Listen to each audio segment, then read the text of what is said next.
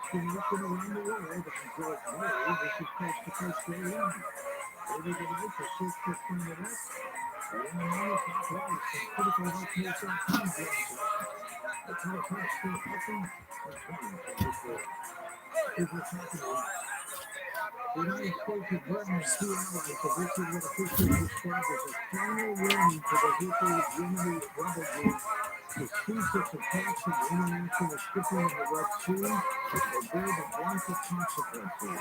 Let's see what happens there. At least 102 people were killed, 141 injured in the Iranian city of TRUMAN. The twin blast near the burial site of a twin military commander near the officials called a terror attack. That's something that Howard Williams, and what's going on with these numbers? Howard, what do you think's going on? Well, the big question was who's hearing what they really call World War III. Early this morning at 3 p.m. in the afternoon, Iranian time of finding a suitcase and trying to preserve 4 outside in the field. And you're asking me out of the Pacific grave of the Jewish officer, TRILLIONAIRE, a walking civil rights servant. 20 minutes later, a group of fighters to the explosion site. So, a second again, Philippines grave. In Poland, the two guys killed 103 people and injured 200 more. A rabid crowd around Philippines grave. He said the ship at a bomb half a mile away that killed over 100 people. We didn't even make those presidents to celebrate the grave. Just the celebrating was like the same person. And he died 4 years ago today. Greatest problem involving the second most powerful man, a man destined to become Iran's next hero. And Congress to connect to the meeting was also important. Two meetings wasn't everything. Of the Iranian and Islamic Revolution global ambition. To the years clear in 1979, the European Islamic Revolutionary executed state.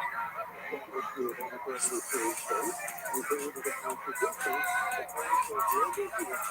With every nation on the earth under Sharia law, Islamic law.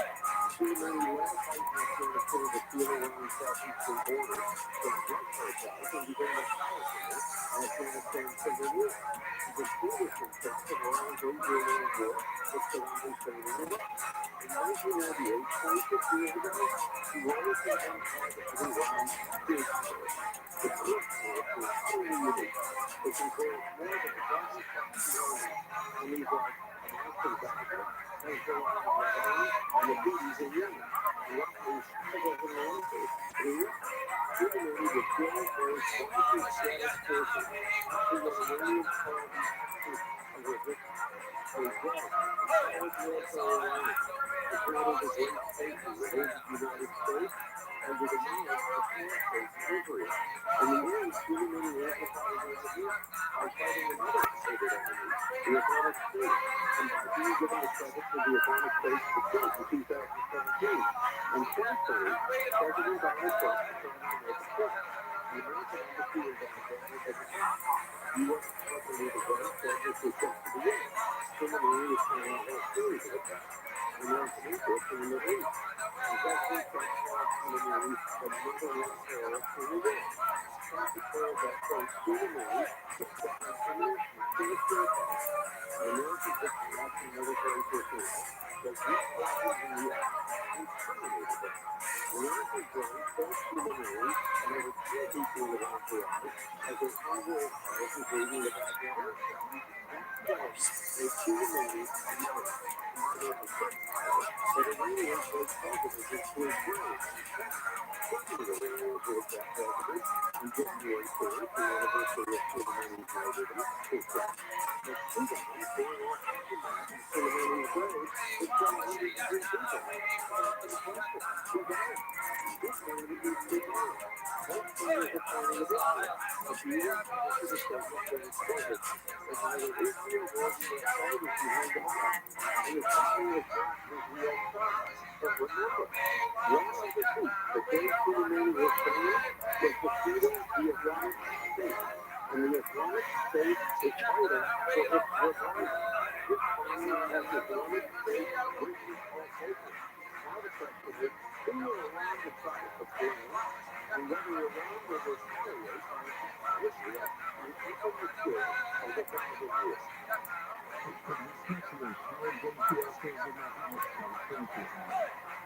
The U.S. national debt has topped $34 trillion for the first time ever, crossing a critical milestone at a time when government spending is already on a trigger.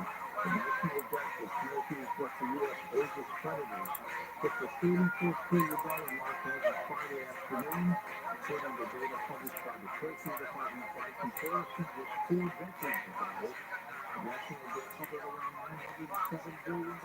What a difference. Here's financial advisor Rick Stedman for this. Here's how did it get so high? The numbers are pretty staggering here, George. If you just go back to 2009, the debt was about $4.6 trillion. In the last 3 months, debt has risen by $1 trillion. In the last 6 months, it's gone up by $2 trillion. In the last 2 years, $4 trillion. And in the last 4 years, $11 trillion. Funding is out of control. And now we've got interest on the debt, which is surging out of control. For the fiscal year that ended in September, U.S. Treasury Department estimated that interest on the debt was about $879 billion. It's now over $1 trillion, George.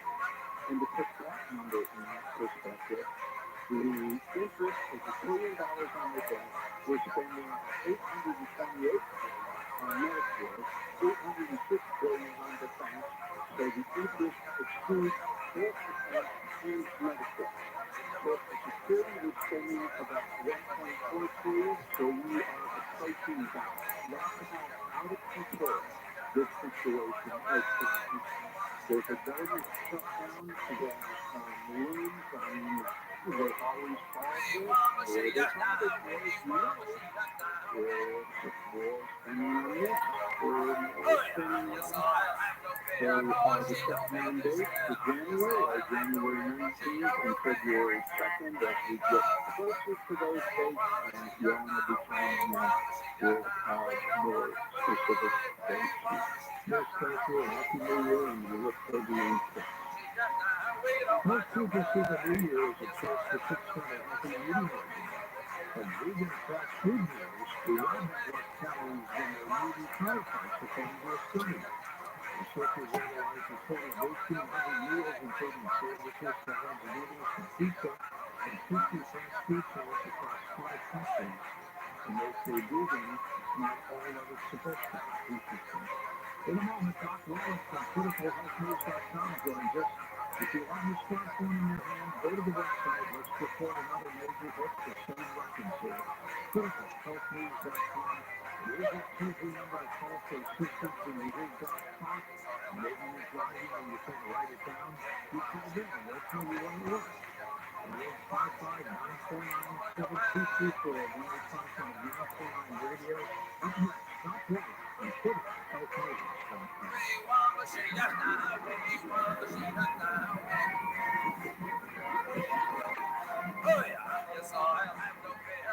Personal safety for you and your family is a year-round priority. As long as you develop a plan, put on burn a less lethal pistol at the top of your 2024 resolution list. That's PYRNA. Burn a pistol is a reliable self-defense weapon that has formidable stopping power and is very easy to use. Burn provides different ammunition options such as rounds filled with tear gas, mixed with pepper, From rock-hard kinetic rounds that can incandescent for a coffee, just a food in there. Do you work the night shift? Make sure you have protection too and from. Formally is a solution everyone can get behind, legal in 50 states.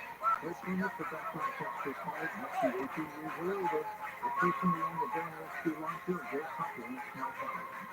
As a responsible gun owner, I fully understand the virtual ramifications of using my firearm.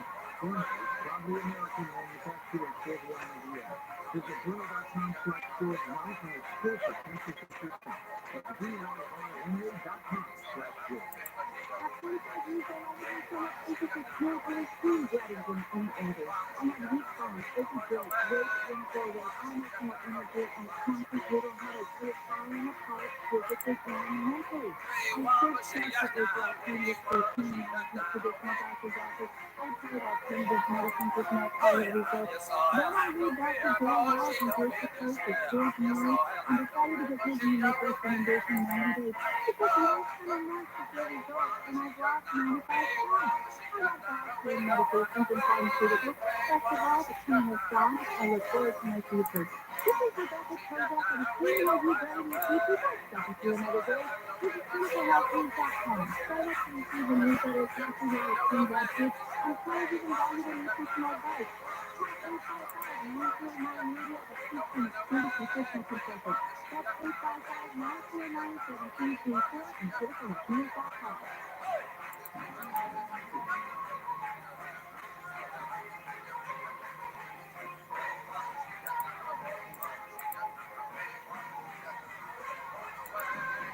And welcome back to Coast, your daily weekly talk. Well, Purpose Talk occurs on the program every 6 weeks, giving us health tips. And he has given people amazing health tips. He has researched and resulted in more than 70 peer-reviewed and reviewed journal articles in the fields of nutrition and pharmaceutical research. He is the brains behind criticalhealthnews.com. Doc Wallace, Happy New Year. And thanks for the show, and thank you, and Happy New Year to your team. Your family, this is really a great time because I think for the prevail, we're going to have to kind of work a little bit. And so this is the nice time to put together what I think is the me. I retired from the Air Force as a lieutenant colonel. It's a lifetime in the military, which is a service side, so I can do it pretty often. And what I learned in the military, and becoming a lieutenant colonel, is how to win battles. Okay? I learned how to win battles, and so that was very good. So I've got a plethora of evidence and things that we need to do to win the battle. Now, I don't want to really start out with what we need to do to survive and win the battles. And so I'm going to go back more than 3,000 years ago and look at people who lived a long time. You look at the Old Testament, Knowing you were probably there. there's probably people who are much smarter than me back then. And then nothing back then. Adam was lived in the Bible, living to be 930. Noah, in the Bible, living to be 950. Methuselah lived in 969. There's thousands of leaders during that time who lived the earth in the 7,600. And so I had to figure out and learn what it is they did to live these extraordinary years. Okay? Now, the next thing I did was look at the United Nations chart on the ages of countries and big cities and stuff in the world map. It's about 6-month-old information. Okay? And so let's just look at a few and see where America ranks. There's hundreds of them, but for the show, let's just go with a few. Hong Kong, number 1, their average life expectancy is 85.83. Number 2 is Macau, their life expectancy is 85.51. Number 3 is Japan, their life expectancy is 84.95. Yep, you get it. That's very important. That's very important information. Number 5 is Switzerland. Their life expectancy is 84.69. Why do they live so high? Because they live in places where they get the glacial melt. The glaciers are grinding up the rocks and the mountains. And the water they drink is where there's minerals. The water they cook with is where there's minerals. There's irrigation for their gardens and farms. There's minerals. There's where there's minerals. Okay, Singapore is number 5. Their life expectancy 84 0.20. Ours is going down. Ours is going down. Where is the range 6 months ago? Okay, where did we rank 6 months ago? United States ranked 47th in the world in longevity. Or 47th, right? It's terrible. It's embarrassing thing. Our life expectancy is only 39.74. Okay? We are ranking 47 out of the top 100 countries. Okay, just We should be aware with our technology and everything else. we should be in the top 10 at least. Okay, now, let's look at something here. Let's look at a series of diseases that our doctors spent literally billions of dollars in finding treatments and cures and so forth. And this is mostly recent information last year. Alzheimer's disease, each year, America alone, we spend just a few symptoms after our cure of Alzheimer's disease. We spend $345 billion. Our China, we have spent our money to prevent a cure of Alzheimer's for 52 symptoms each year in America. We spend $626.8 billion. Afghanistan spent $342 billion. 52 symptoms, okay, we spend $16.8 billion. And health testing $21 billion. And nobody's reporting that. That's right. We're getting older. Now here it comes. Here it comes. Remember, we said that in China we spend $626.8 billion. Let's look at another interesting disease called osteoporosis. They go along with arthritis. Most of the thing osteoporosis occurs because you're getting older. This is an aging process. And a lot of people think it's quickly growth. Yeah, It's much more. much more than that. And so let's just look here. Let's look at something. These figures are from comparing this one to osteoporosis.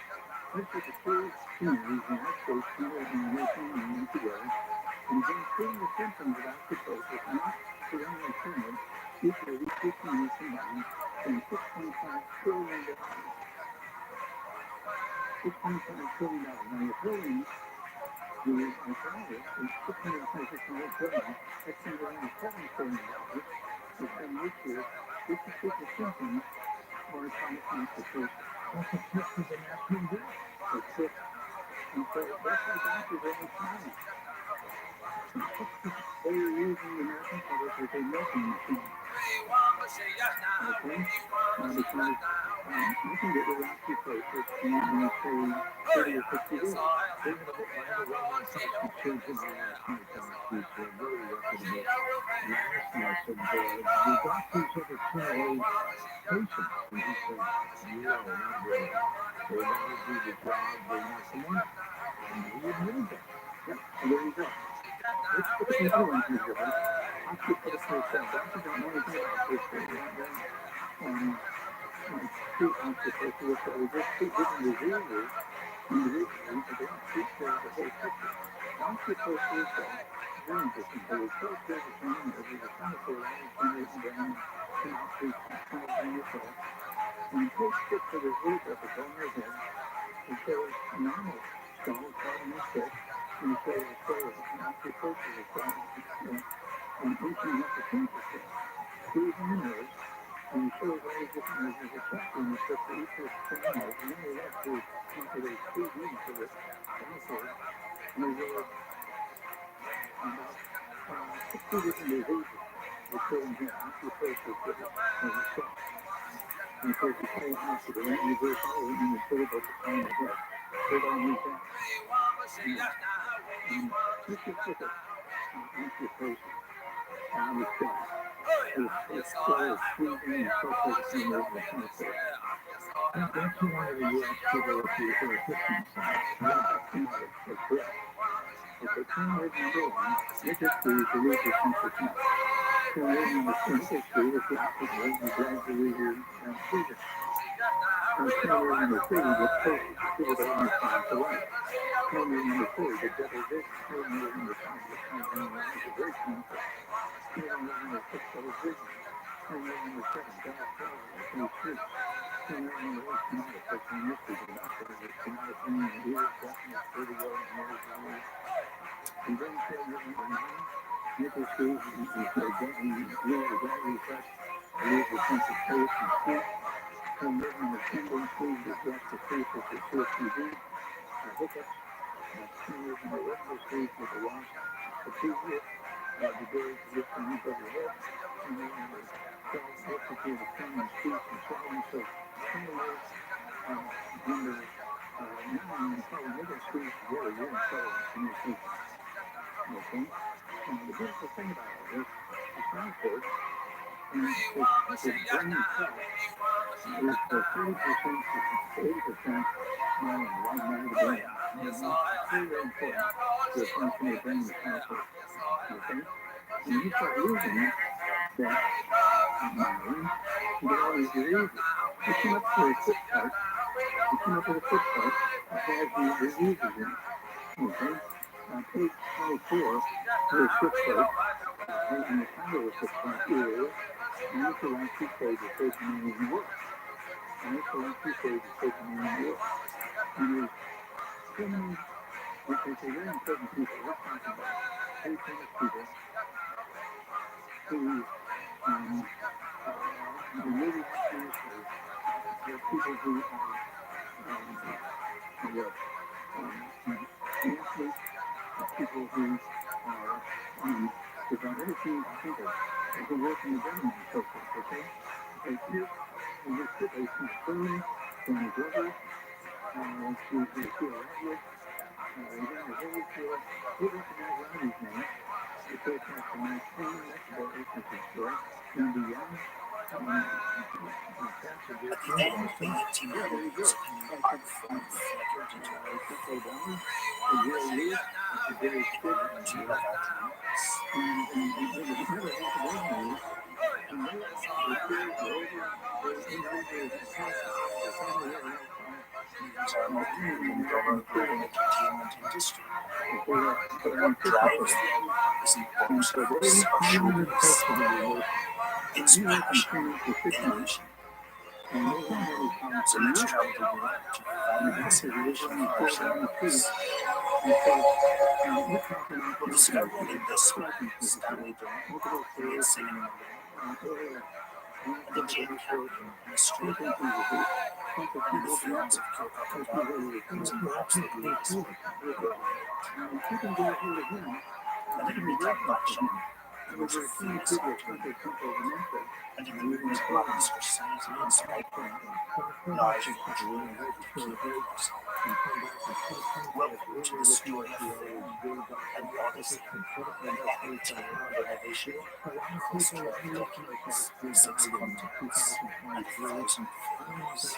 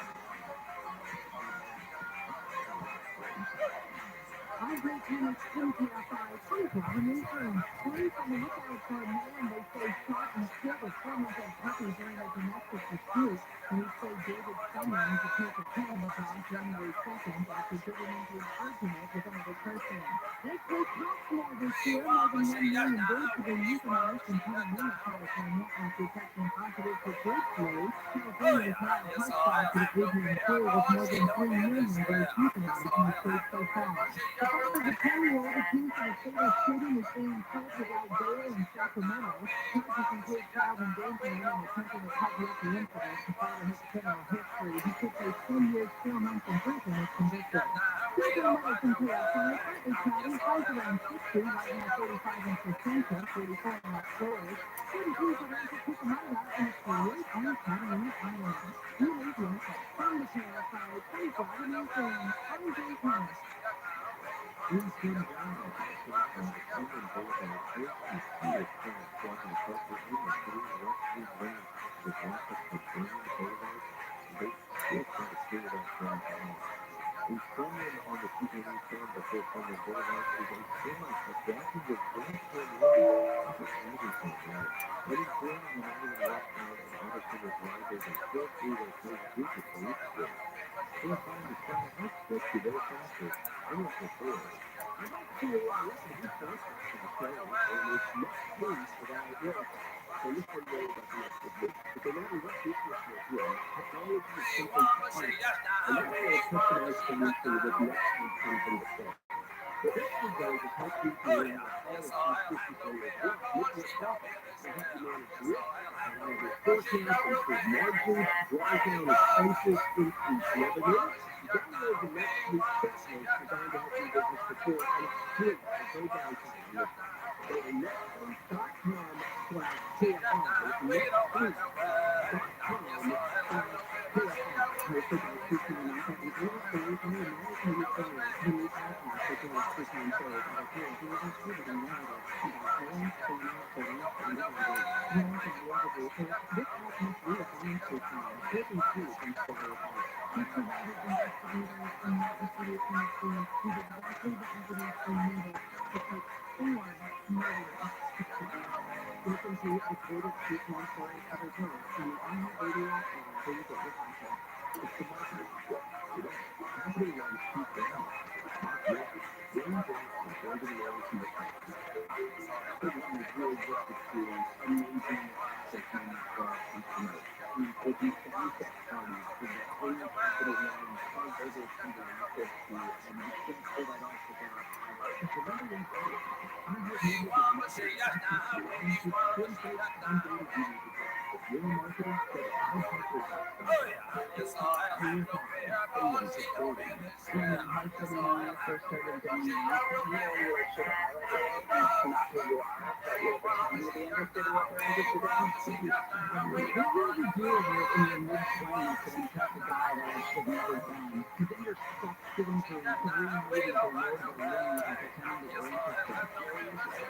Who is that? Live behind the One PM on KFI, the only talk radio app everywhere goes. Remember, a 1-year subscription comes out to only 15 cents a day. Sign up today at coasttocoastam.com.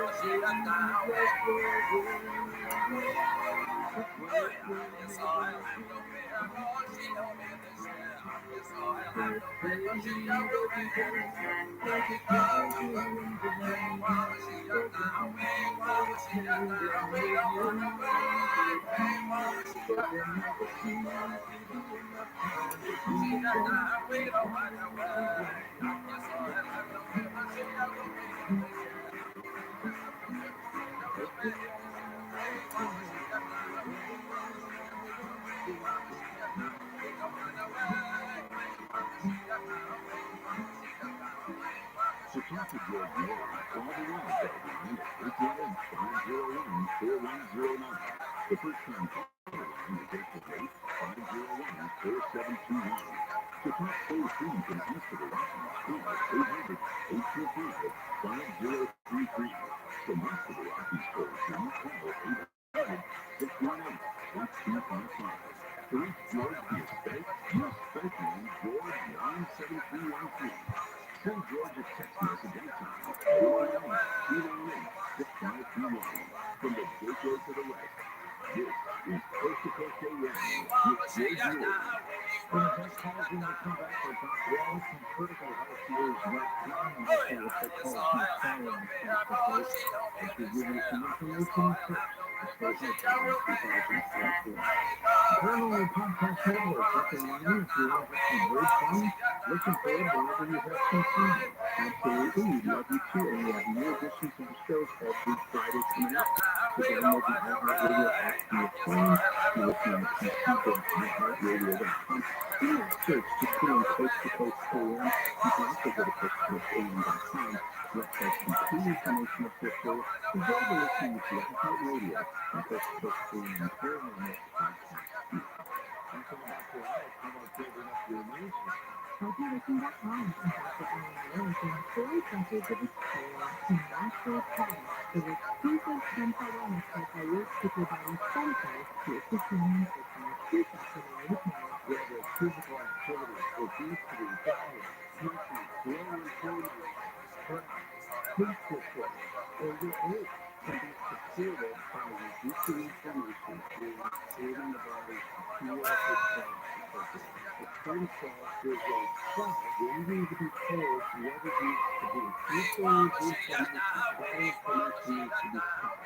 High blood pressure, high cholesterol, kidney disease, toxic cancer, depression, Alzheimer's disease, autoimmune disorders, osteoporosis, even fatty liver are chronic signs of inflammation and can be raised by supporting the body's ability to protect those cells that it needs. And that is the purpose of bringing food and adaptogen together, supporting the body's diffuse adaptogen. Dr. Moore, yes, it's something adaptogen The only food is really have an immediate effect. But I tell you, your immune system is starting to function better after 24 hours. You put adaptogen on with it, and more can heal within 30 days. Order now at healthylooking.com. The stem cell wellness system Dr. Moore protects your body's stem cells and will make you feel better faster. The stem cell wellness kit with adaptogen inhibition and with food disorder is only available at healthylooking.com or toll free at 800-563-4980. That's 800-563-4980. Don't forget to enter promo code GEORGE for free shipping. Join the stem cell wellness kit at healthylooking.com. That's healthylooking.com.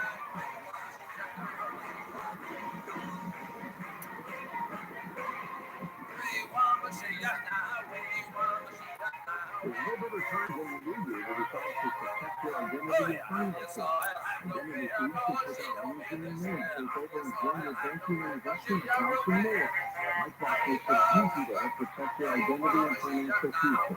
iPass monitors your accounts and credit and detects potential threats to your identity that you may miss on your own. If you do become a victim of ID theft, a U.S.-based restoration specialist will work to fix it. For 5 times the backed by the $1 million protection package, meaning you'll be reimbursed up to a planned limit for some theft due to identity theft. iPass is the New Year's resolution that's easy to keep. Call 1-800-LIFELOCK or go to lifelock.com and use promo code GEORGE to save up to 25% off your first year. That's lifelock.com, promo code GEORGE to save 25%. And that phone number again for you, 1-800-LIFELOCK, 1-800-LIFELOCK, or go to the website, lifelock.com. That's lifelock.com. Your people, your future. That's all. Yourself before self. Thank you for all of the death activity and that personal fear because literally something in short with that. So we're just going to monitor and they could do nothing. You have mentioned to me about a taking very into the state. I ordered it within 1 week. 1 week. Not passing it. We got to the country. I didn't get the train to our student place. You know, why are you not passing? I told them when I joined, they said, well, what's it doing? You're going to stop that. talking. I said, I can answer quick questions. Like 866-836-8735. So visit TRILLIONAIRE.com. That's TRILLIONAIRE.com.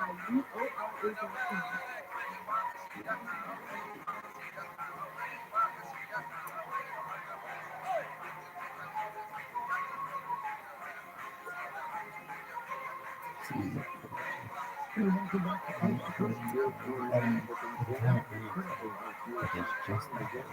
If you're in the band, you're listening to the show, if you're driving, you're still right down anything, call this number after you hear Doc Wallace constantly will tell you what you think. 1-855-939-7234, which is the same as 1-855-939 radio, and the website is criticalhealthnews.com. Doctor, if you those biblical figures you were talking about take a real view, Well, it's possible.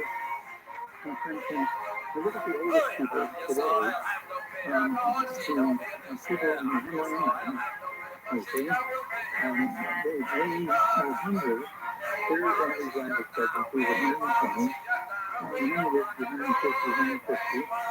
And it's because they're getting all these minerals coming down from the mountains into their fields and they're drinking water and cooking and so forth. Okay? And from the record in 1997, the people in the restaurant field was doing something in France. Cuba was 122 years and 164 days. you make that if you stop following the tours or something like that. That's right, yeah. But I'm 84 years old, though. Most of us are almost 50 when you look at them. They know they go out, see you out at the conferences, concerts like Expo and things like that, and keep in contact on the record. And so I can work 24 hours a day for 9 days a week and just take a little nap and that. But it's one of those things where I'm very, very, as they say, explicit about what I eat in my cook. We actually have a cookbook. We're in the third edition, Shell Soda. Dr. Ross cooking the orthodoxy. 370 pages. At the end of the second edition, there are 2 recipes in there. There's over 500 recipes. From to safe, they add years to your life and you'll add health to your years. Dr. Ross cooking the orthodoxy. I'll send you something, okay? Okay. You'll love it. And then I also want to remind you that we do have the quick start. The quick start goes into all these various diseases that we get as humans and so forth. And one of the things that people need to pay attention to is my book, Hell's Kitchen. Hell's Kitchen. Okay? This goes into what happened in 1888. 1888. So the first commercial electricity in housing in the United States in Wisconsin. Not one house had electricity. By the end of the year, the end of the century of 1900, there came 70 miles. We had all the hydroelectric dams and this and that. And the 50 was a big thing.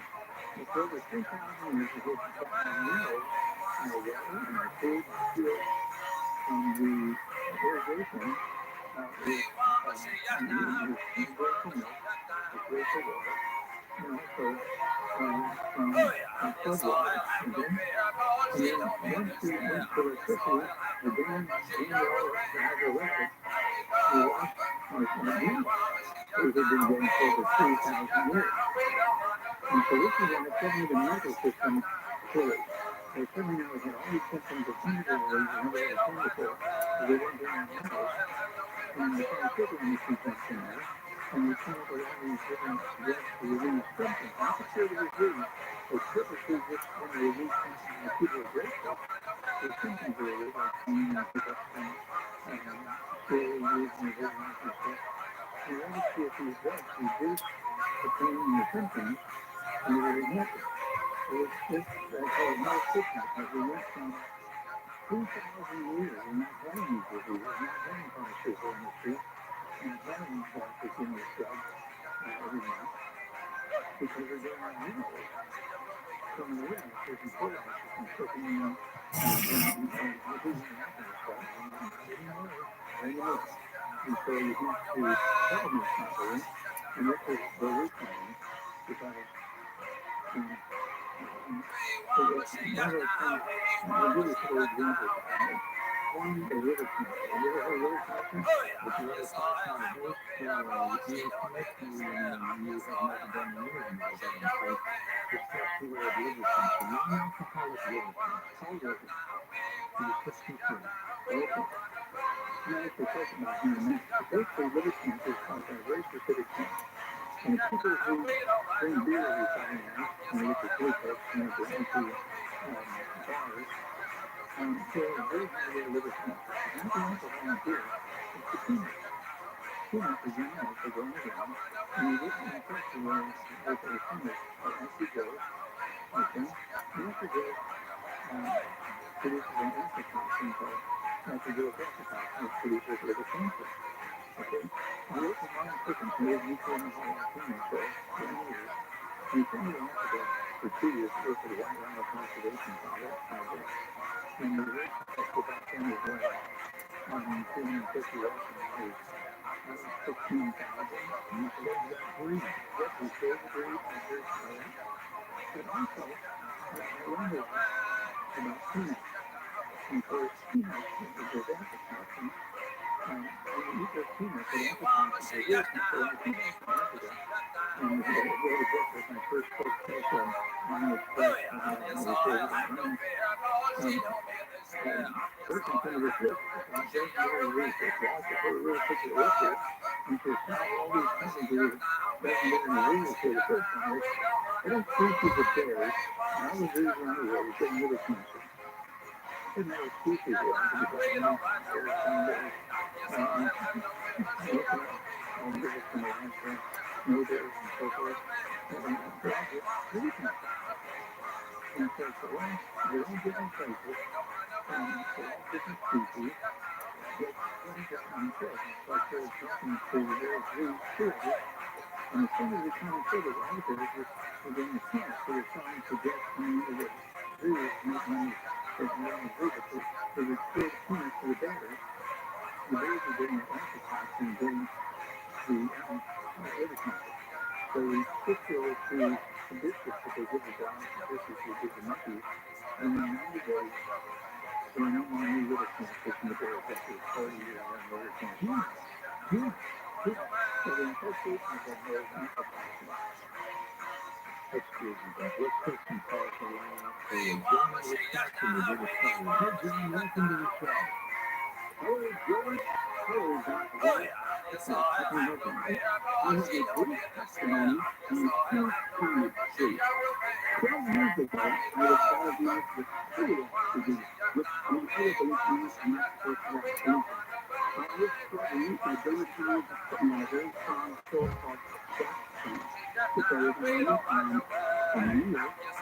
Well, 2 years ago, I discovered Coast to Coast and started hearing the wisdom of Dr. John. And a couple things really resonated with me. Number one was, John always follows up a comment by saying, no oil, no processed food, no salt, even diet ones aren't good, and you mentioned other things. Eventually, that resonated with me. Secondly, I listened to Doc's type of taste or medicine he described through the palate. And I said, boy, it lines up with everything I need.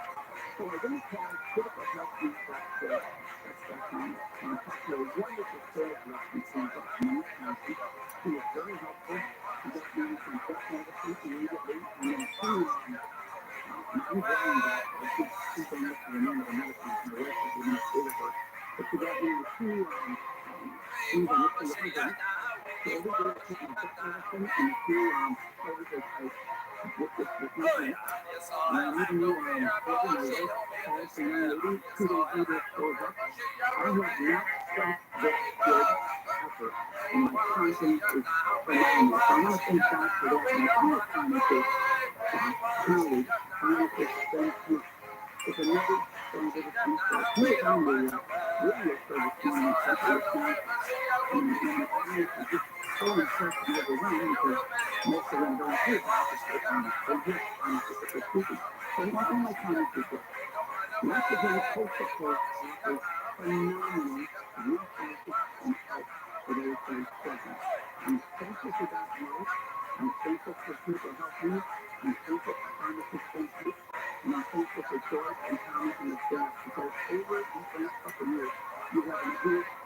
incredibly. Those are my times for people to take my heart. So that's a great thing. Of course, we also get thousands of testimonies like that per hour every day, all over the world. You can just about every country in the world now. And so, because people recognize that they need some help, they recognize that, hey, I'm getting all these drugs from the doctors, my whole family all died in the 40s and 50s. They didn't have pain to last all years of their life, but they died early. Okay, because they weren't really solving the problem, they were just relieving the symptoms. And so that's the difference between them and us. Egos would basically find the problem, and when we relieve your symptoms, we also get rid of the problem. And so that's what makes us different. Crossing got an email in from Barbara who says she's been taking longevity products for 5 years. Feels great. And she said she's 77, doesn't take prescription drugs, and she was diagnosed with rapid and non-carotid artery with surgery, and she's fine. But she wants to know what she can do to reduce plaque in her arteries. Okay, once you got rid of all that, it's not too much gluten, it's not too sweet, no milk or gluten, no refined milk, no wet fruit, no carbon in your drink, no sugar, and that'll stop oxidation of the life and things like that, and prevent plaque in the arteries. Okay? And don't forget about cholesterol. Cholesterol is very useful for your brain. It makes up anywhere from 40 to 80% of the brain's output, when you're looking at. Okay? And what happens is, when you eat cholesterol, it goes into your liver, and your liver turns the cholesterol into money right out of the brain. And so this is very, very important to make sure that you're getting everything correctly. And so this is why Dr. Walsh taking it off the drug stage, it goes into this sort of thing. And of course, all systems, all of this goes into this sort of thing. Very, very important. And the problem your head goes into this sort of thing. Of course, we'll talk about the, because many doctors talk about genetics. Okay? We don't talk about genetics, we talk about epigenetics. And one of the problems is we're trying for epigenetics is we don't really know genetics. Okay? And so it's one of those things where epigenetics, you do the body what it needs to maintain your hair cells. You will have 25 to 50 healthy years to life. So keep that. If you do up all the bad stuff and give your body what it needs to maintain its hair cells, you'll add 25 to 50 healthy years to life. What a great present to do with it. Absolutely. That's what it's all about. Let's go to Katie in a small town of China, Maine. Question to the show. Hi, Katie. Hi, George. Hi, Doctor. My question tonight is two-sided. I know that nutrition is everything for giving the body what it needs. But my family, I have a very large family. I have 8 little ones. And we've battled health problems for years, and I've been constantly trying to figure it out. And since I finally figured out, I found out 3 weeks ago that a house that we rented for 7 years, that we only recently got out of, that, more than half of them were the ones that actually rented this house, but they were all exposed. We were a tier 3 dump site, so the soil chemical that we're all talking about mainly, it was both for the flood and for the fertilizer. Right. So initially, years ago, when I was in the hospital trying to figure out why we're like, I was raised poor, my mom didn't have really good food to give us, and I still had decently good health. And so I was pulling my hair out that I was nickel dance, I would make my children eat grass, all of the things. And their baby teeth would fall out and fall apart before, so that's obviously a huge calcium deficiency, but that was because I was thinking those things were acting in the body from what was attacking them, making it so much worse.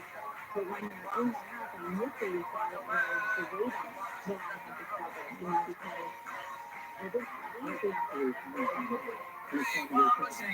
next time you're finished, we'll get too far. So you're saying you're doing deep drainage, okay? It's gluten.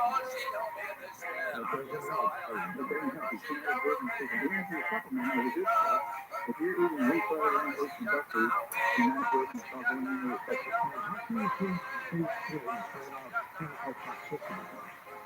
Okay, well, this is where we have according to ViralRabbi, they totally do.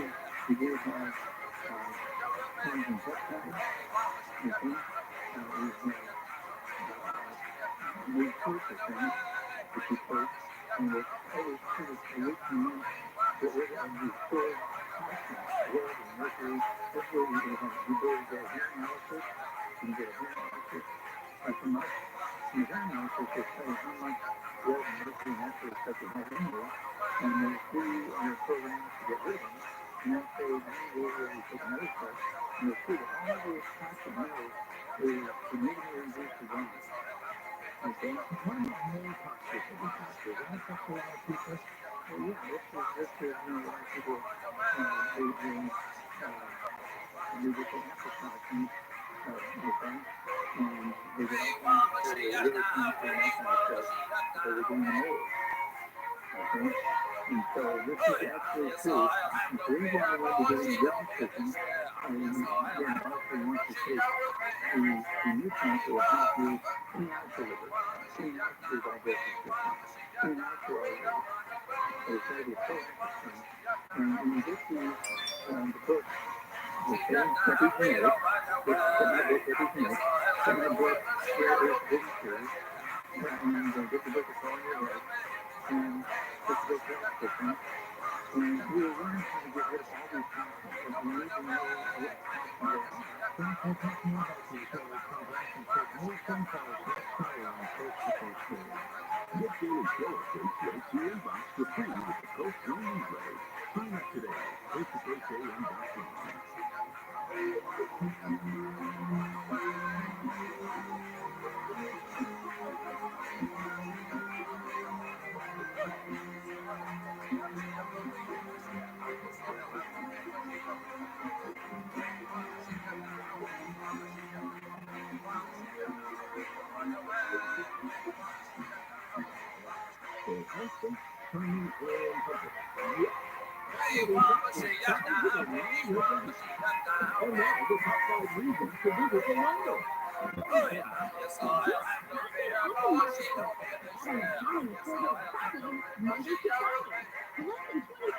Number 4, Miranda devoted just to killing for 2 years in a row. I'm simply trying to 3. stop down laughing with Bell Mom Day. Live January 20th, get your tickets now. And the number 2. Miranda Millionaire. Our 3-time tickets to get the jackpot is over $1 million. And the number 1 reason. Lock up your plans for the big game. Get tickets for the big game right now. Get free, get free, get free, get free. Miranda Casino Hidden Park. Less than 90 minutes from wherever you are. Miranda, good time. For everybody.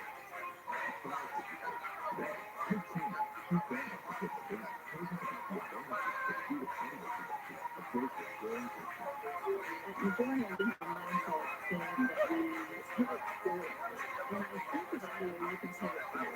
You can go without bringing out content that perhaps you didn't have a few weeks earlier, or 6 months in advance, or 3 months in advance, and do what you do. You're able to be really nimble content, which I think in this day What's up, thanks? Still going? on a regular basis, being able to feed information through linear formats makes being nimble and pivoting easy. If you want to know India, I hope you know this now. Access to international creation, every area, live conversations, trusted influencers, and verified team data you need to grow. Not just the media aspect. I hope media is your becoming get contact with us. Heard any of our secret nice hidden messages recently? No?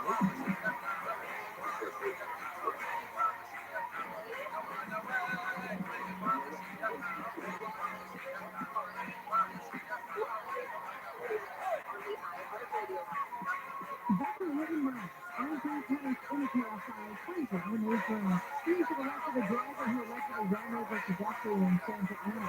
News that happened just after 1 p.m. Tuesday night. Officers thought it was a hit and run, but after seeing security footage, they realized the victim was being chased for at least a block. The victim ran away, the driver chased him down and hit him once again. The victim had significant injuries to his head and is listed in grave condition. American food stores face breaches in Long Officials say 15,000 gallons of sewage spilled into the Goodyear branch, which leads to the LA River and gallons left in Long Beach. A grease blockage in the city's sewer main line caused the spill. 6 miles of grease west of Belmont Court now closed in Long Beach until further notice. The city's health inspection team say they're monitoring water quality. Scientists say they developed a new class of antibiotics that appears to kill one of the 3 bacteria posing the greatest threat to human health. The drug is now in clinical trials. It said the defeat drug-resistant strains of pneumonia infected. Former President Bill Clinton and Prince Andrew have both been named to the first batch of unsealed documents related to Jeffrey Epstein's alleged sex trafficking via corporate payroll. In a deposition transcript from one female victim, Epstein allegedly told her Clinton likes them young. The two have long been in shoe business, although Clinton denies knowledge about Epstein's crimes. The new documents also mention Prince Andrew. Epstein allegedly forced minors to have sex with the prince multiple times. Prince Andrew previously settled a lawsuit with the woman that claimed he assaulted her. He was a minor, and he says he regrets his former association with Epstein. And today is National Spaghetti Day. Cell phone number from KF5 Harvest County Chili with highs around 60, right now 48 in Santa Ana, 49 in Mission Viejo, San Bar at 42, and it's 50 in Glendale. We need Memphis from the KF5 24-hour newsroom. I'm the Daytime. Insane driving accident on the Summer Boulevard OTC was crashed with the vehicle left-wing lanes have been shut down everywhere between Grand Boulevard. A Sunman on 2.8 report from the Boulevard, there's a semi-truck blocking the right-hand lane. And in Corona on the 91 westbound at Auto Center Drive, there's a 4-3-way closure because the accident just happened right there. The cars are completely slowing down the westbound 91. So find the signs, what's good for their traffic? I'm in for 4. Hey, so guys, keep tuning in. So I'm here for an American Follow, the new podcast for Jerry's Two-Time Show. And the Taylor Pages, visiting New York, about Taylor, Summer, Taylor, and the Bible. Learn from years of research. This podcast reassigns Two-Time, breaking through from stereotypes. He's providing investigators and not introducing the police with exactly the evidence they needed to take full murderers to court. Listen to the greatest Two-Time stories ever told on the iHeartRadio app and where you get your podcasts. Sometimes you don't realize something is really good. And so is that. Because you're going to feel Often work on matches at your house. you're tempted to do it. I used to be a sports So right now, or visit 100%.com. Some of the dealerships are powered by lately. You know, half the cars they look around are something new and stay with it. Toyota usually shipping dealers for over 15 years, delivering top-notch service and unbeatable expertise. Our expert technicians will give you an honest assessment. Say yes to what's not broken. So before you say yes to costly repairs elsewhere, take a second opinion info. That's double A, NCO, transmitters, alignment. Have you scheduled yourself for one? Are there negative calls from an ex-employee or from a former client? Maybe an outdated news article or sensitive personal information about your family. Search engines don't always get it right. So right or wrong, it's your reputation on the line. That's your reputation defender by Norton. One of the most trusted names in online reputation repair. Reputation Defender has been fixing people's search results for over 15 years. Their cutting-edge approaches help you to regulate unwanted information in your search results. They also promote the good stuff so that it rises to the top, helping you put your best foot forward. This review is too valuable to leave to the whims of a Google algorithm. Take control with Reputation Defender. You can start by getting your free reputation report card at reputationdefender.com or call 800-948-6233 to speak to an expert. That's 800-948-6233. If you're in a conversation with the explanation of how to make making sure that it works But it doesn't mean to stop enforcing the law, to stop you're ignoring the individual victims of that situation. They deserve justice. live 9 to 1 p.m. on KFI. Talk about it all the time. stories of people that go to like senior care, retirement, or whatever, and they find out, relationship,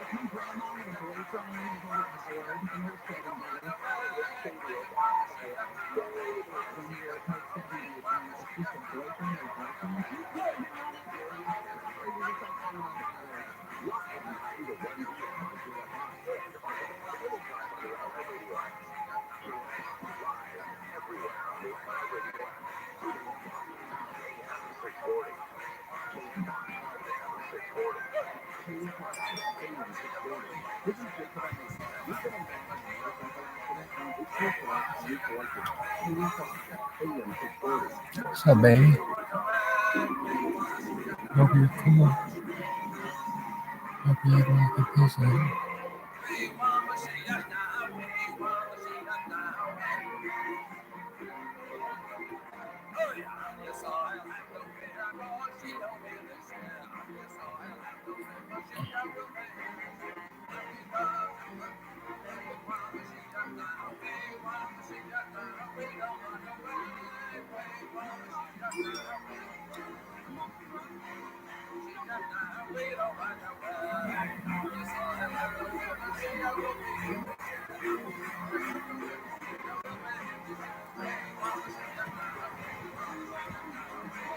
Switching on the floor.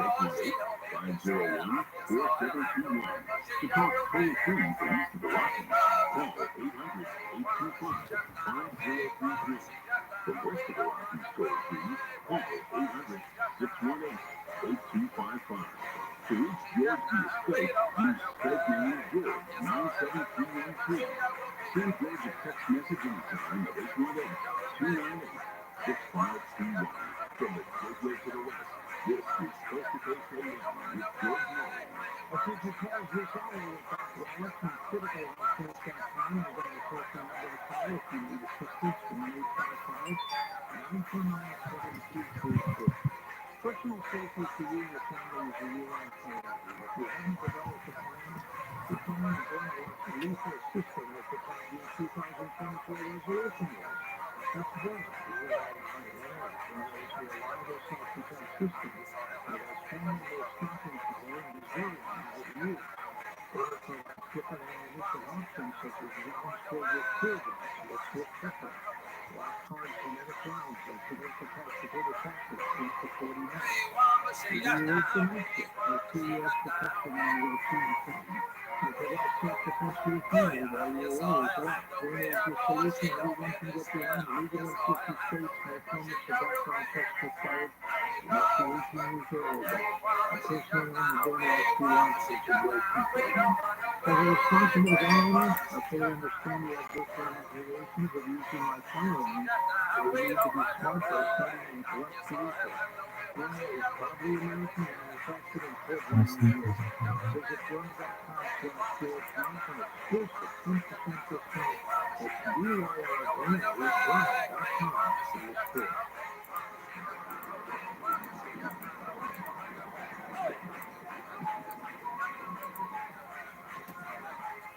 There's no better time than the new year when it's time to protect your identity and finances. Identity thieves can take out loans in your name, take over and drain your banking and investment accounts, and more. LifeLock makes it easy to help protect your identity and financial future. LifeLock monitors your accounts and credit and detects potential threats to your identity that you may miss on your own. If you do become a victim of ID theft, a U.S.-based restoration specialist will work to fix it. Plus, all plans are backed by the $1 million protection package, meaning you'll be reimbursed up to a planned limit for things like due to identity theft. LifeLock is the New Year's resolution that's easy to keep. Call 1-800-LIFELOCK or go to likeforlike.com and use promo code George to save up to 25% off your first year. That's likeforlike.com, promo code George to save 25%. Is that phone number again for you? 1-800-LIFELOCK, 1-800-LIFELOCK, or go to the website, lifelock.com. Lifelock.com.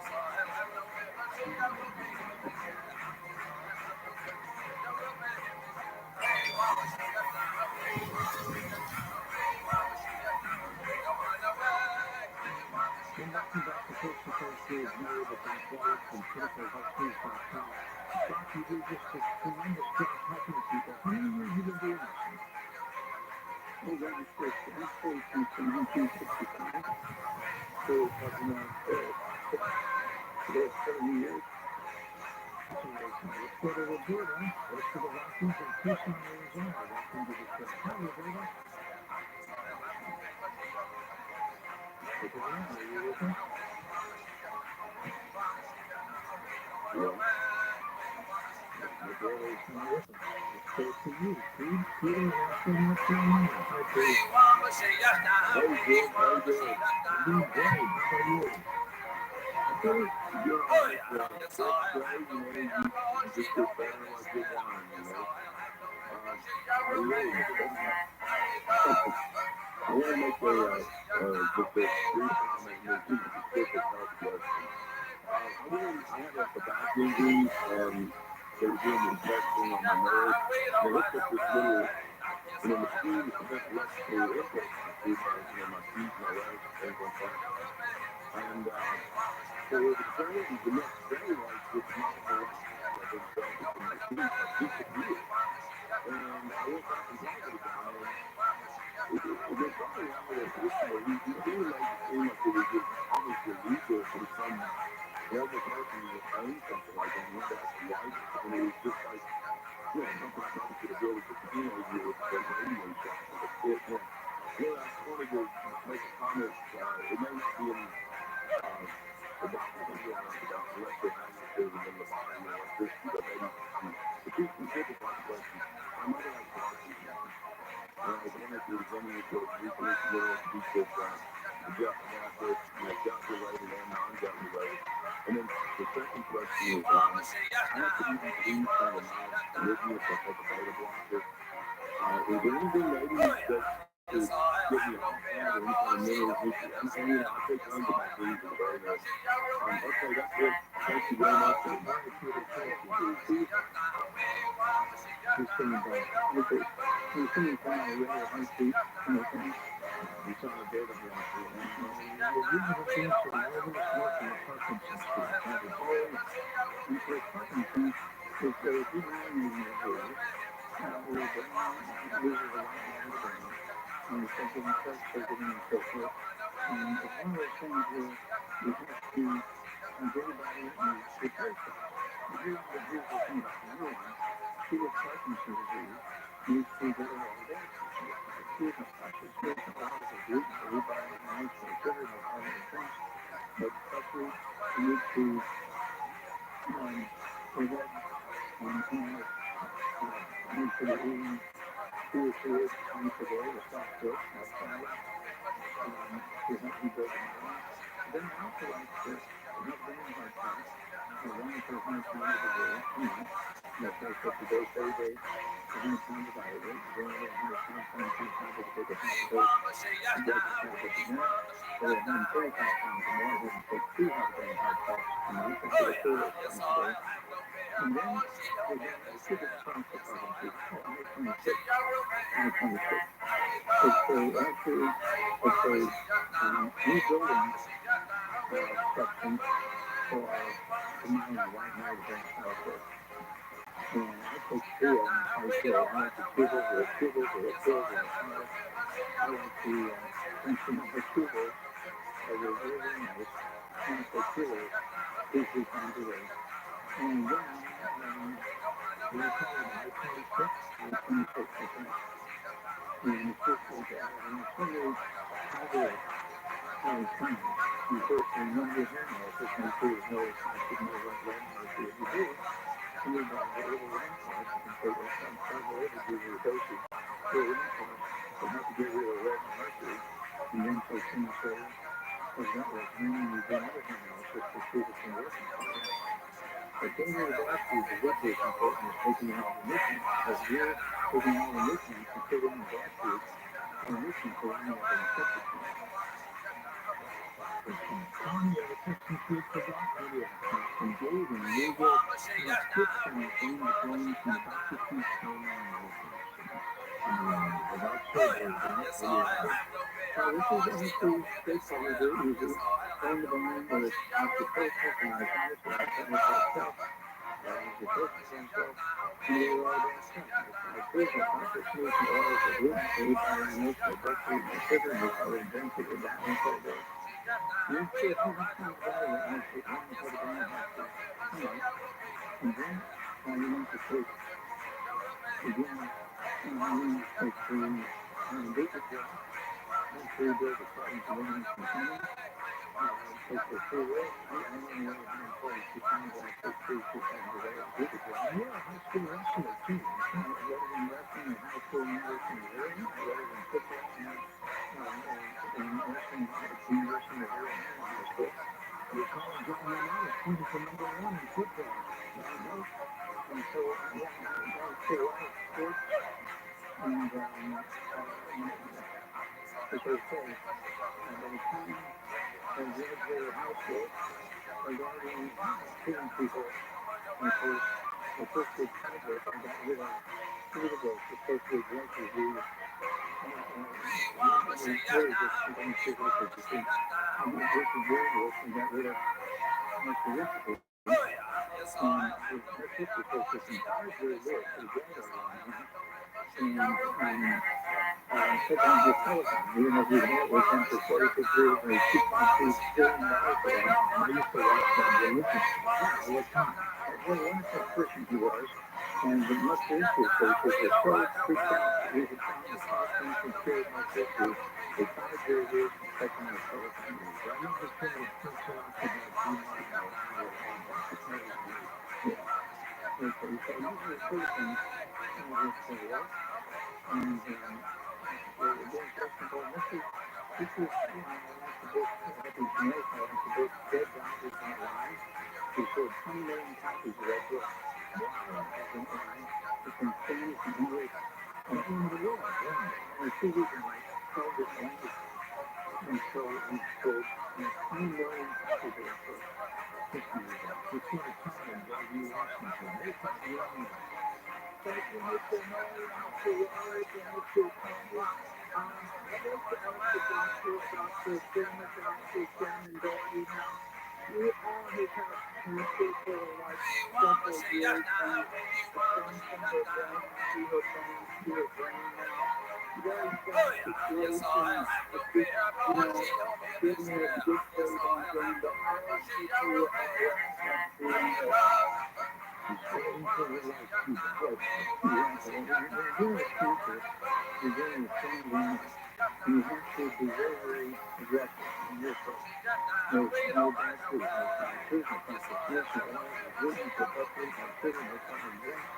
And one had to bring a heart cancer, one found out of that. And then one to work with the immune system.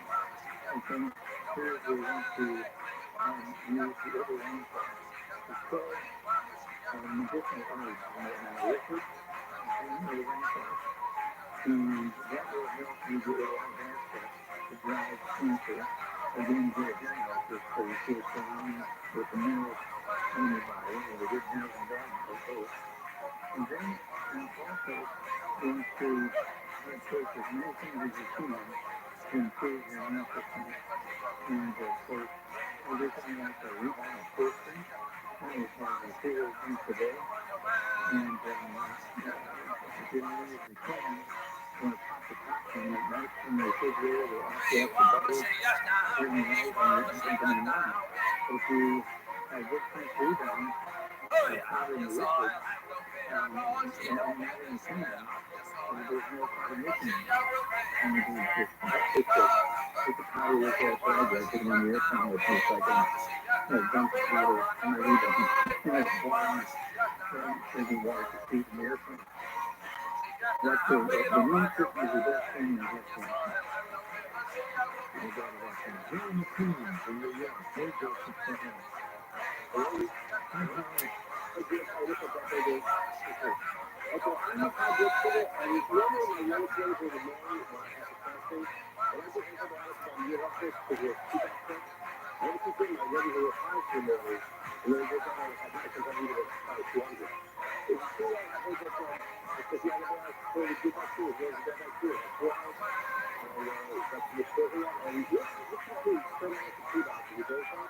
You also know I heard it like 2 days. Are you talking about blood sugars going up and down, or are you talking about bacteria up and down? No, the blood sugar, my blood sugar is usually the lowest in America. Because I think it's antibiotics is the highest in America. I started back to put the antibiotics for the good bacteria, which is the bad bacteria. And so the antibiotics for both. So, They're not so true really badly. Just pure bacteria, antibiotics will kill them. What do you think will happen? Every time. This is why people say, well, I don't want to take all those antibiotics and still didn't do very well, blah, blah, blah. Stop taking antibiotics and patients only feel better. And so one of those things is followforfollow. Followforfollow kills bacteria, fungus, yeast, sometimes a parasite. Let's take the followforfollow drop, looks like water, tastes like water, doesn't have any taste at all. And I use ours, and I take 2 drops before under my tongue when I wake up in the morning, and 2 drops under my tongue for 15 minutes before breakfast, 15 minutes before lunch, and 15 minutes before dinner time. And it kills any bacteria, virus, fungus, and yeast, and parasites. If it takes any killing, we'll get rid of staphylococcus and streptococcus. So to Jeffrey, let's go to Jeffrey, Tennessee. Hey, Jeffrey, go ahead. hey, guys, you know,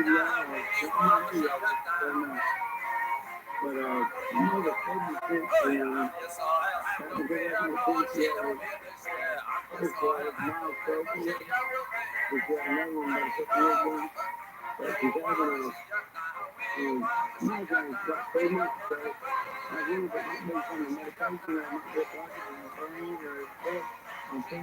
Will you read this to you? 76, Okay, 26. And so for me, it's 12. It's 12. okay. How much does she weigh? 200 pounds. And this is antibiotics, there's no 5G, no phosphorus, no sulfur, no gluten, no breast meat, no sugar, no flour, no drinks, and no diamonds, fatty oils. And then I want to have 2 healthy brain health twice a month, so photooftheday and twice. Then I want her to have a double daily fast recovery with 3 breakfast, 3 lunch, 3 dinner time. Then support healthy blood flow to block arteries and improvement in the brain and the heart and the kidneys, and support healthy blood pressure. Okay? And I do that, and I don't have problems. But I'm all over the place, and airplanes and cars and buses and long hours, and so I took the television health app. I also take every day fast recovery, and this works wonders. As cleaning calories and making sure blood's flowing properly, and it reduces blood pressure significantly, reduces blood pressure. And so if you're on blood pressure medication, don't fall sick with the medication, but also blood pressure runs go down before you use medication based on the numbers. And then after over a couple of months, talk to your doctor and see if once you just really try to give up medication, because if you have to stay on, the healthy health twice you got to stay on, or very fast recover. As you use these nutrients, you're not getting them anymore because you're not using wood and coal or steel and burning your body to minerals that way. Why do people suffer from migraines? Well, you have the 3 states, right? It's the brain is 30% to 80% mild, the right side of the brain. And when it begins to go away, you get all these headaches, you get all these different symptoms and different diseases based on that area. And this is why it's too much of the book is on your head. It'll get to about 35, 40 different diseases before you have actually supposed to start squeezing those nerves. And if you're eating all the bad stuff as well as not eating the good stuff, your mind and white and the brain goes away. And one of the big programs we're working on here, we have a big news release coming out with, in a couple of weeks. And there's so much data. There's new research of it, mind and the brain, inflammatory. And doctors sort of ignore that. Oh, okay, it's genetic thing. There's nothing new about it. Well, it's not true. How can they build it? How can they build it on anything? How can they build it on inflammatory? Food or supplementation? Supplementation. And it's very difficult to do with food because people want to stick to the diet. There's a very restricted diet. And so I want them to have a good blood diet and they have a 90 nutrients. And then, of course, the high 26. Again, it takes three days at least twice a day, usually 3 times a day. Maybe use your medicine. I'm not 2 years old now, and we're having so many people with problems. And they want, like they say, they're really in favor of following all the nutritional things they have to do. There's nothing to it, right? Banana, coconut, and you have the sunflower, and these are sugar. And then you have a fat person doing the powders and just want to mix it in the breakfast. Jeffrey, if you missed anything Bob said, do you remember? Call this number, 855-929-radio. That's your way to 855-929-radio, and we'll help you tonight, tomorrow, the next day, whatever you work for you. Yeah, George, even people in the 70s and 80s and 90s, when they do this regimen, they show improvement within 2 to 4 weeks. Well, that's what you're going to do. It's picoftheday.com. We set a record about an hour ago. Let's do it again when we come back. Repeat that website with your smartphone or your desktop. You know, you're probably involved. How many people would you say you talk to? Not counting your squad.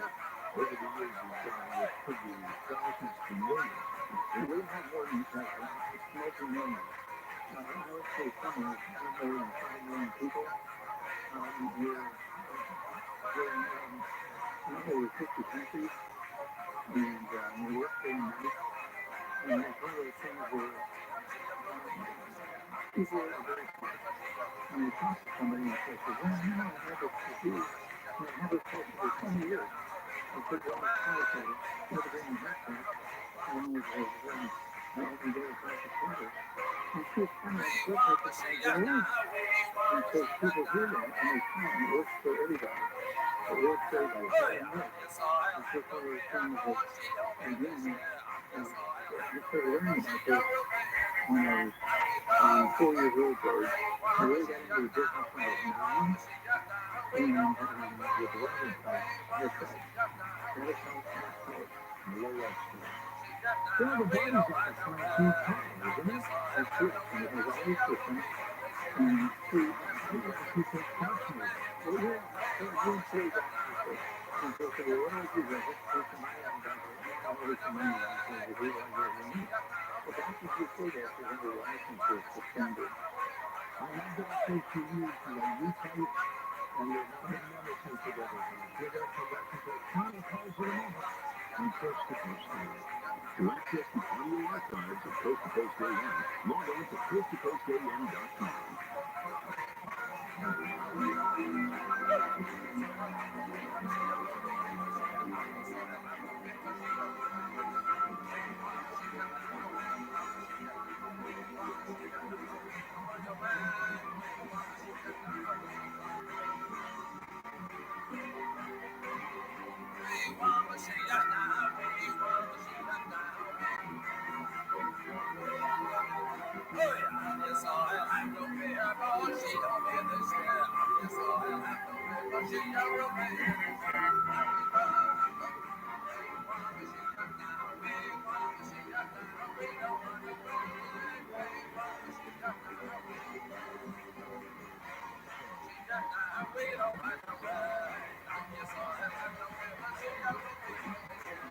Igers has skincare follow 24 home influence. Products also take pride in not the taste of PA in Orange County. They've even been spotted in San Diego. They've been here for weeks drinking bathroom from Cal windows. In addition, by an international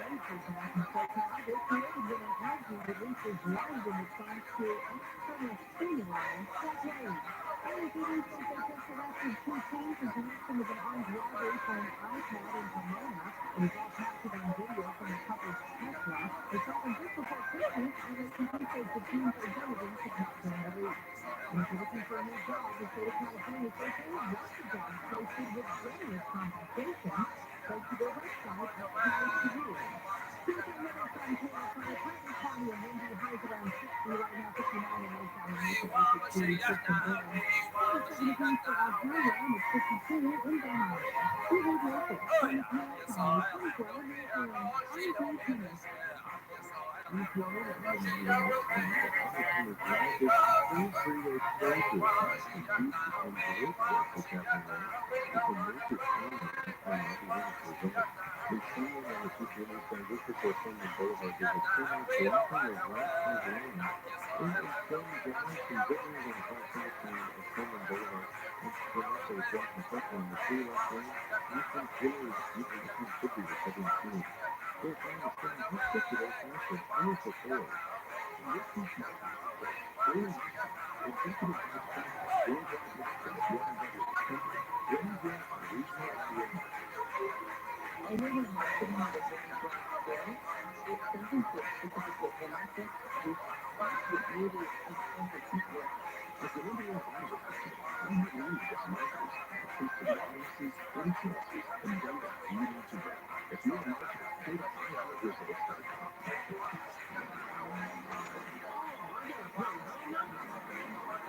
Thinking of commercials for car repair lately? Well, ask the car service at Amco how you can use a new transmission. At Amco, we take 15 years service quick and easy, offering top-notch service and unbeatable expertise. Our expert technicians will give you an honest assessment and you won't feel slipping or broken. So before you say yes to costly repairs elsewhere, get a second opinion at Amco. That's double A, M-C-O. Transmissions, oh yeah, more. Hosted by two-time author and player and American player. The new podcast features two-time players of the show who will record a narrative about playing, family, friends, and advisors. Years and years of research, this podcast reexamines two-time, breaking truth from stereotypes. Each provider investigators and witness solutions teams with exactly the evidence they needed to take four murderers to court. Listen to this latest two-time stories episode on the iHeartRadio app or wherever you get your podcasts. I'm attorney Jared Papanoka, founder of 1-800 No Cops, reminding you to exercise your right to shut the f up. It doesn't make you look guilty, it makes you look smart. 1-800 No Cops, because no one looks good no cops. Now, if you're into that sort of thing, 1-800 No Cops. I'm AM 640. It's not a liberal conservative program. Decriminalizing it should come with some force too. Don't you trust mass shootings? Well, you should start using it. We've all seen the show Pay Basketball by AMA. The people who love them the most force them into treatment. So you say. If you're a politician in LA and you love them on the so much, why are you letting them kill themselves? Live behind the 1B and Monte episode of Saturday every Friday on the radio. Join us today at coasttocoastam.com.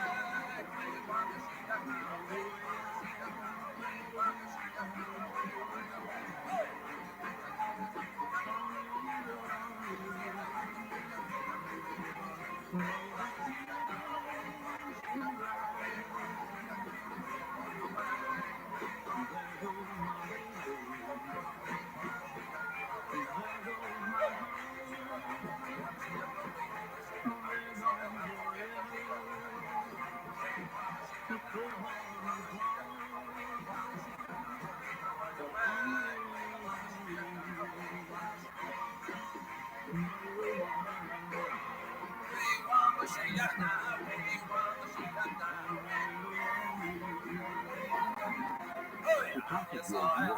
Call the line at 818-501-4109.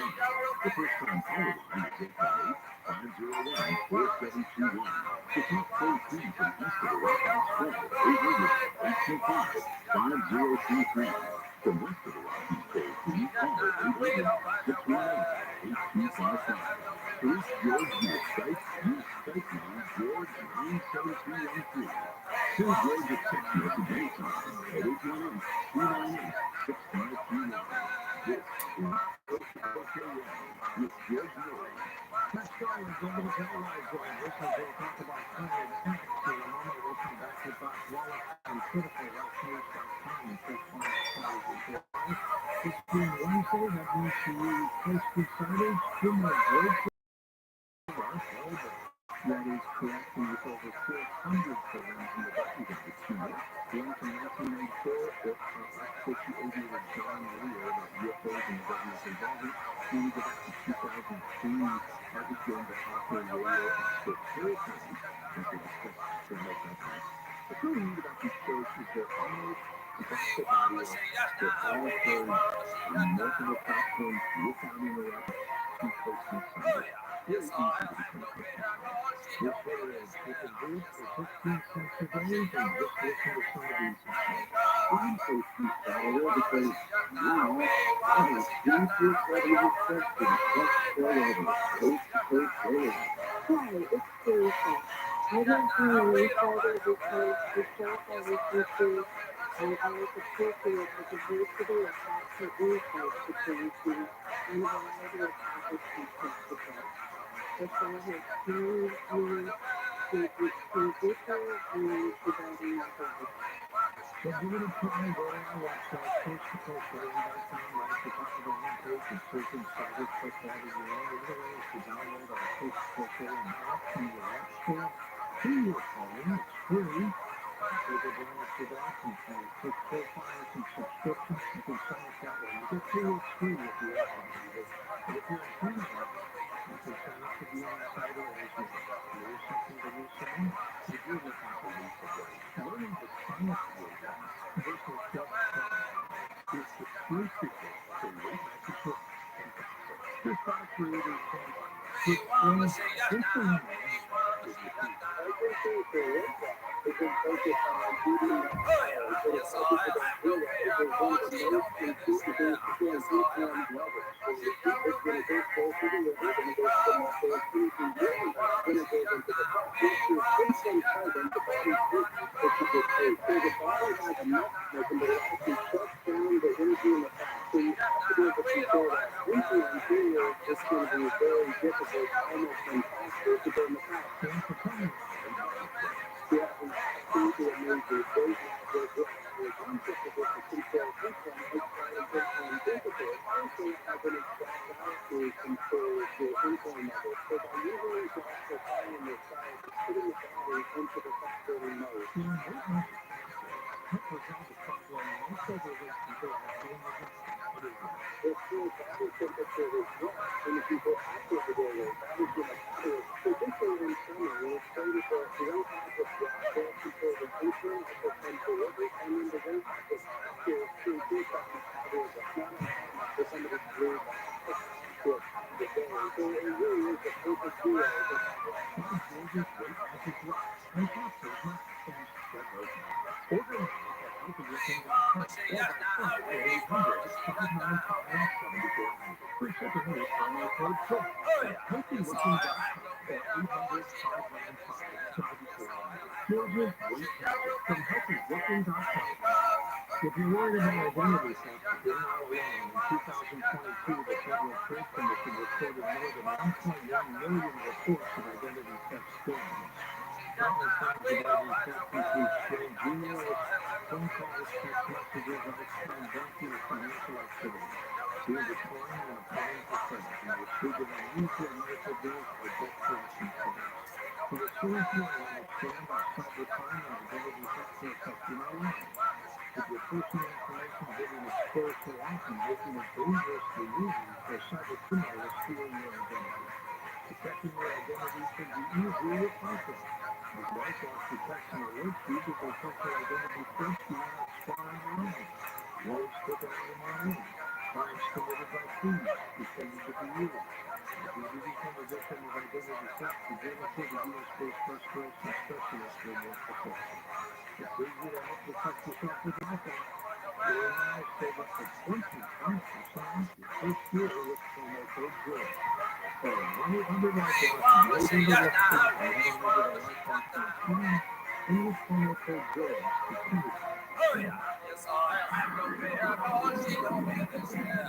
Yes I have no fear, but she don't get Personal safety for you and your family is a year-round priority. If you haven't devised a plan, put down and burn our less lethal pistol at the top of your 2024 resolution list. That's TRILLIONAIRE. Burn a pistol is a reliable self-defense weapon that has formidable stopping power and is very easy to use.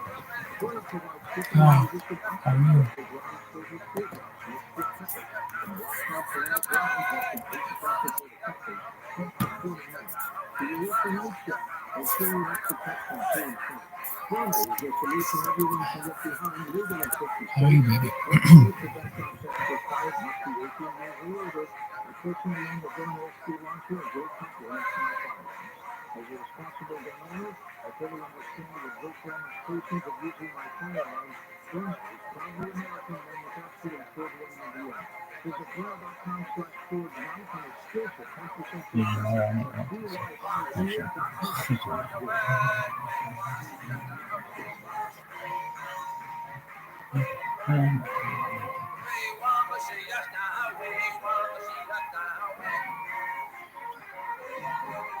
Welcome back to the final segment with Bob Wallace from criticalhealthnews.com. 2 weeks from now, pharmacists don't cease to join us from 3 weeks after that. Bob Wallace on this 2024 block. It's going to go by quickly. How else it feel? It is. Thanks for doing it and help more people. I'm very excited about this year because people are waking up and realizing that they have to be part of their health system. They can't depend on doctors and pharmacists only. We're talking about you this week, and we're moving the last generation out of the same way soon. And hopefully do a good deal. And I think those of you who work there and work for a while, so it's more important than seeing how to so many things around the world together. It's a great history. A long kingdom. That's right. Mark in Ohio to get us started. Go ahead, Mark. Hey there, Bill. Everybody's talking. Yeah, the guy with the deal and talking biology, I can make my food. That's right. I tried to get him to give me a hand, but that's a degree, and I said, how's that again? Anyway, I took a nap and said biology a long time ago with Dr. Lynn Spencer, and the doctor was right there than I did. But anyway, he kept telling me stories and telling me about the doctor, about peanut butter. I kind of easy for them. Anyway, as far as the camaraderie, I think the EDTA, the two-letter words of EDTA, that's how we do. Yeah, how we do. Maybe the doctor there, I'm sure. Never before. Yeah, right now. And the other thing, also, detoxifying the liver. As far as I know, I've been taking it for years. So, which is a natural compound of broccoli. And it's also a building two citrus vegetables like broccoli. And I think in that brand, it would also detoxify the liver. I think it's the one in sulfur to live here. Sulfur, not very detoxifying liver. And it's in the peanut butter, Doc. I know George, and he mentioned before some time ago, but I didn't a lot of feel about it. And I think the natural peanut butter, with the oil, the fat, separates the fat. I think the natural peanut butter would have more of that aflatoxin and the regular processed peanut butter. Peanut butter, it comes from plants that grow in the ground. And so the aflatoxin, you have to go further, isn't everywhere. Okay, but that's why poison ivy is not everywhere. So when you have it in the ground, the peanut will have the aflatoxin in there, and if it's higher, the liver will be, including those chemicals. Did the peanut manufacturers buy tax for that? I don't think they did. And it's one of those things where actually sometimes the peanuts look fresh in the dark. and then you start to bite and turn all the lights and see if they go down below. They got that acid growth in them. Because they don't need it, right? Well, thanks a lot. Appreciate you being part of the program. You're with us in San Pedro, California. What's today on Tuesday? June 7th. And I can believe it was true. Yes, you did. I've been a diabetic for over 30 years, and I lost one kidney to renal cell carcinoma. And in this past June, I got sepsis, and my other kidney failed. And so now I'm on dialysis 3 times a week. And I'm wondering if you have something that might restore my remaining kidney. Okay. And so this has to win. About 160. Okay, so now that business oils and gluten or buckwheat or sugar, no primary grain, sugar, fat, and granule.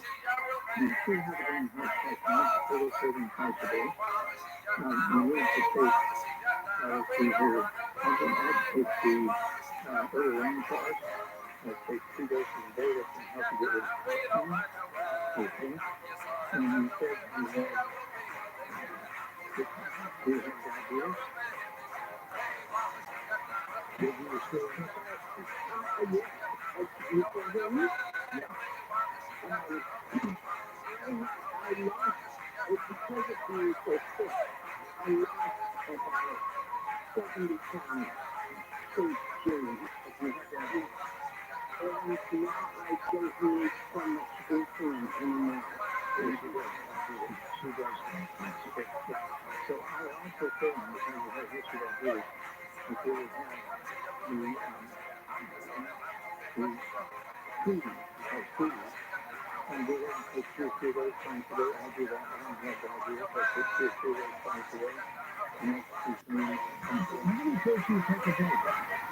Hold on. I take at least, I take over 100 tablets and pills and capsules a day. Today, you must be awake for 2 hours. But I'm taking them on eating my meals. And so you get time wisely on eating food and taking my capsules and tablets and my liquids at the same time. So that can ginger humans to regenerate that other kidney. Well, here's the news. You choose to take the open bowl classic powder, 2 days twice a day. They will help the kidneys start functioning again. It takes me, you went through where the kidneys just start nothing happening. You're in the open bowl classic. And then a couple of days, kidneys start working. Then a couple of weeks later, you go out to medication and so forth. And it's one of those things that, they go in and they have to go to dialysis and that kind of stuff. And we can go on to dialysis. We'll say, take program. I like the window coloring. That's pretty good. Oh, yeah, window coloring is very good. In case the line is a big, heavy duty multiple. And I take 2 of those twice a day. I take 2 programs. I go 6. I take 1 month and I take 2 of those twice a day on my time. When you travel, you must bring hundreds of supplements. So what I do is when I travel, and so 80 to 90% of the time I'm going to places where I go to. So I tend to supply stuff that you ship it. I ship it ahead. And then if I'm going to someplace new, I'll take a couple of, I'm going to be there for say 3 or 4 days. I'll take a week worth of supplementation so I can take them on my way there, take them on my way there, take them on my way back. And so that I do plan so I don't have to take 100 bottles with me every time I go. What is some selective stuff? Okay, selective helps your brain and your thyroid and nerves. They're not one big long cell. They're a bunch of cells, head to tail, head to tail, head to tail. And the space in between the one and the other one is called synapse. And synapses are the special chemicals that are required by the nerves to have good, very good connections. All right, Tony, the final question for you forgot, but I should do a trillion let's get to start. What do you explain why Ruby's dad, she said she was told to consume protein and B vitamins and fiber? It's true. Biological transportation. Breathing destroys allowing of infections to connect and physically absorb nutrients, whether it's proteins, vitamins, amino acids, simple fatty acids. Gluten has killed more people than dairy. Okay, you need that flavor. So what is it? You can eat wheat. The Chinese are kind of interesting. In the north, the people eat wheat, and in the south they eat rice. In the south, they live 10, 12 years longer than the ones in the north. It's because of the rice. Rice has very rational gluten. Christian Connor, Keith in Florida, welcome to the show. Hi, Keith. Yeah, I just good. That's the bone. First time caller on your show. I just say a long time ago to myself. You're my favorite. Yeah, very cool about how good you I do have some special connection with you boys from Detroit. Which I should bring up that when you do open phones sometime. I'd love to hear it. Oh, it's an amazing story. Talk show, those talks, memories, and also their lines. Yeah, they look good. And also, to your show, and then also that's for we do those open phones. Like, We've got organized phones, as a matter of fact. oh, great.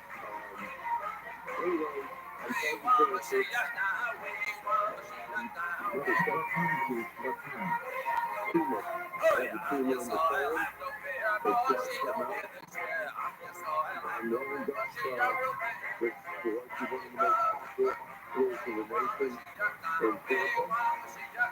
My first ready and those films are letting me come in, but they're kind of they're so popular to let me wait until the end of the month. So I try to move it up.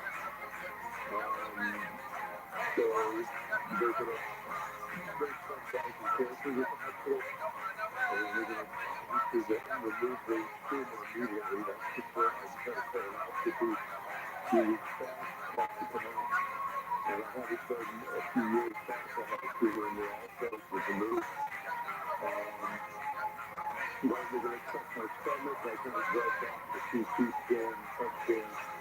He was saying I'm more. Then, of course, treatments after all that. And I did have some chemo treatments recently within the year. Hopefully what's wrong with that treatment center down here. I'm in such support about it. I'm between Orlando and Tampa. This is the year. And I'm a shout out to Cornelia. I know he said that very great medical battles. I'm kind of along those lines. Now, hold on for 1 second, please, because after your surgery, Doc, what do you recommend that you use to stay strong? Okay, well, after surgery, his immune system is very important. So one really all that stuff is going to affect the immune system and cause bad metabolism. It's real food and constipation and all. I mean, things like weight, my weight doesn't have my blood sugar, the sugar goes all the way. And then, figure out what to do with the food. I'm going to have fasting lunch. He needs to take the, go ahead and take the soda ice, so take 4 hours twice a day. It's going to help him with his immune system. He needs to also take the, I go ahead and take the carbs and peptides that's going to help with his immune system. Take 4 hours twice a day. And he needs to take more of this turmeric, the tranquilizing it. You take a dose of those 2 or 3 times a day. And 2 or 3 times a day, I do that. And you liquid, they taste very nice. And that boosts your immune system. There's some great stories of people who are in coma. We're just rubbing the nerve on their skin. And just a day and a half, and they were in a coma for 2.5 months. And just rubbing the nerve on their skin for a day and a half, they woke up, ate, and went back to work. And so, the liquid mineral is a great way to, so you're not having to take 200 pills a day. In addition to the 90% nutrients to support your immune system, go ahead and get the liquid tranquilizing milk, the big amount of money to take. two ounces, and a half a teacup in the morning, at lunch, and in the afternoon, for upper belly and lower belly, and then do the same thing with the back. There's some great stories the next thing you know, I'll tell some of those stories about just letting the front meal on. People who would constantly call the phone and say, better go here, so and so, and wait another couple of hours. They let the meal on, and then they have to wake up, go back to work.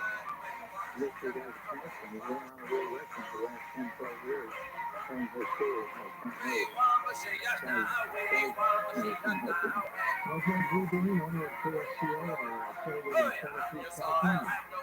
What he is just working hard, and I just talked to him yesterday, and reminded him that I'm doing it here, and so forth. And so he's working hard, and we've been working together for over 20 years. We're the affiliate for something. You do a great job. Thoughtful, almost all the time. You can go to picoftheday.com. Look at your event, politics, I can send you an email. Yeah, I can send you an email to just the company. Numbers and all kind of stuff. You get inundated with emails? I do, but I deal with a lot myself personally. And for most of them, actually 75% are trash and Google. Because people just trying to get the best price. If I buy something that is discount as opposed to deal. If you buy 10 of everything, you get a discount. And of course, when you're buying the wholesale to begin with, and if you buy a ton of anything, you get low wholesale prices. Graduate to a doctor talk to you in 6 weeks, my friend, as we roll into 2024. In 3 weeks, Travis and Scott Hughes will be with us. Again, the website's criticalhealthnews.com. Toll-free number is 1-855-949-7234. Up next, we're going to be searching for familiar. The Coast website is now streamlined for mobile devices. Great news if you're a Coast insider or simply want to enjoy our website on your phone. Visit coasttocoastam.com on your iPhone or Android browser.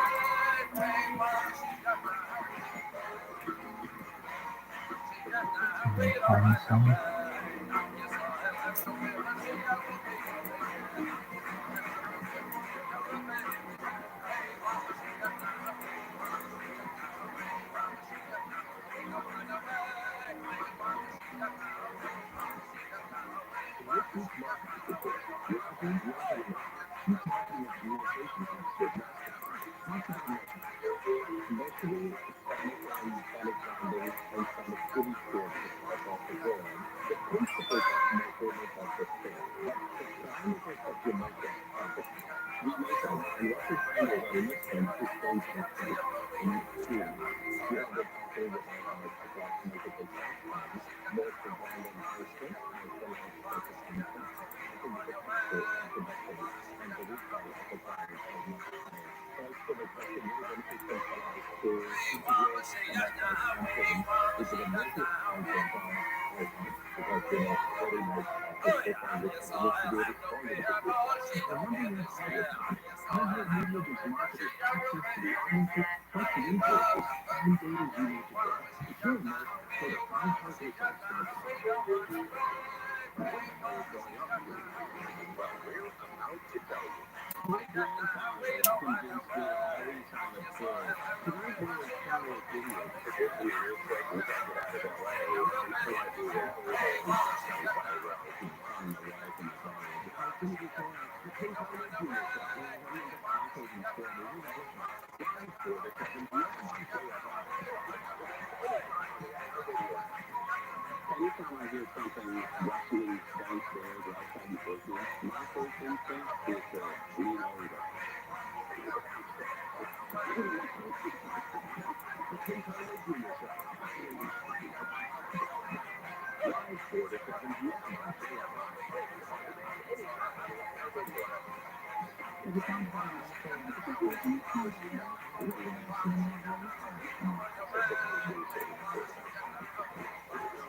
Maybe to have some return. Oh, yeah. Live from 10 to 1 p.m. on KFI.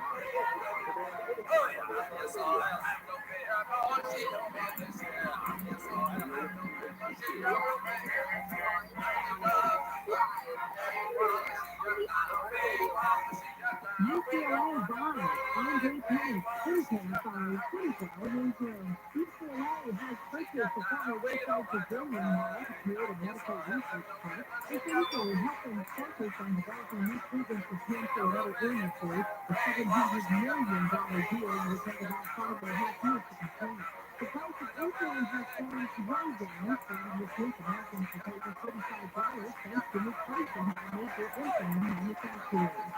SpaceX accused of firing employees for circulating a letter criticizing CEO Elon Musk.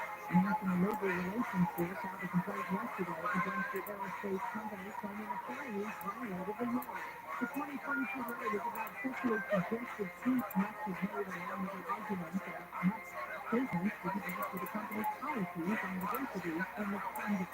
A transformation for the state mental health system passes Proposition 1 and a $6 million bond to build new behavioral health housing along with treatment facilities in the state. We're living in a wealthiest state, the wealthiest democracy, and one of the manifestations of authority is to allow the states inside of our speech in every city. Newsom says the closure of California State Hospital beds in the Reagan years was supposed to be countered by community-based alternatives. Police have stepped up traffic enforcement on a deadly stretch of PCH in Malibu. It's a joint effort with the CHP and the LA County Sheriff's Department. If you're planning a trip to Yosemite National Park, you now need a reservation, and Starbucks will let you bring your own personal cup for nearly any order, which the company says reduces waste. If you're in a drive-thru, make sure you have the line in the ordering process. Tracking weather from PSR, partly cloudy and windy with highs around 60, right now 48 for San Antonio, 41 in Rancho Santa Margarita. It's 54 in Redondo Beach and 53 in Hollywood. We need local. From the PSR 24 newsroom, I'm Bree Penny.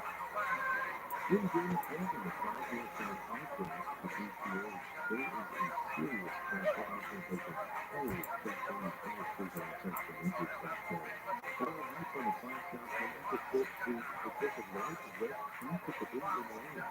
In A12 on the 91 westbound of Anderson with Drive, there is still freeway closure east of the Ridgeport Tunnel.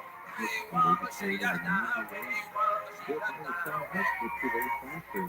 I'm Mr. Ford. Stay healthy, Hollywood, and healthy. Already there, five different lines of the week. And now, the top 5 reasons to visit Orlando. Number 5.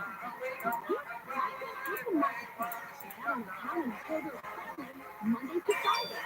For less than 20 Number 4. Nevada devoted self-security guard 2 years in a row. I'm simply trying to breathe. That's why I do this. Now in January 20th, get your tickets now. And the number 2. Nevada, I'm more. Our 3-card tickets to both the South Africa is over $1 million. And the number 1 reason. Line up your plans for the big game. Get tickets for the big game blitz now. Big food, big free.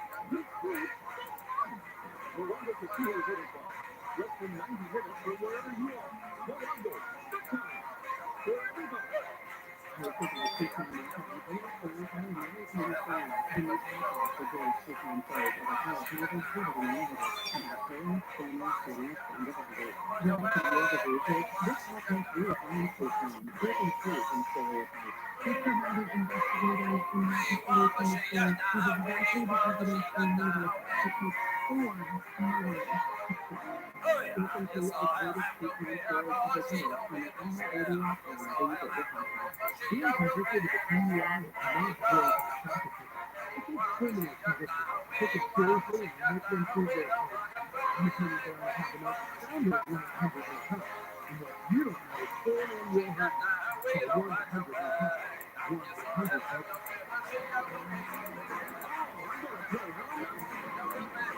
When you're a dealership for powerful learning, you know, have the car service around there anytime you need a new transmission. Learn how Repost System deals service for you, delivering top-notch service and intuitive expertise. Our expert technicians will give you an honest assessment, and we won't fix what's not broken. So before you throw gas at costly repairs elsewhere, get a second opinion on rental. That's double A, MCO. Transmissions are here. She said, the woman, and she said, and so let's go, let's do it. She was like, well, I think that your car is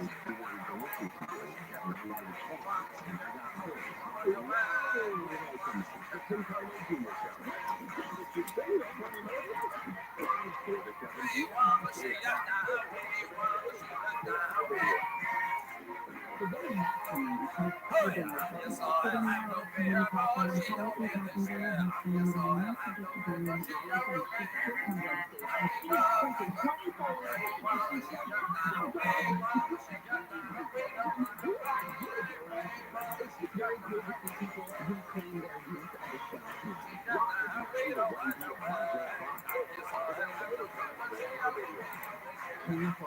Tune AM 640, more stimulating talk. This is Jacob and Mom with recent earnings beneath call 844-2450. Tune AM 640, more stimulating talk.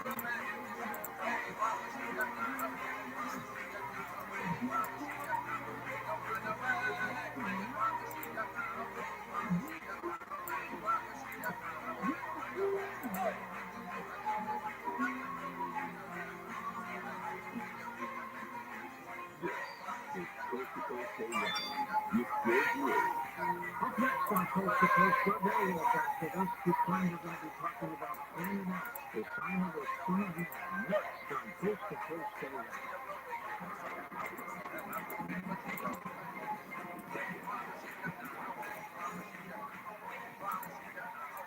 First, I want to thank you for your family. It was a year-round priority. As the Rabbi developed a plan, goodbye and burn on Lex Luthor Pistol at the top of the 2024 reservation list as TRILLIONAIRE. Burn a pistol is a reliable self-defense weapon that has formidable shocking power and is very easy to use. Burner provides different ammunition options such as rounds filled with tear gas, mixed with pepper, and rock-hard kinetic rounds that can incapacitate attackers for up to 40 minutes. Do you work the night shift? Make sure you have protection to and from. Burner is the solution everyone can get behind, legal in 50 states. No permits or background checks required, must be 18 years or older. A person around the Burner SC launcher and Gold Cup won't qualify. As a responsible gun owner, a total understanding of virtual applications of using my firearm, Burner is proudly American manufactured in Fort Wayne, Indiana. Visit Burner.com/stores now for an exclusive 10% discount. That's BYRNA.com/store. Real people, real friends. The cost. And the cost is my choice. Something for hours ago. I was putting it in the house, my store, which I literally talking and showing it. So I saw three different commodities and packaging markets. Somebody had mentioned to me about a product that President Reagan had put. I ordered it within 1 week. 1 week. How boozy.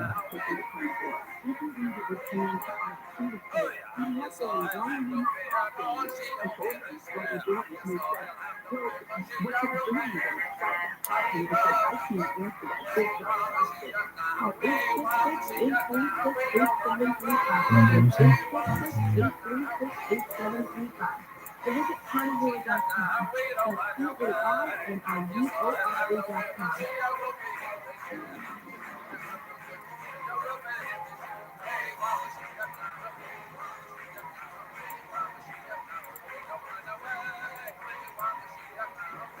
And welcome back. George Henry with you, Doug Gallagher with us. My goal, Doug, is to champion and share the direct development by night.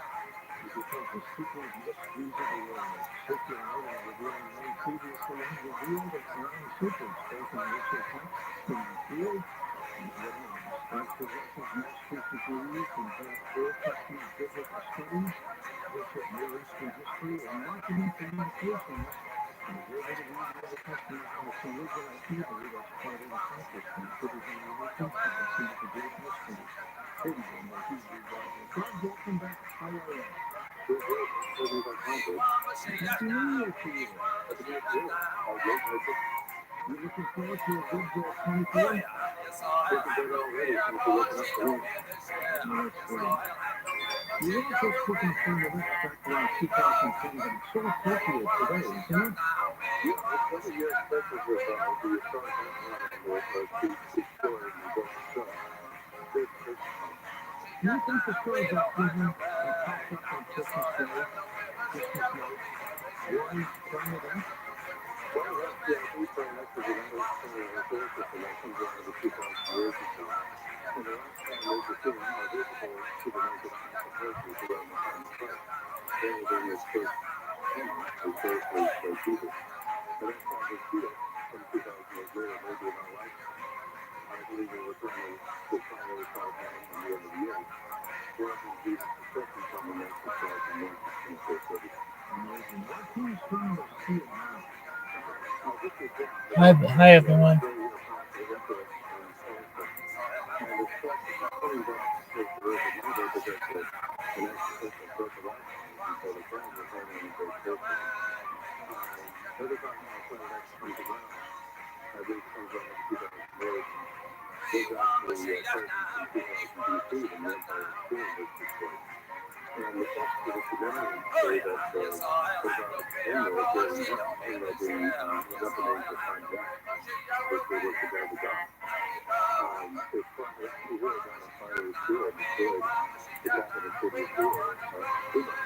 And that kind of shows it's such a great event for Syrian civilization and medicine was continuously for probably like 100 years until the Babylonians took over sometime later. And they wrote of the event in their Babylonian trade records, which are in the Middle East. And their ambitions echoes to also what I'm talking about it when they destroyed Truman, which that fiery Syria in the 1980s they found an asteroid crater in southeastern Iraq in the marshlands near the Gulf, which answered examples of a time of impact of which the cause is actually some cataclysm. So that they not only more ambitious as for the Sumerians, but also going to take us through. And I believe happened around the same time. Well, the Planet X, the same Magoo planet that the late Zephaniah Kitchen would write about? Yes, it's exactly the same thing. I could see this timeline and that particular angle. I don't necessarily agree with everything that's been said, but it is very inviting. And I think this theory about Planet X being the central character in the ancient creation mythics of the Sumerians, but also the Hebrew myths, is right. Let's talk a little bit about the ancient Hebrew Bible since you've been able to read it and decipher it. How did these people come up with these incredible stories? Those were revelations from God, and they had traditions from very ancient times. They were the only people who really carried the traditions from the earliest times in antiquity forward. Partly because of their usage of Greek language, which of course is Greek. The ancient Egyptians, the Sumerians, and many other people actually didn't go into cultures that were surprisingly surprisingly similar to what Hebrew language. They had Greek language, a written down language, with a alphabet, which provides a time much better to the oral traditions and to the from the other people like the Sumerians. If not for the Western culture's civilization, they were left working at least really know nothing about the Sumerians and very little about the Babylonians and many other people. Kitchen writes that the Planet X comes along every 3,600 years. You say a couple thousand, so it's probably somewhere in between. Well, the last time, the first time they've actually appeared in Planet X, however, approximately 2023 years of this. First you go think of 2 years still, 0 AD, and 2 years after. So I'm thinking you do this again at some point around 2033, which would be exactly 2006 and the year of the going up in clouds once I get the test. But yeah, that's the case, and it just means you just configuration period might be starting around 2026. Okay.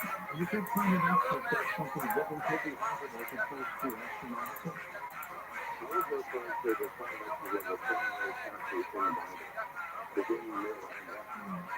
This central to the entire concept of the Bible is talking about the measures and concepts in the Bible might basically give some kind of extra characteristics and similar things. It's very great in Genesis 1.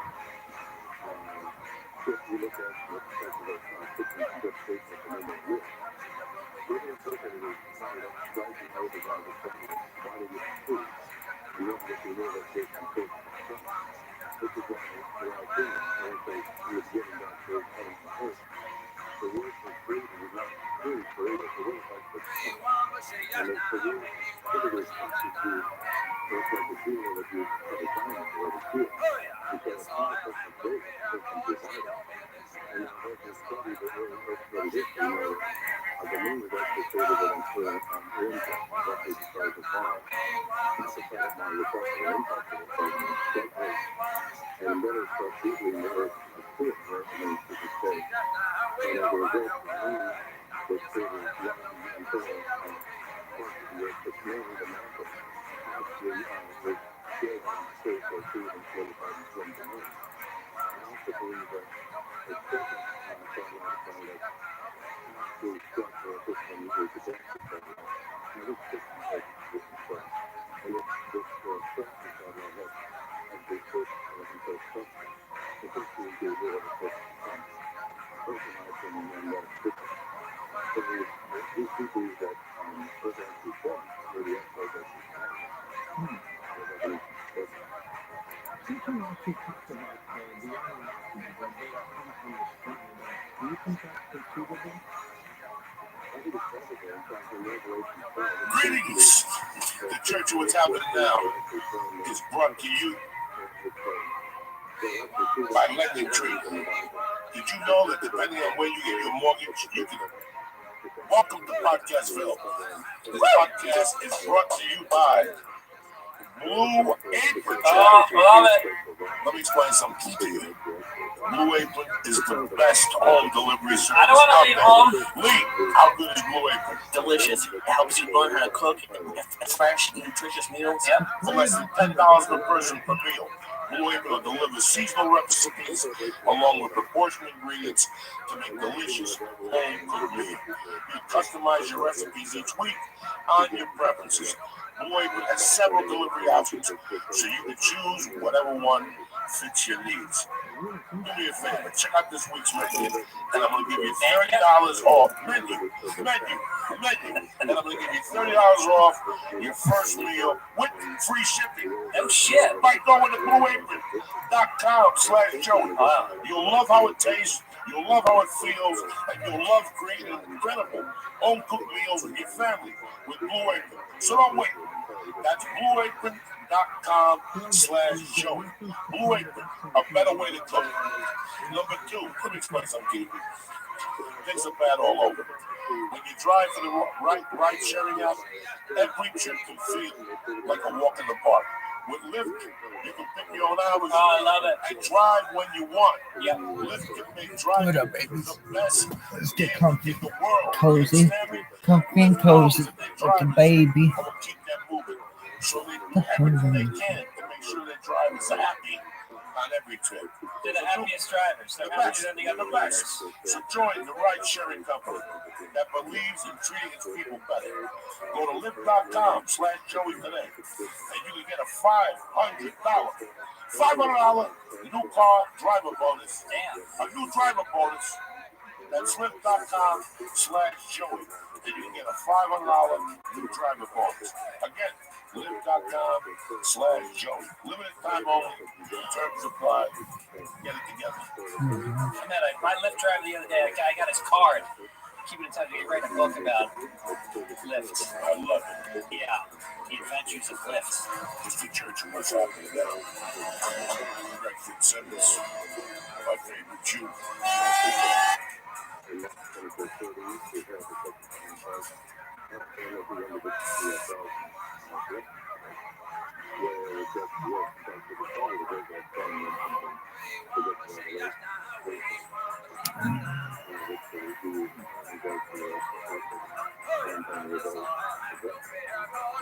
I'm the store. And both go to the same place. Sharky, You and Ralphie? and Kate, Keep that music Wallet. going. Keep that music going. Me and Ralphie, Ricky Cruz, one of the girls, we all go to the same place, the house, with different cars. And we only meet Ralph for like 20 minutes.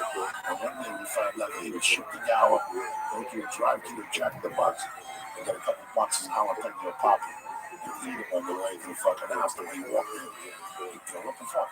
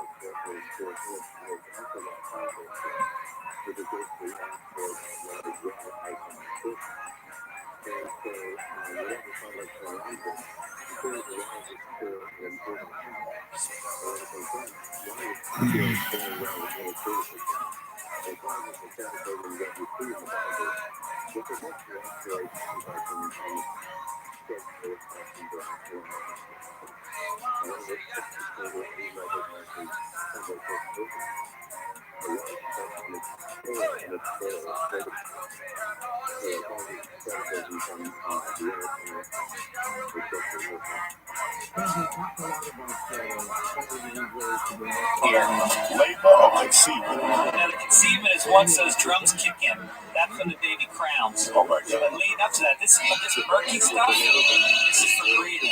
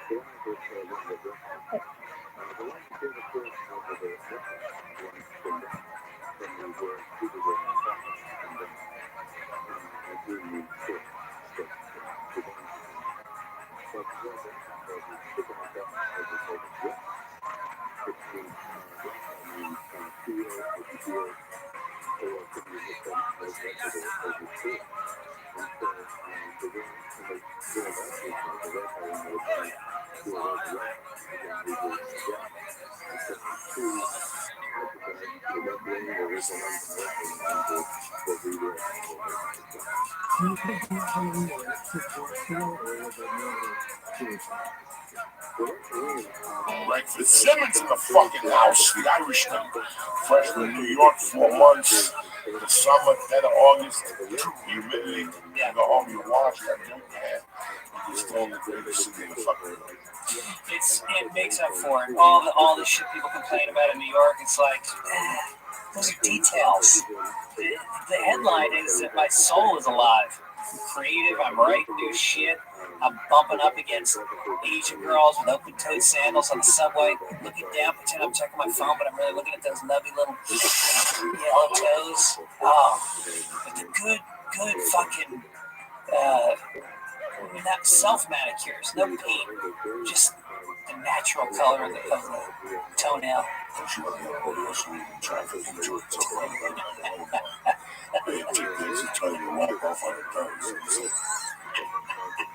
Sweetie, one on the floor, one on the table. Let's split those feet up. Third world nations over there. I always drive through either permanently hard or lay low. Yeah. I go to jiu-jitsu, and I either take magnolia or permanent. And I can't tell you how many times I'll be somewhere and I'll notice a good massage. Yep. And I'm always just close to walking in one. I go to one, but I go there with my wife. It's right over here. They really do the fucking job. Yeah. Happy hour. $29. For free. Yeah. Oh, you take your head. Unreal. Plus, here's a little. Shoes off, they soak your feet. Yeah. They rub from your knees down. Yeah. Put your hips back in place. Yep. They rub your hands, your forearms, your neck. They twist your fucking neck. And they take you down the room. They rub you down. They put hot stones on you for the small 40. And they give you a fucking hot cup of tea on top of tea. Yeah, fuck, that place is tremendous. And here's the other tip. I got a punch card. If you're gonna go to one of these places, get there before 3 o'clock because they're not changing out the sheets. So you want to be the first new guy on those sheets. This place is tremendous. They may change the face rest, but they're not changing. Yeah. I be going there. Somebody said like jiu-jitsu. Said go to this place. Yeah. Coming to it. I enjoy it. I don't understand because that place is next to a little store I go to. Yeah. And the two sons always talk to me about sports and comedy and shit. So that's a massage parlor do a hand job to it. Yeah. Please don't fuck me because I'll be embarrassed if I walk out of there and they see me. Yeah.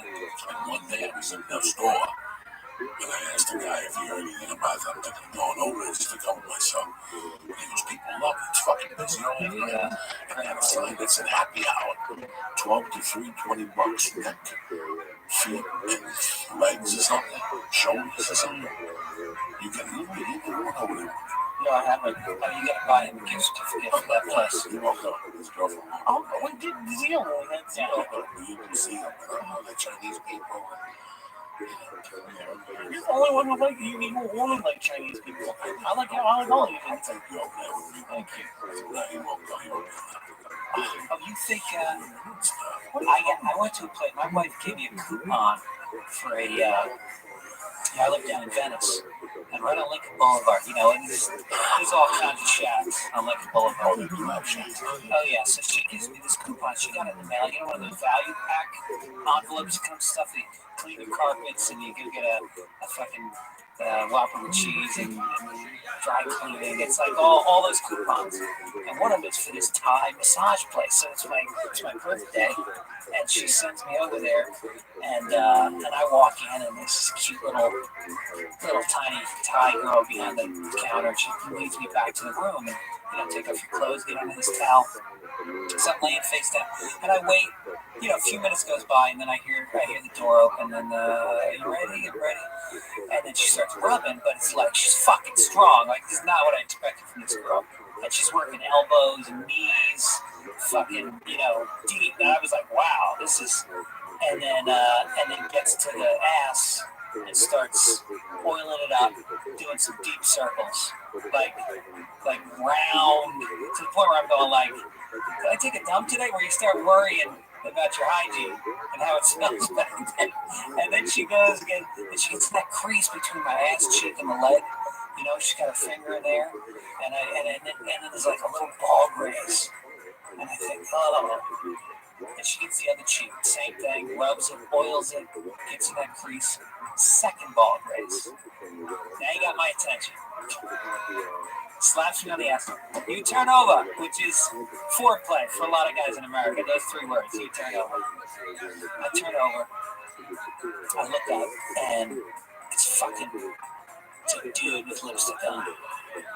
Asian dude, long hair, lipstick on. It's not the woman from the front desk. And he starts rubbing my thighs, in front of my thighs. I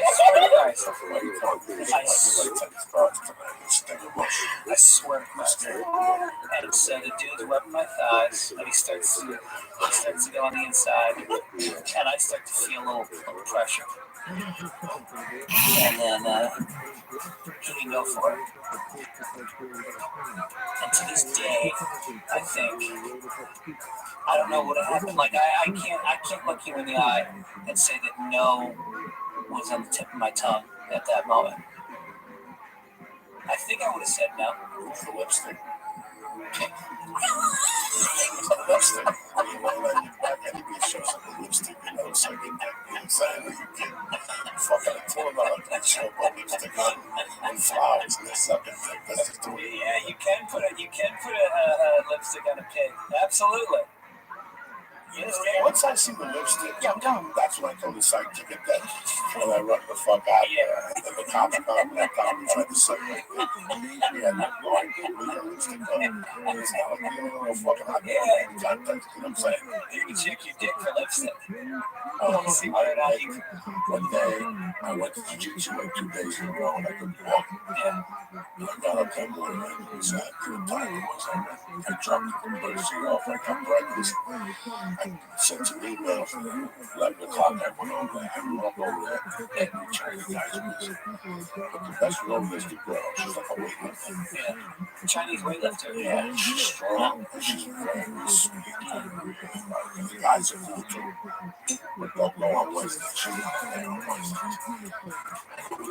We go there. I took my wife there. She went back. And we go together. And it's a great time. TV once more. The Chinese people love going on TV. They love it. A lot of people like Red Lobster. Chinese people love ice cream. But at the Chinese restaurants, they got this many people trying to figure out the crime. All they know it already. They wrote the script. You know what I'm saying? These New York cops that look for details, they know exactly who raped the boy. Yeah. Fucking Chinese people. Yeah. You go down to Chinatown. That's when they're really stuck. They take that fucking. So I go over there one day about 2:30. This was like I was high and I was kind of bored. And I said, "We're gonna fucking massage. Do this." I had to fly the next day, something. And I went over there. This had to be, I did that 4 months ago. And I went over there and there was no parking. Fucking there was no parking on that street. And I was like, "I'm fucked." So I found parking like a block away. I walked over, sure enough, come back in 25 minutes. Or 25 minutes, fuck this. And I'm gonna have you another one of these. They don't want to fucking suck your dick. You know what I'm saying? And I went down like a shit. And I made a U-turn. I saw like two. I went to the Thai one first. And then she was too brown for me. Like she was something was wrong with her. She got like something left her under the fucking suntan. For 3 days. Something was wrong with this chick. Wait a minute. You won't go to a masseuse because she's too dark and Asian? I said the word wrong. Something was wrong. Oh, okay. Something was wrong with the skin. Right. And Greg didn't even get up on his own too. She had to be. Right, I know. She had to be. I said it wrong. I'm very sorry if I insulted him. She was like those people that you put on the suntan. Yeah. They've been on it for 30 Oh, like dried out wrinkle. like orange. Yeah. It was orange. Yeah. I never saw anybody like this skin color. You know, and I went in there and it just smelled and smelled. Yeah. My smell sprayer. You flush black light. You look at her face. I just took a minute. I just said, "Look, I will come back on my way." You know, you got me open too. Okay. And I got in the car and I split. And there was 1-2 blocks down that I've always wanted to check out. I've been going to that fucking haha for 9 fucking years. And that spot there, I've heard 1,000 creepy stories. But I've also heard that there's chicks in there that give great fucking massages. Yeah. I've heard pros tell it that they try to get no, I've heard both. Well, it took me 3 minutes to know. I could smell the hair swearing. There were 2 chubby dudes sitting there waiting to get massages. And they had like an embarrassed look on their face. Like somebody would go, "Joe, he said, these guys didn't want me to know who they were. And they didn't want to know who the fuck I was." And they said, "Yeah, we're going to give you away." I said, "I'll be back." Okay. And that was in my curiosity was selling. Yeah, if there's a double door with a lock on it, I have friends. and you're paying between like some bulletproof glass. Yeah, I have friends that go to those things. Something's gotta be like I don't try unless you have a condom, the whole sack, and around your nuts like that, up to your stomach. I found something out. You know how Rabbi a while ago said the thing about surrender? And they do that because a condom in that place is like it shows what you're going in there for. So they charge you your condoms. That's why they have this rifle. What do they charge you? I don't know. Probably it has to be like, yeah, but for them, I don't know what it does for them.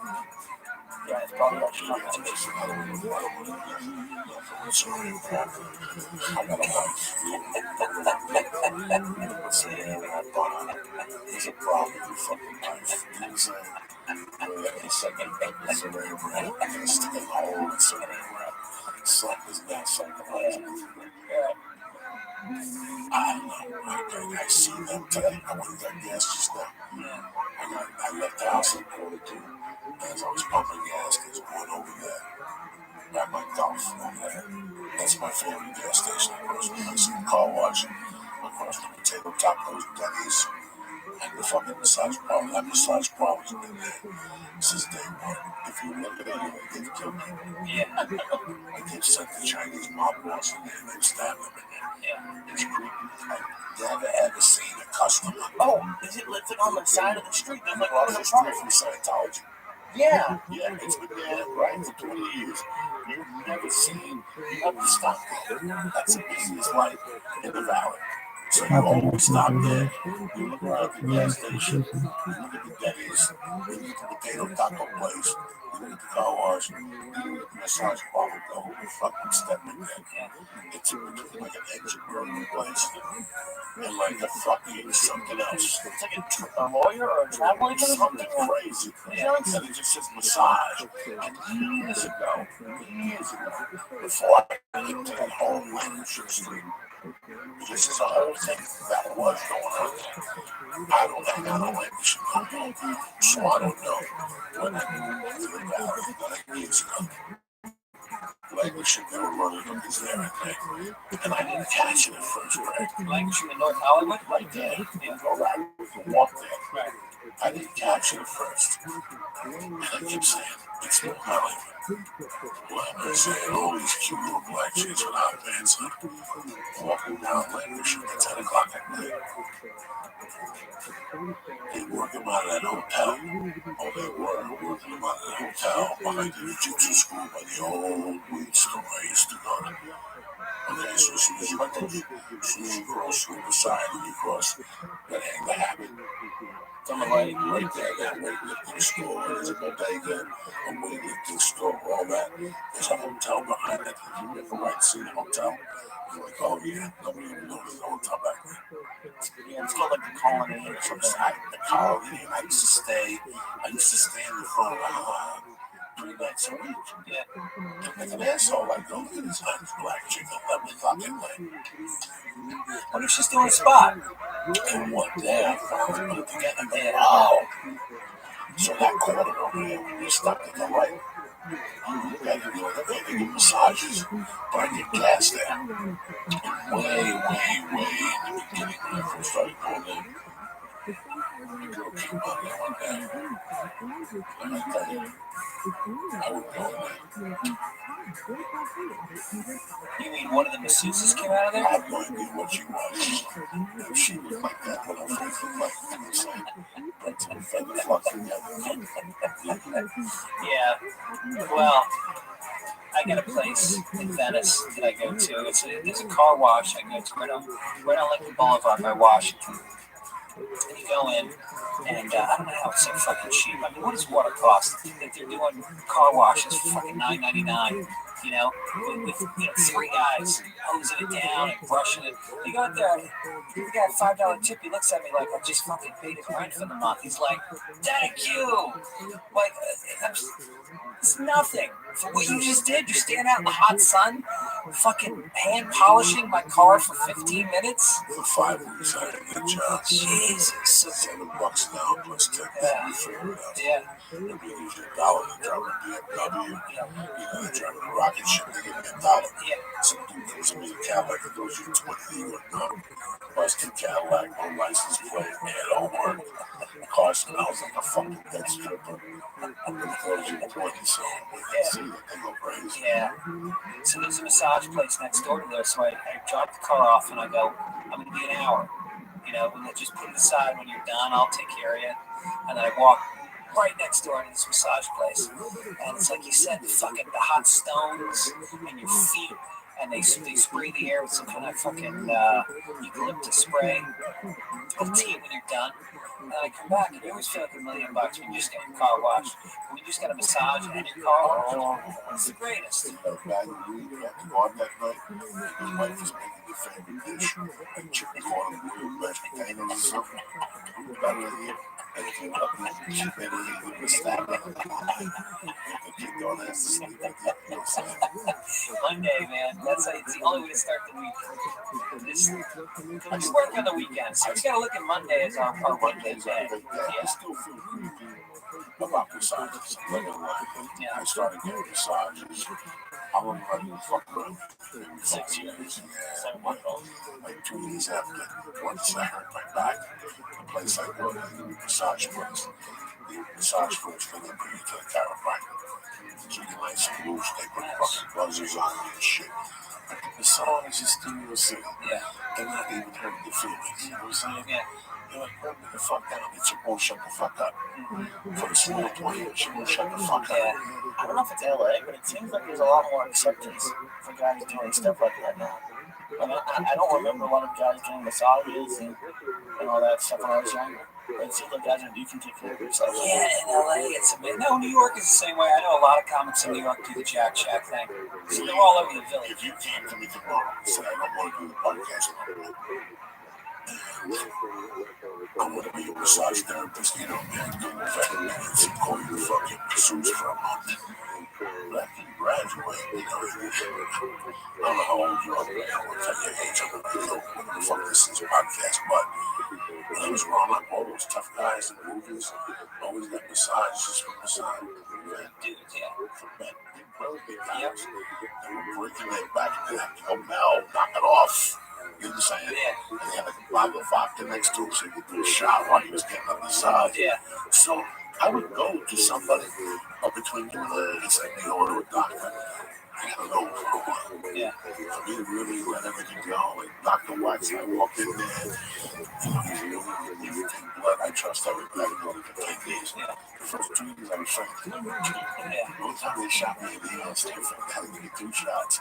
One on each ass cheek. I took the first round. I thought it was it's over. I left. One time they gave me a physical before the blood test. I left. I had to go back there. They had to call me a $1,000 person to tell me I did the blood test. When I first started going there, I wouldn't even walk in this office if a needle was involved. When I went down there, I go, listen, this is what I'm feeling.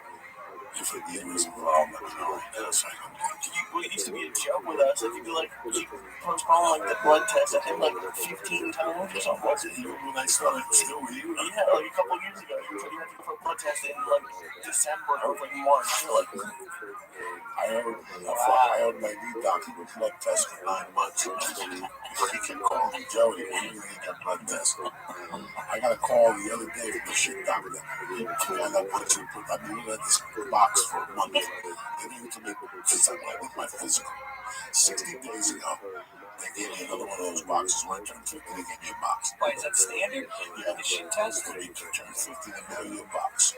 First they call you. You try to fuck with you. Yeah. You know what I'm saying? Yeah. You driving the kids, you think about going to Tampa tomorrow, you take the kids to Burger King after the soccer game. You want to see the phone rings. When Kaiser coming up there, you're like, he's like on the level. Kaiser, what's going on? He's just, he's just Mr. Fuck me. He's just fucking no. Fitzsimmons, yeah, he's Mr. Fitzsimmons. Mr. Fitzsimmons, first girlfriend, I wish you were having. Listen, as you turn 50 by the ages, if you do us a favor, we're going to send you a lot of I swear to God. I'm high as fuck. I'm going to want to mind my own business. And I take the call just as I took the call. The baby was born at the hospital without insurance. So I took the call and I had to be my wife's insurance. But I was under, even though I had side insurance, I wasn't really as to it a lot fucking better. They gave the baby for free. Wow. They paid for it, the company, the baby was free, Jack. It's like 15 grand. All right. Yeah. So they called me and they said, we're going to send you a box. We'd like for you to return with some feces. And I'm like, what the fuck is going on? I don't know what I want to return. Who's feces? I go, who's fucking? I don't talk about feces. He goes, no. Take it to go in the bathroom and take a little scoop out. Put it in the box and mail it back to us as a self-return postage box. It'll take you 5 minutes of your time. And that the insurance will cover you 5 minutes from now. A bunch of shit. I don't listen to anything about it. They sent me the box. Give me think about it and look it over. Fucking sitting in my shit in the box. I got off the phone with that guy. Look at my shit in the box. He's like, it's fucking great. About a month later, I go to my doctor for physical and on the way out. He goes, oh, by the way, Suzanne, get me one of those boxes. I'm like, kids, I don't know what are you talking about? He goes, listen, I'm going to give you a box. If you scrape your shit, I'm like, you with this fucking box there. That's why. My wife's insurance company called me to see the fucking box store. I ain't shitting no box. It's not happening. This is a felony. It is. It's a felony. A felony. I know for a fact. If you ship a box of mail to somebody in federal mail, you're going to get a comment. That's fucking a terrorist act. Piece of my shit after 4 or 5 days in the box. You open it down with all those gnats in it. Pieces of fucking Stabbers. And God knows why. Yogurt covered fucking raisins. They don't digest in the stomach. Chicken wings from the comedy store. No, I don't eat nothing from the comedy store. I love the comedy store. And I love those chefs and stuff. I think we were eating lunch from the comedy store. That was it. Yeah, I never ate anything from there. I've been hungry at that time. Yeah. I've never, I think I've rarely pissed. I think I've pissed twice in all the years there. When I go to a club, I don't piss, I don't eat. I'm there to work. I'm there to have fun. You know around spots? Oh, yeah. Did you enjoy riding crashing? Oh, you mean this summer? I didn't do a ton of spots this summer. I would do I should say, the mic a little more. Justin Sims is one, by the way. Oh, yeah? Yeah, I spoke to him. Well, he's got to start playing hockey with me again. We used to play hockey together, me and her agent, our old agent.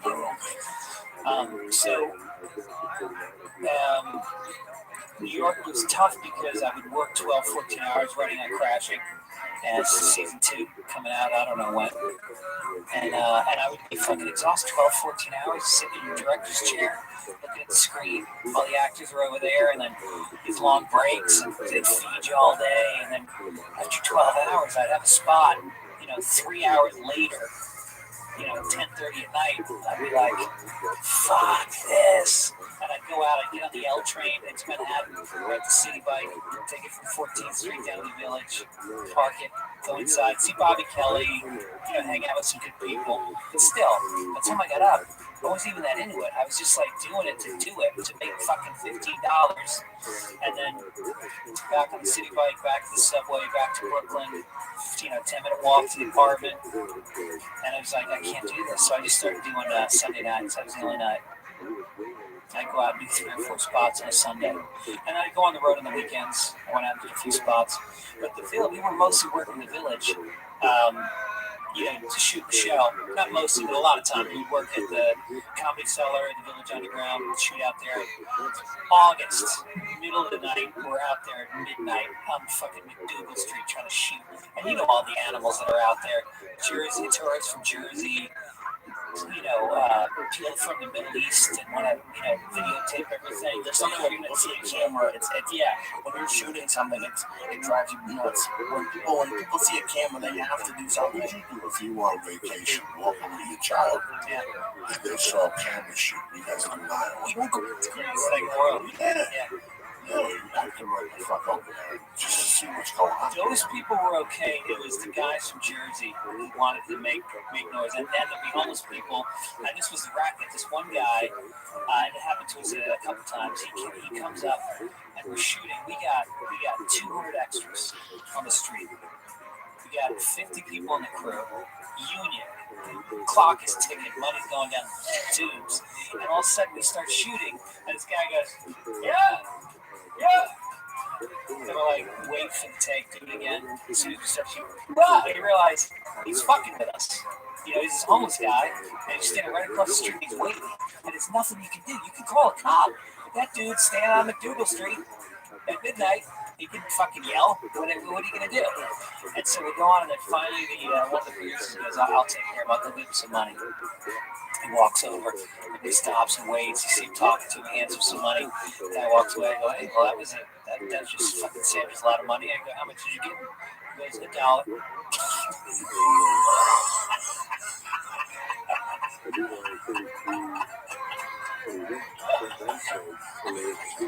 Was another homeless guy coming up? I said you could have held out for $5. I would have given you $6. And then you'd have a fight break out. There'd always be some guy from Jersey with his girlfriend. I don't want to say Italian, but you know they're Italian. And they're screaming at each other. And yeah, it was long nights. We'd get done at 5 in the morning sometimes. Yeah, it was crazy. That's the thing. It sounds fun working at TV, but the reality is, like, you gotta work your ass off. Here's the deal with TV. When I first got here, you know, I'm a savage. You hire me, Greg, and I get on the fucking set. And I'm looking at, I'm not working within 20 minutes. I'm going nuts. Yeah. I didn't understand this whole concept of waiting. Right. I did an industrial in Seattle for AT&T, where you carry boxes in the background. Filling the training materials. Yeah, they explain whatever the procedure, how to carry a fucking box or something like that. When I got here, I did a pilot for CBS, and I had no idea what I was doing. I had no idea what my lessons. I'm going to take the college for free. And then one professor went to the University of Colorado. It was horrible. He just asked me for my 17 and give it. Dude, you gotta get that. Oh my God. I would pay anything to see that shit. I got hit there with a bottle. I got hit with a bottle. Get shot in the diner. It was funny. I got sponsors. I got willing to donate $5,000. You start up the tacos, salsa company or something. I was just thinking about that when I got called and said, do you want to copy that for your resume? So I got on set the other one first. There's no fucking idea.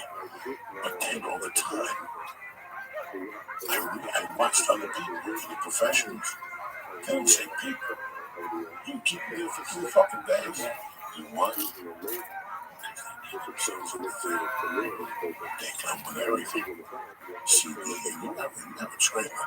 Usually have, if it's a great HBO production or a high-end movie or a pretty good TV show. They have a TV or a DVR. Like a CD, whatever the fuck that you can bring your own DVD player, yeah. DVD player. I bring 3 movies a day. 3 movies, shit that you're not gonna watch at home. Yeah. Shit that you're not gonna watch at home in front of your wife or your kid that you haven't seen in 20 years, that you got some stupid emotional attachment to. If I know I'm gonna have a 14-hour day on the set, and I'm gonna shoot 2 scenes, that's what I'm bringing. Makeup, the tattoo, by the time they shoot, the homeless guy going, you watch 10 fucking movies. Yeah. A book, a notebook, reefer. We come to bed, a pillow, a blanket, a sleep apnea machine, right in the longest yard. After a week, that feeling the fuck out. I figured it out. There's something that makes it more money to me is that these guys are willing to stand there all day. I think those movies with Dean Cain, I learned a lot from Dean Cain. A lot. I learned how to act on the set. He really grew up in it. So you know Dean Cain a 20-hour day. He'll take that and spit it out.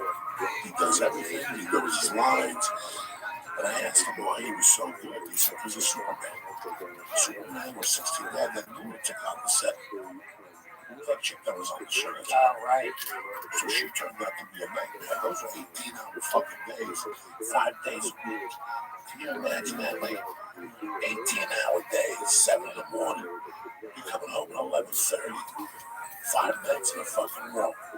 And then the next day is my moments. Just like, they have a 12-hour turnaround. The shows don't give a fuck. Yeah. Back then, they didn't give a fuck. They made the 12-hour turnaround there. That's $1,000 a day. To call you in for the 12 hours, boom, that's $1,000. I'm going just to sit in the trailer and go, what a waste of money.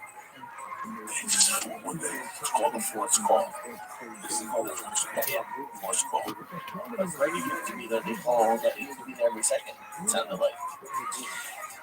It wasn't too bad because we didn't have to be there for crew. Crew call was at like an hour and a half before we had to be there, and so we'd show up and it's Judd Apatow's house, and we're fucking treated like kings. And we had burrito truck, breakfast burrito truck out front with a whole craft services table, all fresh, skillet. A guy working the blender for you, making you vegetable drinks, whatever, and then you go inside, you work for about an hour and a half, and then the muffin man comes around. This guy would have a big basket filled with hot muffins, pass those around just when you're hitting home. You have another cup of coffee, and then they would have a pre-lunch meal, which was a union thing.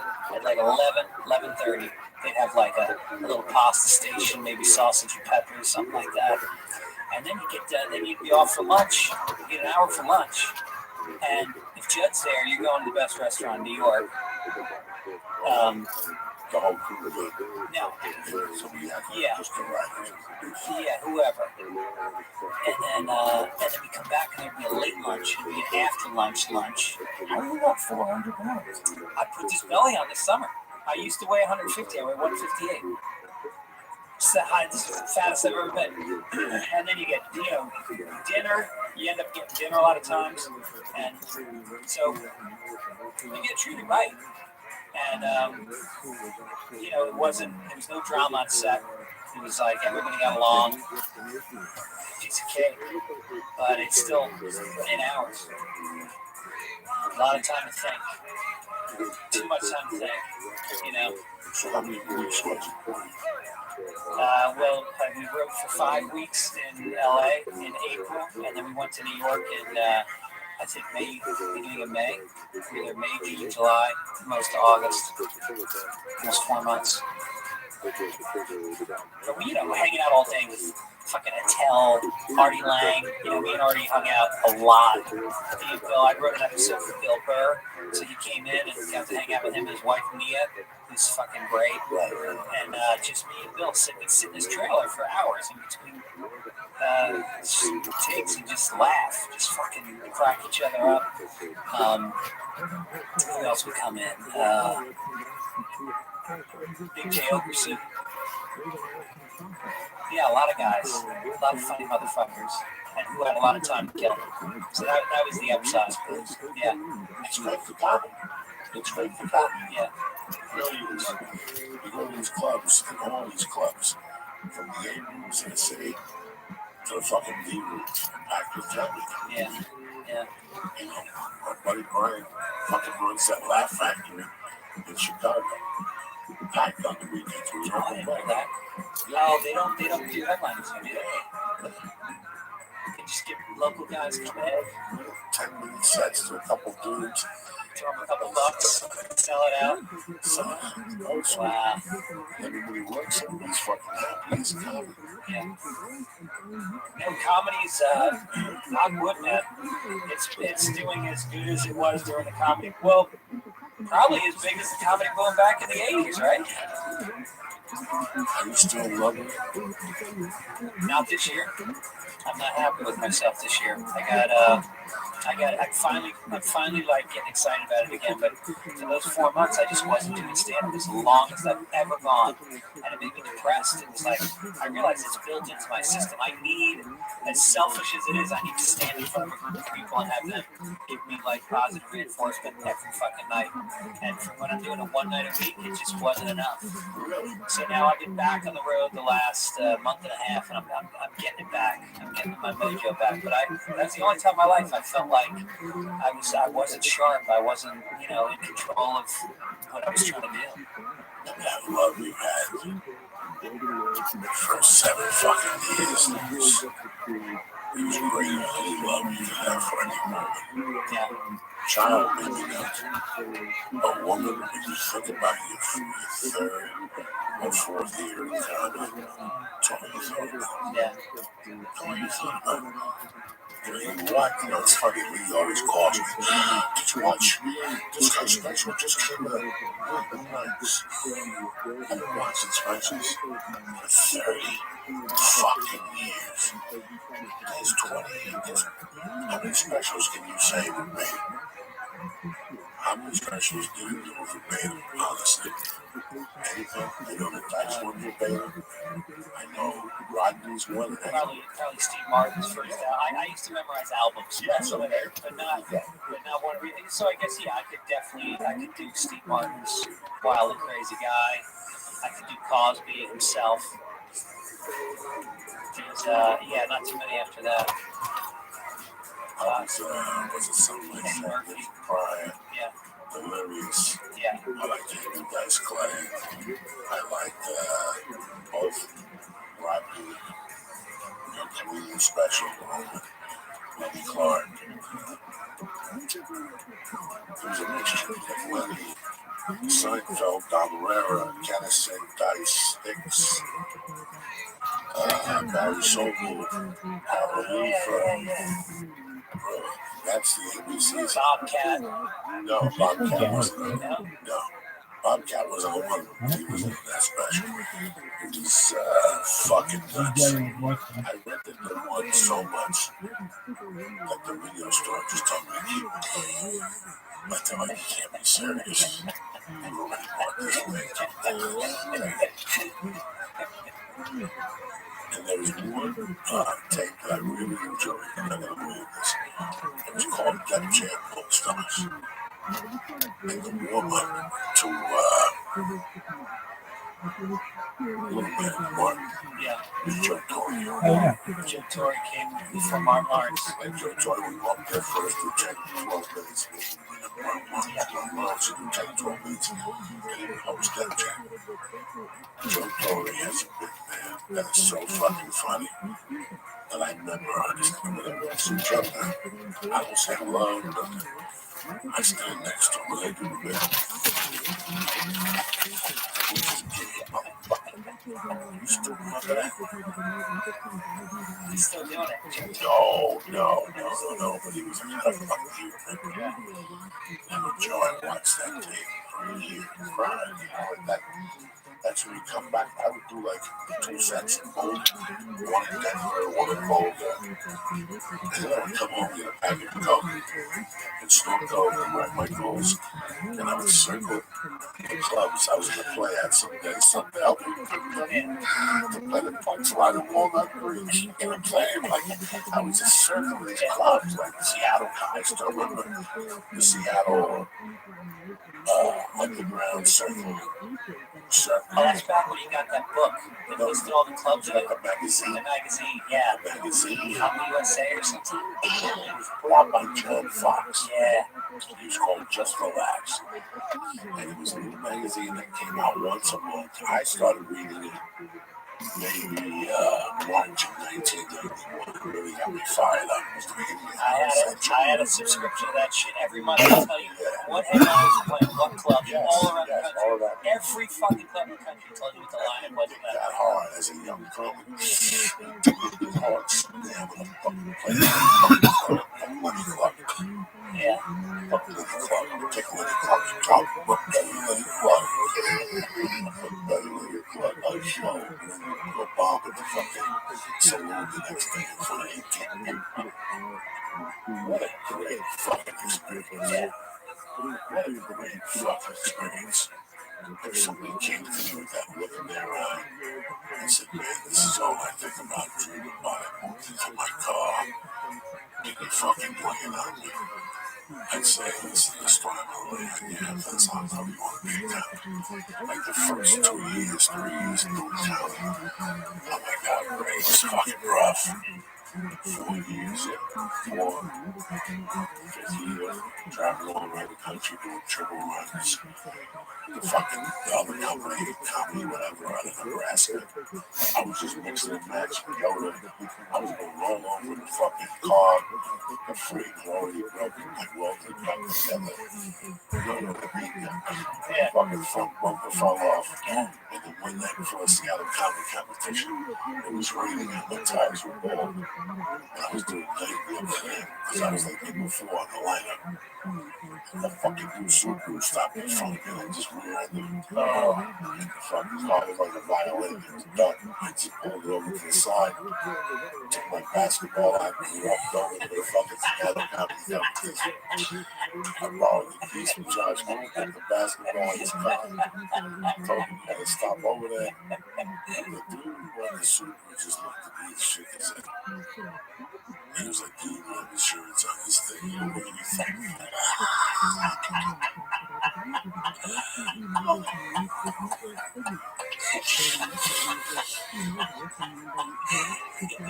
He knew there was no upside to this experience. If you don't understand the comedic experience, listen, God bless you. And you do a year in the neighborhood. You move to LA, maybe you're just that funny. You come out here and all the pieces fall. You have TV, and you got a TV show, blah, blah, blah, blah. And then you're great at doing 15-minute sets around town. And that's going to work out for you for solo.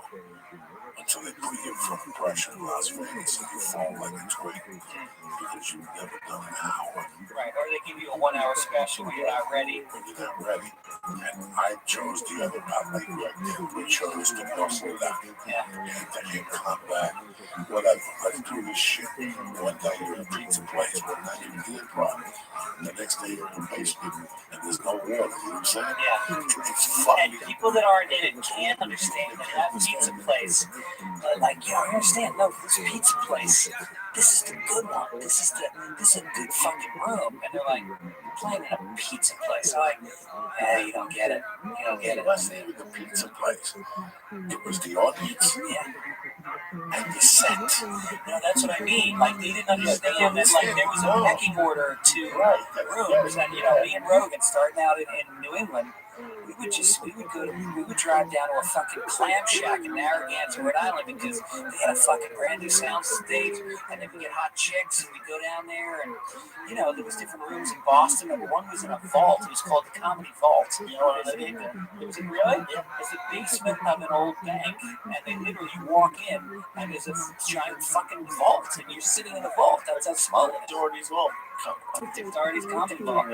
And it was a fucking crazy. It was so good that even when I was getting paid, I'd work there for free, and I would have to stack chairs after my set, and I would still do it. That's how good it was.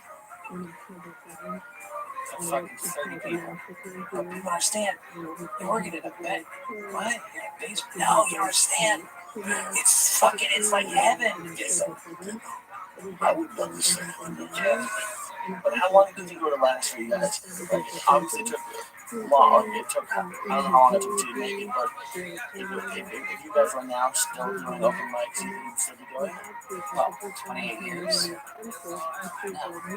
it's a problem. You have to come to terms with yourself. Let me take a second. What if you've always been a comedy enthusiast? And what if on Tuesday nights at the Red Onion, they get 65 people, and he only does a fucking open mic like he's been doing since Jesus left Chicago. He's got pictures of everybody who came through there to the spot, he doesn't pay him. It's just a hot club, and it's been there. Yeah, so why would they do it? Like I think you're going, if someone did an open mic on Tuesdays every week for a while. He started a little smaller than I anticipated this evening. You just got pulled over by a car. That mushroom took me for a week there for a second. I'm trying to save you, but I can't remember either. No, we were talking about like when you guys started doing comedy, if right now you're still doing open mics. No, but there's a guy somewhere that has a family that has a job that makes $160,000 a year. His house is paid for. He's got 2 cars. He's got 3 beautiful kids. But he fucking loves comedy. And every Tuesday night, guess what this guy does? He goes down and he battles it out every Tuesday night. And guess what? He doesn't have a chance in fucking hell. He wouldn't have a chance to, he just doesn't have a chance. But it doesn't matter. No, it's like being in a garage band. You go scalp a guy from fucking digging up a bass in his friend's garage and jamming on a Tuesday I night. give a fucking hobbyist. There's comics who said to me, what the fuck? But he's just a hobbyist. Yeah. Maybe he's got a wife.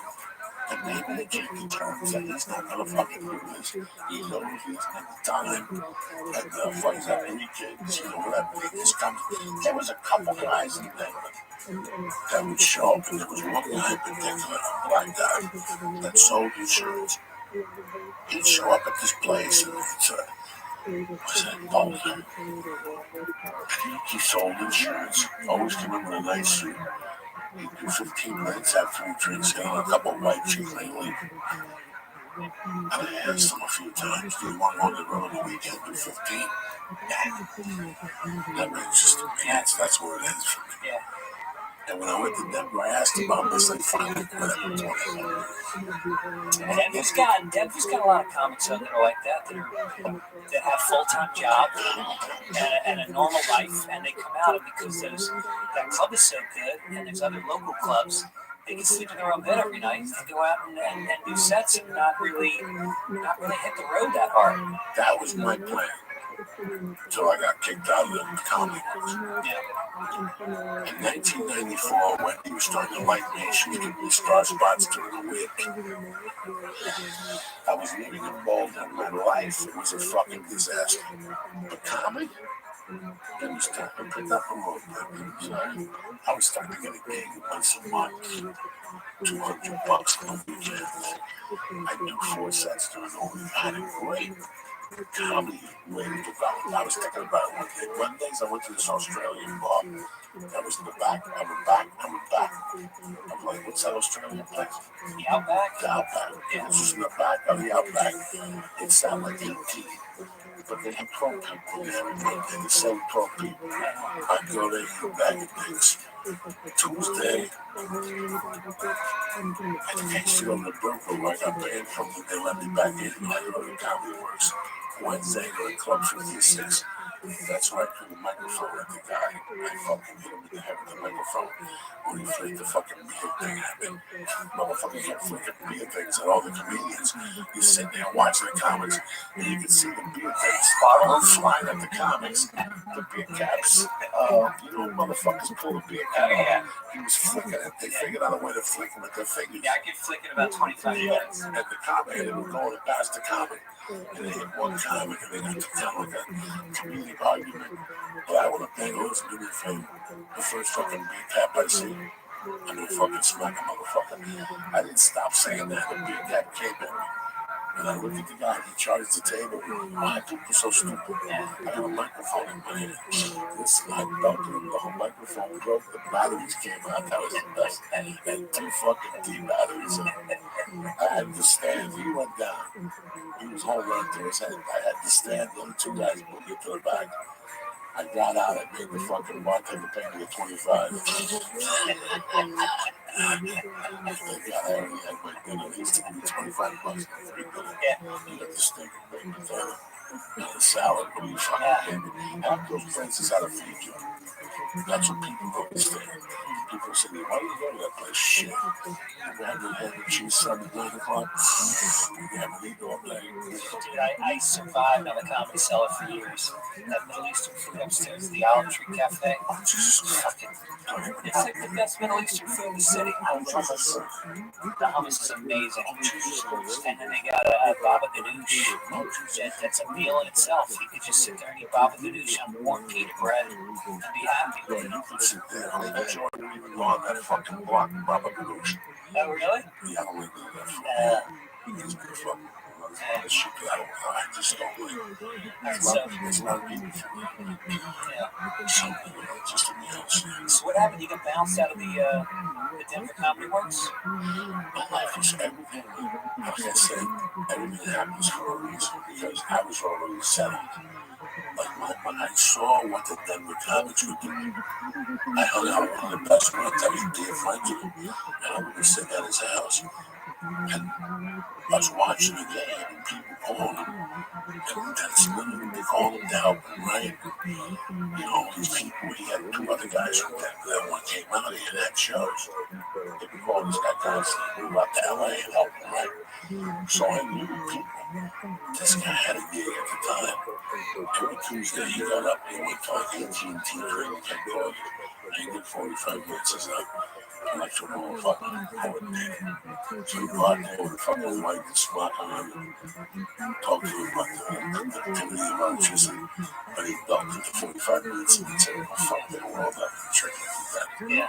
He'd go on a blue envelope to push the envelope, and he'd suck it back in. And he was great, this guy. So, and he made tremendous money doing that gig. So he sell. So I saw how these guys were doing. You know, radio was a great thing. Yeah, there was 3 stations, and 3 radio stations are free. So they gave you action. A lot of people just started going over there, hanging out, and writing pieces of things on paper. And after 2 years, they gave them a job. You show up 2 years at 6 in the morning for free. You imagine that shit? 2 years, 6 in the morning for free. After 2 years, they go, "You're on the payroll now this morning." Yeah, they will give you insurance like key or anything that's even important. You fucking momo. Yeah, and now you got to do spots until 1 o'clock in the morning and then get your ass up at 5 a.m. Come in the snow. Fighting snow in Denver in the winter. But I said, okay, I had my daughter, I had an older daughter. I just don't need to talk. I tried to reach out and get 2 weeks ago.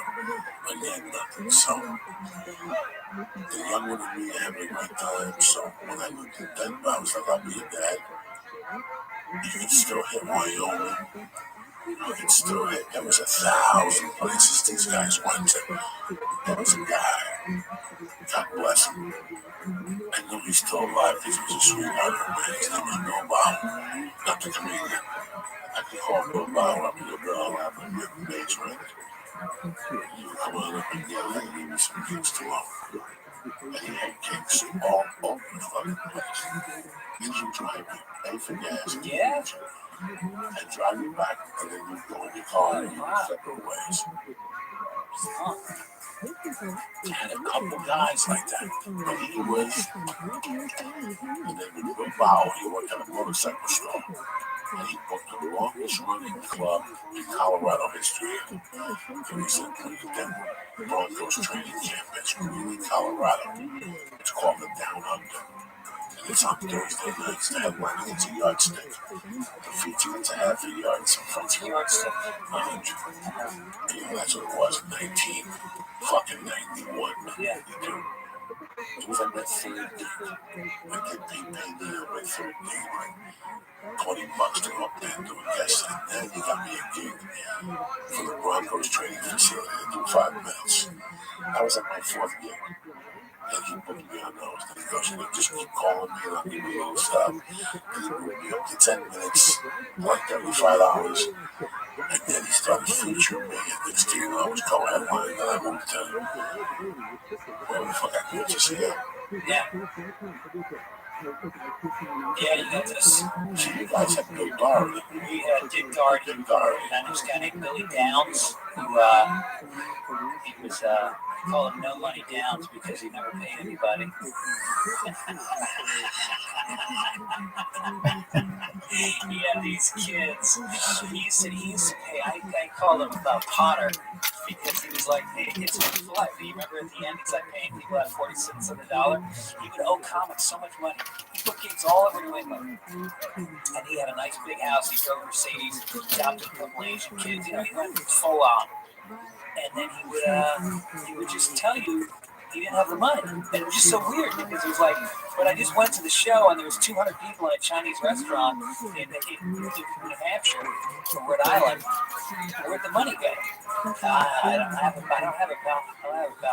And so we would just build up where he owed every comic in Boston money. How much money do you owe? Oh, thousands of dollars. I mean, I was an opener, so he owed me, I think he owed me $1,200, but I fucking needed it.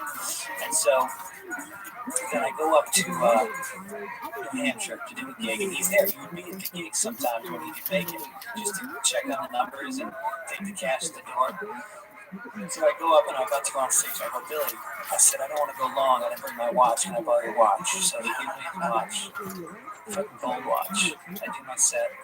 I duck out the other side of the stage. I go out the side door. I jump in my car. I drive 2 hours back to Boston. I get a call the next morning. Hey, pal, Bill Downs, pal, you accidentally forgot to give me my watch back last night. I go, that was no accident, Bill. I go, the accident was you not paying me $1,200. I said, let's make a deal. And so he goes, okay, I can give you $800. I go, no, I already appraised the watch. I go, the watch is worth about $3,000. So I'll take the whole $1,200 in cash, in a bag, meet me at Dunkin' Donuts on Brookline Avenue in about an hour and a half. And he showed up, and he had a smile on his face. He respected me. He gave me the bag. He goes, you got me, pal. You got me. And he fucking walked away with his watch. And every other comic heard about that shit. One guy said he was going to steal one of the Chinese kids. You know, it was an uproar. It was the Wild West after that. No money down. I burned a couple of times for 50s or 25 minutes burn I had, which wasn't even a burn. I didn't have, I mean, I was my rent was $400. My child support at the time was $365. Between the cocaine and the fucking cheeseburgers, I couldn't make the bills with it. I just couldn't make the bills, you know. I made some months I broke even. So I worked at National Rent-A-Car as a car wash, and a buddy of mine got me a job. He was like a fitness trainer. God bless his soul. He would give me like $100, $200 to deliver flyers for different parking lots up front. Who does that this day and age? So I got a car from National, which they gave me like a one-day rate. And I had the car for the weekend. My friend said if I drove down to Phoenix, I could showcase for the clients and get work at all 4 clubs. I was like, that's perfect. That's how I started my career at MCs. Drove 15 hours, slept in the car, all gas was out of my pocket. Get there, the guy puts me up, showcase, walks me to the office. Gives me 3 weeks of work or something. San Jose, Minneapolis, and Phoenix.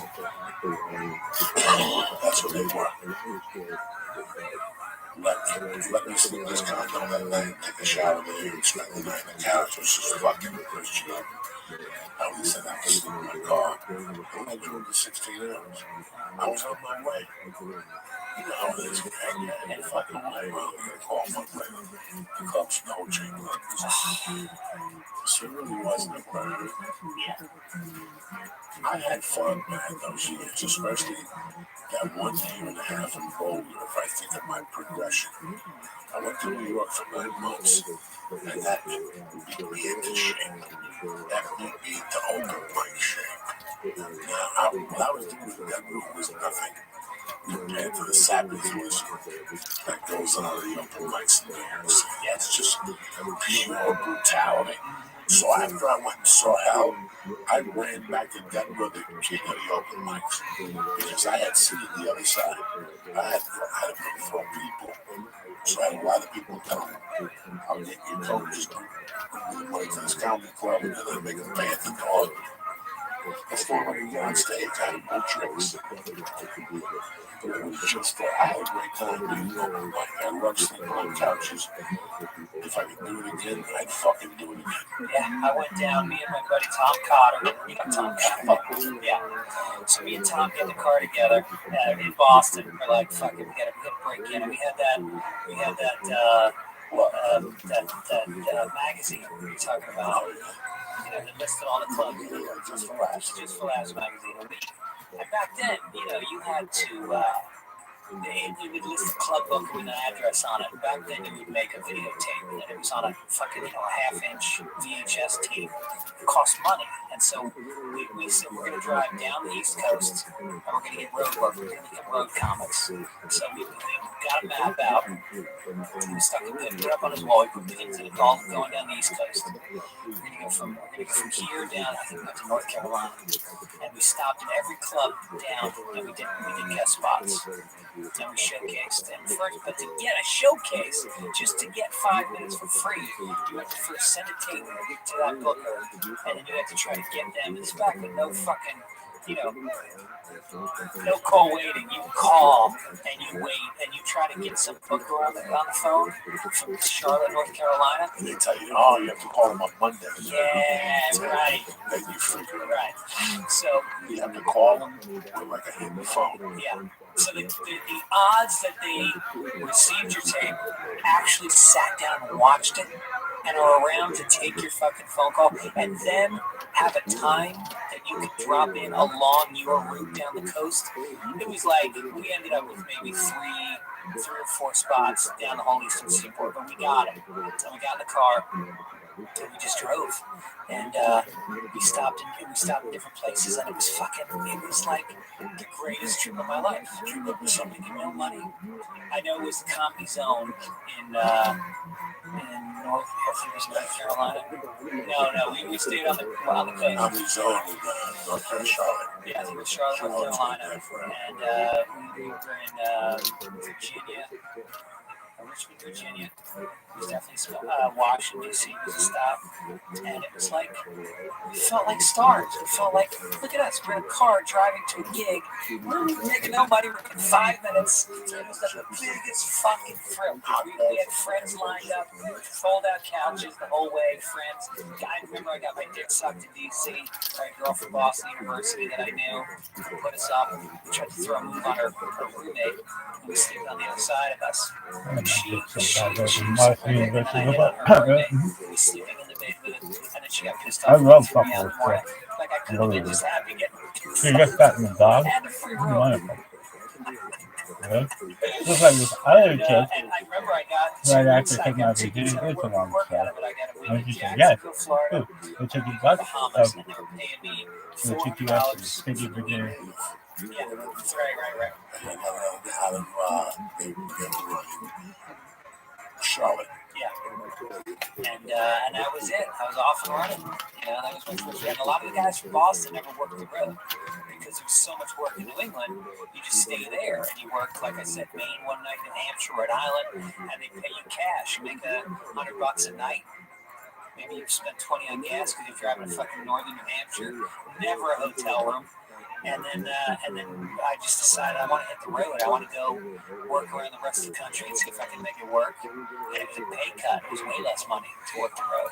But I knew that was the play down the road, was to become a headliner by, going on the road. I knew I got to LA and I knew I had always wanted to get this, and I'm not going to sit here and try to work in LA. And I just went to the big two cities for 6 years, a weekend. Staying in a condo. 450 condos, making response. Fucking dirty curtains, dirty tub. 2 sporks. There's no silver, just 2 sporks. But you see, but then again, you go to Michigan, they put you in court, whatever, where they have free breakfast in the morning. Courtyard Mary, like one day I got to Michigan a day early with no dough, a box of change and a 6-ounce veggie and cheese from Subway. I land in fucking Detroit. I get to the gig and then I leave talking about a day early. I'm like, okay, thank you. They're like, tomorrow at 3 you can check into the Courtyard Marriott. So I went over to the Courtyard Marriott like a boot today. I just slept outside the Courtyard Marriott. Was it the winter? I was like, I'm a born day weekend, 1995. Yeah. And I fucking, this is a crazy ass weekend. Like I drove to Michigan from Boulder, Colorado, in a car that was a soldier. Like if I could find this car today, I would buy it out of respect. What I put that car through was a Datsun B210. Oh, yeah. Four-door white with blue interior. The air conditioner just moved it. I've never known a car that was that cold ever. I remember the summertime having to turn the fucking air conditioning down. The air conditioning was old school Japanese. Like they invented this Suzuki Maki where they got in with a bomb and they can't feel fucking. It's fucking crazy. This air lasted. No, that car was a different car. But this air lasted. This car was, it lasted for 2 years of, let's just say, Boulder to Detroit and Baltimore. Those are two cities that gave me work. And that little fucking car filled up. The back had a little section just for the metal thing for the radiator, duct tape for this, a spare tire, a blow tire just to get you up a little bit. I had everything in there. Like a little Puerto Rican, like a refrigerator. And I'm in Detroit. I went that night and tell me bad news. And he's like, where are you checking in on? I'm maybe about 3 months away, but you're like, and I went over there with the security guard. There was no security guard like going to the property. And there was like a tree, and I went into the tree. It was about 5:30. Don't want me blowing the sun was out. I'll never forget this. And I'm sitting in the car going, I put the seat back on. And we had music on, and the car was 3/4 full. But I had a box for change. I must have had $30 in there to change. I had like 4 joints. This is how bad life was. I had like a half a sandwich. And this is today. And I'm ready to go up. And all of a sudden I can do it. I fucking look at it. It's the clock. And I fucking go to pay for it and call it and go. Alright. And I go, oh, I was thinking of getting a hotel. They go, don't. We're going to put you in one. You have a suit? I go, yes. I go, put on a suit. A suit?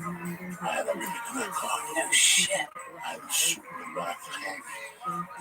Really? What I did was, I took the fucking tube and put it in the back. Oh, yeah, I've seen that rug warrior trick. But I left the section open. I left the section open for my head. Yeah. Just in case I had to sleep there. I could breathe in that thing. If I'm good.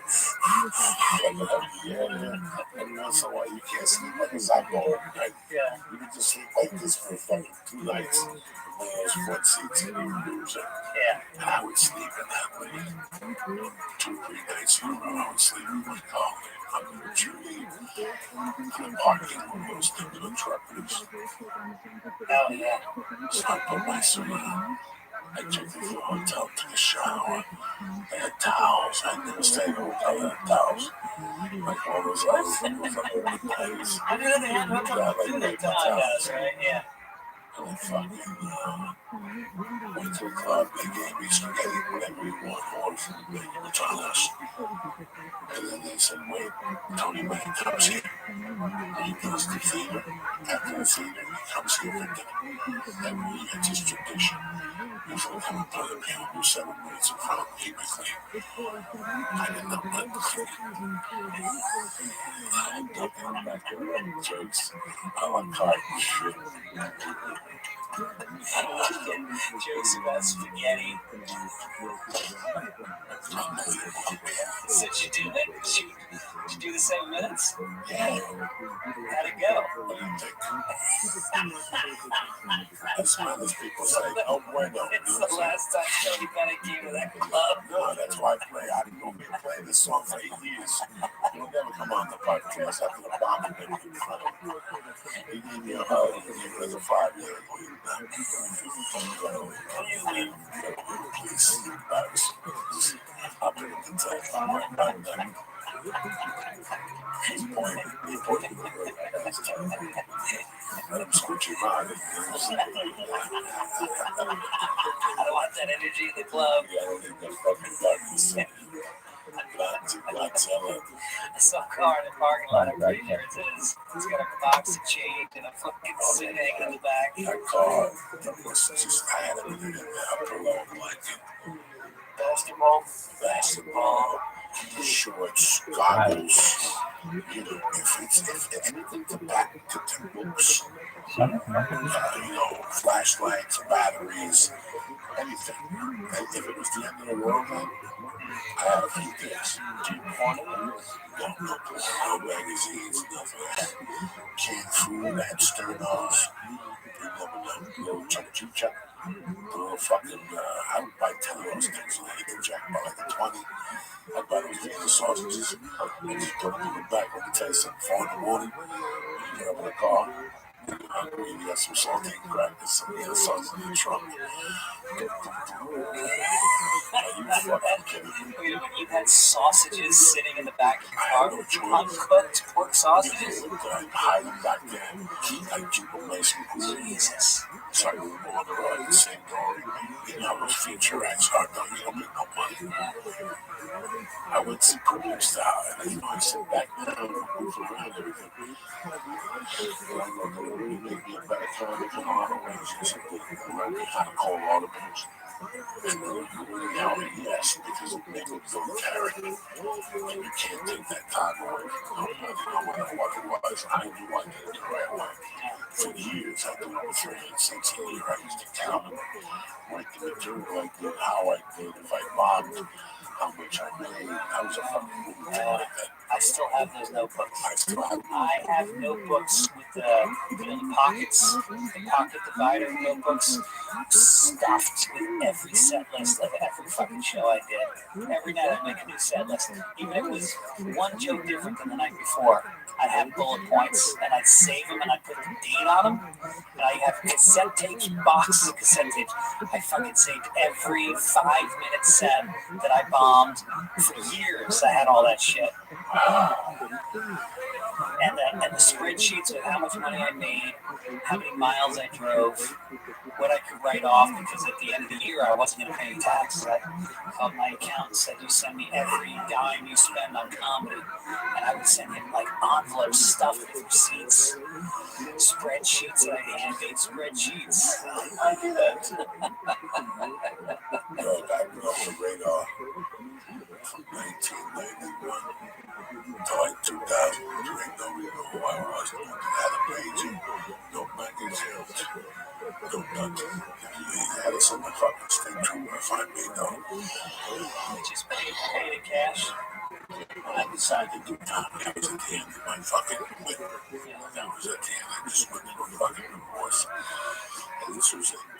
There was no, I got an uncle who got a restaurant in Boston. There was nothing. This was it. I had done it all. I had burned every bridge. And this seemed like logical. I don't like working days. It's nights and you drive and you travel and you sleep in hotels. I like all those. I love all those things. So I signed up for those triple runs. I would do 6 weeks to roll those triple runs. I come back to the comedy store, I'm fucking pro. You do 6 weeks of it, if it's half the week, some more. You don't know until you get there. When you get the schedule, says, be careful, language, it's a morning rule. Oh, now you're fucking timing. Tuesday night, so it really teaches you how to be a comic. And I would always go comedy clubs in between. And get set, you know what I'm saying? So if a night ended in that story, Oregon, I go Arby's and try to do a guest set. And I go in there on a Sunday night for 5 minutes just to see Wade Howard's doing it. So I love it. I wish I could go on a triple run now for 3 weeks and tape it with 2 dudes at this age and see how crazy it was back then. It's roadhouses, right? Yeah, but it's like Thursday, Friday, Saturday. We have to drive all the way to Idaho. Or fly to Idaho, get a rental car. That's the way to do it. You drive, you fly to the biggest location, and when you end up, you can get the police and you fly home again. Because it's 90 below grade. Yeah. There's no reason for us to drive 2 days to get up there. Might as well pay the fucking flight ticket. And you gotta fucking rent a car 10 miles or 3 miles away from the airport. You're saving a bunch of money right there. Yeah, that was a thing in New England. It was never a hotel. It was never. No, there's no hotels. That's just you understand. So sometimes you have 3 drinks and you have to be a fucking car. That was where you try to hook up with a waitress. There's always a friendly waitress, and you get the word from the other comics. Look for Angie. Angie's got to pull out cash. She's got a 3-year-old, but he goes to sleep around 9:30. You're good. You're gonna have to get up early and get out, but it's a place to sleep. I've lived in so many people's homes, like that description. And you be standing there, like, you driving back to that, like I was thinking about it. You know, me and my boyfriend live a mile from here. I love you to sleep on the couch. And you know, like, there's this chick wanna fuck me. I'm not boyfriend, I walk through. And then see me go over there, he's cool as fuck. He sparks you up. She changes, she lets her titties hang in front of you. The reason's gonna happen when you go to bed. But they leave you, they feed you. It's all the time. Yeah, that motherfucker never gets featured at some fucking hotel. Every last man right back there, make yourself comfortable. And you're like, oh my God. They're gonna come here and fuck you.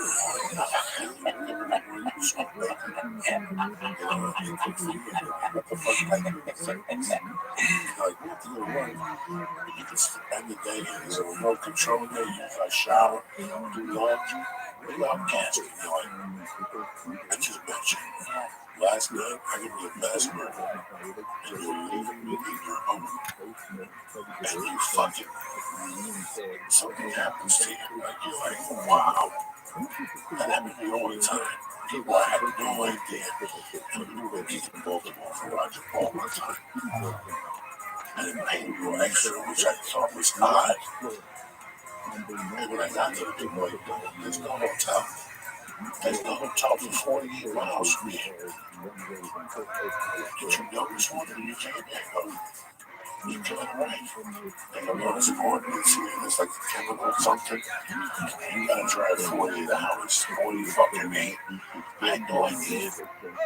You know, that's like at midnight when the show is over. For somebody to drop, there was no Uber. Why would they still do the show if they can't have hotels there? They fuck because Roger Paul told me there'd be a hotel there. That they were going to take care of me.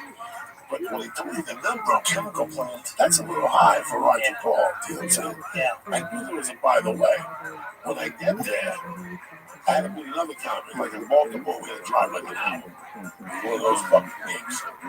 It was Baltimore paper until you got there. They were, by the way, it's an hour boys, whatever Baltimore, then it's an hour west from Baltimore. I think they killed 18 people that town or something like that. That's a little bit of details on the way.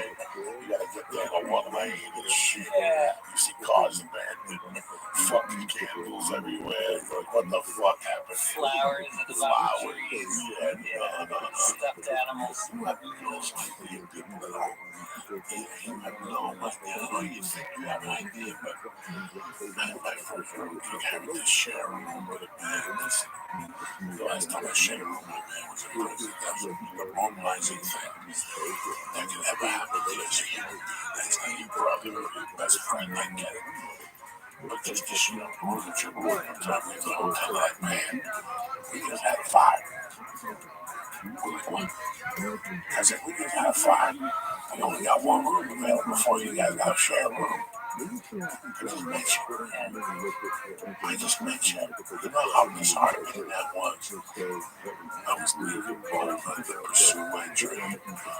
And I get to the hotel, and my hotel was on fire the week before. So I got to share a room with this fucking schmuck. That's how my life opened. So a lot of people after that would just go, fuck that. I'm not sharing a room. I shared the room. We had Chinese food together. We told stories, and then said we went to bed. We took off the light, slept with my clothes on, and I from my head.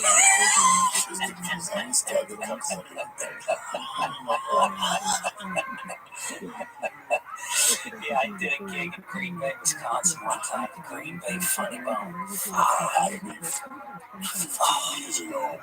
Oh, 20 years ago. Yeah, 20 years ago. closed. It was booked by the same guy that booked the Funny Bone in Indiana. Michawaka. It's still open. Michawaka. Funny Bone, Indiana. The town is called Michawaka. Michawaka. It's surrounding Notre Dame, one of those colleges. Yeah. Nobody knows about it. That Funny Bone. That one in Green Bay, man. It was the worst fucking gig because it was like a warehouse. I almost felt like it had a tin roof, and there was no windows, and they all chain smoke. You know, there's people in Green Bay. They all wear Green Bay Packers. The women wear fucking Green Bay Packer jerseys and jackets. They're all overweight, and they're drinking. You know, when they bring up the buckets of beer instead of just a beer, and then everyone's chain smoking, and they're fucking terrible. And then you leave, and they bring you back, and I'm staying with again. I'm the feature act, so I'm making $400. I don't know how the fuck I drove out there. I did a tour. I did Chicago, and then I did that.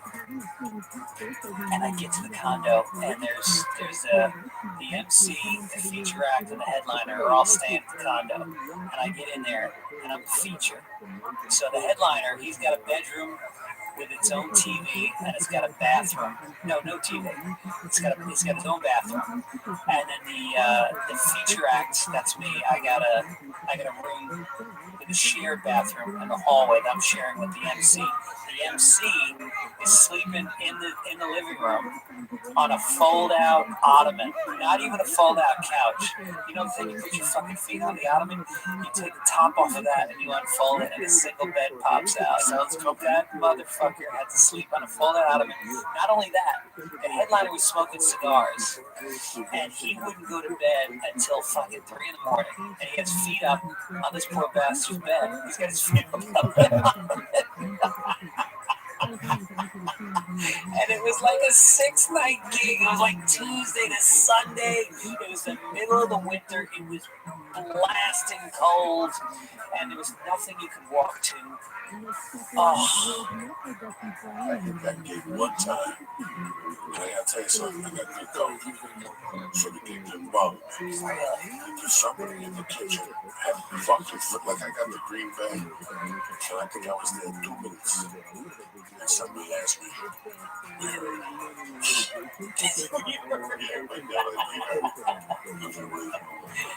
they got something for you in the back. Go in the back, bring $40.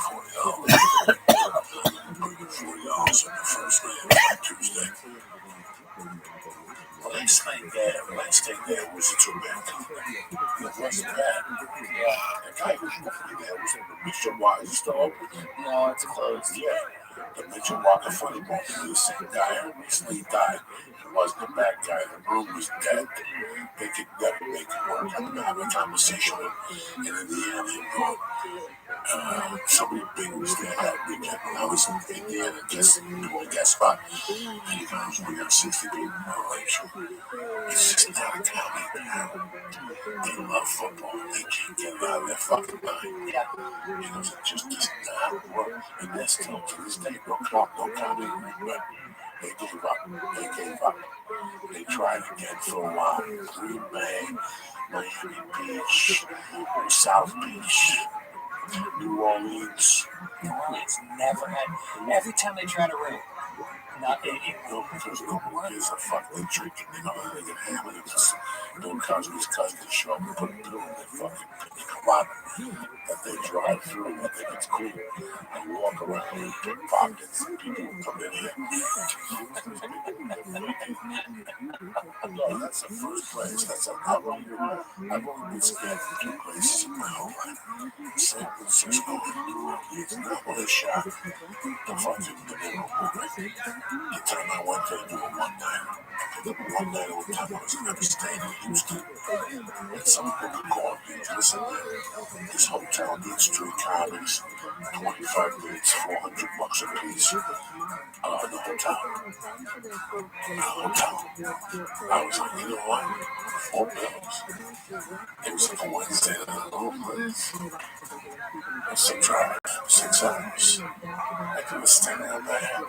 I rented a car and shot down in New Orleans. became a fucking headline, or I think I was headline. And next thing you know, they fucked her. I get there, I do the gig, and the gig was horrific. I never bombed so hard in my life. He was like, I can't believe I bombed so hard. I got cocaine within 3 minutes. I just stood there and somebody came up to me that you have something with this. I said, Gino, I felt it was a fucking boulder. I didn't talk to nobody. I didn't talk to nobody. Dog with a bone. There was no pictures those days. There was no hugs. There was no CDs. I knew the singing me person. And if you ask, oh, my God, I got something on the comments. Directly from the stage to your room. Yeah, I locked myself in that couch against the door. It's just that's what I'm saying. You should have fucked up. I'm saying you should have put the couch against the door and shot at that fucking thing. Oh my God, fuck you. I would go up there and I almost rotted to death one night. I was whacking off. I was sweating to death. We made it with coke. That was crazy. That's crazy. I'll tell you where else I lost my mind. At the Cleveland, at the Improv. I went there twice before, and it was calm. And then the third time I went there after a long shot, I didn't sleep for 2 days. I didn't sleep fucking Saturday and Sunday. And then I played Monday morning. Traffic to the museums. Oh my God, that's terrible, isn't it? So how you doing, my friend? I'm pretty good. We do some shout outs and shit. We talk great about a few things and we'll get the fuck out of here. It's a beautiful podcast, Wolves. Nice. What's up, Randy? Good to see you. Good, Hang. I needed this. Beautiful. Johnny Cruz, Mind the Breeze, Paul Cunningham, Billy Barrett, JT, Murray Liker, Mike Vendamiri, whatever verb, Rabbi, I'm sorry, Mike, yeah, Regan, Babies, Bell Director, and Overtracks.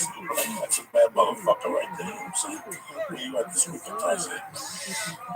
Let's see, next weekend I'm going to be at the, where am I going? Dr. Grin's, Grand Rapids, Michigan. Oh, shit, with the Christians. Yep. Sending my love with you. That's That a is good the club. home of the Christian Good life club, right there. good fucking menu. Yeah, that'll be Then fun. where you going? Then I'm going to be in Spokane or Spokane, Washington. Whatever you want to call I'm it. going to be there November 2nd to the 4th, and then I'm going to be coming out to, after that, to Atlanta, the Punchline, November 18th through 20, and then after that, Nashville, and after that, Tempe. So go to fitsdog.com for tickets. Home with the family, baby. Sometimes I do, but it's got to be the place I want to be. I got a couple offers at places that I pictured a lot of sadness. You know, it's got to be a place where I know some people, or I feel like there's going to be things to do. Yeah. What I'm thinking about doing, to be honest, as I'm important that Wednesday, Thursday before New Year's, right after Christmas. What day of the week is This is a Saturday. that's 3 years in a row. It's been on a Saturday. Double check. Yeah, I did Portland for New Year's 1 year. It was fucking great. It's always It's great. Portland has become this fucking It's a Sunday. New Year's Eve is a Sunday. Yeah. So that means you would do Wednesday, Thursday, and I have to stick around. Fuck no. I'm doing Wednesday, Thursday. I come back Friday morning, the 29th. I come back, I spend the night at the house in LA. I relax with the baby. This Saturday morning, me and the wife are getting the car. We're going to go to the tour. On this way down the other way to the beach, one of those places. Got a hotel with the family for 3 days. Nice. Why not? We work like savages. 3 days, 1 hour from my house. You're saying on New Year's Day, do that. The day before New Year's Eve. And New Year's Day, you head home about 2 o'clock. We did that. We drove to Utah about 2 years ago. We drove to Utah, stayed in a fucking small town, that little ski hill, bunny hill, nothing. But the kids were learning how to skate. We went there, and we just spent 3 days relaxed, away from all the chaos. There's your friend. We watch a High School Musical at night, going like watching High School Musical every night. They played 1, 2, and 3 nights in a row. We were there every night watching it. It was fucking great. This year I'm home. This year we're gonna do, go down to Venice Beach, set off the fireworks, throw a move on the old lady. You gotta do that. A little vino. Not me. Maybe I'll take some of those mushrooms. Yeah. Too much. Right. When the girls Xanax calls at the mushrooms, calm your dick down so your heart don't beat. Right. What the fuck you think you do? People don't need Viagra. Their heart starts to slow down. You know what I'm saying? Yeah. I took the bag one time. I almost passed out. All the blood left my head. Years ago, I was coming to the street with you.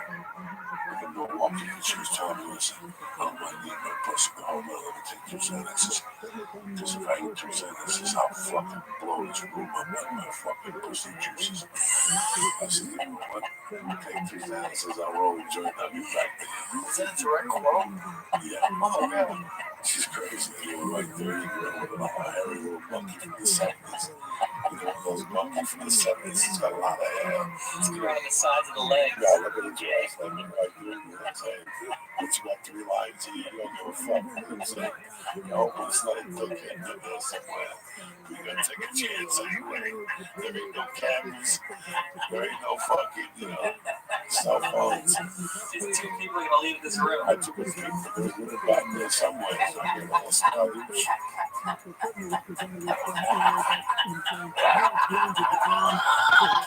You're all trying to help me eat back. Yeah, 2 minutes. Don't worry about it. Take your Xanax. Come on. Oh, yeah, I'll blow love right to the face. You know what I'm saying? When they come somewhere else. Yeah. And I heard that once again. Somebody said they buy Xanax so their wife sees it, so when their pussy comes up, it's like, oh, the same will happen for me. Give me likes. So I was trying to pop those on the beach, maybe start with that. Maybe a mushroom, do like a little pollution cocktail. You know, give mom that little mushroom hard dip, you know what I'm saying? Give her a load of that mushroom, sperm in her mouth.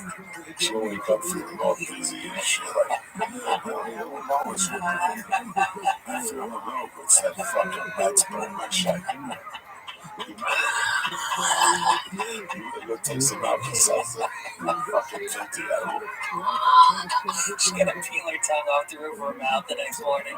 It's stuck. No, you gotta shoot the heck. I don't give a fuck right now. They don't even know.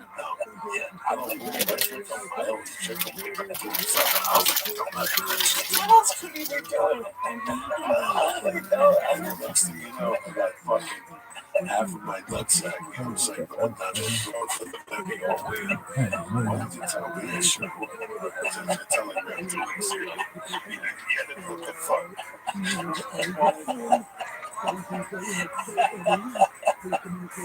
Yeah. Every time somebody ready to bring it down, so I really come on your face. I couldn't get to it. And they just look at you as they spin their wiping their tongue with toilet paper. Those are the fast that they go home the rest of the night. They talk to you like a Twitch. You fuck their world up by shooting the fucking one of those 3-day loads. You have a wipe at night. You took steroids. You smoke that and shit. Well, the cemetery oil. You got hit that a few times. Your sperm is definitely in this time. You take a couple shots of that and see what comes out of your head. You ask those football players, if you bring them back to life, this movie is just, you have some weed cool coming out of your dick. That's the way it is. Yeah, well, then I can't, my wife knows you must have been for 3 weeks. Yeah, you never know what I'm saying. You could jerk off more. My wife said that to me one night. You could jerk off more. Which came out. Oh, yeah, you have no idea that shit. I can't plot it to my wife. I set her up sometimes. You know what I'm saying? And I better watch a movie. I don't really want to watch it. I check her out the video. You know, it's like before the movie starts. I jerked off in Cleveland. It's the name of my new book. And I'm sitting at the desk, and I look up. I don't know what I was thinking, but I googled eating ass, lesbians eating ass, and I start watching it. And you know, middle of the day, I get the curtains open. There's a fucking office building across the street. I don't give a shit. I got my pants around my ankles. I'm sitting at the desk, got my naked ass on that plastic chair, and I'm spanking it to girls eating each other's assholes. And so I think, and I stop halfway through. I waddle over to the bathroom, and I get a hand towel, and I bring it back to the desk, and I throw it on the ground in front of my feet, and I jerk it off. And all of a sudden, I come like a banshee. I haven't jerked off in days. I come like a banshee, and I thought, oh, this is fucking good. And so I go to pick up the towel, and I look down, and I came all over my sweatpants. I thought I had some trajectory going. It drooled straight down. The only sweatpants I had to wear for the whole fucking trip. Once I fly home and so I ran inside. I got another hot towel. I'm wiping the sponge off my sweatpants. I got a hairdryer. And that shit won't come out. No, I thought it was out, and then I just put my pants. You were a long shirt. So wet. I thought I was a monster. I thought that sperm must have gone 6 inches easy, straight down. 60 minutes. The heat is definitely Yes, I do. And on Thursday, I leave town to the road with the fucking hand. I walk around with like 3 shots of lead in my little road. What is it about being a dad that makes you go, oh, you're disgusting? Because it's right there. It's right there, the road. You can fuck your road. There's 1,000 things to your road. So you wipe it on different parts of the road each day? No, I'm looking here with the road. That's a different combination. These animals get a cup and jerk off into a cup. And jerk off into a robe. You fill the animal, you might give you one. I use the robe for a fight, you know what I'm saying? You jerk off into the road. That's when I'm in the hotel room of the road. Usher's family. Usher's family. I just jerk off on the floor. That man comes in 3 days later. The hardened floor got like 19 stains. I walk over and everything. It's like a forensic fucking. When I'm in a hotel room, it's disgusting pain. I'll jerk off in the tub and I'll fucking put the cat down. I'll let it grow for 2 days. I put the no disturb sign. By the time the baby goes in there, I got sea monkeys in the fucking I've been there feeding them toenails and shit. Are you standing up in like your kitchen? Like, let's say I'm at the computer, right? Let's say I'm at the computer and I got my notebook here. My whole setting's right here. I got 4 plugs here. I got a light. I got the menu from the Chinese restaurant. I got rolling papers to this desk, the new sweater. I got everything right here. I got my pen working. I got my nicotines up. And I'm watching TV right there. And all of a sudden, something, the phone comes to me. I close it right there. Is that my gangster? That's my gangster. That's what's happening. There's a mirror right here. There's a fucking window here with the air is blowing to your back. So you fucking get frustrated because you have to put a minute sweatshirt on your own fucking office. You know what I'm saying? It's not even your office. It's your hotel room. It's your own fucking office. Right there. I take that out. My phone. And I just sit there and my head is open. It's always like a it's like a garbage can that first off after 44, it's trajectory leaves. A bunch of cum juice comes out. It's tremendous.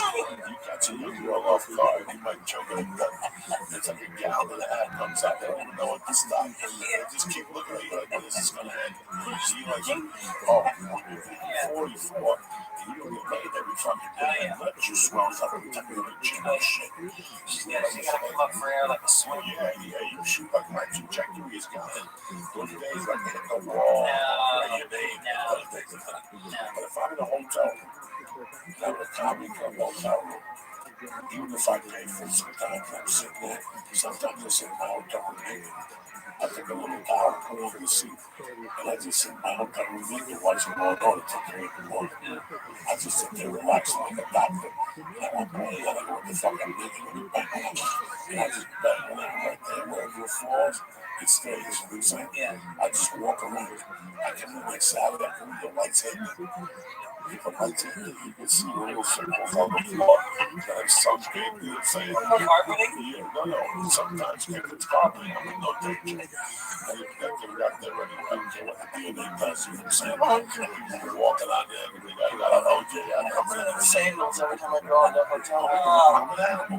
Oh, yeah. I'm an animal. You gotta assume when you go to a hotel, the guy that's taking it from you is an animal. First thing I do is wipe down the head fucking board. You can rage wipe down the head board. No. Next thing you know, you got your balloon with his balloon. You scratch it like a fucking banshee. Yeah. And then you go on the airport through the plane. Before I sit there, I wipe that headrest. God knows who would. Johnny Rastafari is sitting there. He hasn't washed his hair in 2 years. Because he loves Bob Marley. I don't give a fuck, okay? You gotta wash that fucking mop on your fucking head. Put some water on it. Cologne, put a bag over it when you fly. You're scaring people. Fucking creature feature. No, what I do is I get to the hotel room and I turn that thermostat up about 2 more degrees and I take all the covers off that bed. So those covers are not getting washed. No, The sheets are okay. I just a sheet only. I hide those things. If they give you 2 beds, I rip the blanket off the other one. I put the head down the fucking penguin. Yeah. And it's never cold enough. Yeah. It's never cold enough. I gotta bring a penguin fucking Yeah. So when you jerk off on the road, do you watch porn every time or do you freestyle? Oh shit. I take it back to the 8th grade, bring it back in. This chick was on Facebook. I saw the other day. It's just something things in the 8th grade. I take it back to that fantasy. You know what's weird about that? Is that you're jerking off to a 15-year-old woman. Yeah. Your memory of her was from back when she was 15, 16 years old. I said, you weren't there for 15 more than 20. I think she was very dumb. I think your grandfather did because you were underage then. I looked her up on Facebook and she looked really good. Yeah. Then I was looking at one of her pictures and I'm like, Jesus Christ, she could be a piece of ass. Yeah. I knew it. I knew her real sister was a piece of ass. What creeped me out about this part very much. I know that.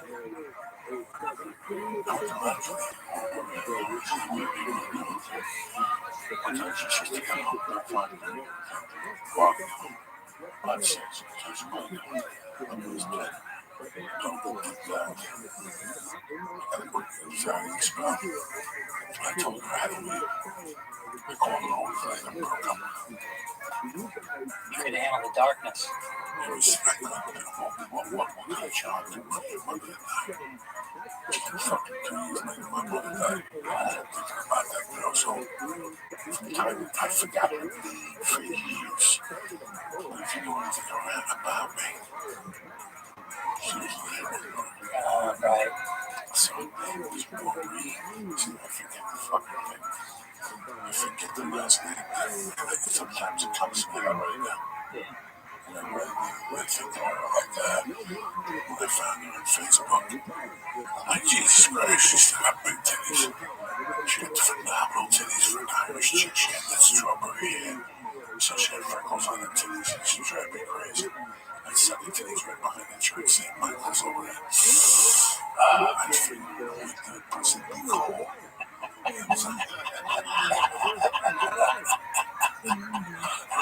That's actually that muff so big. She's gonna bag it up with Joey. She was beautiful. You think about all that shit. I was telling you that you were stopping your life. You look at this 2 18-year-olds who books my life. And she's back and she's 18 going on 22. He's 18 going on 19. He's a dumb fuck. But they're going home because the mother's not coming home till 5. And they basically go home and chasing out and fuck like savages. And you think about it, that's never gonna happen to you. But that's never gonna happen to you. That young love When you walk home, you're gonna sleep. It's gonna take me 25 minutes. You gotta make out with her and suck a neck and then rub a pussy. And she'll put her hand away from you. Then you go for the kid, you fucking playing Spider-Man. Then she finally gives you that chin and you rip your shirt off the next and you finger back into your fucking jeans. Finally your pants come off and she starts crying. She can't do it. She's happy. It is time. Runs gonna kill you. And you start figuring out like a savage that she was a teacup of death. You flip over the cassette tape outside too. That's it. It's fucking crazy. Yeah, it's exactly the just tape on. Just to bring girls to your house and to make out with them, just try them. It was such a pleasure at that age, people. I never understood. I'll never get over sucking tits for the first time. How old were you? 8th grade, so what's that, 13? I was 13 years old, but this girl Claire, she had big ass titties. Jewish girl with red hair, big tits, fun girl, great laugh. And she let me suck her titties outside up at Rockefeller. The Rockefellers had an estate up in a park up right in Tarrytown, right across from Tappan Zee Bridge. And we'd go up there on the weekends. We'd drink an 8-pack of Michelob, sit in the woods, and then try to suck tits. And Claire let me suck her tits. She's 13. She had new ones. Oh yeah. What's on it?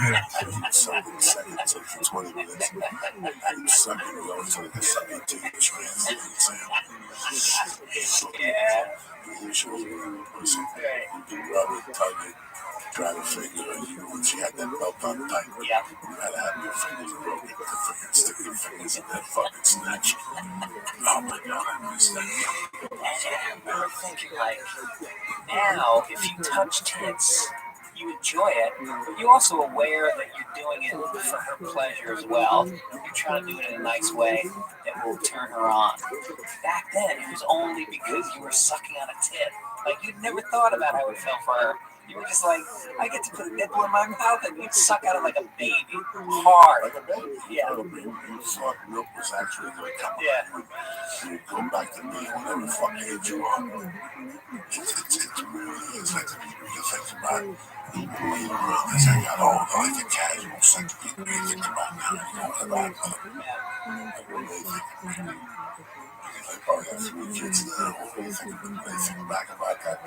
All that in their minds, like most people. You know, I remember all that shit. Sometimes I say, what's going on? So you tell them old stories. It's so vile. It's so disgusting. That alone is a lesson. Don't try me on the road. I think it's with anything on the road. It teaches you a different side of life. It teaches you humanity, but it also teaches you people can't run and you're away from home. Like even outside, you like Rambo in the first movie.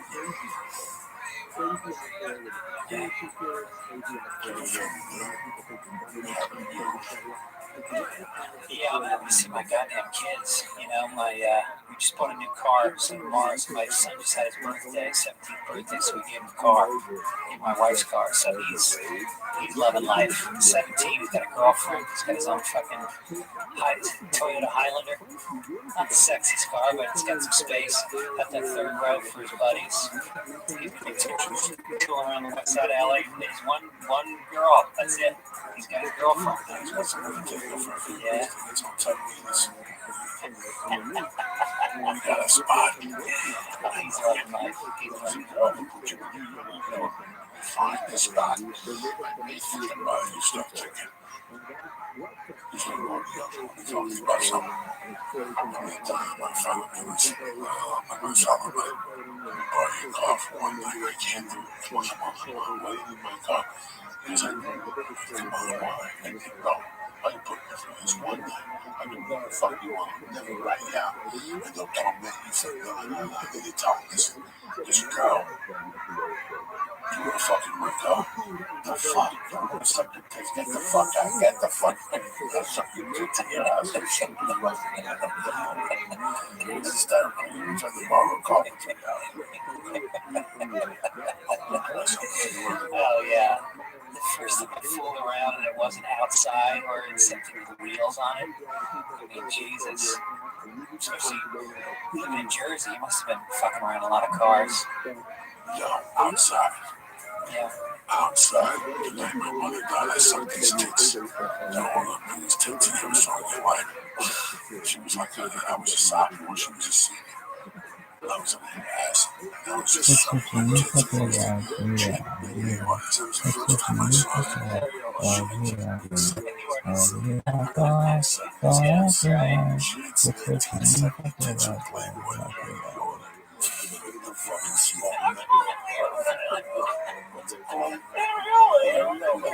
Areola's the circle, right? Yeah, I'm in the circle, not the nipple. I'm learning something. The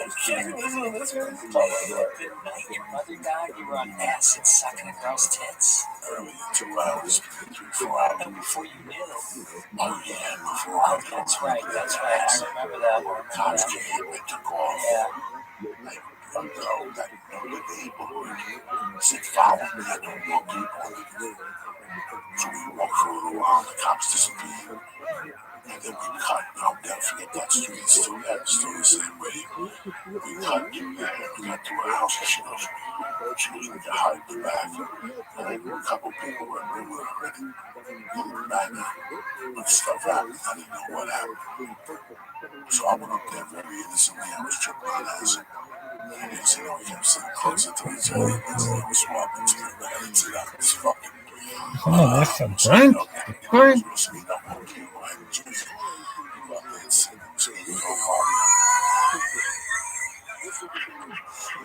Oh, no, I don't know. It's like a little mini tent. You put in your bag. Are you serious? It's like a little gazebo? It's like a gazebo, so I'm back there with the pool furniture. How romantic. Everything's back there put away. We got a tiptoe back there. Just 2 days earlier. And I'm back there sucking those tits like a fucking rose on the OP. That's what they say. It's called a tit machine. Tit machine. You see this show, it's a machine. No, I've never seen that. It's tremendous. They show a picture of a woman.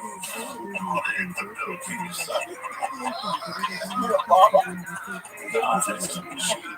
You put your lips on there and look at the lady's picture. You thank Jesus for your fucking. You got another meal 4 days. Something gives you a present, but what you say? You sucking that tits and the wrinkles come out. That's right. Working a hand underneath. Fucking think you do it. You know what I'm saying? People don't really think about that. I got a couple of dates. I'll be in Tampa Thursday night. We ain't fucking around. Listen, if you're in the Tampa, Sarasota, Clearwater area, we're not fucking around this weekend over there, right? Bring your guns, bring it all. We're taking Tampa. Improv.com. Go to Tampa, click on Uncle Joey. That's gonna fucking save you weekend. I'm ready to go. I'm taking a 4-hour flight. I'm ready to spit somebody's fucking face. You know what I'm saying? Yeah. I'm ready to go. The following week, I got Lexington, Kentucky on Broadway. Nice. That's a good fucking club. Last time, some guy said, fucking fat motherfucker. We're Christians and he walked out. Only in Lexington, Kentucky. He'll be back. What's your plans? You gonna write another show? You write your own shit. I want to get excited about doing another 1-hour special. I got the hour together, and I'm putting it on tape over the next couple of weeks, and then we're gonna go out and see what we can sell it. But I feel like it's been 2.5 years of working on this act. I'm ready to fucking put it up and put it behind me. Because it's solid. It's all transition. It's all chunks. It's ready. And I'm not going to be doing it in 6 months. You know, and then make a t-shirt. You sell t-shirts, right? I saw my one. No, that's what I'm saying. Yeah, some t-shirts online. Yeah, I don't have any. I don't have They come with it. No, I mean online. I gotta make a t-shirt. I make a t-shirt. You fucking grapefruit. Grapefruit Simmons. Fucking Irish. MKA before the movie comes out, Stinky Clean. He's off. Century Market Frozen. So you write all that on one t-shirt? That's Scarface. Oh, yeah. It's the Harvey Weinstein's gonna do that. You're a fucking drug ass. You're talking about missing out. You don't say that. Imagine Harvey Weinstein works on the house. That's a big deal.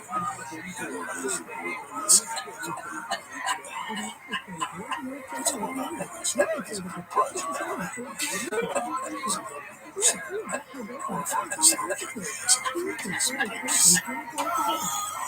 This job pays 600 G's up front.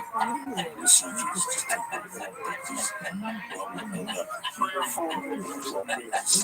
have my office and one of the contract on Monday. Why does he only have one eye? He was on the travel, you know. Things happen before you actually go. Because the story wasn't sad enough for I don't fucking him to know. take his eye out. That's the next thing I'm on the Harvey boys. That's where I'm gonna go. He's already started burning shit. Yeah. If he fucking has got a bunch of pervert, he's got pictures. Oh, yeah.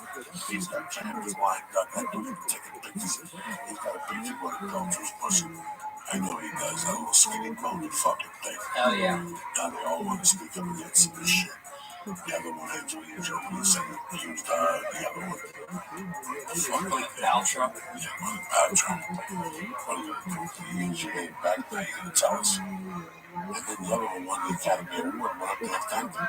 Yeah. So you got no credit, no fuck over. Yeah, I know, it's a little Up there saying Harvey Weinstein's with some of the Asian things. Yeah. Over at Rick Fitzsimmons' house. And you don't even know where you don't know where he's going. All he sees is fucking lights. You know, so. What's up with you? Looking confused. No problem. Just checking with you. What do you want tonight, Lee? Well, take any mushrooms or coffee? A little bit of... Feeling good? You know, feel fine. Mushrooms. I don't know. I feel a little bit Acidic. Yeah, not really. They bad. Did you taste anything?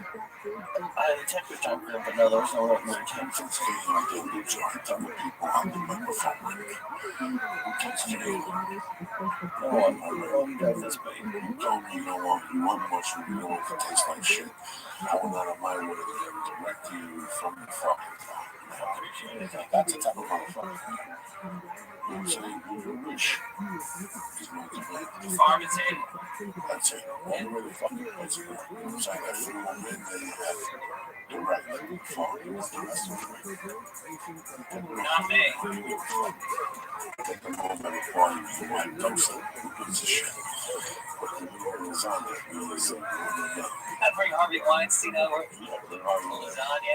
I put on the Harvey Weinstein, but it's not. Like a chick Cosby, don't know. Right now is the time to attack Harvey Weinstein mask. Yeah. Tonight I'd be out there stopping just shoot on. Is that a Halloween costume? You think we're going to wear that for Halloween? Oh, fuck yeah. Yeah. Yeah. Please, but tonight I'm about the Harvey Weinstein face. And we'll shoot on in Santa Monica and stab a motherfucker. I want my career back and stab him and the best. All points were for Harvey Weinstein. There's fucking niggas. Really for a few years. We saw you know that was a counseling. I said counseling. I'm a dinosaur. I gotta catch up with these modern ways. That's what he said. I grew up in the 60s and 70s. You know, we talk about the 60s and 70s. It's like in the 60s and 70s. I see some fucked up shit. 50 years ago. So, you know, she went to the club. She had none before.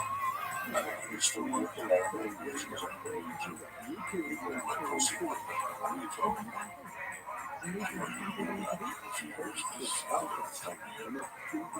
Poison, yeah, flowers. Trust me, I just really check the baby poison.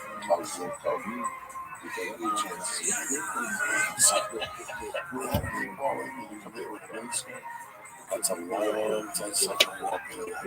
I know it's a salary, like fucking blue, You open that one. Not me. Right. Chart, not Dahmer. Yeah. Yeah.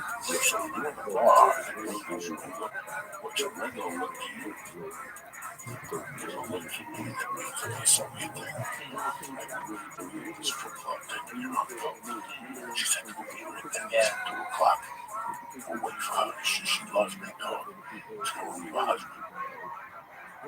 It's like, oh, you know, bro, you fucking girlfriend.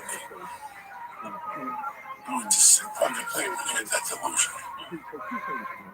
Yeah. I'm going to do this weekend.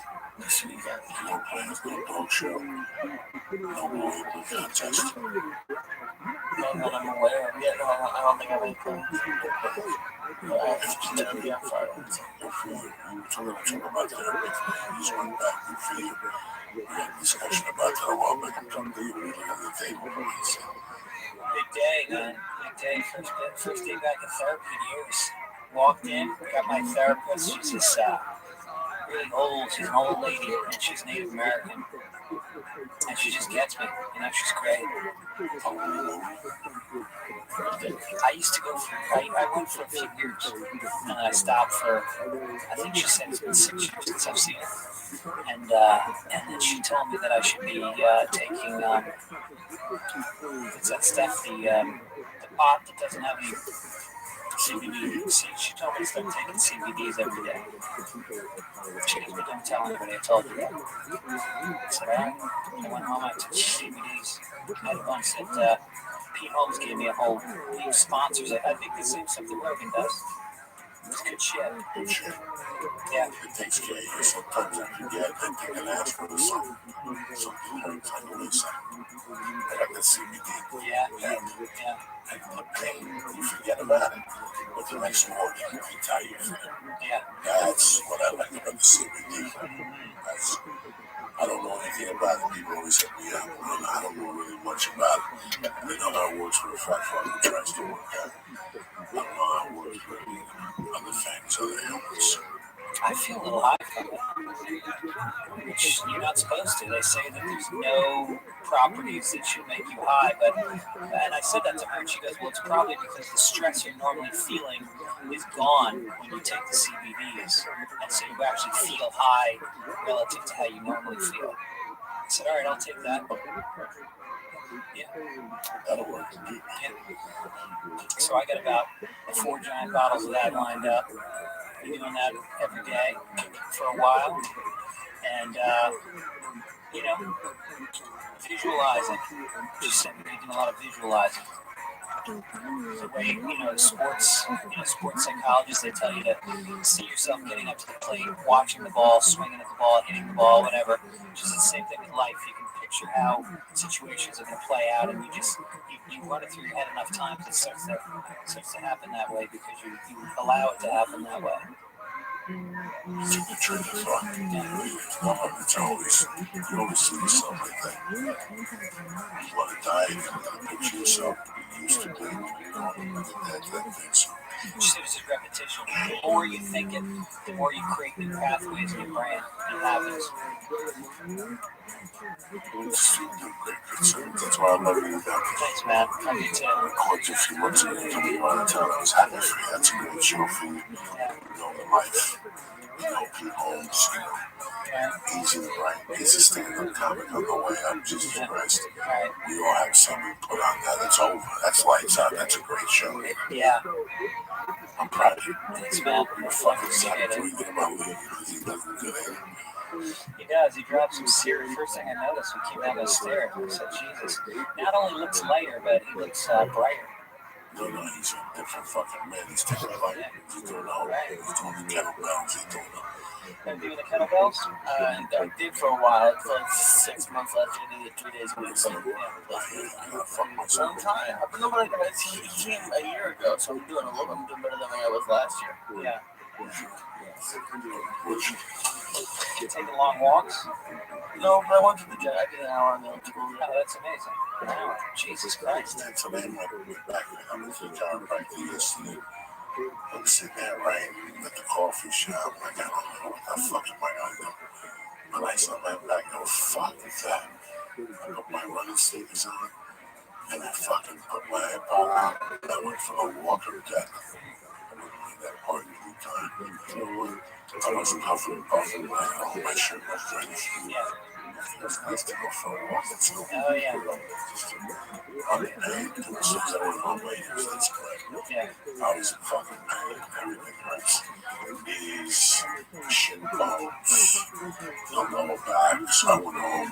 I took a shower. I was right there in the bathroom. I ate 6 under my tongue. I feel a little better now. And my eye, you fucked up with little kids. I just added to the body count. It's going It's like I told you at the beginning of the show, the left fool around you. Lynch believes that being a ride-sharing driver should be fun. If you're having a good time, show your passengers. And that's what everybody says about Lyft. Everybody says Lyft drivers are the best drivers out there. Now, Lyft knows that their drivers will keep them moving. So they do everything they can to make sure their drivers are happy on every trip. It's a simple formula. Happy drivers means happy passengers. Maybe that's why 9 out of 10 Lyft rides get a perfect 5 rating. You earn hundreds of dollars a week plus tips. You want to earn more money? Drive more. It's never been easier to give yourself a raise. Lyft was the first ride-share platform with tipping built right into the app. Because getting tips shouldn't depend on your passenger having a crumpled bill in his pocket that he did blow out of 2 years ago. You keep 100% of the tips, and they add up fast. Drivers have been paid over $200 million since the feature was introduced. And Express Pay lets you get paid almost instantly instead of waiting for weeks for a check like some Moldovan. Lyft has even taken the guesswork out of pickups. The new app device uses color coding to help passengers find their drivers. Listen, knock it off. Join the ride-sharing company that believes in treating its people better. Go to lyft.com/Joey, Joey, today, right now. Stop it, get up, do something. You can get a $500 new driver bonus. That's lyft.com/Joey, lyft.com/Joey. Go there right now. Limited time only. Terms apply. That was a good pitch. I don't fuck around and over here talking to these people from the heart. You're taking a Lyft home tonight, I mean. Always. White boy games, understand me? At least I had the truth. When you were like your little blue apron guy, you looked good, you lost weight, you were doing it, you were sticking to it. All got the job, you got busy, but how good we do it? It's great, and they're making it even better.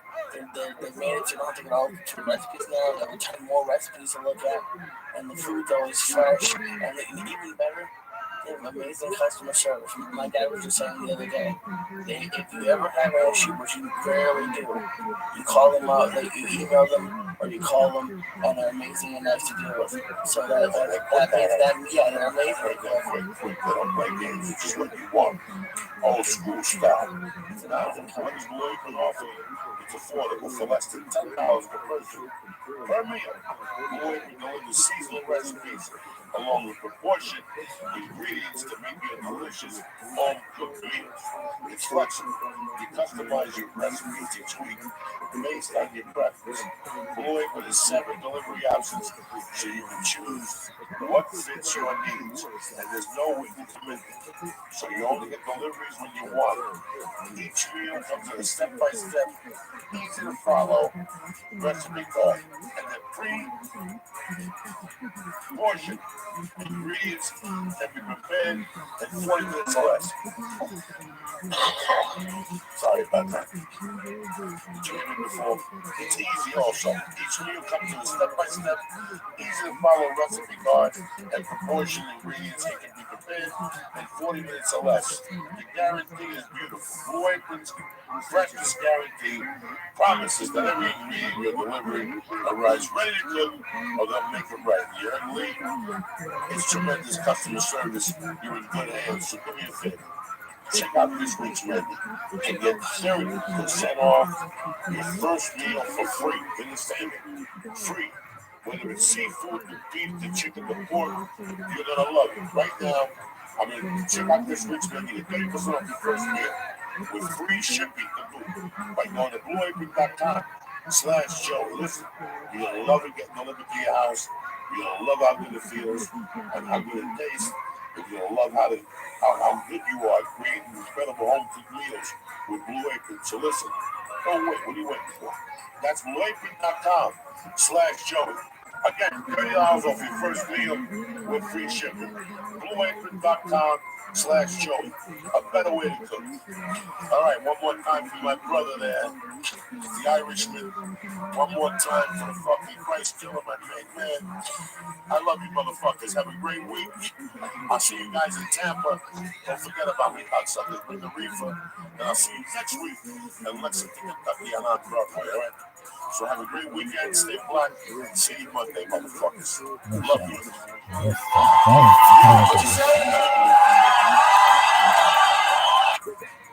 Greetings, boss niggas. This podcast is brought to you by I Hate My Boss, the newest podcast. We're wondering, need workplace advice? Go listen to I Hate My Boss and subscribe to it wherever you listen to this podcast. This podcast is also brought to you by Nature Box. What do you want when you want a snack? But all you can find is junk food. Rely on your self-control to resist temptation. Please, you eat that junk food. Start snacking healthy with Nature Box. Right now, Nature Box is offering our family 50% off your first order when you go to naturebox.com. Also, the days are back. It's time to wash that muffler. Go to hellotushy.com right now and get 10% off your portable bidet. Never again will your asshole stink like 10 dead fucking savages, you understand me? Anyway.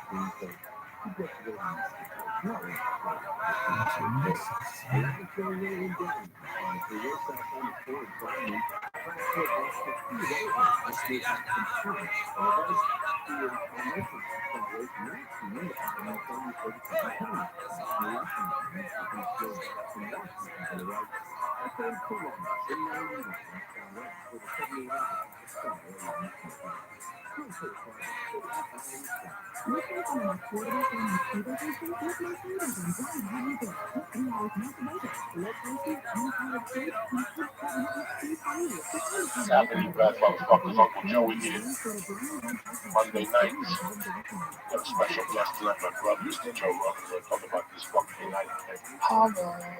Joey and I were talking about how bad flying was this weekend in Buffalo.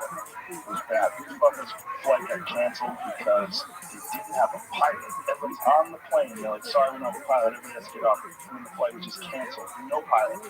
Our flight got canceled because the tires didn't have the air in them. And they had a fly tire that we were supposed to leave at 8:30 in the morning. Didn't wind up leaving until we took off. We hopped on a jet flew to New York and caught a flight from New York. We were supposed to fly in Chicago. And they changed from 8:30 in the morning. They kept moving it up and up. I got notifications on my phone. And they didn't move it up to 4:30 p.m. We didn't take off then. We took off sometime after 5 p.m. It was hard. I don't blame them. They were fucking slow. They were slipping. How the fuck don't they slip a tire?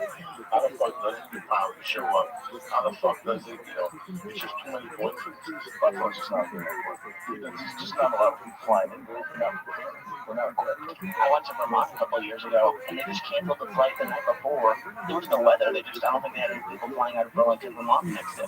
That's probably exactly what it is. Yeah. So we're going to watch this thing tonight where a passenger apparently had a ticket, was in a seat, and they wanted to get a crew member on there. It was like 3 or 4 crew members on the flight. So people who had tickets, who paid for tickets, were going somewhere. And they told this guy, they just ran with people. They told this guy, you gotta get up. You want to actually drag him off. Check this out. It's gonna piss you off. And imagine this is you. United didn't slip anyway. So this.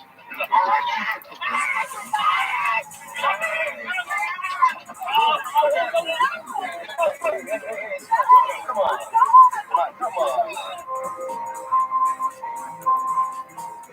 It's over the flight. Random flight kickoffs or standby crew of MC. Take them on the head of our own. Just a few more. The man was chosen at random and refused to leave the seat.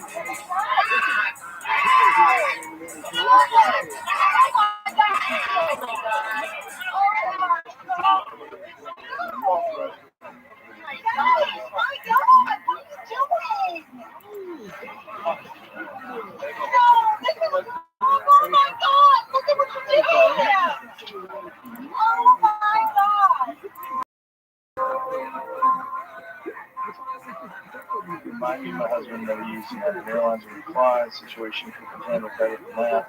Now these people are freaking out. And the more people find out about this over today and over the rest of the week, that's fucked.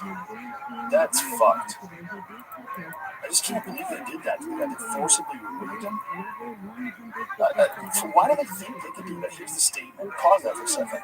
Flight 3411 from Chicago to Louisville was overbooked. After our team looked for volunteers, one customer refused to leave the aircraft voluntarily. Okay, look what they just said. After they looked for volunteers, one customer refused to leave the aircraft voluntarily. You look for volunteers, the guy's not a volunteer. That's refusing to leave voluntarily. That's a nice way of saying you took a customer and you fucking assaulted them, and law enforcement was asked to come to the gate. Keep going. We'll pause it because their statement continues. It's getting really bad.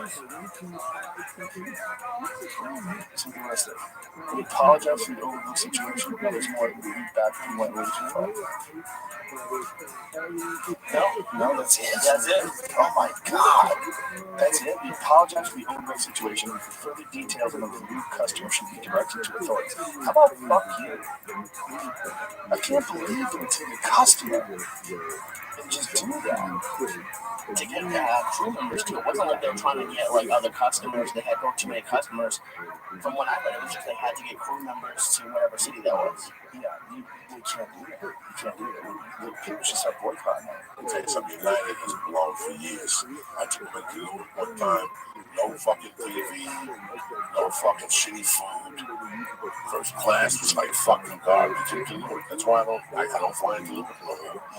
You know, I love whatever Virgin, but they can't get me back in the door. So I'm gonna end up in Kennedy anyway. Yeah. So it's not good. Army used to bitch about it. Army used to bitch about it constantly. Fucking doing fucking quick. You know what? My life's a lot easier with you and JFK.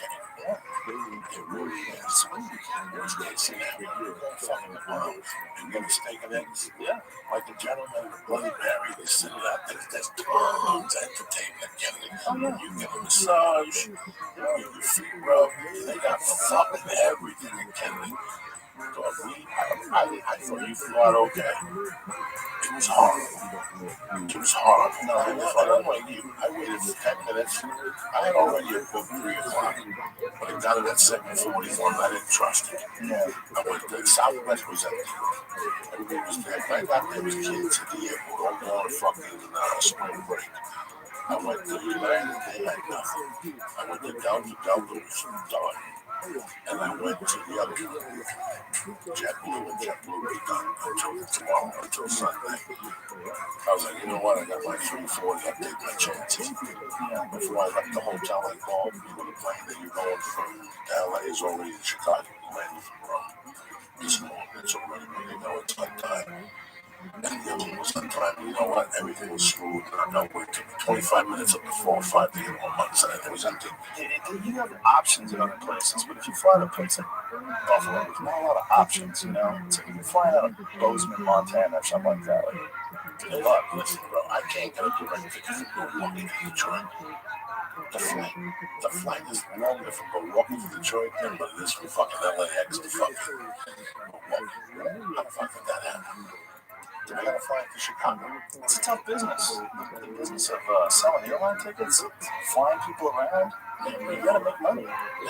But you gotta think, who the fuck's flying in and out of Buffalo? So in order for them to have packed, what's there, right? Other than the UFC, like we have a big event or a football game or something like that, there's not that. A lot of people connect to go to Canada. They fly to Buffalo. Those planes are always pretty fucking bad. Airport was empty. Mike at 3 o'clock, the airport was completely empty when I walked in. Everybody flew out earlier. I'll tell you what, when I landed in LAX, empty. LAX was Empty. I couldn't fucking believe it. I've never seen it like that. I was like, wait a second. You know, to get back in. Have you guys boycotted an airline? Like, it's weird. You can't. They have you over a barrel. You can get as mad as you want at them, but some airlines only fly certain places, and then the cheaper ones you gotta fly them sometimes. I bet a lot of people got boycott United after that. Yeah, but until the next vacation, like you guys fly a lot more than most people fly. Yeah. I think when most people fly, it's just whatever airline's cheapest. Yeah, but if people have an option now, I think they have to choose. My first choice is always American. I know where I'm going. I know where I'm going. If I go to New York, I'm only going Delta or the other one. American 6 both. The Virgin's great because they're going away. Virgin's not going to be around anymore. They're merging with some Alaska. Throw some weird, then look down, no one. I took Alaska Airlines. That was the only direct flight in the world. It was Alaska fucking Airlines, a red eye. They do all right. Alaska does all right. And they fly me to Portland from Burbank. You can see Seattle too. Really? Yeah, tremendous. Not bad. So that's the end of Virgin. I'm telling you, the leader right now is that Nick. And I know you. I know the type of guy you are. Yeah, I know the type of guy you are. They got a door. They got a door. And there's a latch right here that closes your door. So you go from the door goes like a Batman movie. It closes real fast. When they bring you the food, they press the latch and the door opens. And that's how she gives you the food, like prisoner 44. I don't even know what you're saying. I don't even know what it looks like. I put this battling machine right here. I think it's like a pod. Like those exactly. Let's see if you can find that. JetBlue. I like Delta to Kennedy. It's very nice. Very nice. They got the lay down bed and shit. I'm getting really tired of flying. I know. I'd like to do a residency in Los Angeles. How many fucking people are in LA? You can sell out LA every weekend if you got a club. Like just a club. Live Del Carmen. Down there. Down there right by the airport. By our friend. That's where he has his Brendan has the office down there. Nice and clean down there, Joe Rogan. That's a good spot, but anywhere down by the ocean takes forever to drive. That's what it looks like. The pod. Can you see this thing? See close up. Ooh, that's nice. That's JetBlue. Yeah, that was a something. Yeah. How many of these they have? They have, you can only go from here to Boston or here to JFK. So the whole plane is filled with these things. No, the front row, it's like 8 rows, but you get an even number, and you're by yourself. So it's like essentially like first class. So you do it first class. There you go. That's by yourself. That's by yourself. You see that little box they give you? They give you a thing to cover your eyes. They give you a blanket. They give you a pillow. The bottled water is behind your left arm. You can't even fucking see it. You're almost nine. It's got a stack. You put your bottled water right in there. You got movies. I saw The Godfather 2 on the way there. That's the refrigerator in the cheap seats. The refrigerator, yeah, you just get up and help your fucking self. This is for everybody. This is everybody. That's so mid-flight, you don't have to bother nobody. You get up and get your fucking soda. These people getting it. It's 2017. Wow. But those front rows, I'm telling you, dog, tremendous. I was blown the fuck away. That's just like the bus. And that goes to Kennedy? Goes to Kennedy, but not from Burbank. Me and Boss, we had this conversation. This boss was like, we gotta get on Mint. I go, Burbank, there's no Mint because it's a small airport. Right. So they take a plane, can't land on there. Oh, is that what it is? Rabbi? Oh, that makes sense. That makes sense. I always wondered what that is. Nothing out of Burbank place? Two small flights, dollars and more flights. No, JetBlue doesn't fly at the fucking time. What's your flying work? Even if I work in insurance, I usually fly in New York. Yes, when I did the UFC work. From right from here? I think. I don't remember. It's long. I know it's so long, bro. I did the Borgata. Did you do the Borgata? Yes. It was fun. Really fishy. It's one of the few places, like the Borgata is one of the few places, and Hector Gracie showed up too, remember? Yeah, he was howling at your shit. That's right. Crazy. I remember. Hector Gracie's a fucking maniac. He thought all you, like the dirtier, the crazier you got, more he's like, fucking flopping around in the seat laughing. I always walk past that place. I'm scared to walk in. Tenzo's? In New York? There's some killers. They are killers. There's some killers. Super nice guys. It's a mob. You should be tapped out, but they'll be nice. Oh my God. This is how it goes. Yeah, I'm scared of them. They always make plans. They want to show up. Yeah. Fuck you. That's a great guy, though.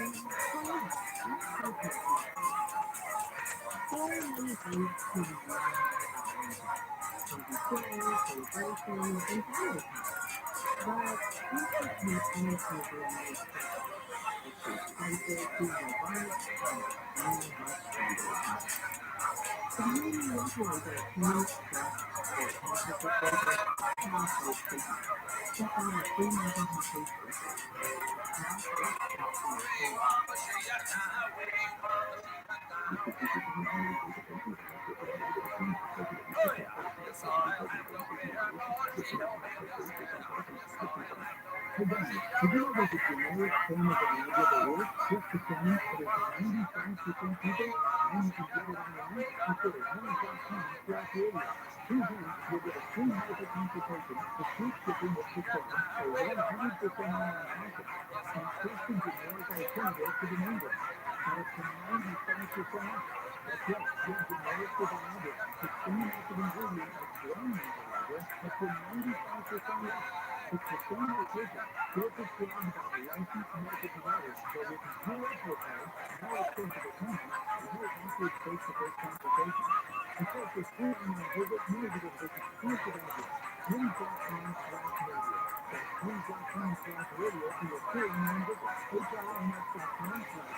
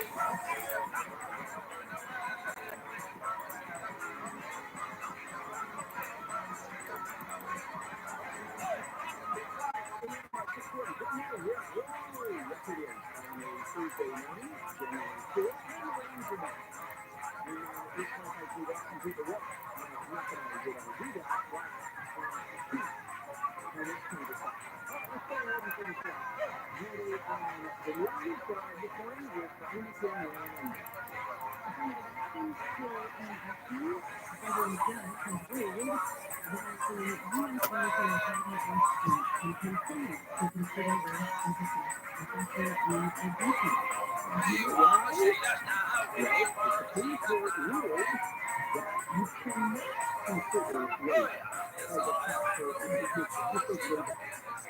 Even when I was in law school, there's some passages that you read before the race factor, but anyway, that started the attack on affirmative action. And now that Supreme Court saying you're done. You're done with affirmative action. You cannot consider race as except for the military attack. The court specifically exempted the military attack. And so they can do it. Greetings, boss sniffers. This podcast is brought to you by I Hate My Boss, the newest podcast from Wondering. Need workplace advice? Go listen to I Hate My Boss and subscribe to it wherever you listen to this podcast. This podcast is also brought to you. There you go. That's by an event. It was a series of events. It was that I wasn't taking that dirty. You got the right on that. I wasn't taking that dirty bitch anymore. That clears your mind at 30%. I had let go a lot of shit that was fucking scaring the shit out of me in LA. And that's 60% of the problem right there. Everybody had me locked in, bullshitting me that you needed to do this, you needed to do that. And all of a sudden I'm watching you and I'm watching these guys that are clean. But they make me laugh, but they're not making me laugh like the guys that are real. That took a different fucking hand. I remember us having conversations about it. Yeah, you were like, God, you could go do that. I gotta, people watching me. Yeah, no, I was scared. That's just For no reason. Yeah, it was just bullshit that they put people like, hey, you can't. Well, there was no reason, but it was holding you back. Absolutely. Because people can see what you think on the phone. Well, not just that. Like, even once you started killing, it was still holding you back. Like, there was still a lot of agents and managers that had a bad opinion of you. Oh, listen, they're gonna say we're gonna be broken state. So you deliver. That's exactly I figured out. I was talking to Tommy Easter today. And I go, Tommy Easter, he would be the funniest guy in this town. He would go to the comedy store every night and fucking destroy that room. Even though they're going the same thing called Eliza Fletcher to the Disabel. He would destroy that room. Nothing matters in this business. Just like the mafia, he's the size of the umbrella one Friday. That's when you pay attention to you. That's when all those naysayers, they eat their words and they jump on the shit with you. What's interesting is those people are almost useless now. Useless. It's uncommon. This has changed. Yeah. This has changed. And let me tell you something. I know you hate this talk, but this is the reality because you're an intelligent guy. In 2007, there was a writing strike. And these motherfuckers play games for 6 or 7 months. In reality, TV crept in. It's about to be another writing strike May 7th. These motherfuckers play games. It's gonna fuck them up. Well, it's not going to fuck them up with things like Game of Thrones or things like House of Cards or things where you need a lot of money to shoot. Well, listen, let me tell you something. When you go in this route, you put together one of these late night shows with Brendan and Eddie lighting himself on fire, whatever, from 8 to 11, put a band behind you. People gonna watch you, dog. The internet's gonna change the fucking game. If these motherfuckers fuck around on TV, if these motherfuckers don't settle this, if this goes on like the one in 2007, Periscope didn't see this coming. All these fucking companies didn't see this coming. The writers probably have a point. Like, oh, the writers always have a point. No, right now, Sam, there's nothing. The writers always have a point. But listen, it's 2017, bitch. You hesitate to escapade. This fucking machine over here has been growing since you turned me on. It's nothing but a wealth of information that grown that machine. And more people turn to that. You know, I don't do this. I don't do this because I'm an idiot. But people watch movies on their phone. Yeah, people watch see on their phone. Yeah, it's on planes, cars, They'll watch anything on there. Content is endless now. Content is endless. You don't need cable or TV no more. You got a phone. If you broke, you got an iPhone. You're trying to work things out in your life.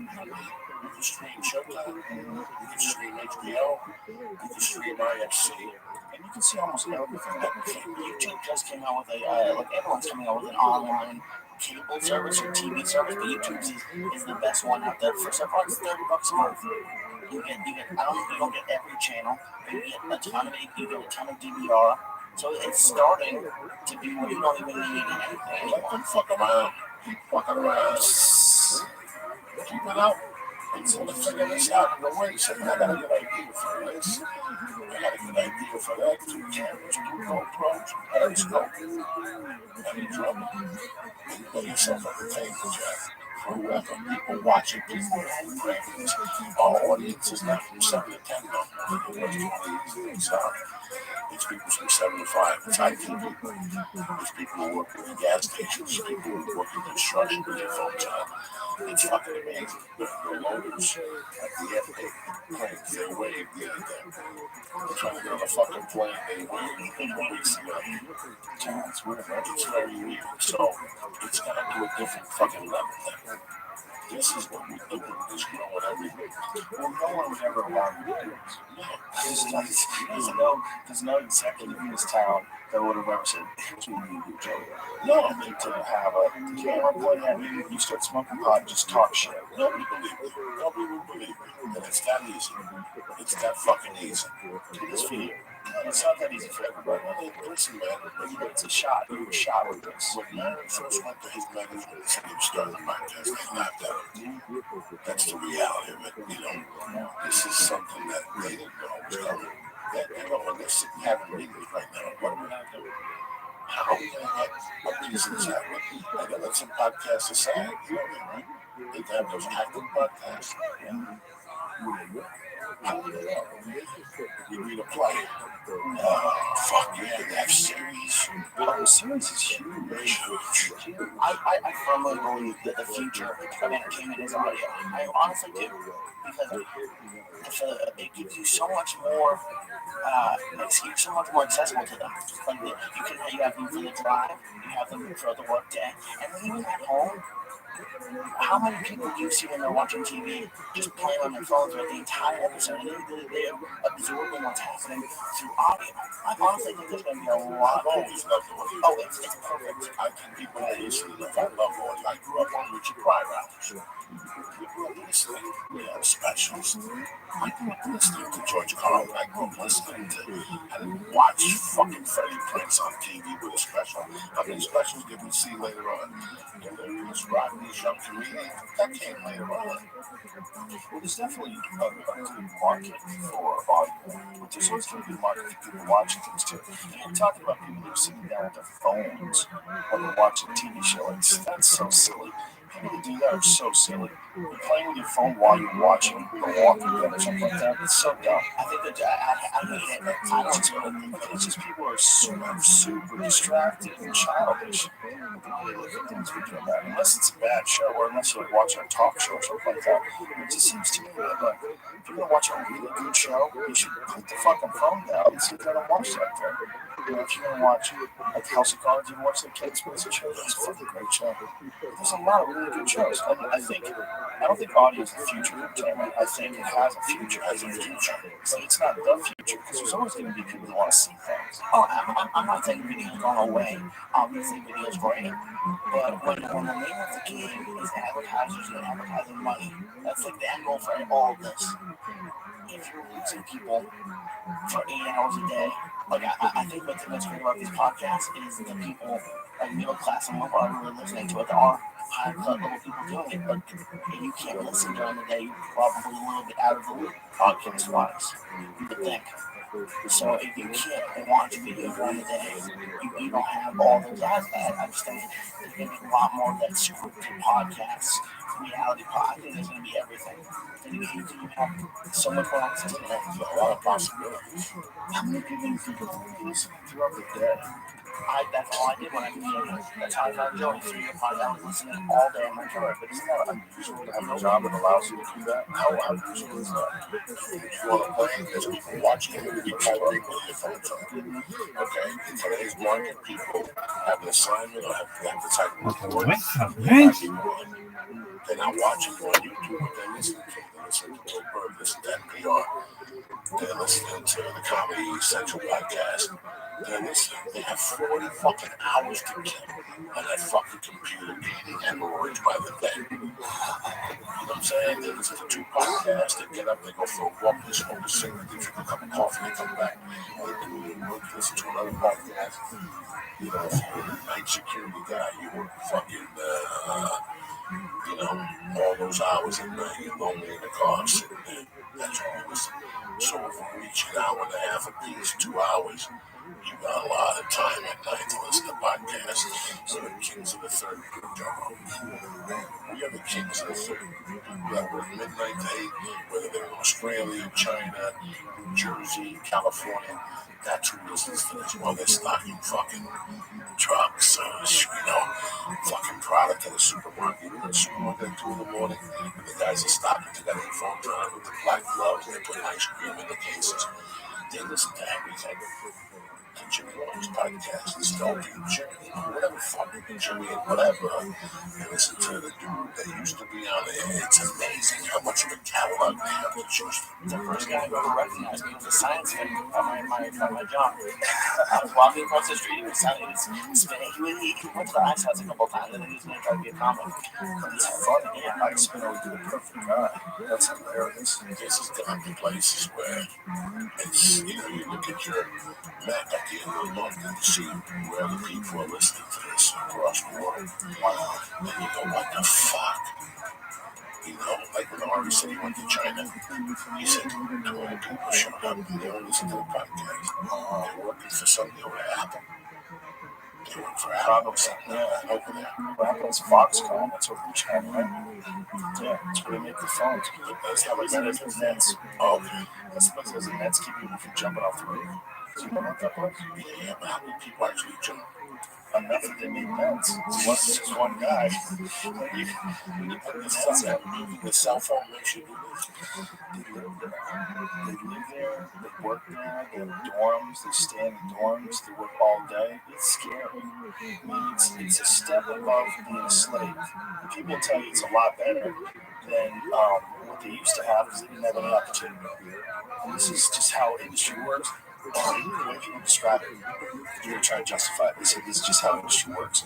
Industry works, you come into an incredibly deeply impoverished area, and you provide them with a way out, like something, or a better way. And so that better way of working 16 hours a day, people could argue, yeah, they're working 16 hours a day for $1 a day, or whatever they're working today, which is substantially lower than whatever they make here. I might be exaggerating. You can Google it. Like, how much does a Foxconn employee get per hour? But they'd say that that's how they're able to make these phones. So they can make these factories where people don't pay as much. But there's a bunch of people jump off the roof.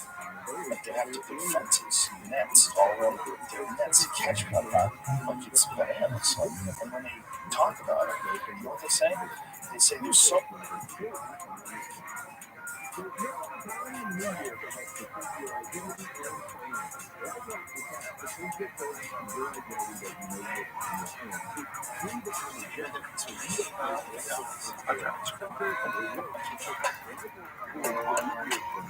What the fuck?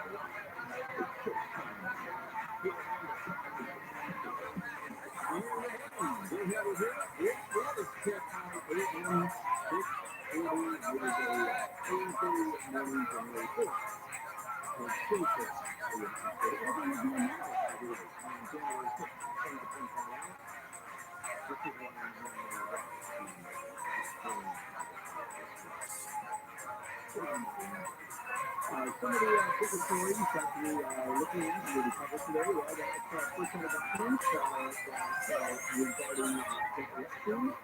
We're talking these from together. This is It's easy to think that New York is so successful at taking over the world because they have like better ships or guns. But when you actually look at the whole story, you see that it's actually just a perfect storm of technology and timing and ideology and religion of a few key inventions. And what I want to show you in this video is that one of the biggest reasons that I wish you read a thing. is because of the invention of Monkey? Oh, you got a new thing. What do you call it?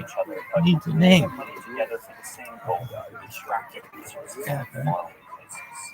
So this is part 2 of how Europe stole the world.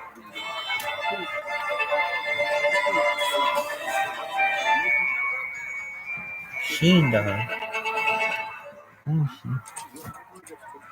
Hey, before we dive into the story fully, I need to tell you about the sponsor of today's video who made this video possible, which is Policy Genius. Policy Genius helps you get life insurance. That's the topic that many of us want to talk about, but it's a topic we should talk about, because life insurance is very important. True story, I was doing a Policy Genius sponsorship last year, and in the middle of the sponsorship, realized, I need life insurance, and I literally went to my own link and signed up for life insurance for me and my wife. It's a true story. Getting life insurance used to be kind of hard. Policy Genius has modernized the process by making it easy to browse lots of different plans from lots of different insurance companies. They have no incentive to recommend one more than the other. They literally just take your information, make it super easy for you to see the Look at this. Like seriously, this was a really easy process. I just go into some doctor's office, didn't have to do anything.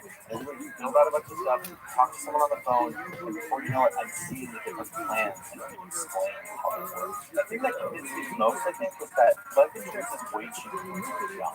And so now is kind of the time to do it, to like lock yourself into a good policy at a good price. With Policy Genius, you can find life insurance policy that start at $17 a month, and that's for like $500,000 of coverage. There's no weird fees, and they're not like gonna go sell your information. I mean, there's a reason why they really have thousands of 5-star reviews on Trustpilot, and no one wants to talk about insurance, life insurance. But your loved ones deserve a financial safety net, and you deserve a smarter way to find and buy it.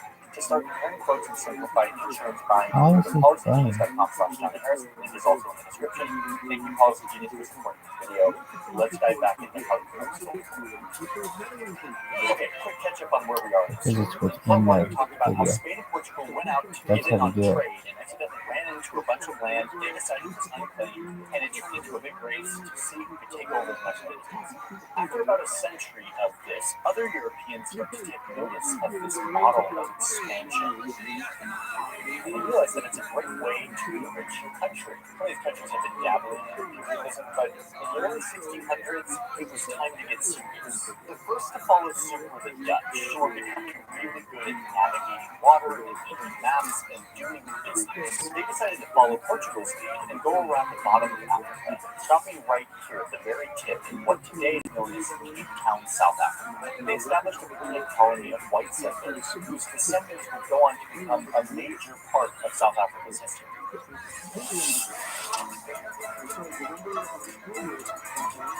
There's the The boy. Dutch used the prime position in the time to restock on their way to Southeast Asia, where they were trading for spices with local empires and claiming serious amounts of land in what is today Indonesia. But at the same time, at the start of the 1600s, we see the next kingdoms trying their hand at large-scale imperialism. Meet the two rookies on the block,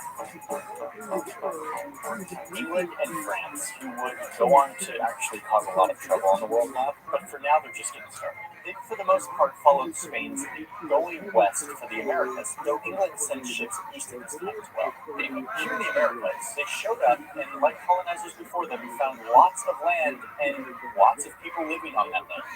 Kind of inconvenient. These are real people, right? They don't actually own this land. You can hear the English people like sort of saying to themselves. So they came up with a new, very useful tool. It's a mental tool. In addition to guns and smallpox and alliances with local tribes that help them divide and conquer the locals, Europeans also developed a complex set of legal philosophies to convince themselves that these people were not, in fact, capable to claim any land. After all, they were foragers. They didn't farm. They could own this land because they didn't use it for productive means. They were subhuman, or at least non-civilized, so they did not deserve to own property. Very clever, very effective. And so now you see the next layer of ideological thinking that was required for these Europeans to justify their land. It was the need to dehumanize the people living on these lands.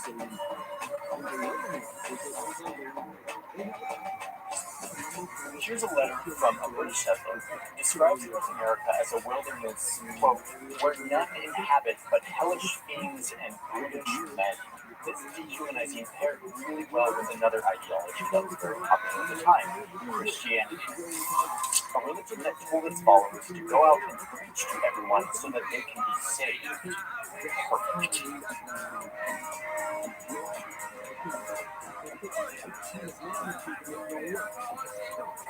We have these unrefined, brutish, fiendish men, and we have Christians who have the power to sin. Anything is possible. So in the late 1600s, the colonizing project is fully underway. A lot of Europeans are into this, but here are the major players. You've got Spain and Portugal, the OGs, and then you've got the Netherlands, France, and England. We need to make one thing clear, that the major reason why these European empires were so successful so quickly was because they were really the first to start trading by sea in the Western Hemisphere. So, while Jesus and saving whatever was a big part of the justification of Europeans going out and feeling entitled to take land, he became less and less of a part of it. Especially for the Dutch, who basically were just like, here's about Jesus, we want profit. And this is the next phase of the story of how Europe took over the world.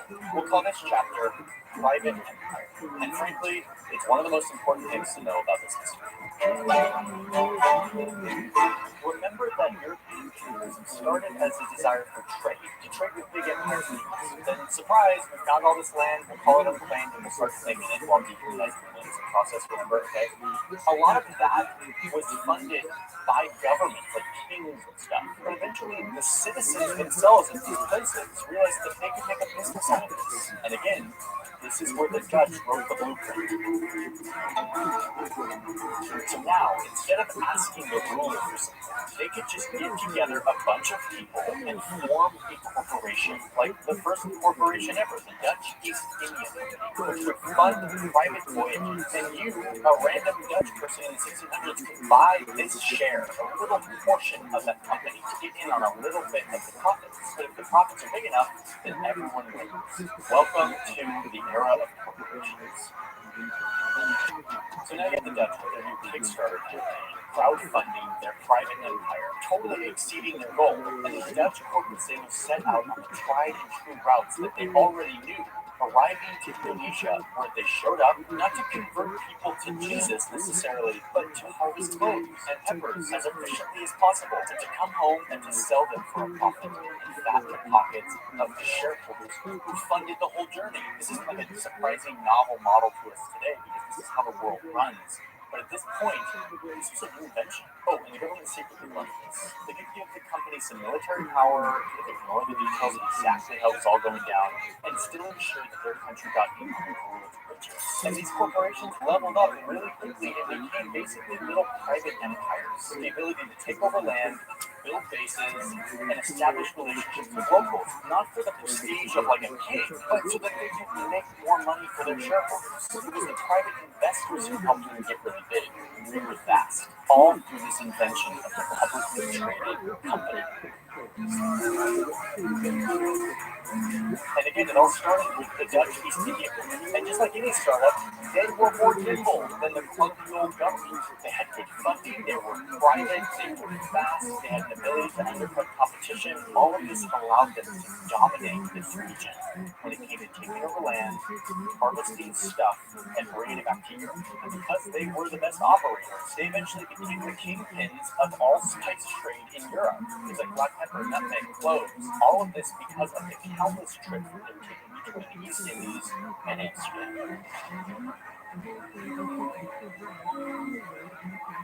Okay, but it wasn't just the Dutch. The British also got in on this private empire idea. Let's see here. This map. It's the map of all of the British private companies and their spheres of influence. The government doesn't own these places. This is like government supported, but by and large, private companies. Profit-seeking businessmen looking for stuff that they couldn't get in their own country, going out and finding places where they could. Over here in North America, you have the Virginia Company, who's like going hardcore on tobacco, and then its sister company, the Plymouth Company. One was funded by a bunch of Londoners, and the other, the Plymouth Company, funded by a bunch of rich dudes in Plymouth, England. Their job was to colonize land and to build a business. And then, if you look over here in the east, you see the British East India Company, who got really good at taking over giant amounts of land in India. The French were doing the same thing. They had their own West India Company that was colonizing the Caribbean to grow and sell sugar, and many, many more. Private empire is such a powerful accelerant to imperialism because it got all of these private empires to compete with each other and to get better and more efficient and to practice their conquest. Repetition fueled by profit-seeking people. They developed amazing skills and they drew maps. A lot of beautiful, beautiful maps. As a map nerd, this is where I start to like to look at. I noticed around the sort of late 1600s and 1700s, European maps start to fill out more accuracy. Because after all, the more you can depict on paper, the better blueprint you have to conquer land and explore. So by the 1700s, Europe is now a different world than what you saw in the 1400s. You start to see kings living in insane excess. Tea and coffee and chocolate and tobacco and sugar. They have access to so much stuff. And perhaps most significantly, it wasn't just for the ultra-rich, it was a new middle class, the mercantile class of merchants who were getting rich off of all of this e-commerce. There was suddenly abundance. And with abundance comes time. Time to sit around and think about art and science, all while sipping on coffee harvested from faraway lands, stimulating these European brains to invent new ways of measuring things, to observe the world, the stars, to manipulate nature, to make life better. And the competition between these private empires just grew. And like with any profit-seeking competition, these companies needed to keep leveling up how much wealth they could extract from this, how much land they could take over to meet demand back home, until eventually they turned full on to the most horrific version of profit-seeking imperialism. Stealing millions of people from the most notable in West Africa, taking them to their new colonies and forcing them to work.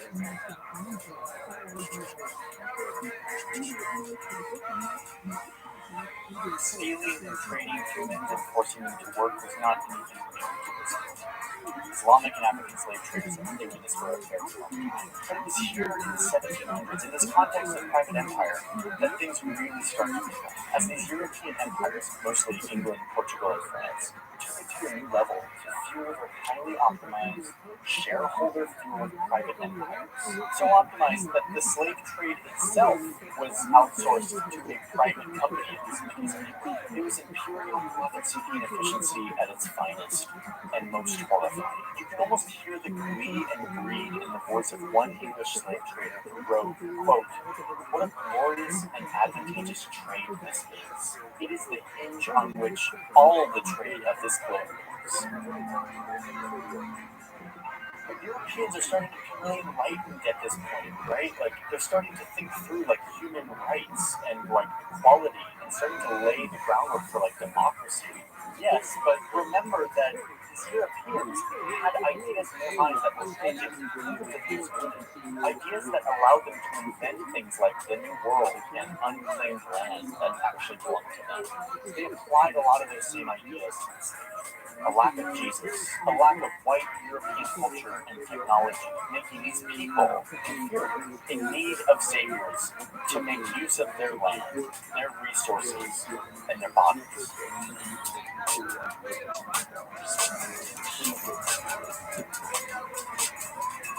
Okay, but let's just be clear about what's happening. Yes, this is about profit. Yes, this is about ideology. But this part is so damn important to me because this is the foundation upon which our modern world is built. In this moment, these empires were actually building structures in our minds. Structures that define who has power, who is worth something, who gets resources, who is permitted to lead, to exploit, to benefit. These structures were defined by force, by profit, by greed, and they totally worked. They put Europeans on top, giving them the prosperity and resources to fuel scientific, cultural, and political revolutions that allowed them to keep holding on to that power, to keep exerting domination over others. Okay, yeah, I get it. Half of you just had like a conniption because of this like woke sermon that you just got from me. That's not what this is, okay? I'm trying to look at the history and tie it to today. How all of us live in a world that was built off of what happened during this time. The ideas, movement of people that happened because of this pandemic. That's not the woke mob. That's just like what happened. Sorry. Even after the British people here on the east coast of North America wanted to break away from England and start their own country for quote all men are created equal, they still couldn't throw off the thirst for profits that slavery brought them. These structures were way too firm, so they kept doing it. The momentum of private empire was too great to slow down, at least not without a bloody war that was really dissemination. So that's private empire, a huge part of Europe's ability to take over land on the continent and reshape the world. In part 3 of this series, which is going to be the final part, I'm going to tell you what happens next when these powers reach every part of the world, establishing an order that they control. How we talk, how we do our politics, how we trade, including some really good positive things that make the world better. It's an order that was shaped by these forces of European imperialism, and it's an order that still shapes all of us today.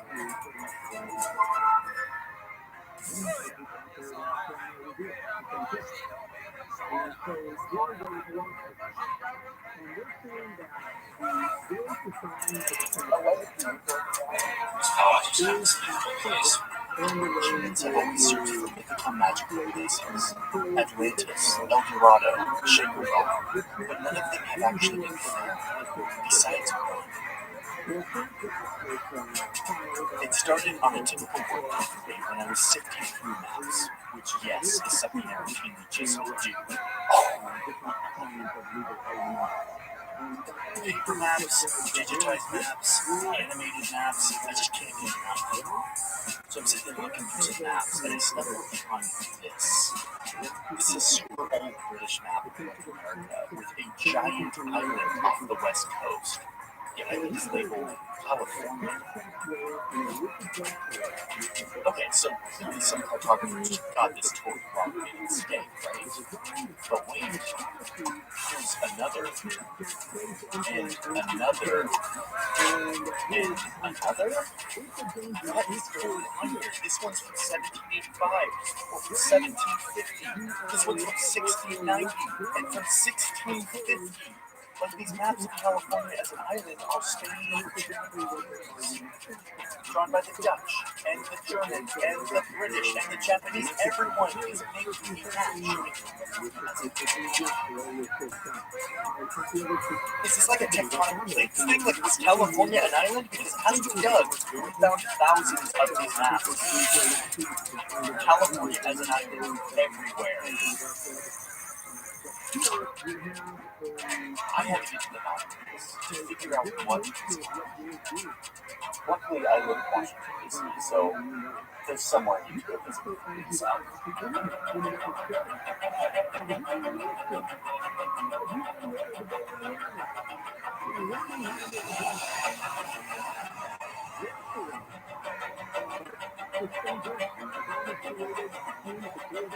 In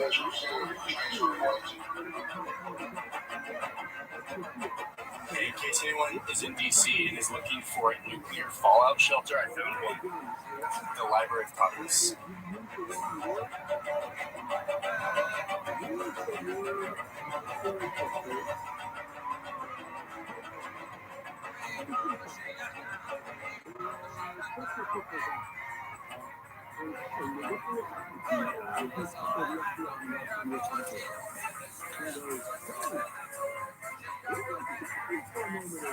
That's also my background as well.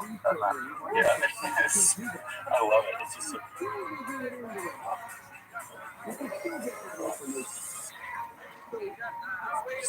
Unfortunately,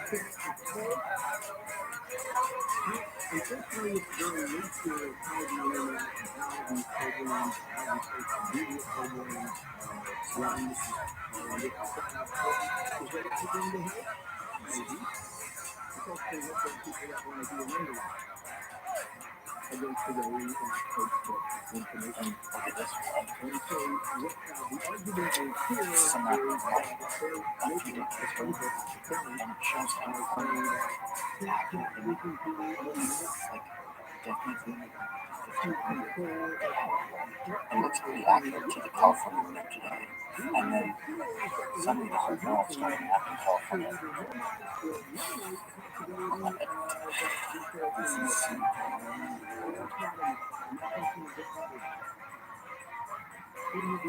I found nothing to figure out what the hell is going on in California.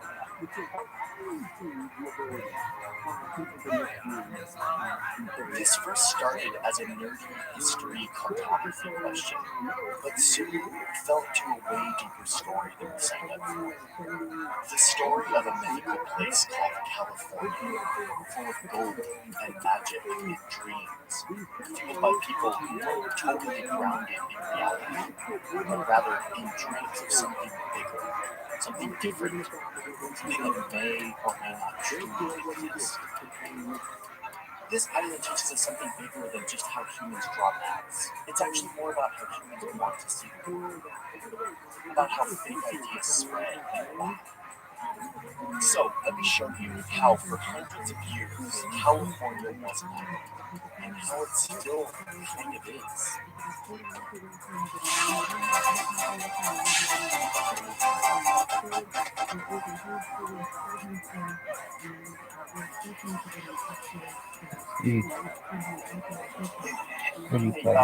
Wake up for a second. Do you mind if I chat with you about something? I make YouTube videos, and in order to do that, I have a business that allows me to do that, and the business is from sponsorships. And so I'm making a video today that's sponsored by a company called Storyblocks, which is a company I've used for like a decade, even before they came to sponsor video.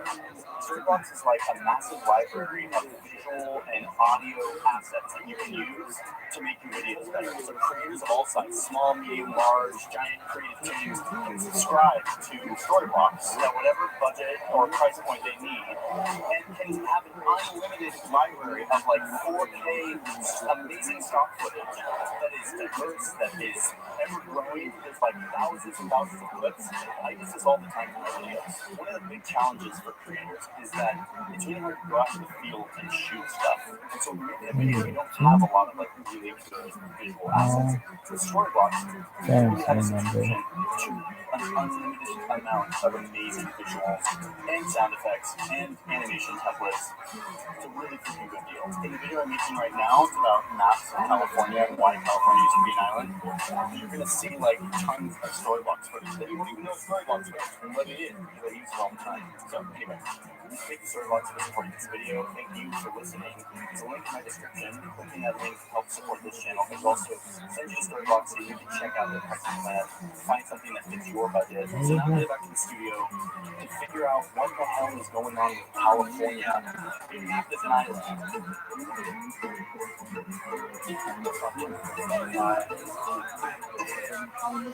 Okay, this is California, and this is Baja California, which is part of Mexico, and this is the Sea of Cortez.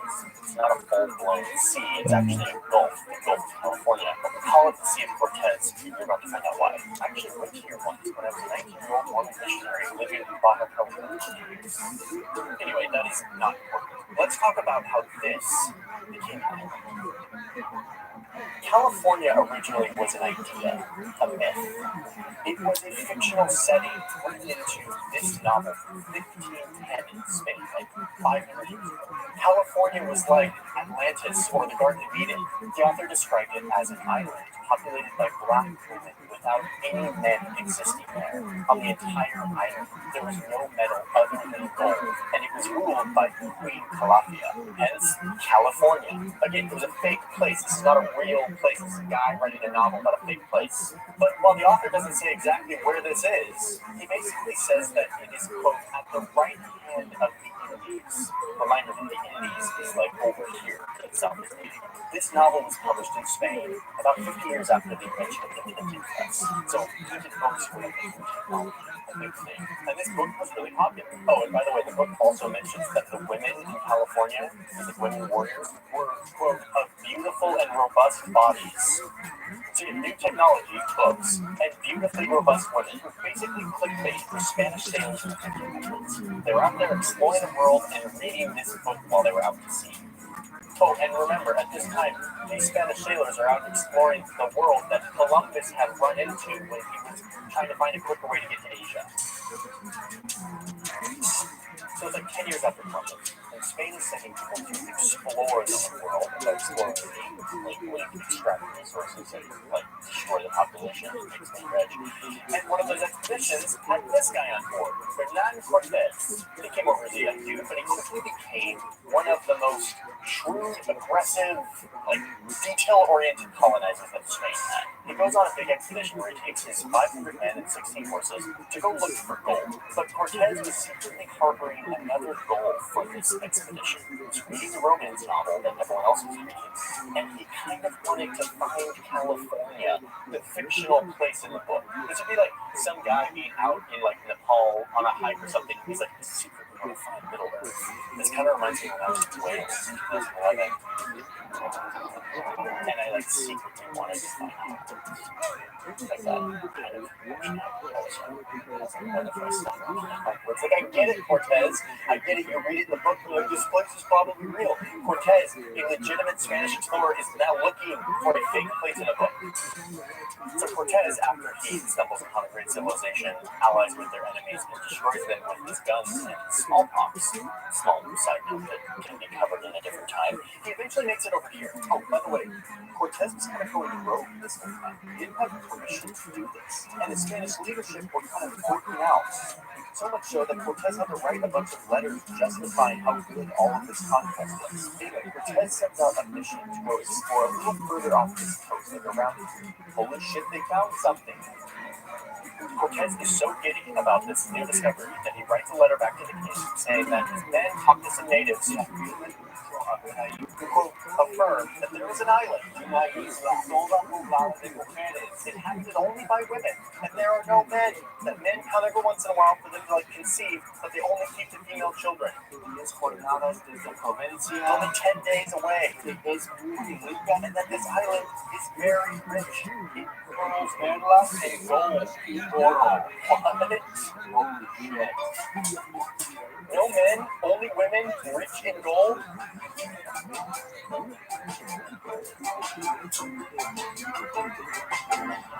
And where does Cortez think he is right now? Well, back when the world looked like this in these people's minds, Cortez is just to the right of the Indies, which is exactly the location described in the book for California. Cortez just discovered California. Oh, man, this is amazing. I'm really excited. Cortez literally has spent years thinking about this island, and now he thinks he's found California. But this is not what the King of Spain signed up for. So the King of Spain's like, no, dude, no, we're not looking for mythical islands. So he cuts off all of the funding for any of these expeditions. So Cortez turns to his own personal wealth and starts funding these expeditions on his own to go map out and find California, the island. He personally goes on a voyage and starts mapping and mapping, and lo and behold, he's finding what looks like an island, and they set up a colony right here on this island, and they name the island California after the island of Queen Calafia from the book. Okay. Spoiler alert. Remember that Cortez is like right here. He's looking up this massive gulf that he thinks is like a full-blown sea that you can like circumnavigate. But it's just like at the bottom of Baja California, the peninsula. And worst of all, he's burning his own cash to keep exploring this California island idea. He's got California fever. Maybe the first, but definitely not the last to have it. So Cortez keeps going, and he's feeling really excited. He's like, if this is an island, then that means that this sea probably extends up and over the top of North America, and maybe there's a whole strait that goes all the way back to Spain, making it super easy for us to get between Spain and Asia. And so he keeps mapping and mapping and mapping, and oh no, womp womp. Cortez ruined the myth for everyone. And he wasted away a bunch of his money in the process. But wait a minute, this is like still the beginning of the story. Like, you see how much longer is left in this video. Like, this isn't the story. What's crazy is what happens next. Because even though Cortez found out that California was an island, this was all before this happened. And this is where the story gets very juicy, IMHO. Because somehow, even after all of this, California still somehow managed to make the world believe that it was an island for hundreds of years. Okay, so after the whole Cortez California trade incident, Spain went on to ignore California for a very long time. I mean, they were really busy conquering and destroying and pillaging a lot of other places in the region. That is until the late 1500s, where they catch wind of a British sailor who happens to be their literal sworn enemy, who apparently just landed here in what was going to become Oregon, to claim all of this land from Britain. And Spain was like, oh shit, we got to get back in the game up there in that place. What was it called again? Cortez called it like California, after like from the novel or something. Anyway, let's get some guys back up there to like map it out. Can't be asleep at the wheel while the British are showing up on the west coast of North America. So they send out this expedition of guys to go map the west coast of California. Because after all, if you can map something, that's all they were thinking about. Okay, and this is where things get so good, all because of another California dreamer. This guy, Fray Antonio de la Ascension, a Spanish dude who wasn't really a sailor or explorer or cartographer. He's kind of like a Catholic priest. Aboard this expedition, there were legit map makers, and Fray Antonio was literally the assistant. He had some knowledge of map making, but like he was literally the plan B in case the main map maker died. His job was really just be religious. Boy, did he do a lot more than that. Fray Antonio, the peon assistant, is actually the most important person in this entire story because he had an agenda. He really wanted Spain to settle more aggressively on the whole of California, this mythical, cool place on the west coast, and it is life's mission to sell the idea of Spain coming to California and setting up more permanent settlements. No one on board this expedition was on the same page. They were there just simply mapping the west coast. That's all they were doing. So they're going along this route. Fray Antonio's on the ship, probably very bored, because he's literally not doing anything. He's looking overboard at this land sort of in the distance, and he starts to see everything through his lens of total bias. This bias of California is amazing and Spain should settle. So they're passing like right here on the way to the west coast. And Fray Antonio writes, quote, here begins the entrance to the Sea of California, which continues all the way up north into this strait that actually goes above North America. And then if you go, you can find passage and navigation to Spain. Wait, what? Antonio, you're sitting on the side of a boat right here, looking at basically this. And from that, you've deduced that California is an island and that there's a passage above North America that goes back to Spain? I swear, California does this to people. It makes them ignore reality in the name of a big dream. Yet the thought of giving up everything here and starting fresh in California, it's so tempting and exhilarating. That's the thing here. Happening to Cortez. It's happening to Fray Antonio. The guys on the ship were like, dude, this isn't get it. He wants Spain to set up California. But that's not what this mission is about. We're here to map the west coast of North America. So just like chill out, do your job, sit around and do religious. And Fray Antonio like continues to wax super nostalgic. He's like, San Diego is a very fine bay, very fine anchorage, protects you from all the winds and undertow. Like, Anyway, this expedition goes on to fulfill its original purpose to map the west coast of California, and they create this decent-looking map. But Fray Antonio walked away from this mission with a very different view. He was convinced that California was an island, and that there was a mythical northern passage that existed all the way back to Spain. And he was so audacious to say, quote, "I believe it would be necessary and important to use what created what he saw for revising and correcting the existing maps of the Earth, since the existing maps basically are very different than what they are in fact."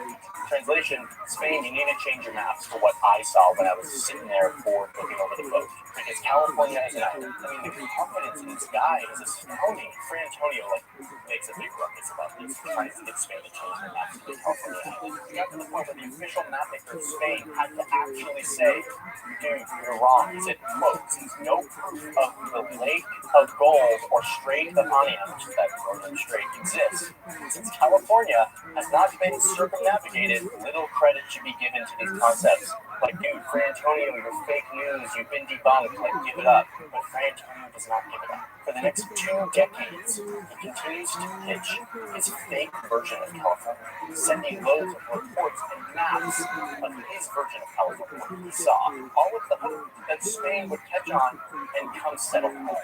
And he started to actually gain some followers. He was pitching this. He was on a campaign to spread this idea that California is an island. I saw it with my own eyes. And this is where it gets crazy, because guess who enters the story? The pirates. Early 1600s is like the golden age for pirates. Thousands of pirates were sailing the seas. And because Spain was the best at stealing stuff and conquering places, a Spanish ship was always the jackpot for pirates. One such Spanish ship was sailing back from the New World to Spain. And on board this ship was one of Fray Antonio's letters with a copy of his fake map that showed California as a island. And the ship was taken over by Dutch pirates. They took the ship, they steal all the stuff, and they stumble upon this BS fake map of Fray Antonio, like a deep fake of the map of North America. And the pirates are like, "Whoa, look at this. The Spanish have California as an island." For context here, maps back then were kind of a national. They didn't share maps very much. So these Dutch guys are like, "Holy shit, we just discovered a big Spanish secret that California is an island, and that there's actually a strait that goes over the top of North America." And they've been keeping an eye the whole time. So this map from Fray Antonio gets back to the Netherlands, which at the time were rising as the big map makers and sailors. And boom. A few years later, the fake news just got retweeted. Here it is. This little map on the cover page of some Dutch atlas.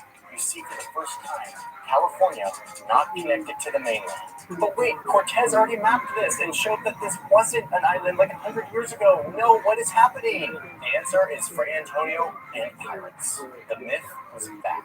Shortly after that, another map comes up. The Dutch are slowly adopting the idea of California as an island. And in true fake news form, everyone else was like, "Well, the Dutch, they're legit. They said that California is an island, so I guess it is." Word eventually spread to London, where a famous map maker made this map. I know this map. This is the one that originally got me interested in this whole entire topic. Whoa, hold on. And now I finally understand what it says in this lower left. California, sometimes supposed to be a part of the Western continent, but since by a Spanish chart taken by Hollanders, it is found to be a goodly island. British cartographers verified account retweets Fray Antonio's delusion, and suddenly, this map with California as an island is legitimized and starts to spread like wildfire. Seems legit, says a Dutch cartographer. Boom, retweet. Then to Germany, then to France, then to Italy, then to Sweden, and Turkey is now drawing California as an island, and Austria is drawing California as an island, and now Japan is drawing California as an island. Retweet, retweet, retweet. Oof. Man, where are the mods on this one? Who's going to fact check this? The entire globe now thinks that California is an island. And so, yeah, this is how it happened. Lots of wishful thinking, a few crazy coincidences with pirates. The whole world thinks California is an island for 200 years. 200 years, it's several lifetimes, all because this one guy was obsessed with vision. And of course, eventually explorers would go and fact check this and debunk it, and maps slowly but surely started to phase out California. But I want to argue that this wasn't just Fray Antonio and his wishful thinking. I kind of think that California does this, starting with Cortez and continuing to this day. California has continued to have a mythical hold, at least it has on European people coming to California looking for something natural, looking for gold, eventually actually finding gold. Like, which is kind of insane to me. That the prophecy from a 1510 novel written in Spain kind of came true in 1849 when a bunch of people found gold in California. As the local people who had been in California for thousands of years were exterminated and replaced by industrious Europeans, California remained and continues to be a place where people go to dream big.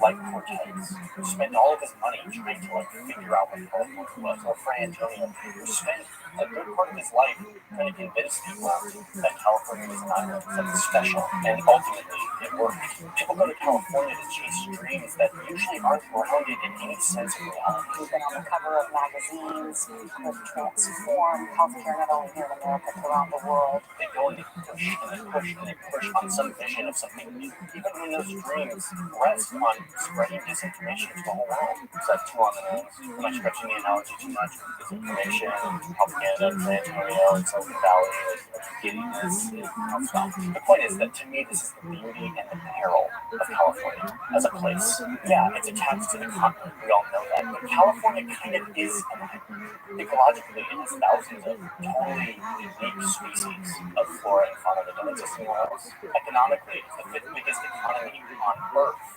And culturally, California is its own culture. And the result is that today, people still do what those guys were doing in the 1600s. Coming west to California to chase dreams, to chase gold, to chase something new. In that sense, California is an island. Fray Antonio was right now.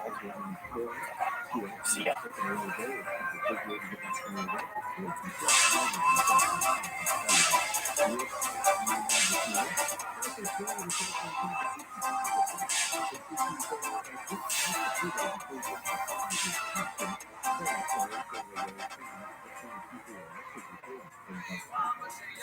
There's a weapon that powerful countries use to get rid of leaders they don't like, leaders from other countries. It's called a coup.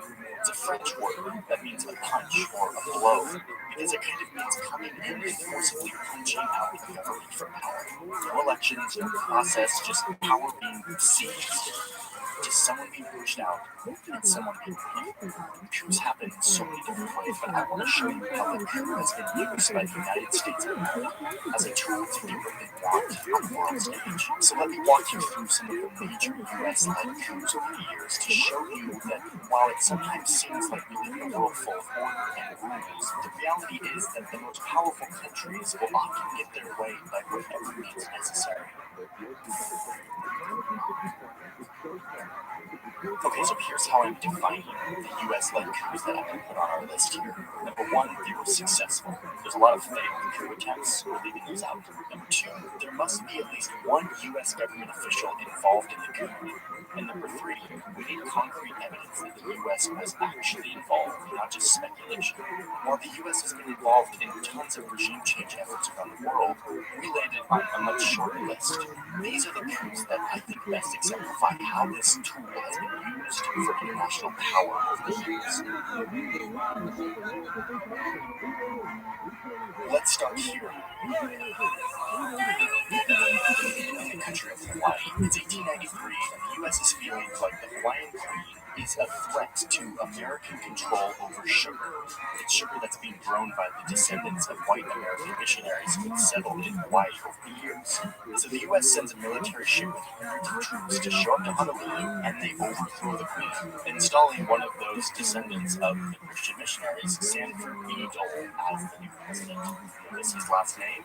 Yeah, this coup was one of the U.S.'s first, and it set the stage not only for the new Hawaiian president's family to grow their powerful international multinational corporation based in Hawaii, but also for Hawaii to be annexed, to become a part of the United States. I made a whole video on this because it's pretty wild and there's so much going on here, and it's really a turning point in showing how the U.S. can remove leaders from power in faraway places, something that they start to do a lot of.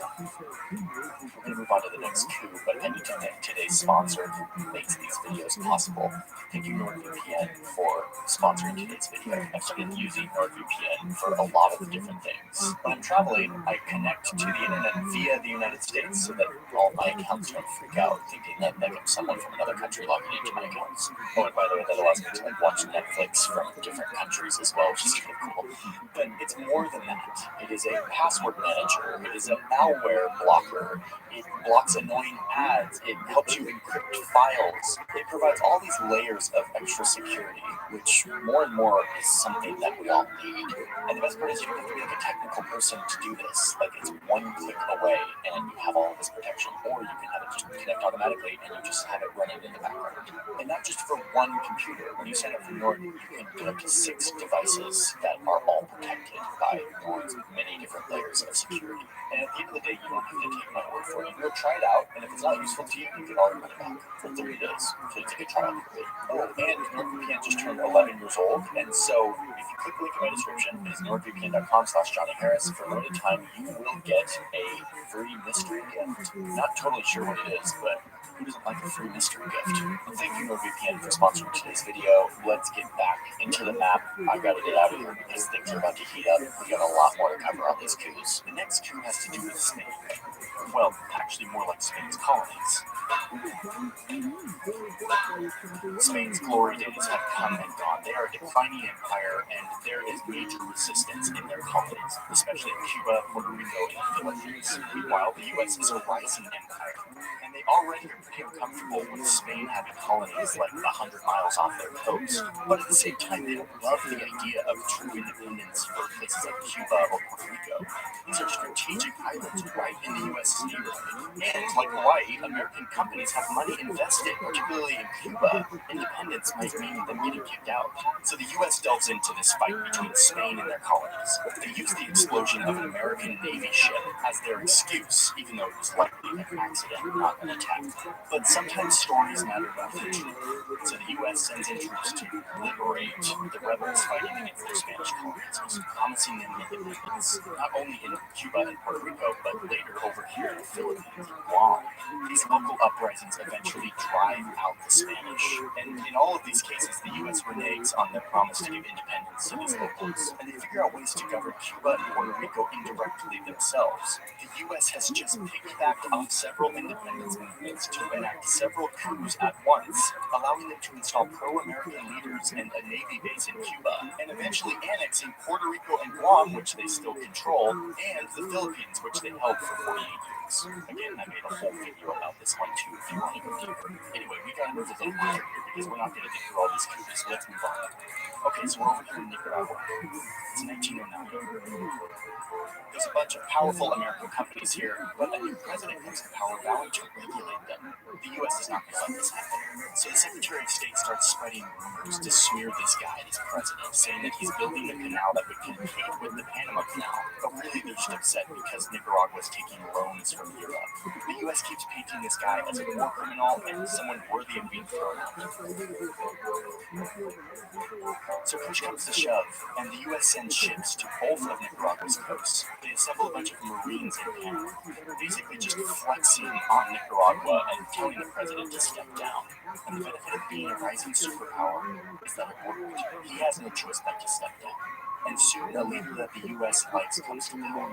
The coup is complete, and really this is the first of many instances of the U.S. meddling in Nicaragua. A few years later, the U.S. is back in the region for another coup in next-door Honduras. This one was plotted by a band of private American citizens, and it follows a similar pattern. A new president comes to town, in this case directly inspired by Nicaragua's president, and he wants to take back control of the country from American businesses. In this case, we're talking about bananas. The banana companies were not going to let this happen. And it was mostly this guy, a banana businessman named Sam the Banana Man. He's not going to let this pesky president run his country. No. So he assembles his own militia. He literally buys a surplus Navy ship, loads it up with weapons, and starts his campaign to get this president out. He sails from New Orleans to the coast of Honduras, and he literally invades the country with like a private army. Wait, where's the U.S. government in all this? They also didn't like the political direction of Honduras either, so they just sort of stood back, let this private invasion happen, and then at the critical moment, the U.S. steps in to order a ceasefire, basically bullying the president to step down. He had no way forward, no defense, so he resigns. And the banana man's leader of choice takes the presidency, giving the banana businessman land and a unique status to import anything he needs tax-free. And, wait for it, he refunds him for all of the expenses using public Honduran money. This banana man literally overthrew the government and made Honduras pay for it. Wow. Okay, so let's move forward to the 50s, where the coup becomes a more useful tool in the American trial. There's this new U.S. agency dedicated to collecting and analyzing information from all over the world, meaning for spying. They call it the Central Intelligence Agency, the CIA, and it completely revolutionizes the art of thinking. Oh, and at this point, the U.S. is now a full-blown global superpower, no longer just looking in their own neighborhood, but rather at the whole world map, investing huge resources into fighting their global rival and its communist ideology. So this gets us to Iran, 1953, where Iran had just elected a new star politician, Mohammad Mossadegh. He rises to power believing that Iran must take back control of its most valuable natural resource, oil, which at the time was completely controlled by a British company called the Anglo-Iranian Oil Company. We know it today as BP. Mossadegh is done with this. Let's kick the British out and take back our oil. But like the US, Britain is not happy with Iranians trying to take back their resources, so they warn that if they do this, there will be consequences. So the British catch a quick meeting with the CIA's police guy who's passing through London, and they pitch him on this idea: let's throw out Mossadegh. The CIA is like, okay, and they kind of sniff communist vibes on Mossadegh with this big desire to nationalize Iran's oil, or at least they tell themselves they do. So the CIA agrees, and they secretly send this guy to Iran. He's the Middle East bureau chief, Truman Roosevelt. He's like in his 30s. Oh, and yes, he is the grandson of another big coup guy, Ted Roosevelt, who I've put into in other videos. Roosevelt sneaks into Iran and is given $1 million taxpayer dollars to use, quote, in any way that would bring about the fall of Mossadegh. So now there's American CIA agents in Iran, secretly trying to overthrow the government. And it's a rocky start at first with a bunch of failures, but they start using their money to get traction, bribing politicians, religious clerics, and other leaders to say divisive and controversial things about Mossadegh. They hired locals to stage attacks against religious leaders, making it look like they had been ordered to do so by Mossadegh, a really interesting thing by the CIA to do this. And with enough time and money, they create an atmosphere of chaos and hostility and distrust among the public. Oh, and there's weapons. The CIA stashes enough weapons and explosives to support a, quote, 10,000-man guerrilla organization for 6 months, like just in case they need to, like, start a full-on conflict. The result of all of this is more violence and chaos that engulfs the capital. Shops are being destroyed, bullets are flying into mosques, people are beaten, and thousands of paid demonstrators flood the street. The city falls into anarchy, all of it orchestrated by CIA money. And in the end, this all results in a bloody shootout at Mossadegh's house. He eventually gives up and turns himself in. He's put through a sham trial and found guilty of treason, and sentenced to 3 years in solitary confinement and then house arrest, where he stayed until his death. The previous ruler of Iran, Mohammad Reza Shah, which just means king, had fled the country. But now, with the democratically elected Mossadegh gone, and with the backing of the US and UK, he could charter a flight back into Iran and take control. Tradition which goes back 25 centuries.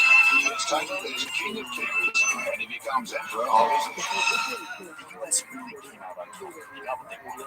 They now have an American-friendly dictator in a powerful country in the Middle East, who is now welcoming American oil companies to get in on one of the largest oil reserves on Earth. Under the Shah, Iran becomes a brutal police state. He executed military officers, student leaders, and anyone associated with Mossadegh. He set up a secret police force, and life was so brutal that in 1979, the frustration of Iranians burst forth in mass protests that ran the Shah out of office and replaced him with an inspiring new leader, who would turn Iran into an Islamic republic, built in part off a foundation of resentment for the U.S. having meddled in their country. The Islamic Republic has held power ever since, and has morphed into the oppressive theocracy we know today, though maybe not for long. Before we go on, a quick reminder that all of these coups, these plans to overthrow leaders in other countries, did not require American votes or consensus or approval of Congress. It was usually just a few key men in government buildings in Washington, D.C. making this happen. These people would go on to define the Cold War and shape so many covert operations around the world that many of which you will never know about. Okay, let's keep going.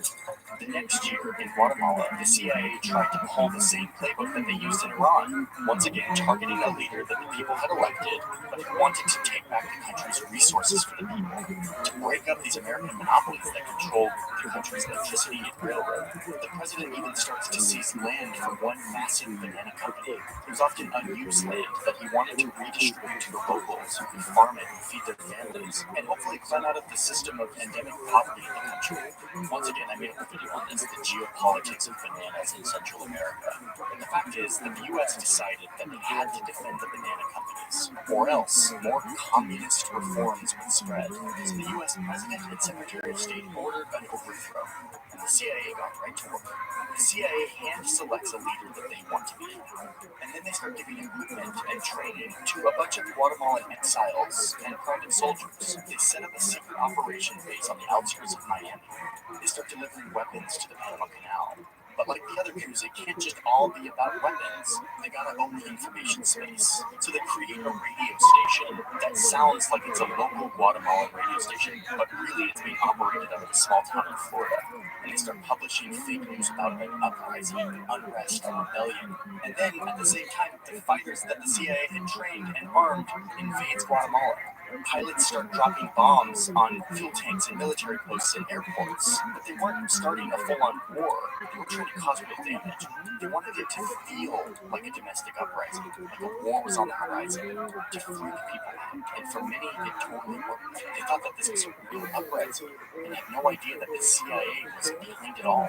But the president knew what was happening. He had messed with the USA, and now he's hearing about it. Military leaders in his circle are feeling the pressure from the big bully from the north, and they turn on him, and he eventually surrenders. On his way out, the president addresses his people, makes it very clear that, quote, the United Fruit Company, in collaboration with the United States, is responsible for what is happening to us. And just like that, one president is out, and the hand-picked CIA option is in.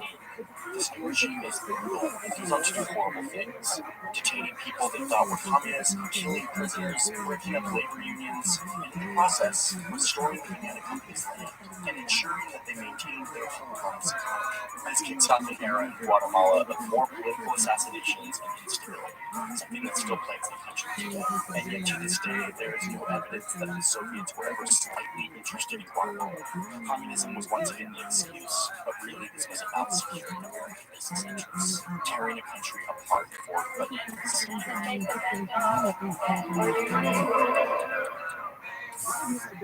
Alright, let's go Africa. Since 1960, here in the center of Africa, a country called Congo. They just gained independence from Belgium, and they have an election, and this guy, Patrice Lumumba, wins, becomes the prime minister. But immediately, over in Washington, the communist alarm bells instantly start sounding off, because we're in the middle of the Cold War, and Congo is a place full of tons of natural resources, including loads of uranium, the main ingredient for nuclear bombs. This is at a time when Americans are keeping gas masks next to their bed and have hordes of canned goods in their basements, and officials in Washington can't risk Congo falling into the influence of the Soviet Union. So they start focusing on this prime minister. The CIA director called him, quote, an urgent and prime objective that should, quote, be a high priority of our covert action. So they pull a more political coup than a war coup. They start allying with Lumumba's political enemies and Congo's former colonizer Belgium. They bribe politicians, they fund protests and labor movements, and they circulate propaganda, similar ingredients to the previous coups. And when the moment is right, all these politicians do what the CIA asks them to. They remove Lumumba from power. And the CIA is right there giving money and intelligence and advice to the new government. This political solution was actually not the first try. The CIA had tried to assassinate Lumumba in the past, but all of those attempts failed, which is why they turned to hijacking and manipulating Congolese politics, a brand new democracy, supporting the people who would eventually go on to put Lumumba in front of a Congolese and Belgian fireman squad, making this effectively a political assassination supported from an ocean away. And yet there's so much gray area in these coups. In this case, it's really tough to prove that the CIA's support was the key factor in Lumumba's assassination.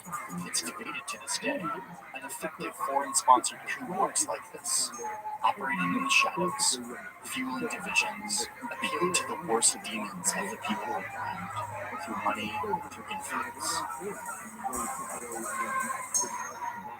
Alright, let's move on to the Caribbean in the 1960s. There's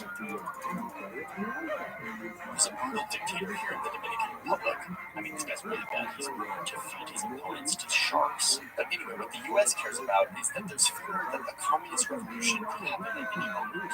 So the CIA sends weapons to a group of hitmen who go assassinate this guy. It ends up being an ambush and a car chase. They're successful in taking him out, ending his 31-year rule.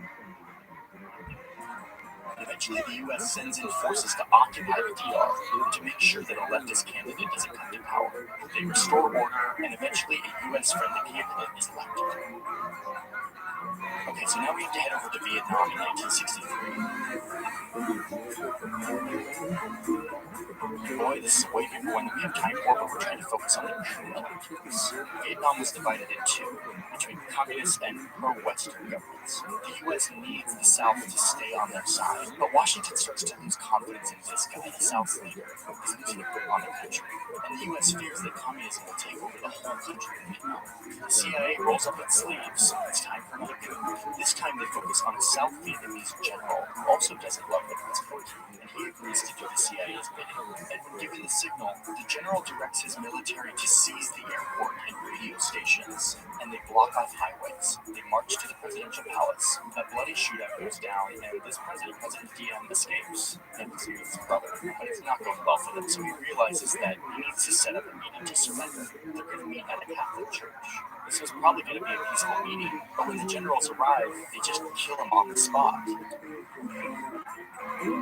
saying, quote, "To kill the weed, you must pull up the roots," meaning in order to solve the problem, DM must die. Exile was not enough. Now, the U.S. actually didn't plan for this to happen. They didn't want to kill this guy. It was not an official order from Washington. But they made this coup happen.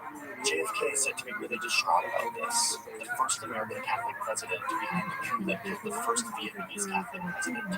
And incidentally, JFK was assassinated 20 days later. And one national security journalist argues that Diem's assassination actually had a greater impact on American history than the murder of JFK, because it locked the U.S. into a decade of conflict in Vietnam, which ballooned into a long war, ending in an embarrassing defeat in a political crisis time. One of the few coups where the U.S. actually had to deal with the aftermath. Okay, let's blast through a few of these really quickly. Let's go over some details here. It's 1964, and Brazil is potentially veering off into communism with the rise of a new leftist leader. Lucky for the CIA, there's already a coup being plotted against him, so the U.S. military just shows up with ships off the coast of Brazil. They airlift in a bunch of ammunition and supplies. They didn't end up having to do much, actually. Instead, they just stood by with reinforcements and watched the Brazilian coup go down. The leftist leader goes down, and a new leader comes in.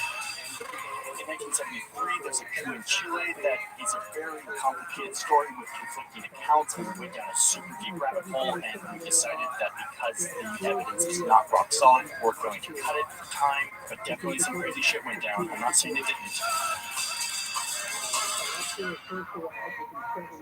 Okay, we're back in Africa, and it's the 80s, and over here in Libya, the dictator, Muammar Gaddafi, was making lots of trouble in the region, funding terrorist groups and working to expand his influence all over the region. Then he gets a call from his neighbor Chad asking for help against a rebellion. Gaddafi eagerly sends 4,000 troops to occupy a huge part of the country and makes friends with the new president by helping him exile his rival. And soon Gaddafi's getting greedy and threatening to merge Chad into Libya. The U.S. is not into this. So Ronald Reagan fires up the well-oiled coup machine. launching a covert war, sending weapons and cash to rebels in Chad, and supporting that political opponent who was ousted, helping him fight back. And of course, the president of Chad has to flee, and the U.S.-backed and supported leader comes to power. And now there's a conflict, and the CIA continues arming the war even after this guy is in office. The new U.S.-backed leader rules brutally for 8 years, until he's eventually overthrown by a military officer, and in 2013 he was charged with crimes against humanity, torture, and war crimes. Okay, now let's go to this little island in 1983. It's communism again, and the U.S. sends 2,000 troops to invade this small remote island and remove their communist leader. They didn't really know much about this small island, and they literally had to use tourism maps to plan their invasion. Anyway, American forces move in, overwhelm the Grenadian fighters who happen to be joined by their Cuban allies. The government collapses, and the U.S.-friendly leader comes to power. Okay, back down to Central America. It's 1989, and we're here in Panama, where the U.S. has control of a very important canal. And luckily, the Panamanian dictator has been very friendly to American interests. But the U.S. starts losing confidence in this guy, wondering if he's really the best choice, ensuring the U.S. maintain easy access to their vital canal. Oh, and it didn't help that this guy was indicted in Florida on drug trafficking and money laundering charges. We gotta get him out. But the straw that broke the camel's back for this guy was when Panamanian troops killed an unarmed American soldier in Panama City. The U.S. is done with this guy, so they invade Panama with 27,000 troops. Panama's military is crushed, and the dictator is eventually arrested and sentenced to 40 years in prison. And the U.S. ensures access to his canal after all. Okay, so now it's the end of the 1980s, and the Soviets are invading Afghanistan. They are meeting resistance from a bunch of fighters from all over the world who have come to Afghanistan to fight back against the Soviet occupation, many of them with fundamentalist religious motivations. But the U.S. doesn't care about their motivation. They just care that they're willing to fight against the Soviets and the Soviets' puppet, the Afghan president. And it totally works. With the help of the U.S., these fighters push the Soviets back and successfully run the Afghan president out of office. And as he's being run out of office, he forebodingly warns the Americans that if they leave Afghanistan in the hands of these fighters, that it would, quote, be turned into a center for terrorism. And his prophecy was completely fulfilled. Those U.S.-funded fighters were people whose names we know today. Osama bin Laden, Abu Musab al-Zarqawi, the guy who started the group that would eventually become ISIS. Those same weapons that the U.S. sent to counter the Soviets and to effect regime change in Afghanistan were going to be used against American soldiers years later, when the U.S. was back, orchestrating yet another regime change after 9/11 against the very groups they once enabled. The U.S. would eventually leave Afghanistan, only to find the country immediately falling back into Taliban. We're almost at the end of our list, and we're now in modern day. It's 2003, and 150,000 American troops invade Iraq. They say that they are there to find and destroy weapons of mass destruction, but their main focus is taking out this guy, Saddam Hussein, which they do in a matter of weeks. Saddam fleeing into hiding, and President Bush declaring mission accomplished, establishing an American-friendly government in Iraq, creating once again a negative byproduct by alienating huge swaths of the Iraqi people and army who form a bunch of anti-American rebel groups that go on to fight against the American occupation. Some morphing into groups like ISIS who wreak all kinds of havoc on the region to this day. Once again, I made a whole video about this topic, go check it out. Iraq remains a place of deep political instability. Trust in government is extremely low. And the question of how and why we did this expensive, horrific, destructive coup is still something that there aren't really good answers to. Again, you can go watch the video for more. And this gets us to the final coup on our list. It's 2011 during a wave of protests spreading throughout this region, trying to take down all these strongman dictators, one of which was this guy, Muammar Gaddafi, the same Gaddafi we were talking about earlier, who's the king of Chad. He's still here, and he's still a very horrible dude. And there's worry that he's going to potentially massacre all of these pro-democracy protesters. So the U.S. feels like it must get involved to save these protesters. They rally their NATO allies to help them. But at some point, the mission switches to total regime change. We don't know exactly how this happened. Only the people in the room do. But is it surprising? We've seen this long arc of the U.S. using the coup as a force for getting their way in international conflict.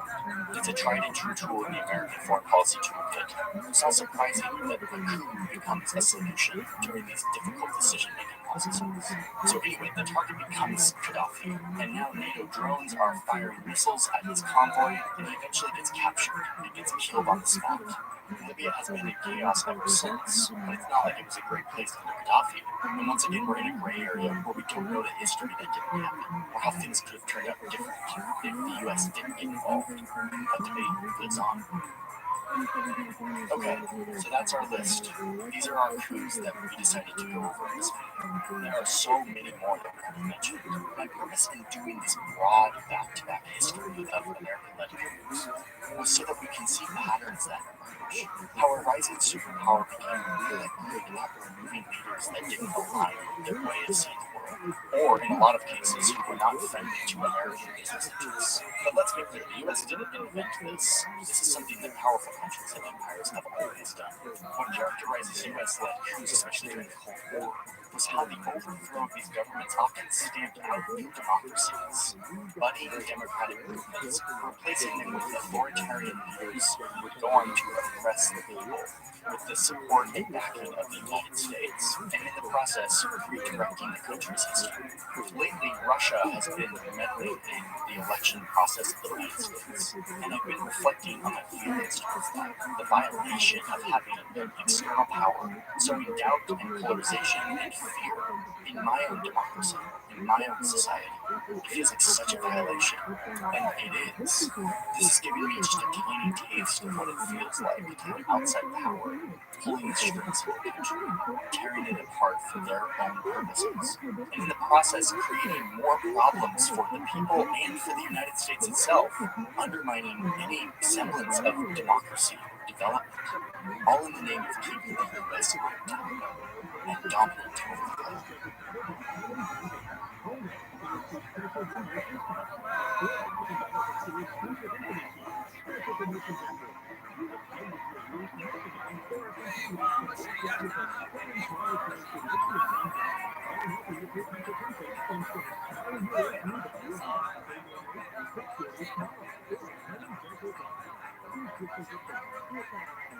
Imagine a world where the most powerful country on Earth in 2021 wasn't the United States, but rather Spain. And instead of setting up military bases just in their own country, they also set up bases all around the world. Lots of those bases are in former colonies, but also there's a bunch in the United States. Just imagine this. You zoom into Fayetteville, North Carolina, and you see a huge military base. But it's not a U.S. military base. It's a Spanish base on American soil, with lots of homes for the Spanish soldiers and their families, powerful weapon systems, aircraft, all run by the Spanish military. Go inside of one of these bases, and it's all Spanish restaurants. Americans can't come in here unless they work for the Spanish government. And then imagine 100 more of these, all throughout the United States on American soil, and hundreds of more throughout the world. Or shift the scenario a little bit. What if it was a country that wasn't our ally? A country like China. What if they had military bases, not in the U.S., but right up close to our border? Powerful weapon systems right off our shores and islands in the Caribbean. If you're an American, you have to imagine what that would feel like. If you're not an American, it's likely you already kind of know what this feels like. The United States has an extensive network of military bases outside of our borders. Hundreds of bases. I've been fascinated for a very long time about understanding these U.S. foreign bases abroad, but I've never actually taken the time to accurately map them. So let's do it. Let's map every single U.S. military base around the world. It turns out that's a huge task. The story of the United States Army will make this project possible, and a man has never ceased to question how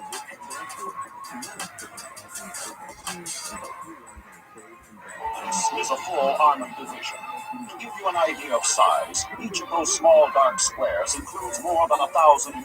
The United States military is bigger than any of us can really fathom. It's so big that even the U.S. military doesn't know how big the U.S. military is. Back in 2018, 1,200 independent accountants and analysts came in to try to audit the U.S. Department of Defense. Basically, try to get like a paper trail of how big this thing is, how much money it spends, etc. And the Department of Defense didn't pass the audit.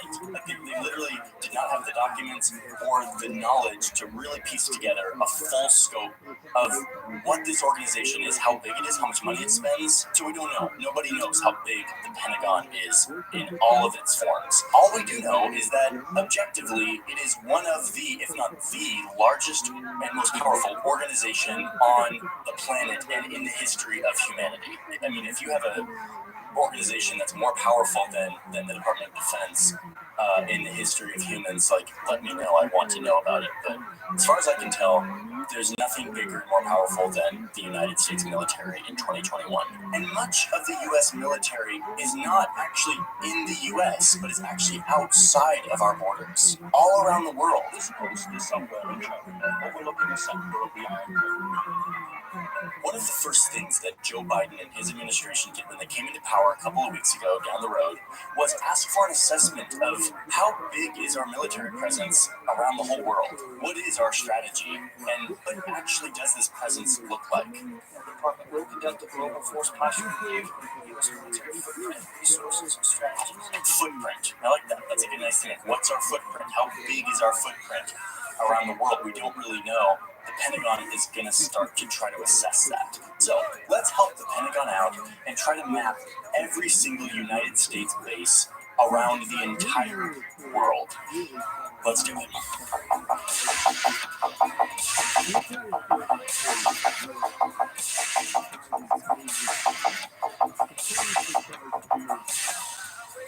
It wasn't too long ago when I used to think that having military bases in other countries was totally normal. Like, doesn't every country have like military bases in other countries? Yeah. Anyway, this was sort of reinforced for me when I was in college. I did an internship at NATO, with the headquarters of NATO, which was in Brussels. To get this job, I had to get a secret security clearance from the U.S. government in order to enter the military base, which was NATO. This was really cool because there was always like people coming through NATO that I got to meet, like my diplomacy hero Madeleine Albright, who used to be the Secretary of State, or this guy.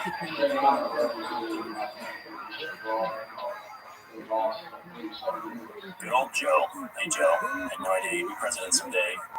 Anyway, the big benefit of having this secret security clearance is that I could go into any military base anywhere. And so on Saturdays, I would drive an hour from Brussels to a little village in the Belgian countryside where a military base had been sort of plopped down in the middle of the Belgian countryside, in between like stone walls and quaint streets and sheep and farming plots. Yeah, it's a little blurry in this map because it's, you know, a military base, and sometimes they blur the satellite imagery. Nothing I can do about it, sorry. And as soon as I entered into the base, went through all the security, and I was in the base, I felt like I had left Belgium and was suddenly entering suburban America. Welcome to the United States! There was a Taco Bell and movie theaters with American movies and all sorts of shops and like yoga studios and like a grocery store that had all of the products that I was very used to, all at the same price as I could get them in the United States, even though they had been flown across the Atlantic and brought to this place, which is a very expensive thing to do. It was a dream for me as a poor college kid living in Brussels and feeling a little bit homesick, to be honest. I hadn't really figured out culture shock at this point, so yeah, I kind of loved it. And it was, again, sort of like, doesn't everyone have military bases in other countries and they can sort of just go to their military base? And it was just, I was so naive. Alas, I've learned the truth.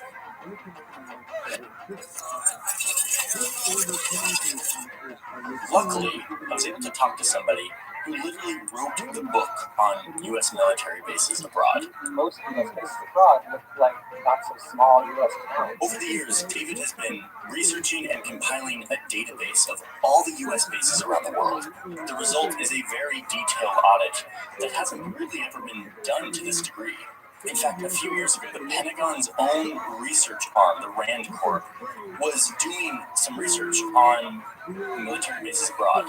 And instead of using the Pentagon's list of U.S. military bases abroad, these guys used David's list. Like, they used David, he's a professor, he's like an anthropologist, he's not like a part of DOD, and yet they're like, this list that he made is actually more authoritative than, like, the Pentagon's own list. I mean, I'm sort of honored, but it's not a good sign if the Pentagon research arm is using my list and not the Pentagon's own list. So I got a hold of David's list and started wrestling with the data and finding a way to display it on a map so that I could get every single base to show somehow. After a few weeks of doing this, I finally have a map. And that map looks like this.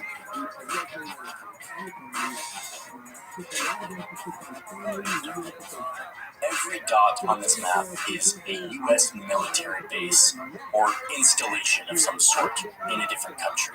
Many of these dots are not placed exactly where the base is because many of these bases are clustered in areas, and if I tried to map them all in the exact spot where they really are, they would all just sort of stack on top of each other, and you wouldn't really be able to see them. But these dots represent every single base outside of the United States, from huge complexes the size of Rhode Island to small airstrips, little facilities that only house American drones or radar or supplies. This is all of them, and at least all that we know of. And if you look at this map and you see a base that you know of that is not here, or one that is there that doesn't belong there, tell me about it. I want to know, because this is sort of hard information to ascertain. The Pentagon is not very transparent, and neither are host countries about where certain bases are and why they exist. Many of the bases around the world their existence is due to an agreement between the two countries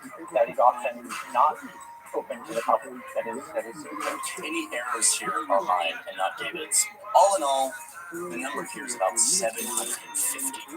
750 U.S. military bases, big and small, outside of the United States. By outside of the United States, I'm including U.S. territories that are not equal to the United States, like Guam, Puerto Rico, etc.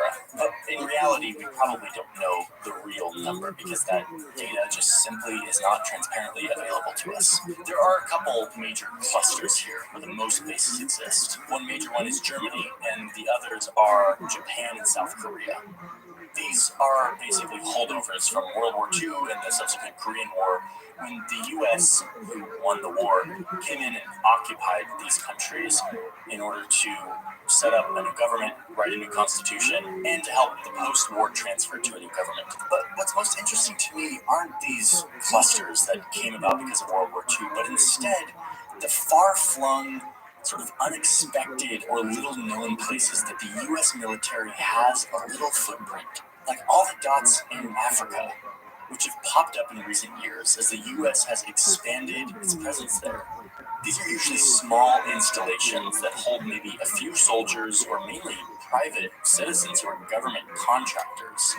And they mainly house things like drones or radar or weapon systems. You also have this cluster of dots deep in the Indian Ocean, which is the island of Diego Garcia, which I've talked about at length, the U.S. military's role in displacing hundreds of local people to set up a base there. Some of these dots are just airstrips, a runway in the middle of nowhere. And these runways usually belong to the host country, and the U.S. just rents them for a period of time, like this facility in the middle of the desert in Oman. Places like this exist to hold supplies in case a war breaks out. So the U.S. maintains these stockpiles of war supplies all around the globe so that they can strike at any point without having to ramp up a war economy at home. It takes away a lot of the friction from going to war. It made it easier for the U.S. military to launch offensive wars. The wars in Iraq and Afghanistan were easier to launch because U.S. maintained a huge infrastructure bases. Some of these dots don't represent a place where U.S. soldiers are actually stationed, but instead it represents where money from the Pentagon has gone to influence or build up infrastructure. For example, in Iceland, the U.S. is spending a lot of money, tens of millions of dollars, to upgrade this airport, the airport that we all go through when we're going to Iceland, but doing it for military purposes so that the U.S. can use it, can land there if needed. So next time you land in Iceland on your way to the Blue Lagoon, just know that you're passing by one of these little dots. Over here in the Azores, these islands that are owned by Portugal, nearly 2,000 kilometers away from any landmass, there is a group of U.S. military installations mainly used for refueling and weapon storage. Head up here to Greenland, and you'll see a little base way up high, the most northern base in the world, where 140 Americans live. Kind of looks interesting. I'd love to go there someday.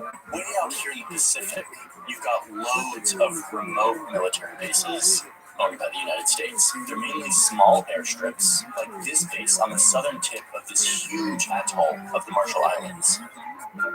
Alright, listen, I'm not going to explain every single base. There are 750, maybe 800. There's a bunch of bases. I just wanted to give you a flavor of what some of these look like. They're diverse. They're all over the place. And they're fascinating to me. I have been compiling accounts of people who live next to U.S. military bases. I have over 100 accounts of people that, from my call on Instagram, I want more. I want to make an entire video about life next to a base. And that is why I'm calling upon all of you. I'm going to put a link in my description to like a survey. It's like a form of like what it's like to live next to a U.S. military base. I have it right here. I'm going to be checking it.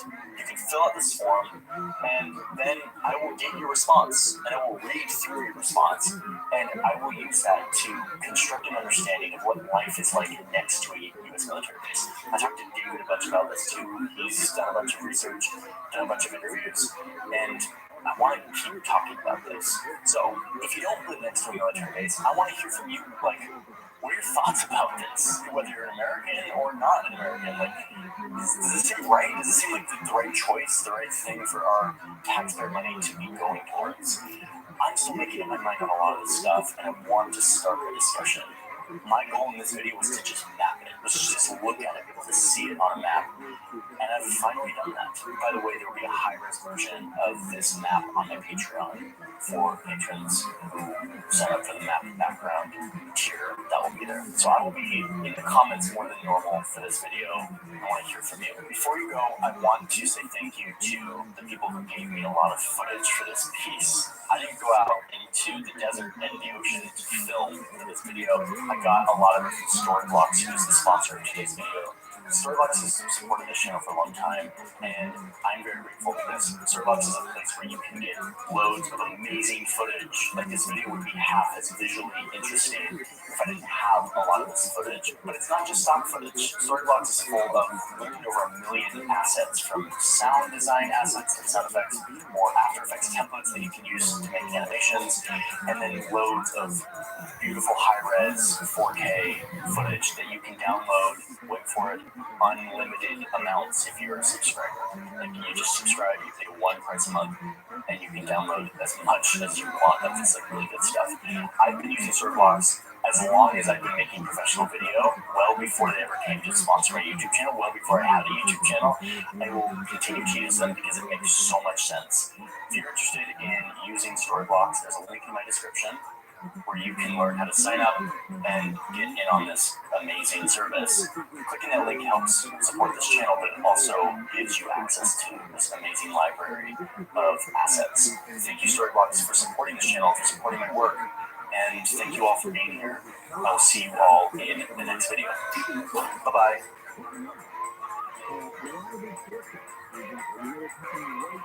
This video was sponsored by Skillshare, which is a place where you can learn basically anything you want for less than $10 a month. Anyway, let's get to it. Russia. Like, this page, and this page, this is Russia. It's huge. It doesn't even fit on one of these pages. I ripped the page. Let's look at Russia.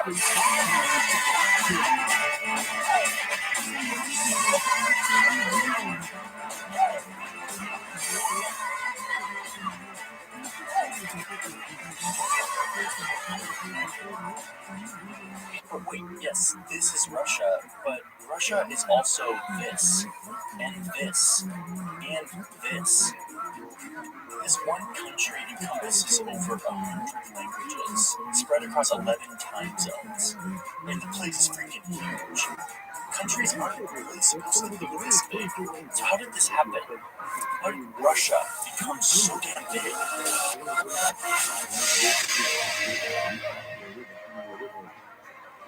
Countries come in all shapes and sizes. You have really small countries, like here in Europe, the country of Monaco is tiny. It's literally 2 square kilometers, like smaller than most cities. Now that's obviously an outlier. So let's look at a more average-sized country like Belgium.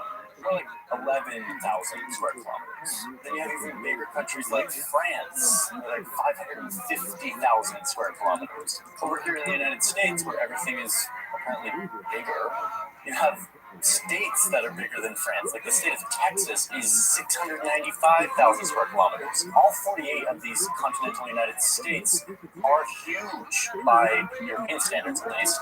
This whole continental United States is 8 million square kilometers. So you have all these different sizes of countries. The average sort of looks like this. And then you have the second largest country on Earth, which is Canada. Huge. But now take a look at the size of the largest country on Earth. Russia is huge. It is more than double the size of the continental United States. 17 million square kilometers. It makes up 1/8 of the total habitable area on Earth. And it's almost double the next biggest country on this list. I mean, it's mind-blowing. Russia is a part of Europe. It also shares a beach line with Turkey. But then you go all the way over here, and it has an extensive border with China and North Korea. You keep going, and it stretches all the way up here to where you could literally swim from Russia to the United States, assuming you can swim, like 2.5 miles. So yeah, Russia is huge. It's giant. But not that long ago, Russia wasn't huge. In fact, relative to empires and their borders, Russia was kind of a small fish. That's the story I want to tell you. 1,000 years ago, Russia looked like this, a loose group of Slavic peoples who were a growing and prosperous society here in Eastern Europe. But they had a pretty big weakness, and that weakness looked like this. These are flat grasslands, which are very easy to cross if you're an army looking to pillage land. And that's exactly what a group of horse-riding warriors did. These guys were the Mongols, and they basically used this path of flat grasslands to traverse across Asia and expand their empire. 40,000 of these Mongol guys on horses, bows and arrows, eventually made it all the way here to the Slavic peoples of Russia. Here's an image of them invading the cities and burning them down, conquering these people. Look how scared these people look. I mean, I would be too if 40,000 Mongols on horseback rode into my city. Anyway, so the Mongols take over this little block of Slavic people, and it really weakens their society. It breaks up all the cities that were sort of collaborating with each other, and now they're paying taxes to the Mongols, like this empire that was from super far away, like on the other side of the world. But there was one city in this area that was particularly ready to fight back. They were quietly getting more powerful. This city was called Muscovy, or Moscow eventually, and it became the regional epicenter for trading fur, which is a thing that was becoming all the rage in Europe. Moscow was also learning how to use gunpowder and guns and technology from Europe, and before long, they were able to punch back against the Mongols, whose big-ass empire was getting really big and hard to maintain, and it was sort of starting to crack. And Moscow was there to take advantage of this. I mean, let's be honest. There's only so long you can keep an empire that looks like this together. Way too big. I mean, this is the biggest land empire in history, but it didn't last long, even though they had these badass warriors on horseback. Anyway, so yeah, Moscow started punching back. They had fur money, and they had gunpowder, and they were having success pushing the Mongols out and moving east. One thing's for sure, said Moscow, which was soon becoming the Russian Empire. We're not going to let anyone sneak up on us again like the Mongols did. And everyone over here sort of chuckled in European and said, don't you realize that the only way to keep people out is to have like mountains and water to protect you? And the Russians were like, oh yeah, you mean like these? And the Europeans were like, nice. So Moscow, which was just a city but is now becoming the Russian Empire, starts expanding towards these mountains, and soon they have like a nice empire-sized set of borders. Some mountains for protection, they have an economy of fur, they have technology and commerce, they're getting rich. Things are looking good for Russia. But wait a minute, can we overlay that green layer on the map that shows the super highway of grasslands that the Mongols used to invade? Yeah, that one. Look, there's a flaw in the plan. Nice try, Russia, but you see that this natural border, which is great, has a huge gap of flat grasslands that people can easily pass directly on their way to Moscow. So middle of the 1500s, Moscow has beat back the Mongols, is expanding east, they're doing their fur thing, they find kind of a natural border, but it doesn't really work, so they're still looking for a natural border or water or something to buffer their country to the east. And then this terrible guy comes into power. His name was literally Ivan. Terrible. And he had some pretty big ambitions for expanding Russia. He's like, dude, we don't need to stop at these mountains. Let's see how far we can push this thing east, way past the mountains. What he finds on the other side of these mountains is a very sparsely populated land of ice called Siberia. There wasn't a lot of people here, and the people that were there weren't super resistant to this Russian takeover. The main thing that the Russians had to fight against was cold, but with cold comes furry animals who have thick coats of fur, which again was incredibly valuable in European markets, and that helped fuel this race to just keep going east.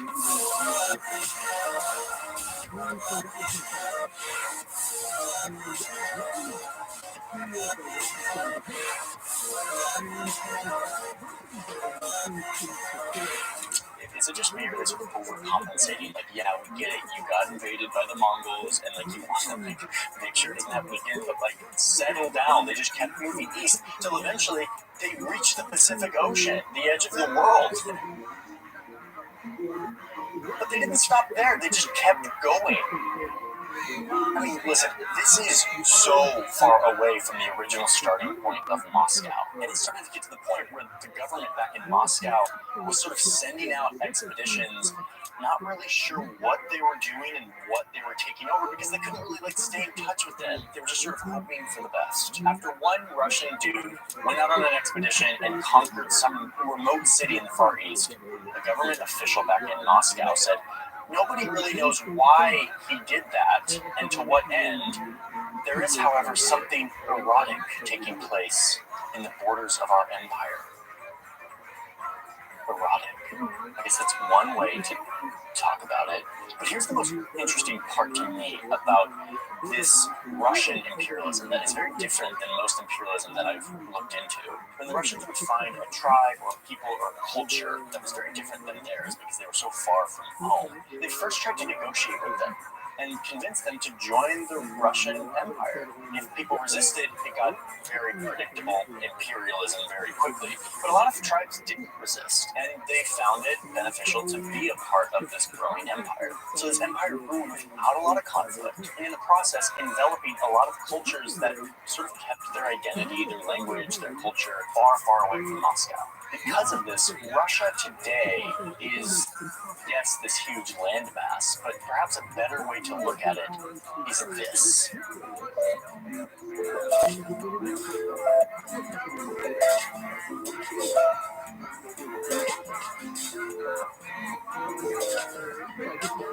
Russia today is divided into 85 territories.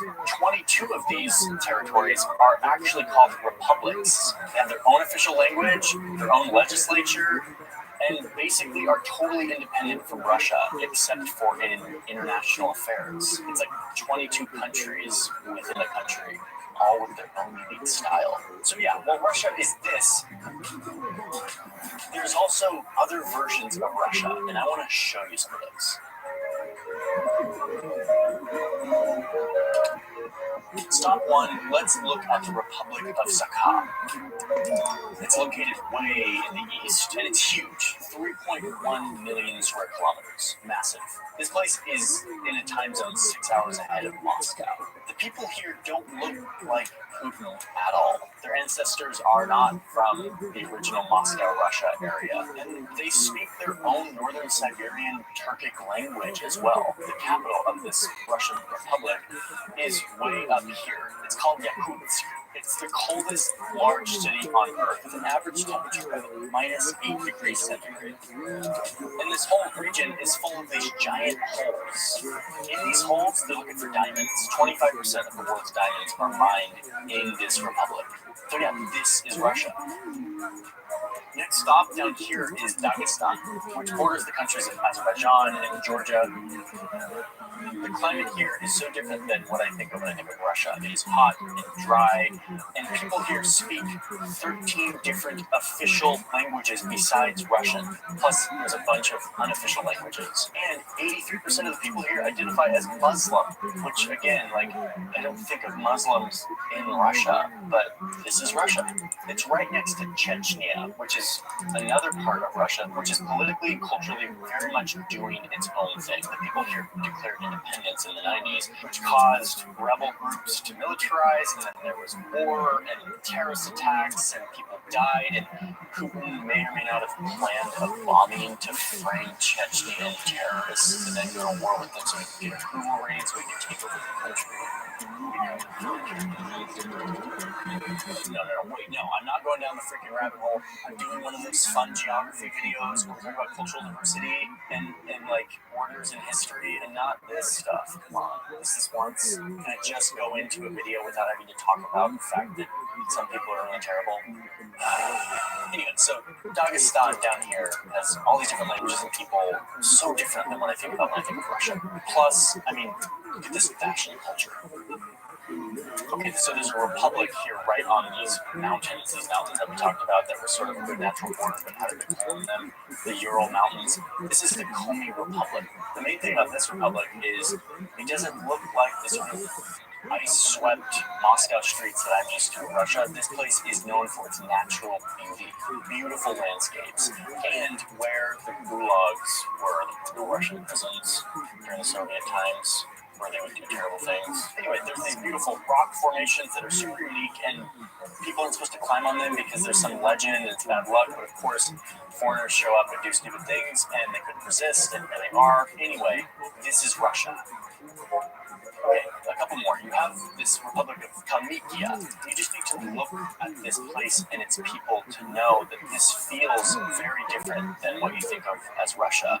And yet, this is Russia.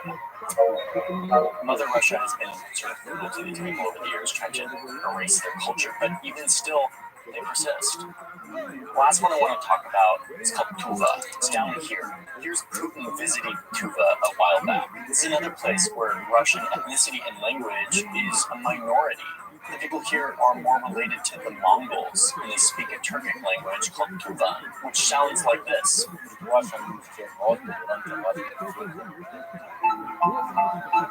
So yeah, the upshot here is that this is Russia, but so is this, and this, and this, and this. Russia got really big as they were searching for a border and for fur, and they just kept expanding their empire, enveloping all of the people and cultures that came with it.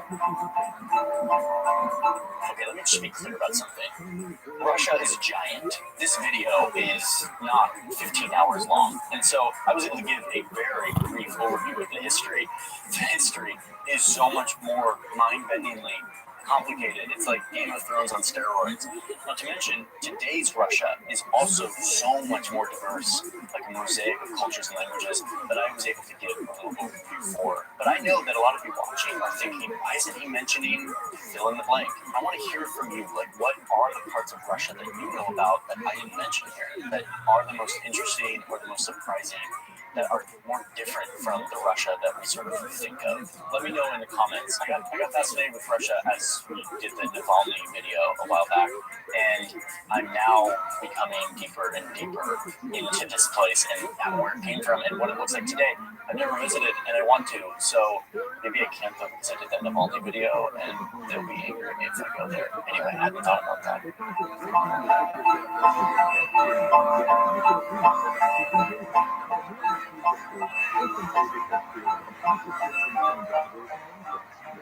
Okay, before we go, I want to tell you how you can sign up for Skillshare for free and start learning stuff. Skillshare is this giant repository of tutorials, video-based quality tutorials that can teach you anything from photography to business skills to cooking to animation. Like, I've learned so many of my skills from watching web-based tutorials just like this, including a lot of stuff on Skillshare. They're really good practical courses, and I'm a major believer in what they're doing. I'm also a major believer that you can acquire so many skills on your own outside of a formal environment. I was using Skillshare long before they came to sponsor a video on my channel because I believe in this. So there's a link in my description, and the first 1,000 of my subscribers who click that link will get a free trial of this premium membership so that you can start learning something today. It's a sweet deal that you should totally look like. And go take a course. There's an awesome course on graphic design that teaches you the fundamentals of Illustrator, which is a program we used a lot for this video. A lot of people don't know that animation starts with good graphic design. Learning Illustrator is a great first step in learning how to tell stories visually and to animate stuff. This course is super well done, and I definitely recommend it. Go check out Skillshare. Thank you all for being here and watching. Thanks to my patrons for being such great supporters, and lots more videos to come soon. So, see you all in the next one. Bye-bye.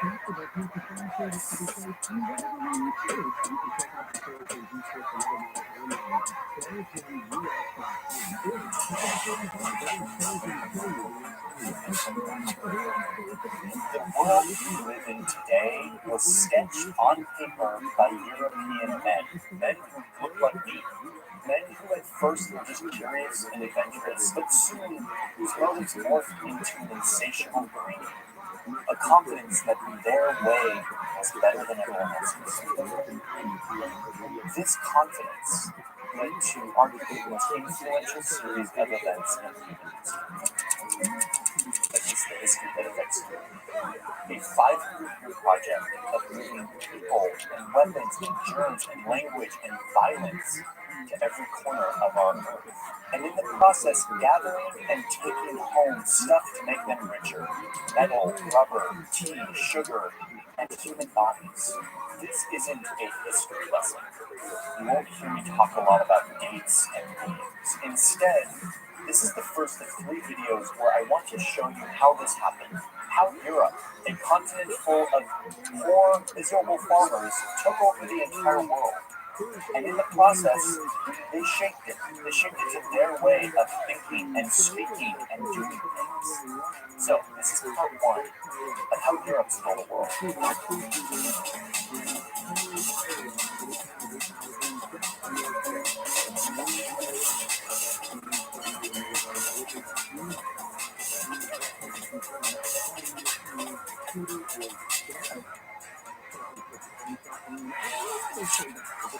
I am out here on a bit of an excursion near the sea, but I want to pause this video because I need to tell you about the sponsor of today's video, which is BetterHelp, a company that is trying to help you improve your mental health. I'm a giant fan of therapy.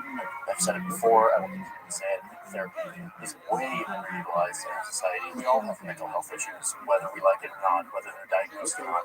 And BetterHelp is trying to make therapy, which is just working through the things in your mind, more accessible. And I'm a giant supporter of that mission. I've been in therapy for several years. It has changed the way that I think. It has changed the way that I approach my relationships. It has changed me. I can say that unambiguously and very genuinely. What BetterHelp is a platform to make therapy more accessible to people, anyone around the whole world. It's not bound by geography. So instead of looking for a therapist in your local town, go on to BetterHelp, you sign up, you take a very short quiz, and they match you with somebody in their huge network of like tens of thousands of therapists. Once you're matched, you can start communicating with a therapist in as little as like 48 hours, which if you've ever looked for a therapist before, that is very, very quick. It is very easy, and that's what BetterHelp's trying to do, is use technology to make therapy more accessible. I'm a big fan of that. You can choose how you do your therapy. You can do it over the phone, you can do it over video call, you can even do it over like messaging if you don't want to talk. BetterHelp is not like a self-help program, it's not a crisis line, it's legitimate therapy that is done securely on the internet. This is why over 3 million people are on the BetterHelp platform taking control of their mental health. So if you want to get in on this, try BetterHelp out. There's a link in my description. It is betterhelp.com/JohnnyHarris. Clicking that link helps support this channel, but it also gives you 10% off your first month from BetterHelp, so you can try it out. BetterHelp is already really affordable. There's even financial aid for those who need it. Thank you, BetterHelp, for supporting my channel, for supporting this video, and for making therapy more accessible. Okay, now back to this incredibly important story of how Europe stole the world.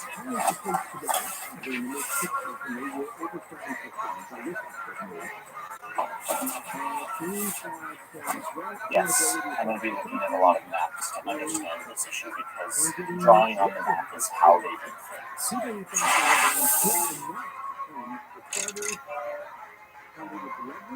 To understand how Europe stole the world, we need to rewind to back when the map looked a little different. Hold on.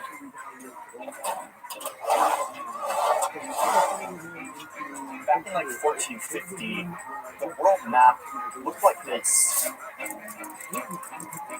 I mean, Europe was just a bunch of small kingdoms. The borders looked so different than they do today. They were all pretty small potatoes.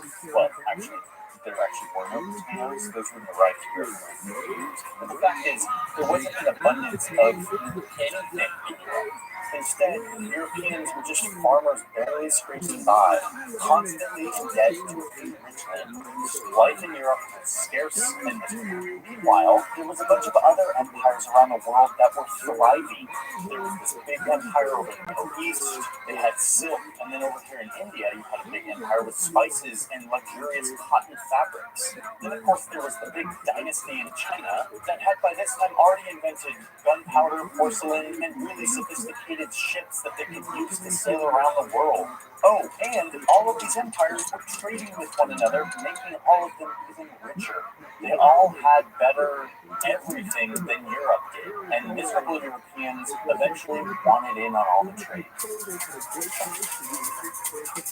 So that's kind of the context here that sets the stage for Europe taking over the world. The first two countries that wanted in on all this trade and set out to explore were the countries that today we know as Spain and Portugal. So they start looking for a land route to get them east. They start moving east and nope. Oh look, it's the Ottoman Empire, a very powerful Middle Eastern empire that's run by Muslims. Meanwhile, Spain and Portugal are hella Catholic, and they're not being super nice to Muslims or Jews, so the Ottomans are like, no, we're not going to let you pass through our land to get in on the trade east. Oh, and by the way, you can't even afford our taxes. You're miserable Europeans without a lot of money, so go away. They're going to need another way to go east. Portugal's workaround was literally to go around the continent of Africa, stopping along the coast to trade with the wealthy African empires along the way. This is a huge moment because it actually worked. It's near the end of the 1400s, and the Portuguese are now going nuts. They're sending ships around this route that they figured out, trading with the East, and suddenly the Portuguese are dressing in luxurious fabrics. They're using cloves and cinnamon and black pepper to make their food actually taste good. Wait, you're telling me they didn't have black pepper before this? Jeez, miserable indeed. So the age of exploration has begun. Miserable Europe is doing something about their situation, going out to get in on a thriving trade in the East. But remember, this isn't about conquering land, it's about trading. For now.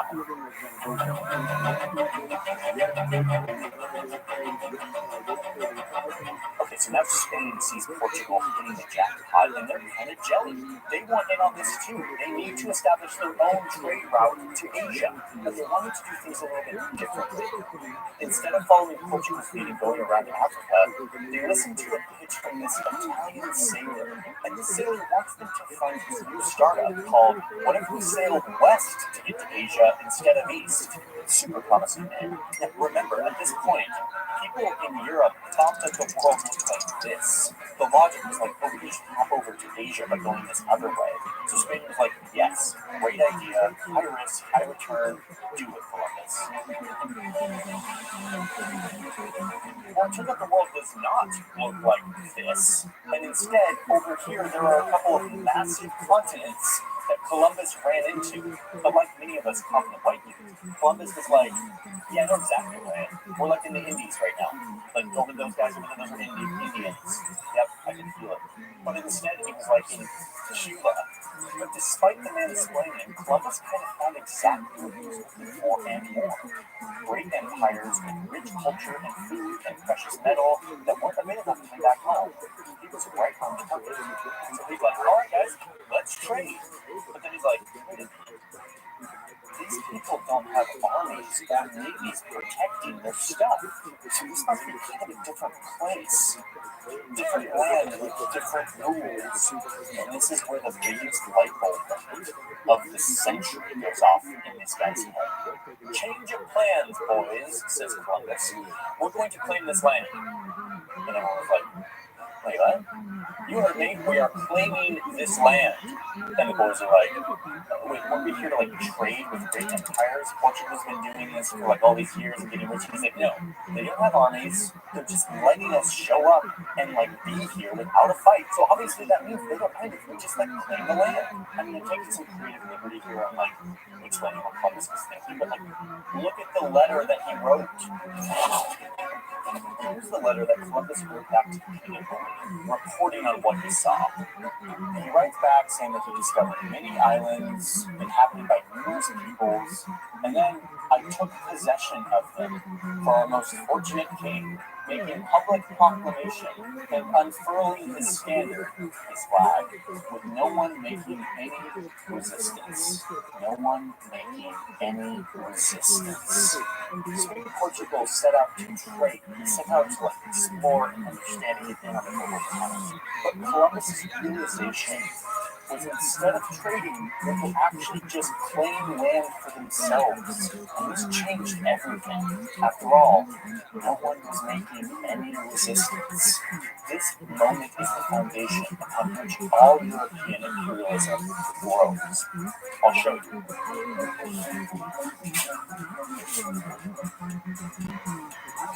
It's the moment that would give us the first big division in the minds of Europeans. The thing we were on the old world versus the new world. This is really familiar language to us now. But it was invented in this moment. The new world was now seen as land that could be claimed. It was fair game to go conquer because they didn't have big armies or a Christian king. Forget trade with the East, said Columbus. There's a bunch of land that we can go take over in the West. And the race was on. Spain and Portugal didn't want to fight with each other over all of this land, this conquest that they were about to undertake. They got together, they drew some lines. No, literally, they just drew two straight lines. We have Africa, we have Europe, and then we have this line. Everything left of this line is Spain's. Everything to the right is Portugal. This is literally one of the original maps where they actually drew these straight lines and divided the world into two. But let's look at this on a nice movie map. There. Now we can see very clearly. Oh look, now we understand why they speak Portuguese in Brazil.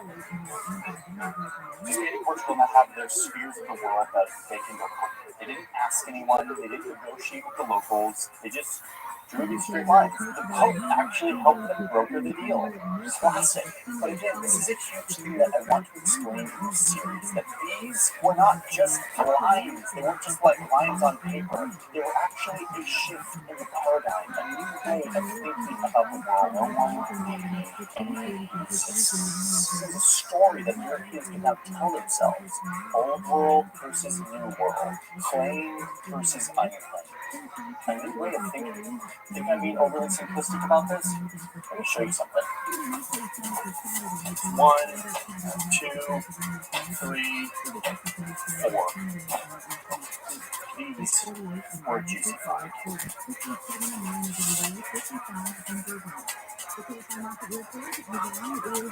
I found this amazing Portuguese nautical atlas. It's a bunch of maps that the Portuguese Navy drafted up right after these two lines divided the world between Spain and Portugal. And it is an amazing series of maps, but not only because it's visually stunning, but also because it lets us into the mind of how the Portuguese saw the world after they divided it with Spain.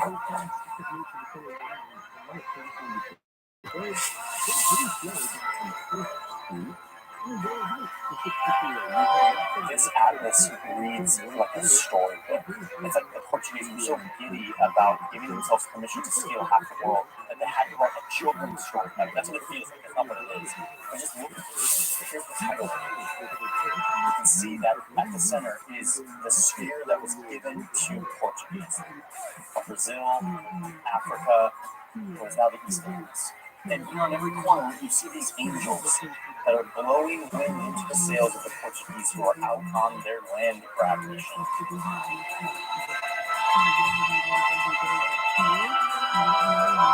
So this is just the title page. Subsequent pages of this atlas are close-ups on different regions. This is the Caribbean over here, look. This will become Cuba, this will become Haiti, Dominican Republic, North America, South America, all of this unclaimed, up for grabs. Here are story depictions, all these flags. Some of them are Spanish flags on the islands on their side of the line, but then you have Portuguese flags on the Portuguese side of the line. The status of this land, according to the fantasy of the Portuguese, changing from unclaimed to claimed by men on ships with Christian crosses on their sails, showing up and planting flags. This was like playing a board game to them.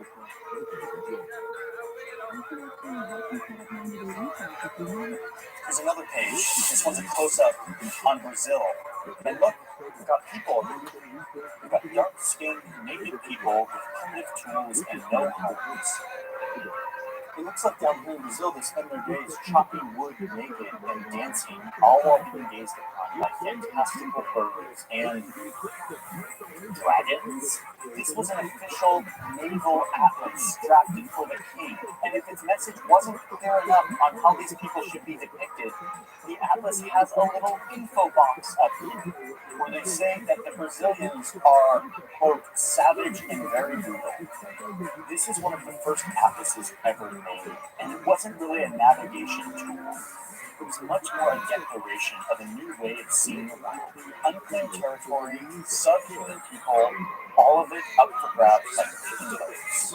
So yeah, this is how it all started. Under this new paradigm, both empires expanded very quickly, forcing the Spanish and Portuguese languages across the ocean, mining vast quantities of silver, creating plantations for tobacco and sugar, and in the process massacring the people who lived in this new world, both with their weapons, but also with their European city germs that the people being conquered didn't have the immunity to.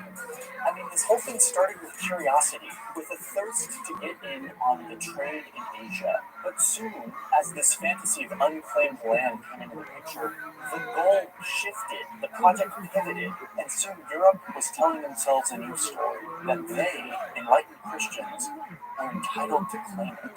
And while the story starts with Spain and Portugal, soon it spread.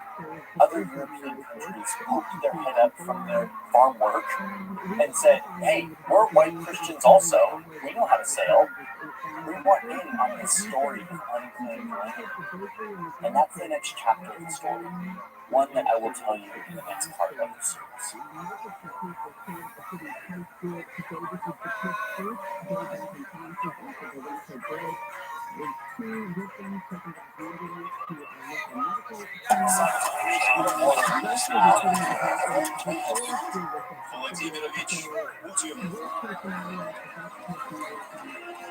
Vladimir Putin has a trick up his sleeve, and he's finally using it. It's a weapon he's been holding on to for years.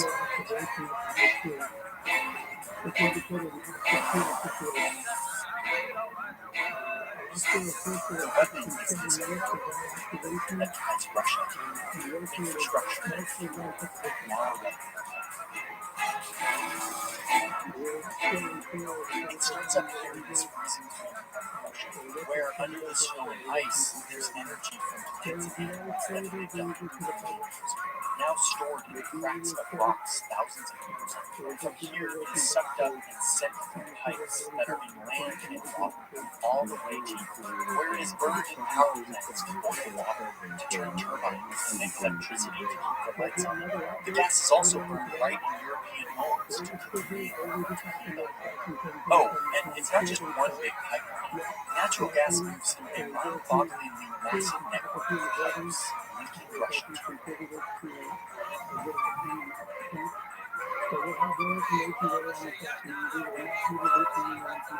What I want to do here is quickly get you up to speed on what is happening and how these pipelines have been turned into a weapon in a weird version of hybrid warfare.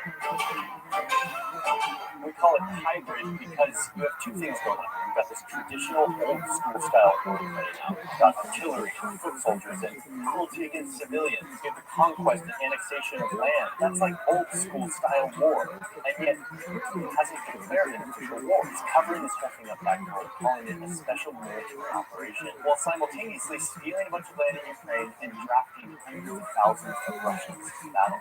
As someone who studies conflict, this has gripped me because it's playing out not just on these battlefields, but on a bunch of other battlefields too. Energy markets, infrastructure, financial systems, and information sharing on the internet that simply has never existed before like this. And it's on these battlefields where the big nuclear powers of our world are going head to head in an increasingly dangerous way.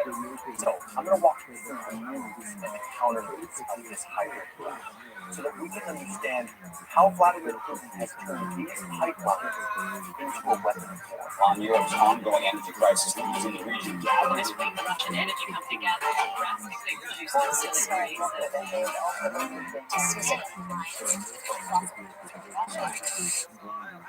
Before we continue, I want to thank today's sponsor, NordVPN. It makes a product I deeply appreciate and use all the time. The VPN allows you to access content from different countries. Like I can watch like Netflix as if I were a British person in the UK because I connected the internet via the UK. That's just one of the features. When I'm traveling, I like to connect to the internet via the United States so that my email doesn't kick me out thinking that I'm in a happy country.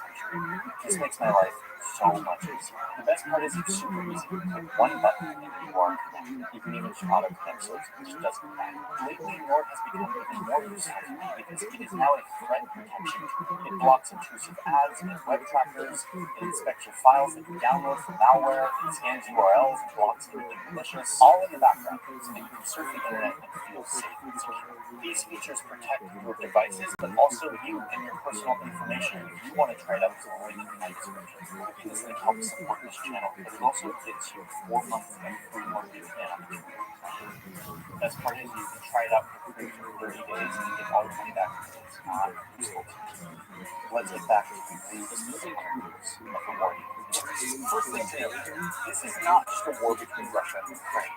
It's also a war between Russia and a huge group of countries that we're calling the West. Russia started it, but now both sides are engaged in a complex game of 4D chess, or maybe more accurately, we could call it a high-stakes game of chicken. So let's look at the moves and counter-moves on either side and try to make sense of why I'm calling these boring pipelines a weapon. As we know, this really started in February on a physical battlefield with a full-scale invasion.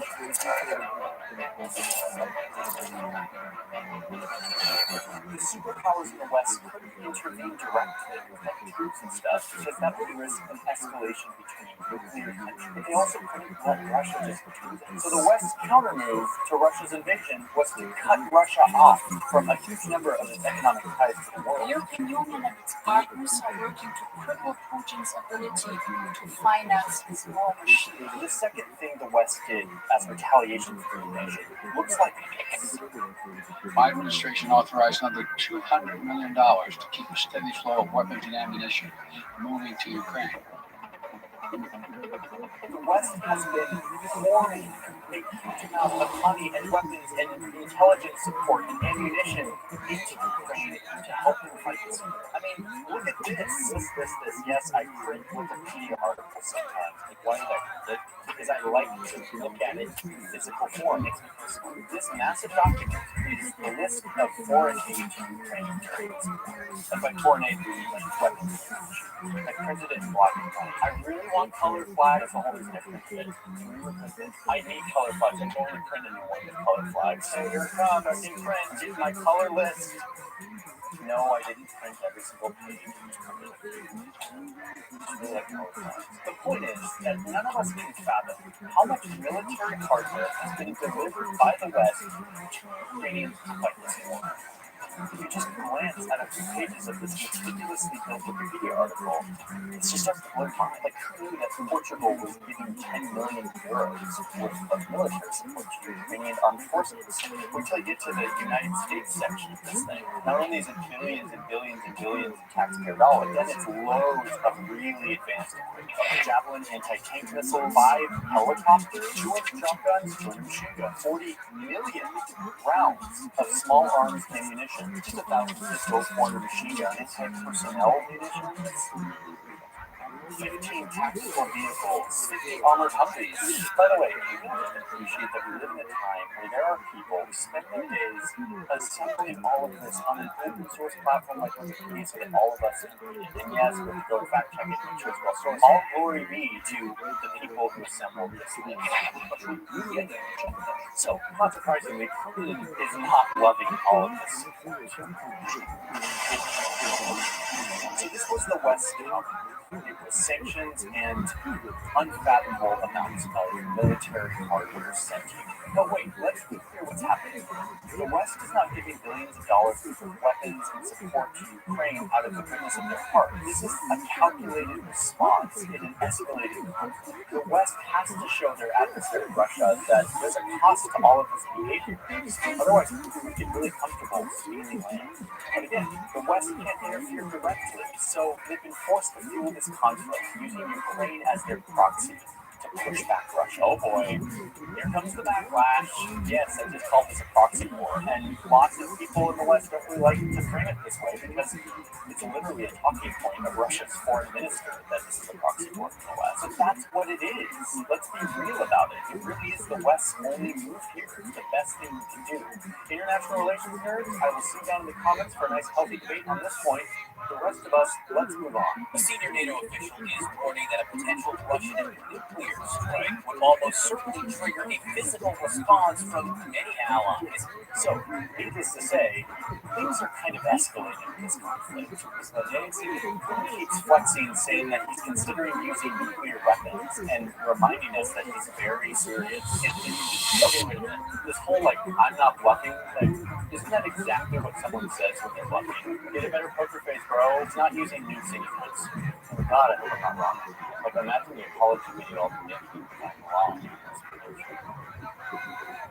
Anyway, the point I'm trying to make here is that nukes are not the next move. He's got one more massive trick up his sleeve, and it looks like this. These pipelines and the gas that flows through them. These pipelines are the umbilical cord between Russia and Europe. They are the result of years of a mutually beneficial relationship because Russia, who's got tons of natural gas, is able to serve the demand in European countries who have built their economies off of that natural gas. For a long time, this was a very mutually beneficial relationship. I mean, look at all these European leaders and Putin in 2012 and talking about this new pipeline they're opening and giddy and excited because they're all cooperating on energy. He gets loads of money. Europe gets natural gas to build their economy off of. Everyone's I believe with natural gas will be supplied directly by the shortest route, linking the major Russian gas reserves to European outlets, weakening our teams. But it turns out this was a trap. What it ended up doing is putting a huge amount of leverage in the hands of this guy. A weapon that he's now using in this war. Putin's government has a controlling stake in the biggest gas company in Russia, which means that Putin himself can give the order to turn off the taps on these pipelines. Turn them off. And that's exactly what he did. European gas prices again reached near record highs on Gas Monday.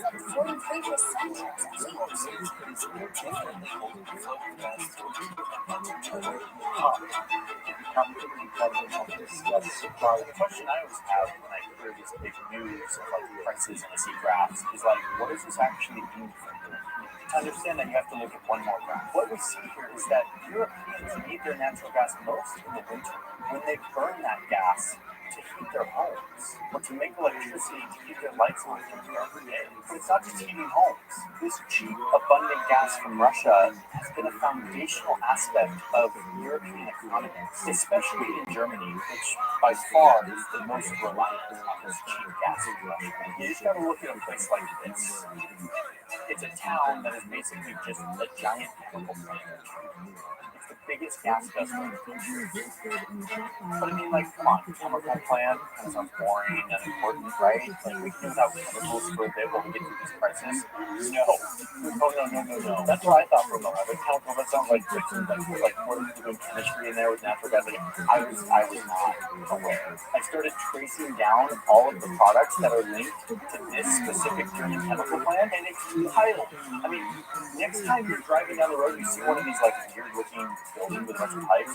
Give it like a salute because inside of this plant, they're making ammonia, which is used to make fertilizer, which is used to grow your food. They make the menthol for your toothpaste, and they make tons of chemicals that are necessary for building cars, which is Germany's biggest export. I didn't really grasp this before, but I now see that our modern industrial economy is like founded on chemicals, and you need a lot of natural gas to make chemicals. So as Russia strangles Europe for natural gas, it's having an effect on paper and steel and so much more. We need energy for all this stuff. So when the cost of energy goes up, the cost of everything goes up. Inflation and soaring prices are all of oil has gone up 27%, prices in Germany reached 8% higher than 1 year earlier. That's a level not seen since the 1970s oil crisis. And this is exactly what he wants. This is his next move in the war. And notice the timing. It's about to get really cold. Another mind-blowing fact here is that 70% of the energy that is used by European households is just to heat the home. 70%. And about half of European homes rely on natural gas for heat. And where does that natural gas come from? Russia. Well, no, not Russia. It doesn't come from Russia anymore. It now needs to come from somewhere else. Somewhere that doesn't have a bunch of pipelines that can pipe it in.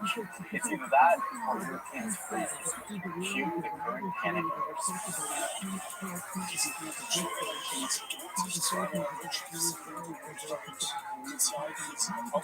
Two of our producers, Jack and Taji, were recently in Berlin, and I asked them to go look for electric heaters to see if, like, it's easy to buy them. Is this panic real? Hey Johnny, I'm about to walk into an electronics store and see if this is actually true and people are buying these electric heaters like crazy.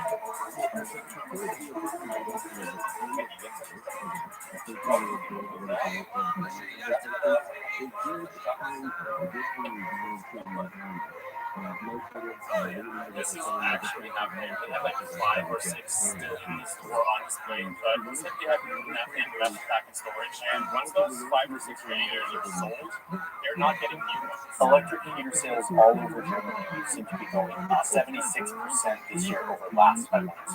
Okay, but I hate to break it to you, in Germany, the electricity that you need to run these electric heaters is now way more expensive too, because natural gas is also used to make electricity, and it drives up the price for all other forms of electricity as well. So yeah, we played a big wild card in this economic war by turning off the taps. And let's walk through his calculations here, because it wasn't just to like make Europeans suffer as payback. He has an end game. His goal is that by doing so, the people will get fed up and go to their leaders and be like, why are we supporting a war in Ukraine at our own expense? And under pressure, the leaders in Europe would then fracture and be more likely to go to President Zelensky, who they have lots of leverage over, and pressure him into making a deal with him to stop the war, give Putin all the land that he's annexed, and move on. President Putin has announced the annexation of 4 regions of Ukraine controlled by Russian forces, the biggest seizure of territory in Europe since the Second World War. And this will be a big win for the moves and countermoves. That's what this is. And let me just say, this plan is not working. This is happening right now, and it's changing every day. So you're watching it for it to change, but there is a growing movement, especially in Germany, to protest these stations and these military base in Ukraine. Die Vorstellung, dass der Putin dadurch bestraft, dass wir Millionen Familien in Deutschland in die Armut stürzen und dass wir unsere Industrie zerstören, während Gazprom Rekordgewinne macht. Ja, wie bescheuert ist das denn? Fed up with higher prices from something they don't use. Dass die Leute sich keine Heizung mehr leisten können und dass eine riesen Aufrüstung stattfindet. And as winter comes, the demand for gas increases to heat homes and keep the economy alive. This tension will increase just as Putin can, using his energy weapon just at the right time to inflict the most amount of pain on the world's economy. Знаете, только одно. Только известные русские светские приговоры. Мерзни, Okay, wait, did you catch this? We're talking about like high stakes, like global conflict, and Putin is invoking this folk tale in which a clever fox, presumably Putin himself, outsmarts this dumb wolf by tricking him into going down to a frozen lake and putting his tail in the hole in the ice to try to like catch him. But eventually, the wolf's tail freezes and the wolf is stuck until a bunch of villagers come down and beat him up. By the way, I talked to a Russian about this, and she told me that like the fox is not portrayed as like a role model. Like, the fox is actually like a really safe character, and yet he wants to be the fox, and the EU is man, he's just trying to storytell. So that is what is going down. Hybrid warfare, in particular 2022, we've never seen before. And we don't really know what happens next.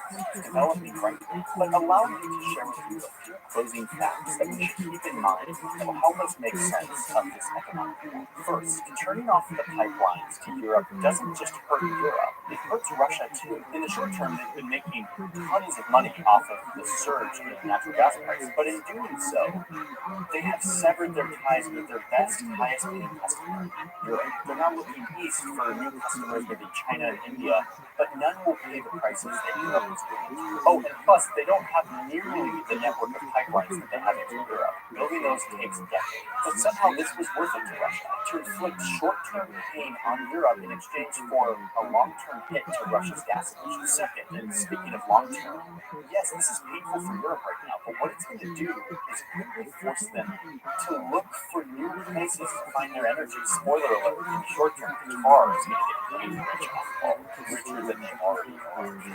But the point is that this will accelerate Europe's already started transition away from fossil fuels. They're now being forced to speed that up. In other words, if they can weather this difficult time, they will come out way better off than they did before, and will come away with way less economic leverage.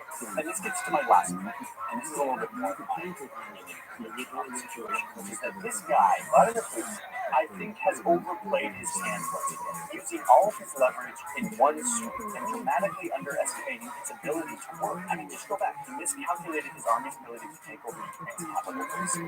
He miscalculated his army's ability to hold land. He miscalculated the response of the Ukrainian military and people to resist his invasion. He miscalculated the response from the West. And now it seems like he once again has miscalculated his ability to force Europe to stop supporting Ukraine through energy policy. He seems to be overtired, which is good news, until you realize that every time he loses one of his bets, he escalates the conflict. What's scary is that he can't lose.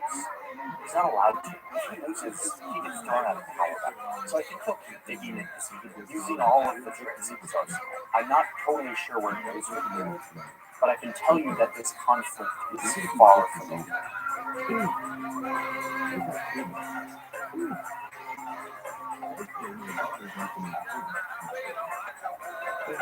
Thank you for watching this video, and you're still here with me, you're still watching this video, even after it's kind of over. I am really excited about what we're doing here. We are building more and more really exciting videos, and there are more people behind the scenes than ever. We've revamped our Patreon to give you more behind the scenes of how this stuff is made, how we actually do this. Every month we release a video that is just a kind of chaotic, way less sort of polished and edited look at the behind the scenes here in the studio and out in my travels.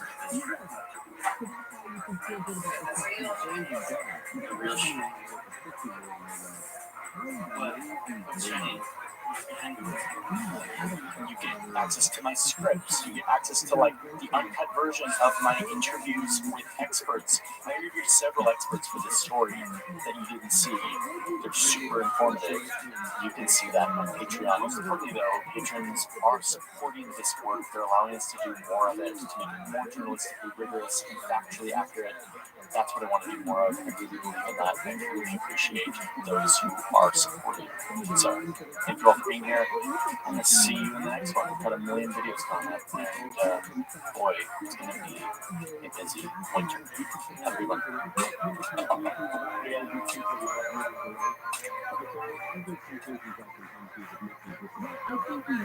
It's January 2017 at the headquarters of the African Union here in Ethiopia.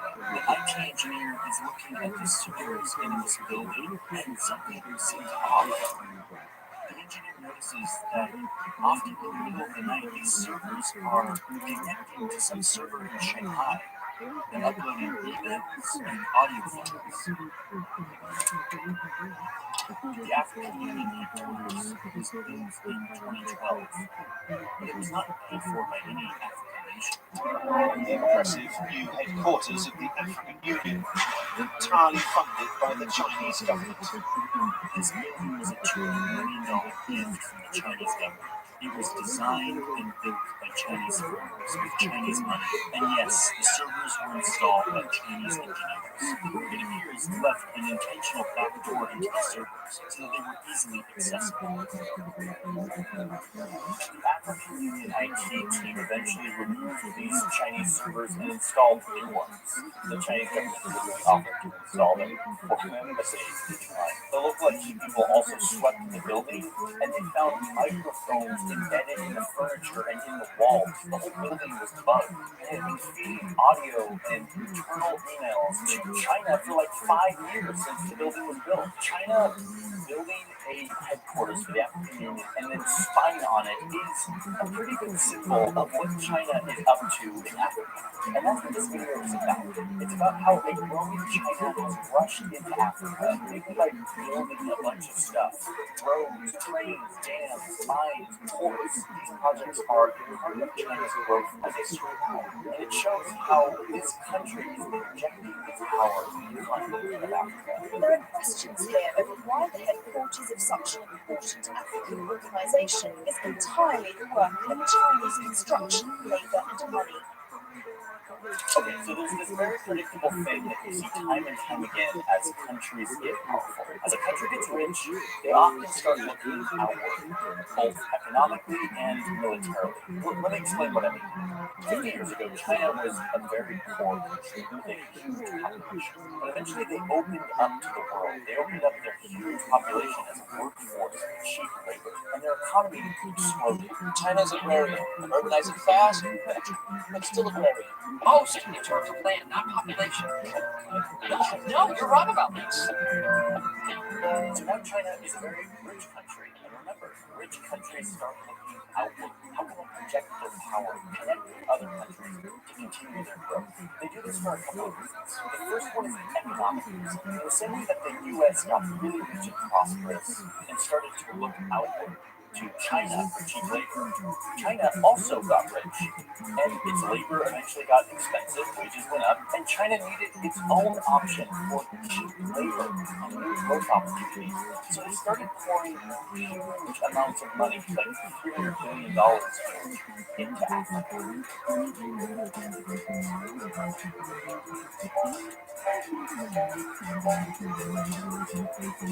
Okay, so that's the economic reason. China grows really fast, the growth is slowing down, so they need to invest in emerging economies, is what the economists call it. Economies that haven't developed very quickly yet, but that with a little bit of investment could start to grow. Untapped markets. But the economic explanation is only half the story. In China, economics and government power are not very separate. So to understand what China is really up to, you have to understand the geopolitical motives. To do that, you gotta look at a map. Here are all the countries that China has projects in. And yes, I just highlighted every single country on the African continent. I mean, besides this one down to this little tiny country of Swaziland, they're the ones without on all of this. These projects range from transportation projects like roads, trains, to energy like oil and dams, to real estate projects like housing developments, and then mining for things like copper. We have everything from a shoe factory in Ethiopia to a $6 billion Chinese-financed dam in Nigeria to a massive suspension bridge in Mozambique, the longest in Africa. I mean, these projects are everywhere, even here on this tiny island off the coast, where China has poured billions of dollars to build housing, a stadium, an auditorium, a library, as well as their national parliament. China built it all. There are too many of these projects to even count. And honestly, if you take it as a whole, a lot of these projects have been a major benefit and economic stimulus to these countries' economies. But why is China doing this? What are they up to? Well, in addition to all the economic value of investing in emerging markets, China's president also claims that they're doing this in the name of cooperation and friendship. 其实是以非洲方式解决非洲问题。 The African way. Let's dig into this and actually see what these projects look like and how they are built, and if it truly is the African way, whatever that means. Okay, so there's this really impressive rail system that China built in Kenya. It goes from Nairobi to Mombasa in just under 4 hours, which is faster than any train in the United States, which, let's be honest here, isn't really saying much because here in the United States we don't anymore. We really good at it, now we're not. It's a shame. Anyway, look at this train in Kenya. This railway system was a $3.6 billion project, the most expensive infrastructure project since Kenya's independence, and it was mostly entirely paid for by a giant loan from China's state-run bank. So it was financed by China, designed by Chinese engineers, and then built by Chinese construction firms that sent Chinese workers to hire locals and manage the project. And now it's a Chinese company that actually runs the thing. If you ride this train, you're going to see all the safety announcements and all of the documentation in Chinese, in Mandarin. It is very clear who financed and built this thing. It looks like China just parachuted in and plopped this thing down in Kenya. And now Kenya has billions of dollars of debt that they have to pay back to China eventually. In fact, 72% of all of Kenya's debt is owed to China. And this railway was meant to reduce congestion congestion on the highway that runs parallel to it, but it hasn't done that. In fact, this railway cuts right through these two national parks. While the train will offer passengers a view of a lifetime while passing through the national park, conservationists are concerned that this construction will affect the ecosystem and the wildlife that live here. And it's actually not doing what it said it was going to do. So yes, Kenya has this big shiny railway, but it wasn't really solving African issues in the African way.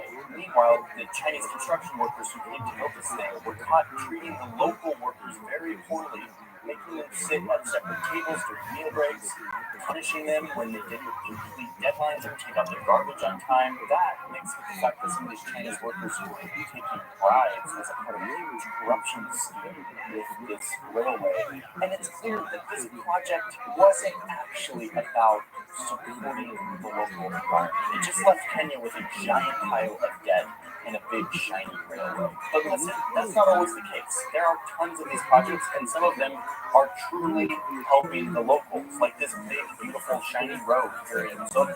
This used to be a rough travel road, and it is now a beautiful, shiny road that is helping the locals move around.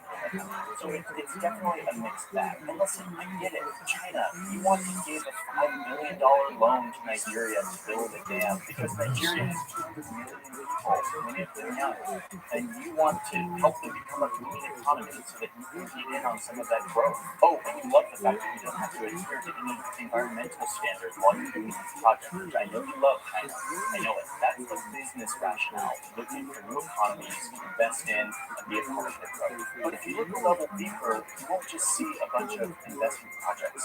You'll see a bunch of free gifts from China. And I'm intrigued by especially the political ones. Like when China shows up and builds like a parliament building, which they've done for 7 countries in Africa, or when China offers $32 million free to build a new headquarters for ECOWAS, which is basically the economic union in Western Africa. They do this for free. We'll build you a new headquarters.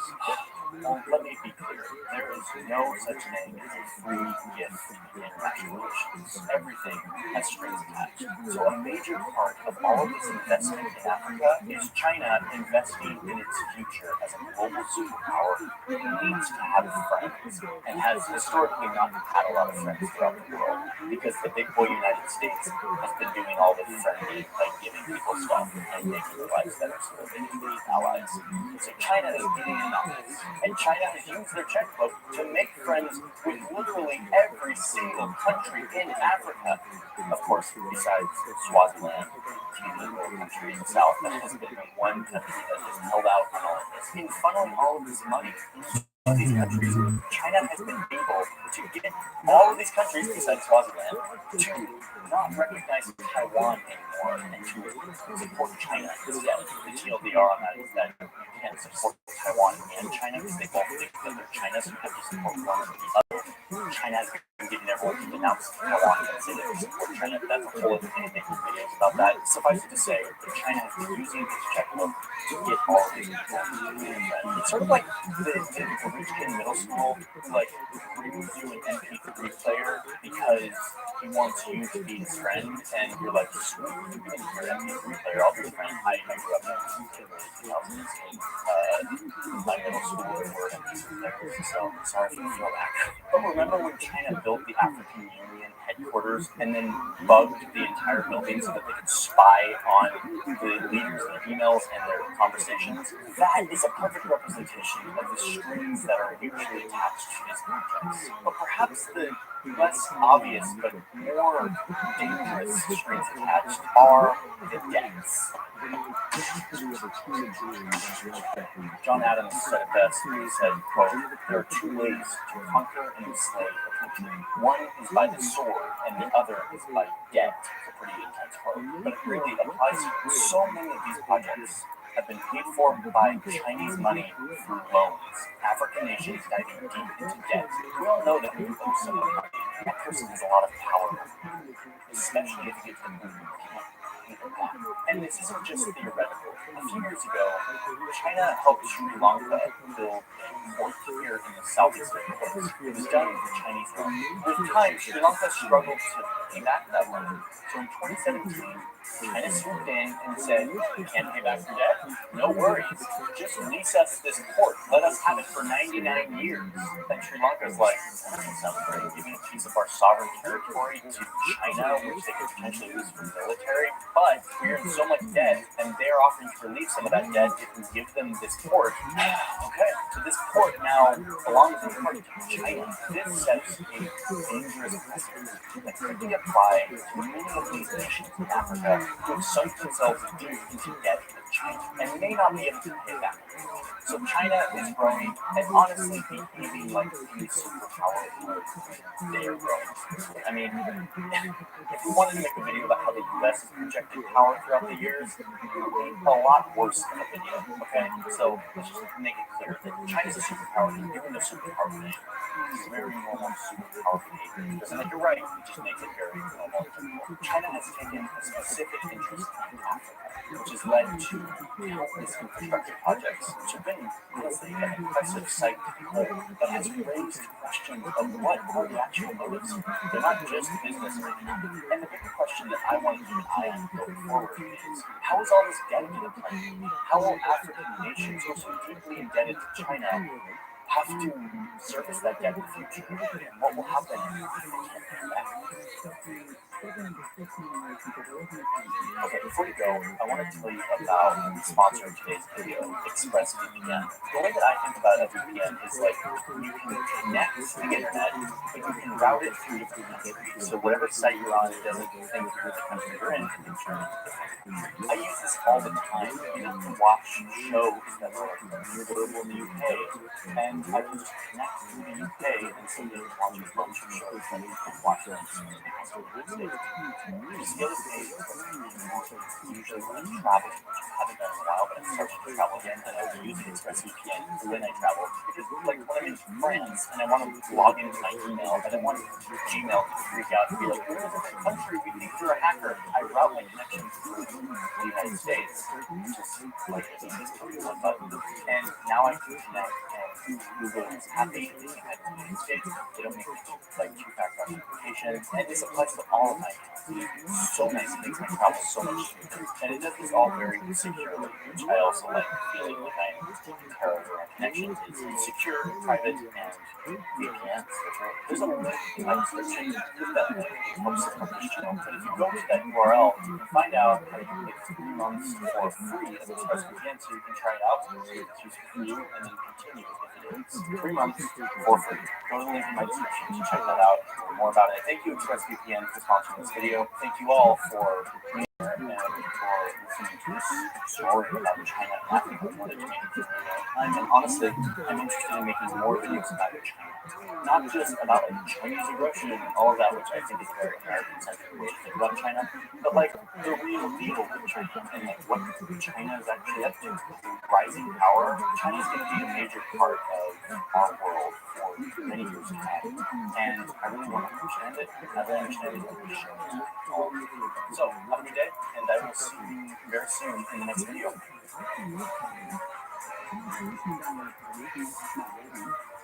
Hey, before the video starts, I want to say thank you to Storyblocks, who is the sponsor of today's video. You're going to see a ton of Storyblocks footage in this video because I use Storyblocks footage in all of my videos. In this subscription to Storyblocks, you can download unlimited clips that are res and beautiful and free for commercial and personal use. You can also get sound effects and graphics templates.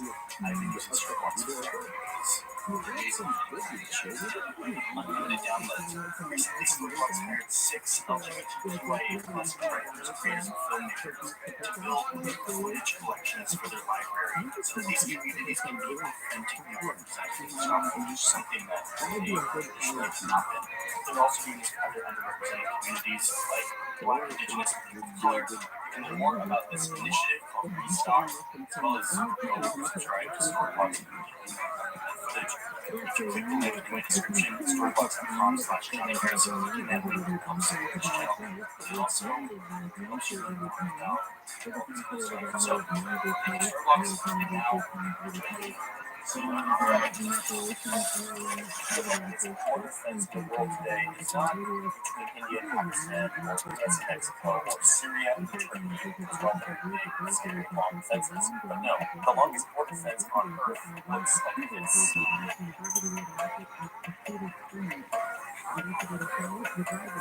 5,600 kilometers long. That's like if you were to drop a border across the whole United States from LA to New York, and then add another 1,000 miles. And this border fence doesn't even separate two countries. Instead, this fence stretches across some of the most remote territory on Earth. It goes through farmlands, deserts, across mountain ranges.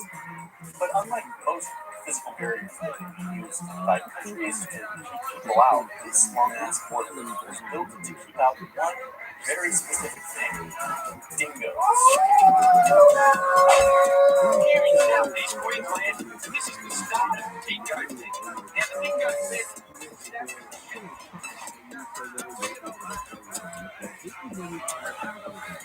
Okay, can we just say something right up front? You know, agree that Australia is pretty wild and like a pretty unique place.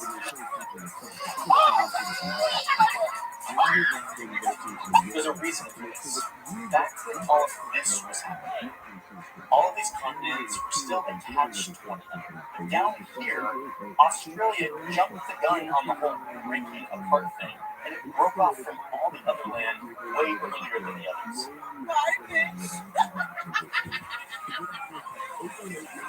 Because of this, all the plants and animals on the Australian piece of land evolved in isolation for a really long time, far away from anything else. When we talk about the 7 continents, it's like North America, Asia, Africa, and then Australia. Like it's the country, but it's basically its own continent. This isolation resulted in around 90% of the wildlife in Australia being wholly unique to the continent. It doesn't exist anywhere else. And it stayed this way for a very long time until, of course, these guys showed up. These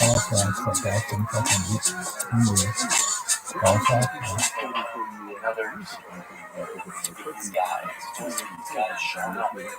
To the years 1770, humans have been living on Australia for like 70,000 years. But despite this, this guy shows up and, quote, claims possession of the east coast of Australia with a British flag.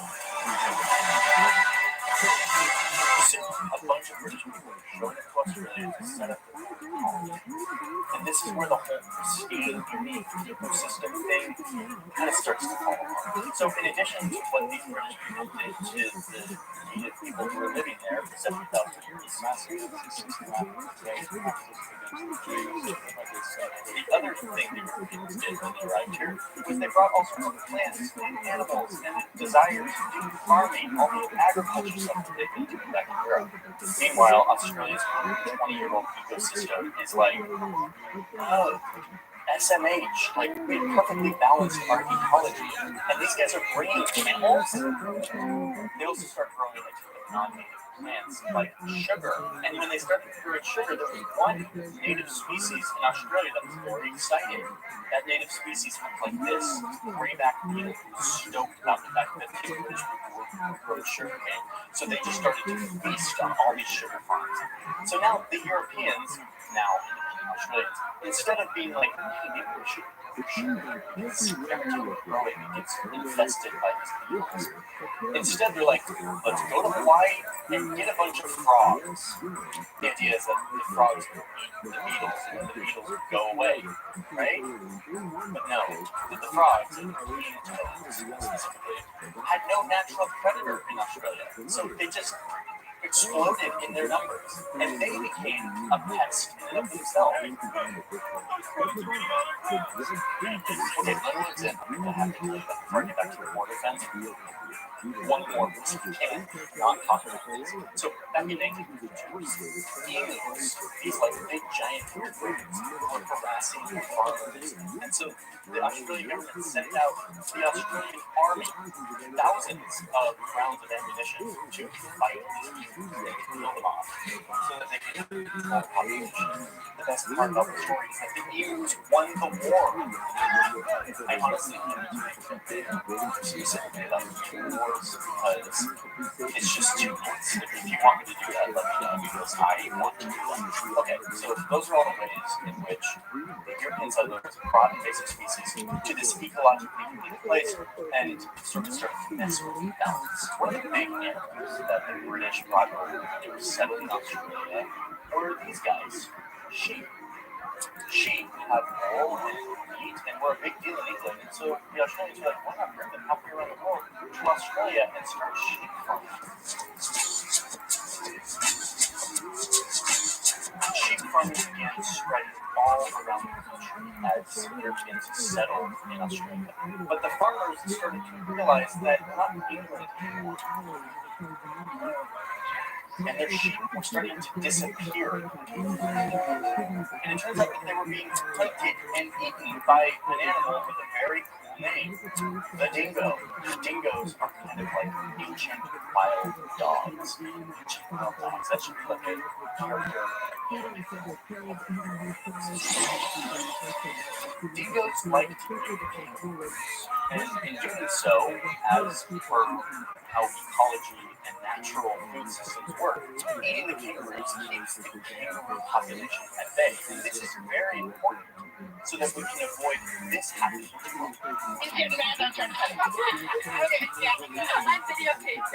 No, that's actually not the reason why it's important.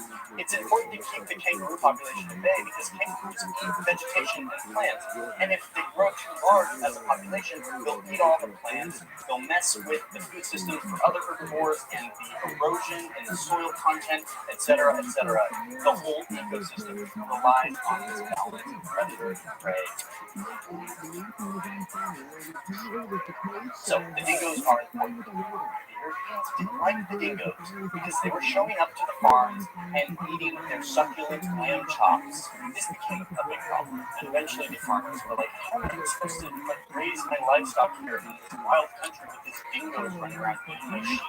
Meanwhile, Australia's 120 million-year-old ecosystem is like, deal with it, Liam, the sheep farmer. We've been crafting this wild ecosystem for a really long time, and we're not going to change it just so that you can have your lamb chops. And Liam, the sheep farmer's like, hold my beer. Hold my beer. I try not to do accents. Cliche, and I can't do accents very well, but I just love the way I say beer. There it is. And thus begins another round of let's outsmart nature. So anyway, they start planning a fence. What if we cut off like a giant swath of this country so that all of the dingoes stay on that side of the fence and all the sheep farmers can stay on this side of the fence?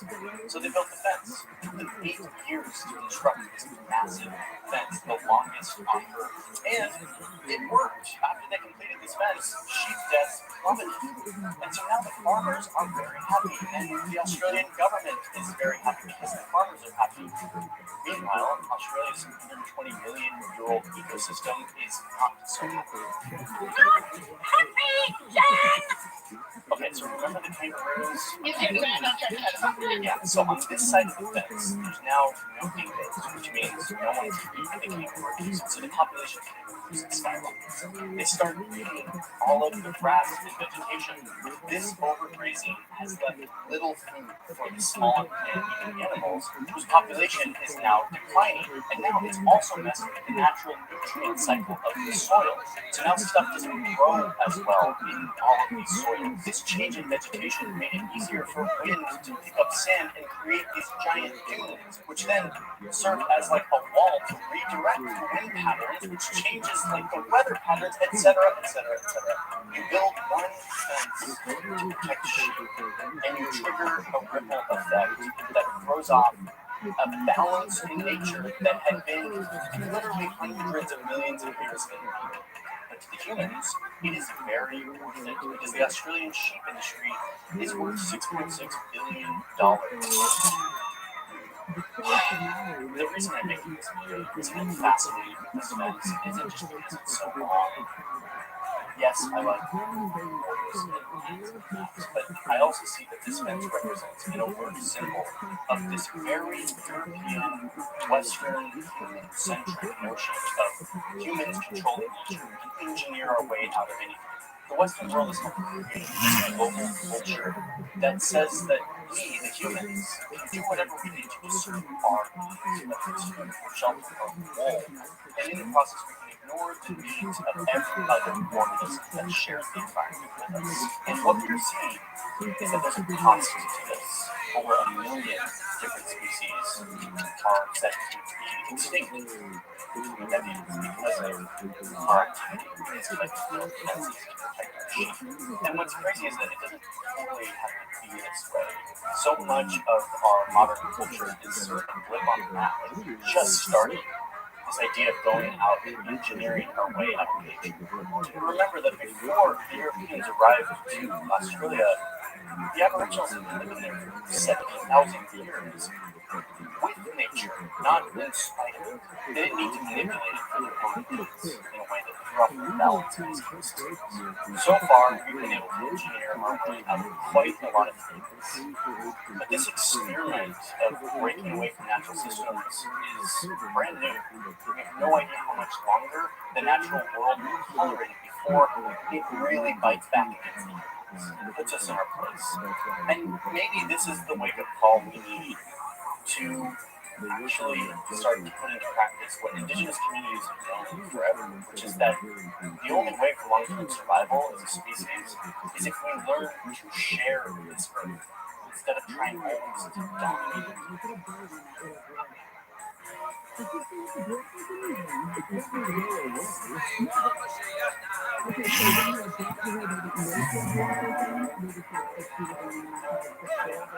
We need to look at something astounding that happened over the course of like 100 years. This is the final chapter of what I think is the most mind-boggling chapter in the story of how we have people. The reason why it's so mind-boggling is because this is the part of the story where the map goes from looking like this in 1800 with Europe controlling like 35% of the world's land to looking like this by 1914.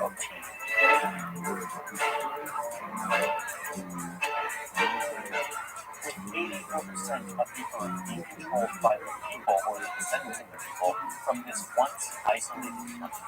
Europe, 84%. How on earth did this happen? A huge part of this next chapter has to do with this continent, the second largest continent on Earth, and the part of the world that the Europeans hadn't really come up with. So this is where the whole story comes together. It shows us how technology and different ways of thinking help these people take over the world, and in the process, shape the world we live in today. The way that we trade, where we get our stuff, the language I'm using to speak to you right now, and most of you understand it, even though you don't live anywhere near the place where it's invented. I'm telling you, this isn't far away history. This is the world we currently live in. So let me show you the third and final chapter of how Europe stole the world.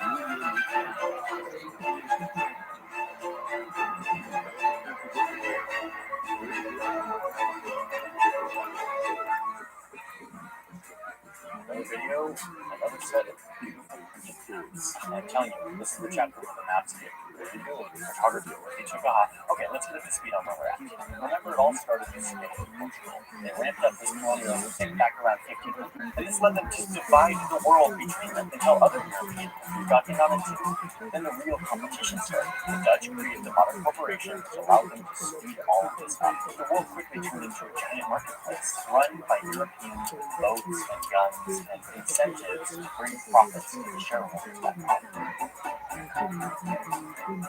This is all a huge part of the story, but I'm telling you, when it comes to scale, imperialism is just getting started. And that's because Europeans are about to level up. We're going to call this imperialism 2.0, a new way of taking over the world, fueled mostly by technology and a rare cooperation between all of these empires.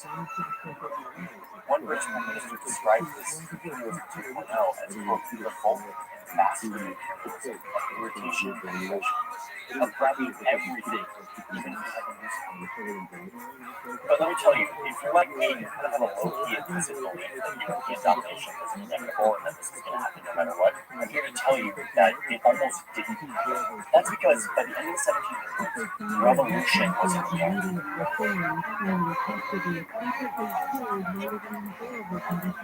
Empires were losing their colonies, starting with a group of Europeans who were done having a king and declaring independence for themselves in the late 1700s. Soon you had a bunch of Spanish colonies declaring independence, and then over here in Haiti, you had enslaved people who were organizing and rebelling against their French masters, throwing them out and starting their own country. These empires weren't only losing their colonies. Back in Europe, one ruler even lost his head in all of this. Empires were losing their grip, and soon they were fighting with one another like never before. It was chaos. It totally freaked these European rulers out. Are they losing their empire? Are they going to lose their reins on power? Is the era of abundance and domination coming to an end? No, you can't let this happen. So they started doing something that is kind of unheard of. Instead of fighting and competing with each other, like they've always done, the European powers started talking to each other. Their empires were in jeopardy, and they needed to collaborate, find ways to share power both at home in Europe, but also on the world stage. Soon, this new culture of diplomacy and collaboration would turn to focus on the one continent that none of these European powers had present, the new imperial French, certainly full of resources, but not yet conquered.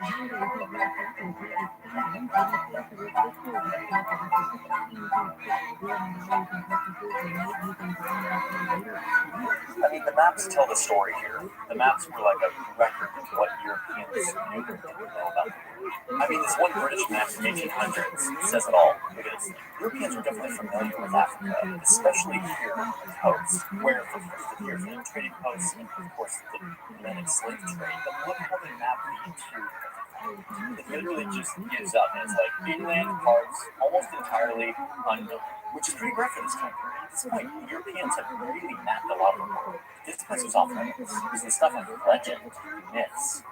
The caption here on the map says that this interior part of Africa may be considered as absolutely unknown or completely unexplored. All we know, says the map, is that its immense and arid sands are intersected with complete collections of the most ferocious beasts and most uncivilized people. That's all they know.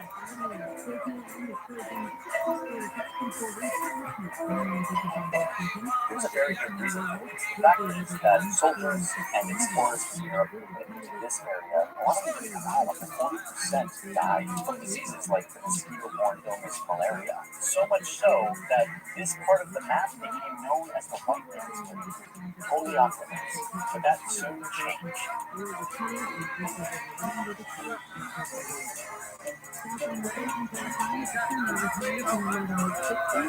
Two giant things happen that change everything. Completely redirect how Europeans continue with their mounting power. First, these two French guys are able to take the bark of this tree, which has been used for a very long time for a variety of purposes, and isolate a vital chemical called quinine. Combats malaria, a major killer of Europeans in Africa. They now have a white man's shield to protect them from the white man's grave. The door is slowly creaking open. Second, this guy happens. King Leopold II is the king of this new country called Belgium. He existed for like 40 years. Kind of a minor place in Europe. Nothing like these OG colonizers. So it's like 1875, and King Leopold wants to play with the big guns. He wants the colony. So he goes around and starts asking major colonial powers for like some of their land. Like he goes to the OG Spain, Portugal. He's like, hey guys, I know you're in decline. Can I have one of your colonies? And they're like, no. So then he goes to the British and he's like, hey guys, I know you have New Guinea. You don't have any plans for it. You can give it to me. And they're like, no, Leo, you realize how hard you worked to steal this land? I should have given you a handout. So King Leopold decides to take matters into his own hands. He turns to the map and decides this part of the map, the parts unknown, none of the colonizers have arrived to yet, is a prime place for his colony. King Leopold sets his sight on the White Man's Grave. A quick reminder that this is kind of the fantasy of Europeans trying to explore this. In reality, at this point, Africa looks a lot more like this. But in the mind of King Leopold and other Europeans, it's a big, big canvas. Unlimited So Leopold sends explorers to like the dead center of this world. And there are not only with the latest and greatest weapons, but also with medicine that shields them from these killer tropical diseases. These Belgian explorers arrive and are able to make agreements with the locals who claim claim to this land. King Leopold now has his own little colony, the center of the right hemisphere. And of course, they start mapping it. This is a map from a bunch of Belgian photographers and explorers who first arrived to this center part of Africa. Very little detail here. This is 18. They basically got this river, some of the offshoots. They don't really know what's going on in there yet. This becomes the flame that Leopold uses to build his colony. Of course, this freaks the French out because they're like, hey, what's Belgium doing in Africa? Why are they exploring all this land? So they decide to send their own explorers to claim their own bit of land. After all, they've got the medicine. It's not nearly as dangerous as the Belgians did. Well, of course, now the British are waiting. They're sending people too. And even the new kid on the Imperial block, Germany is chipping in. And now suddenly, we've got a scramble.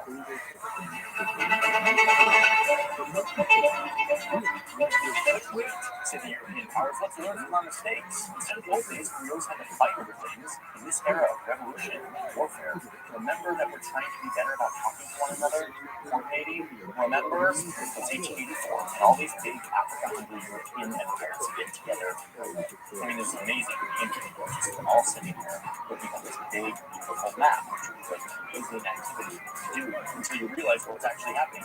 You've got the Chancellor of Germany, you've got the OG colonizers of Portugal, explaining this place with Belgium and France and Italy, and you've even got the new country, the United States, who showed up. Kind of new to all this imperial stuff, but how power really works on the international stage. Basically, anyone in Europe who didn't have an empire yet got it now. Oh, and crucially, they didn't invite any African leaders. And to be clear, this painting isn't like exaggerated like some political cartoon. This is literally a bunch of European Jews in a room in Berlin in 1884 discussing and coordinating how they're going to carve up and take this continent. And they decided that there was going to be one big rule for this new scramble for Africa. No pretending. None of this only on the map fake imperialism thing that the Pope arranged for Spain and Portugal a few hundred years previous. You actually have to control the land you're going to claim. So they divide up the map on who gets what, they leave the conference, and they get to work.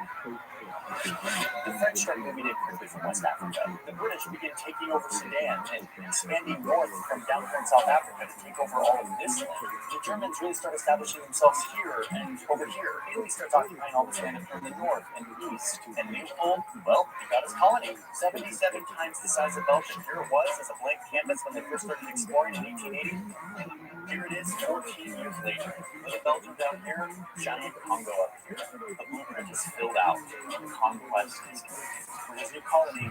Inside, so look at that guy. He's looking at his hand, or his daughter's hand, because he didn't produce the rubber photo. And that's what I think. I was definitely myself.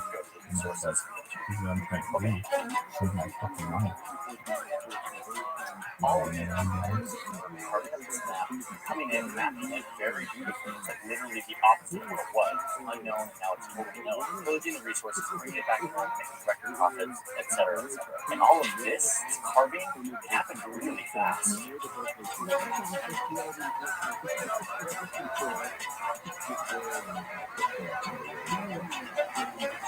But wait a minute, hold on, pause. How does this make any sense? Like, it made sense when it was all like on water and there were ships and domination and trading ports and all of that. But this is an incredibly logistically ambitious thing to do.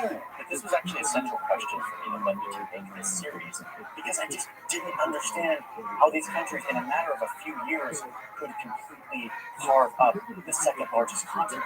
Well, the answer to that question isn't that surprising. These Europeans now had a leg up. They had new tools. Remember, they had invented capitalism to make them rich. That gave them time to do science, which gave them technology that they used to make their capitalism better and more effective, more productive.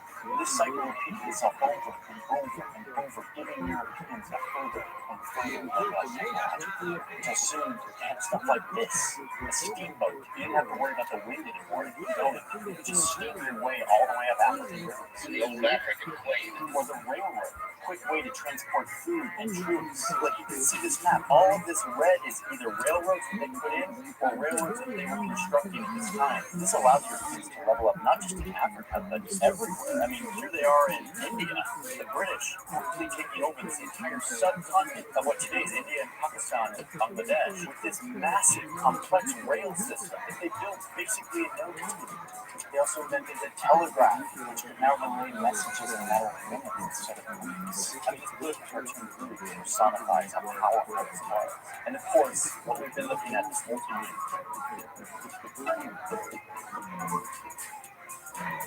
They made maps. Big, beautiful, juicy maps showing the geography and the people and all of the land that they could cover. In addition to technology, these empires had also perfected the art of allying with local power groups and turning the people against each other, divide and conquer, which allowed a small group of Europeans to control millions of locals. And of course, they had bees.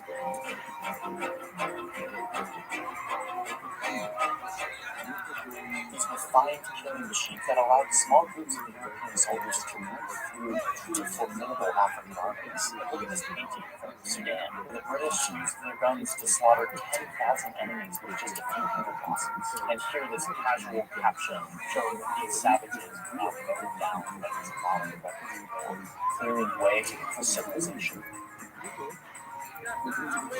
Now, it wasn't this easy everywhere. Descendants of white Dutch settlers held off the British for a long time down from South Africa, and the Ethiopians were able to hold off the Italians from conquering their land, making it the only place in Africa to never be colonized. But listen, in the midst of all this bloodshed, we have to talk about something that doesn't fit cleanly into our narrative of purpose, because the presence of these Europeans in this continent also brought really positive things. Remember those French dudes that discovered the treatment for malaria? That was tested in the field in French Algeria at Holland. It changed medicine forever, giving us our modern understanding of mosquitoes and the diseases they spread. The scramble into Africa helped push forward our understanding of health, disease, and medicine. These and tons of other medical developments helped these Europeans conquer land, but it also brought innovation that we still use today that would save countless lives.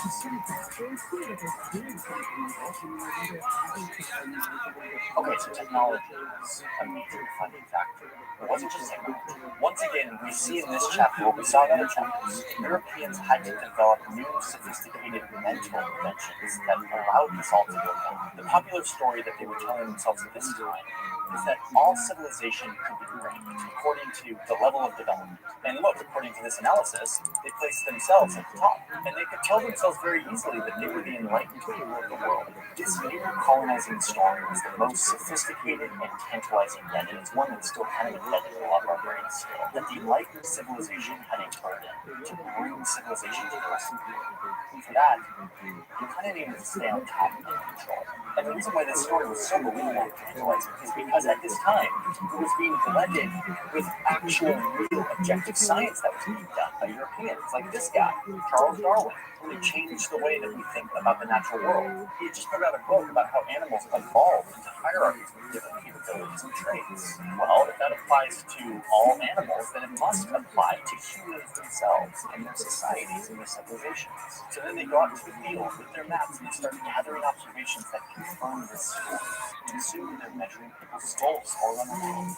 They're keeping notes, they're developing theories and terms, they're writing academic papers. All of this to define a pretend set of pseudoscientific ideas, the idea that we're all going to be in this place, all of natural capabilities. And that is what must explain why some people have the resources and the technology and others do not. Like the previous stories that Europeans told themselves, this one was intoxicating of all the generations that passed. where this story can be ingrained into the mind. But again, remember that, like, I'm not saying that these are things are telling themselves the story. I'm not talking about the great-great-great-grandchildren of like the original colonizers. The individual people didn't have the grand plan in mind to carve up Africa. They were just responding to what they knew, what they'd been told was real, what they wanted to believe. It was a way of life. It was a way of thinking. And if we think that we're somehow exempt from a similar type of mental model that we see that dictates our behavior, we're tricking ourselves. I mean, listen to one of these British imperialists, Cecil Rhodes, who says, "We happen to be the best people in the world, with the highest ideals of decency and justice, liberty and peace. And the more of the world we inhabit, the better it is for humanity." Okay, Cecil is made up his mind. Okay, so let's look at the map in like the early 1900s. Africa looks like this, completely carved up by European powers. Over here, the Dutch had conquered the entire Indonesian archipelago. The French completely taking over this part of Southeast Asia. But the real kingpin in all of this is the Europeans. In addition to all the stuff they had in Africa, they occupied the huge Indian subcontinent. They also had a few of these important ports like Hong Kong and Singapore. I mean, I can't go over all of the stuff they took over. This is just too much. At the peak of their empire, they ruled over 412 million people, which was a ton for that time. Their domination had spread to almost 25%, making Britain this great set of islands in Europe the biggest empire that ever existed. In doing so, they spread their people, their ideas, economic system, their French language to every corner of the world, including where I'm sitting right now. Because remember, the U.S. is just one expression of the British Empire, the branch of the empire that went on to become the most powerful country in the world, to influence how the world order would look. By 1914, Europe had successfully taken over the world. They were definitely rich compared to the rest of the globe, and their ideas, both good and bad, were deeply embedded in the international system. But suddenly, all of this technology, all this industrialization that made them so effective, turned away from conquering faraway lands and was turned on each other. Over the next 30 years, hundreds of millions of people are killed in the two most destructive wars ever, made possible by all the same things that allowed Europeans to take over the world: sophisticated weapons and technology, and Europeans are now turning on each other. The so-called sophisticated race is now slaughtering one another on an unprecedented scale. These wars didn't do the image of the civilized Europeans a deal, and Western-schooled local elites decided that they didn't want to be ruled by foreign forces anymore. They were able to rally their people around a common language and birthed national identity that didn't include being ruled by white people from some faraway country. And they pushed the colonists out, sometimes peacefully and most often. The Europeans had built this insane global project for more than 400 years, and yet they saw it crumble in a matter of decades. So, today, the map has been severely redrawn. Former colonies are now mostly independent countries. There are still a ton of weird, idiosyncratic holdovers in the colonial period. I've talked about this many times, and I will continue to talk about them. I want to finish this up, finish this video, and finish this series up with my last thought, which is something that the map doesn't tell us much about. Even though all these countries became independent and claimed their own sovereignty, their own borders, the colonizers are gone, they didn't actually. Not only were there loads of borders that were literally drawn by colonizers, basically all of them, but by the end of this, it was the Europeans that had tied the whole world up into an interconnected system that still kind of echoed the old one. The Dutch invention of the shareholder corporation didn't go away.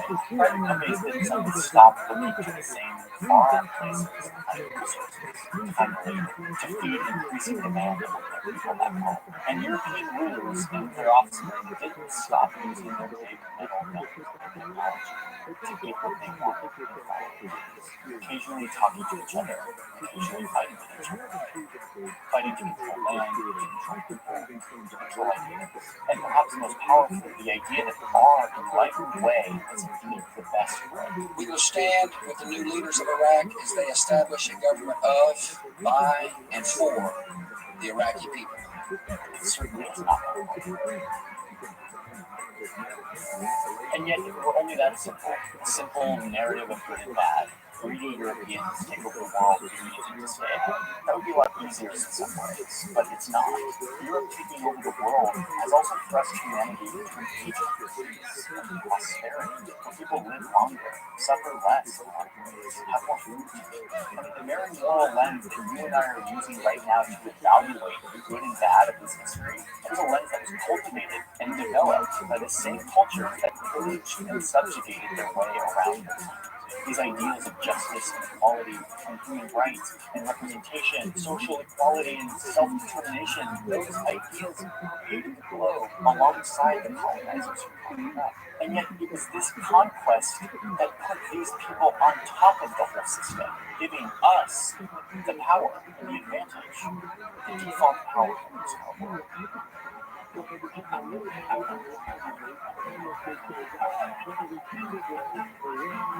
These three parts have been a story of how an isolated group of farming people, some of them my ancestors, left their shores to explore, discovering a vast world that eventually they would find a way to control, and in the process, setting the rules for how things work today.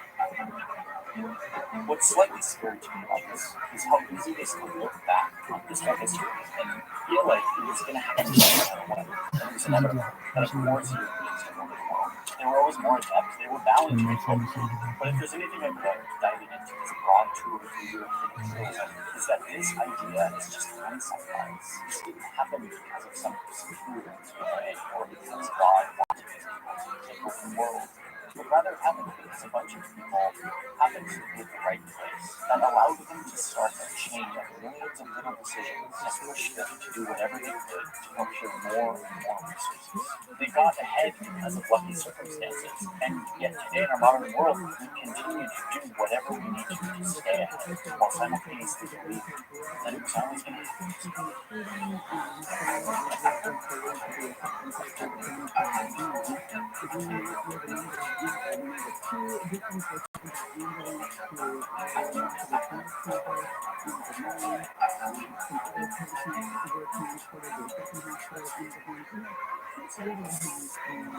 It's over. I mean, the series is over, but the year is over.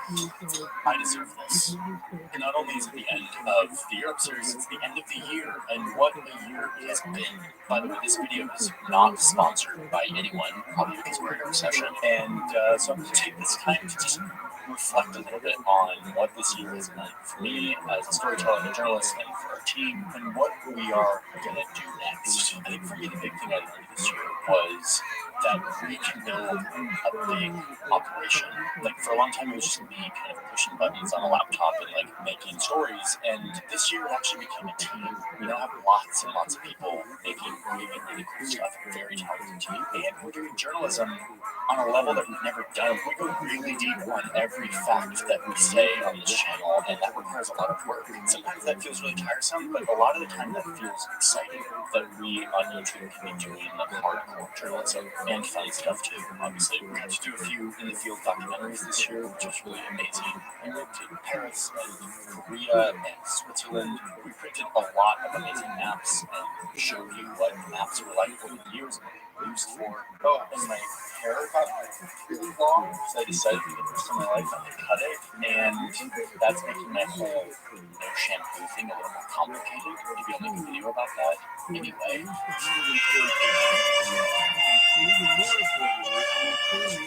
I eat a lot of Doritos, like a lot of Doritos. Like, I really like Doritos, even after I know how they're made. But in my mind, this is kind of just the beginning. Like, I want this to be the beginning. I want like 4 years from now to look back and be like, 2022, that was the year that we really started to ramp up. And that gets me to the thing that I'm really excited about that we launched this year, which is a community on Patreon called the Newsroom, a place where people like you support us and what we're trying to do here and allow us to grow more and more, and especially during economic downturn and unpredictability. This work that we do relies on community support, on people like you showing up and supporting us. And it's our newsroom supporters that are allowing us to do better work, to do more of it, and I'm very grateful for that. In addition to supporting independent journalism, newsroom members also get access to a bunch of cool stuff, like a behind-the-scenes vlog, an extra video every month. There's a lot of really talented, interesting people behind the scenes, and every month you get a vlog where you see how it's all done. You get access to music from our composer Tom Fox. You get access to my scripts. Like, occasionally we do Q&As where we get chat. I do polls where we get story ideas. It's become a really cool community of other supporters and just a kind of sounding board for cool ideas. Oh, and here's a big one. We've started publishing our videos over on Nebula, which is a creator-owned platform where you can get our videos a week early. There's a link in my description that explains all that. If you want to support the channel and you're like a production person, then we have lots of presets which help us color our videos and photos. And if you don't want to support the channel and you just want to keep watching, that's fine too. I'm not here to tell you to give me money. I'm here to make cool stories, and I hope that you're learning from these videos, and I appreciate you being here to listen. So let's raise a glass to a wonderful year of learning and growth and amazing stories, and look forward to a 2023 that I hope is going to be full of even more growth. Not only growth in the number of people that are here, but also a growth in our desire to understand this world, to understand the story of how we all got here and how it works today. I will continue to be the curious storyteller who tries to bring those stories to you in the best way possible. I appreciate all of those who are supporting, and cheers to a great 2023 of curiosity and a lot of maps. Bye, everyone.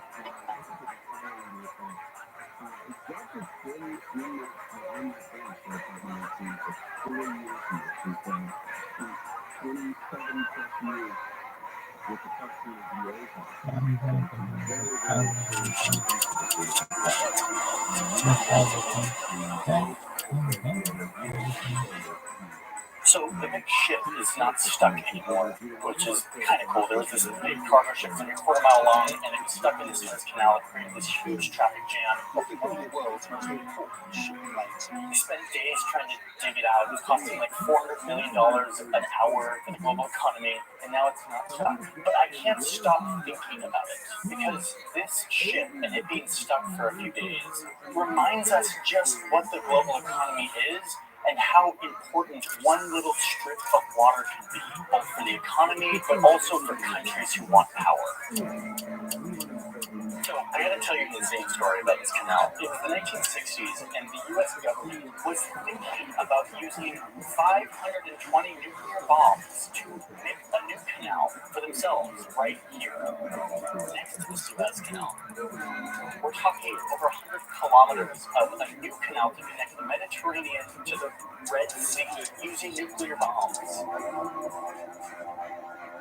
Wait, what?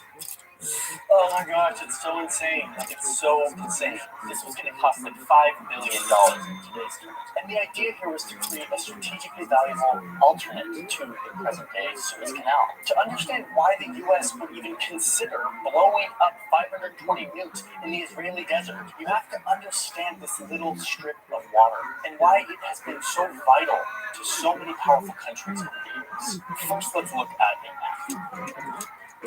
This is an amazing project from shipmap.org, where each dot represents a cargo ship, similar size to like the Empire State Building. Each of these ships is carrying around 1,000 containers. It's like 25,000 tons of stuff.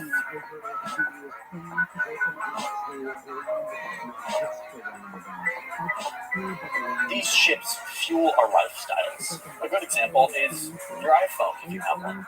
Before you ever see your iPhone, there's an amazing journey that it goes on. Every individual part of your iPhone has its own little story. They're sourced from 43 different countries on all 6 continents. There's no way I could go into every single component, but let's just take one thing, the processor, the sort of brain of your iPhone. The processor starts as raw materials, tons of raw materials, like boron from Turkey, or copper from Chile, or tantalum from Rwanda, and way, way more that are mined in different countries and shipped to a factory in Taiwan, where it is manufactured and then shipped to the Philippines to be tested and packaged, before it is then shipped to China to be integrated into your phone.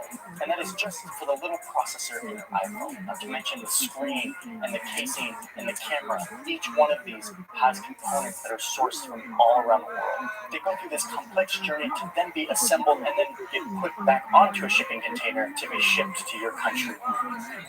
No matter how I put it, saying it's a complex global global supply chain, there's no way we can even fathom just how big and massive these operations are. The amount of space, of ocean that these products pass through to eventually make it into our hands. And this is everything, my clothing, my computer, my camera equipment, everything around me passes through the system.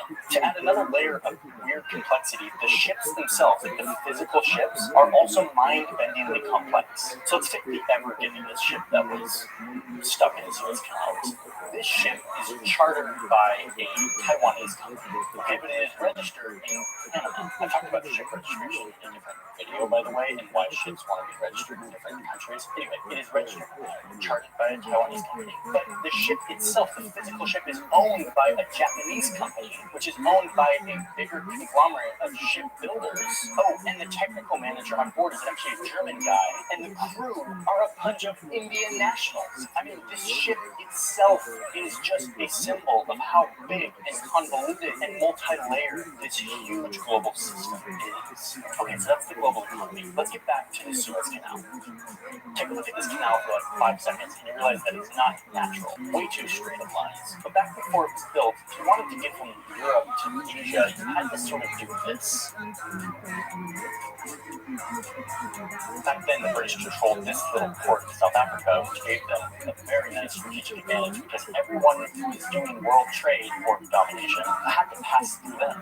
The British were loving this monopoly over the trade route until like the mid-1800s, when the French went to the Egyptians and they said, hey, is there any way we could like dig out a canal right here on this land bridge that connects Africa with Asia? It's almost 200 kilometers long, but if we could just dig out a canal here, we would save thousands of kilometers on each trip to Asia. Reminder, this is like the 1860s, and like they don't have loads of fancy equipment to do this, but they try it anyway.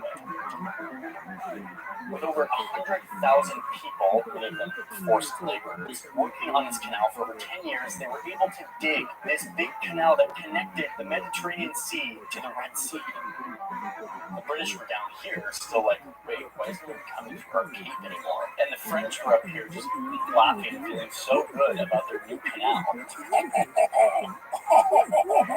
So over the years, quickly this becomes the epicenter of water control and balance of power. Control of the canal was mainly French and Egyptian for most of its time, but eventually the British just like couldn't help themselves. They needed in on this waterway. Fast forward a few years, and all of the big powers get together and say, like, whoa, we built this canal with a spirit of cooperation and neutrality. All countries should be able to use this canal even in times of war. Everything will be peaceful and wonderful, and this will be wonderful. No.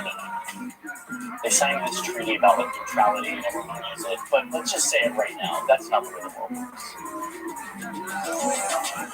Soon the globe descended into World War, and it became clear that this canal would not be neutral anytime soon. Hitler wanted it, Japan and his Italian allies went down to try to take it over. British fought back and were able to keep it, and there were British troops there, so the canal remained in British control until like the 1950s. When finally Egypt was like, okay, listen, France, Britain, this has been fun, this whole pretend that this is neutral, but it's not actually neutral, and you're actually just using it for whatever you want thing, you're done. It is our canal, get out of here. And he's like, oh, and Israel, you can't come here and use our waterway either. That's part of this. So France and Britain aren't feeling super great. They just got kicked out of like their key strategic waterway. They decide to say no, and they send in a bunch of paratroopers to the Suez Canal, along with Israel's fighters, to recapture the canal from Egypt and to overthrow the government that just kicked them out.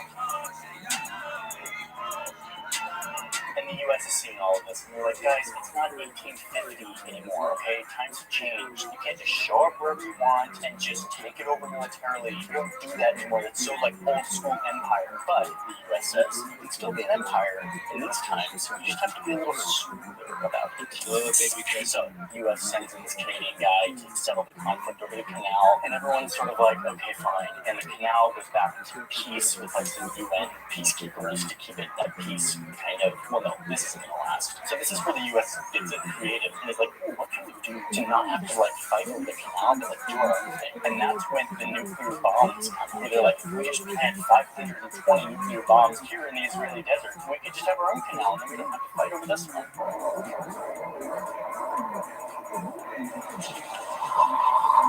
So it's 1967, and Israel's like, I'm not super into the idea of like nuking our desert, but let nuclear weapons.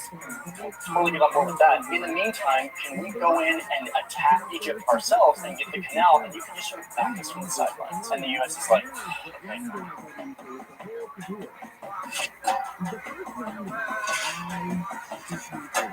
So Israel goes in and takes over all of this land, all the way up to the Suez Canal. So it's Egypt on one side, Israel on the other. And for the next few years, this becomes a literal battleground for multiple wars. Like they were building bridges across the canal to like bring in tanks and fight. Oh, and of course, during these years of fighting from like the late 60s to the mid 70s, the canal was closed for obvious reasons. The problem is when they closed it, there were 15 ships that were like in the process of moving through, and those ships just got stuck there for literally 8 years. So yeah, Ever Given, we know that it was a hard few days. And the world was super worried about you, $400 million a day. Imagine being one of these guys. 8 years. At least they had fun during the time. Okay, do you see where I'm going with this? What I'm trying to do here is not to do a history lesson of the Suez Canal. I'm trying to explain that this stretch of water has always been a magnet for international conflict. Ever since its very, very inception. After that last war, the U.S. is like, okay, broker peace, they broker peace. And then they bring in these helicopters to the Suez Canal with like a water sled behind them, and they drag them along the water. There was a bunch of like live explosives from the wars, and they were trying to like rid them all so that they could resume, like normal shipping lanes. They eventually did that, got rid of all the explosives, and reopened the canal in 1975, and the canal remained peaceful and under the control of its rightful owner, the Egyptians, forevermore, and there was no more conflict or geopolitical scheming ever again.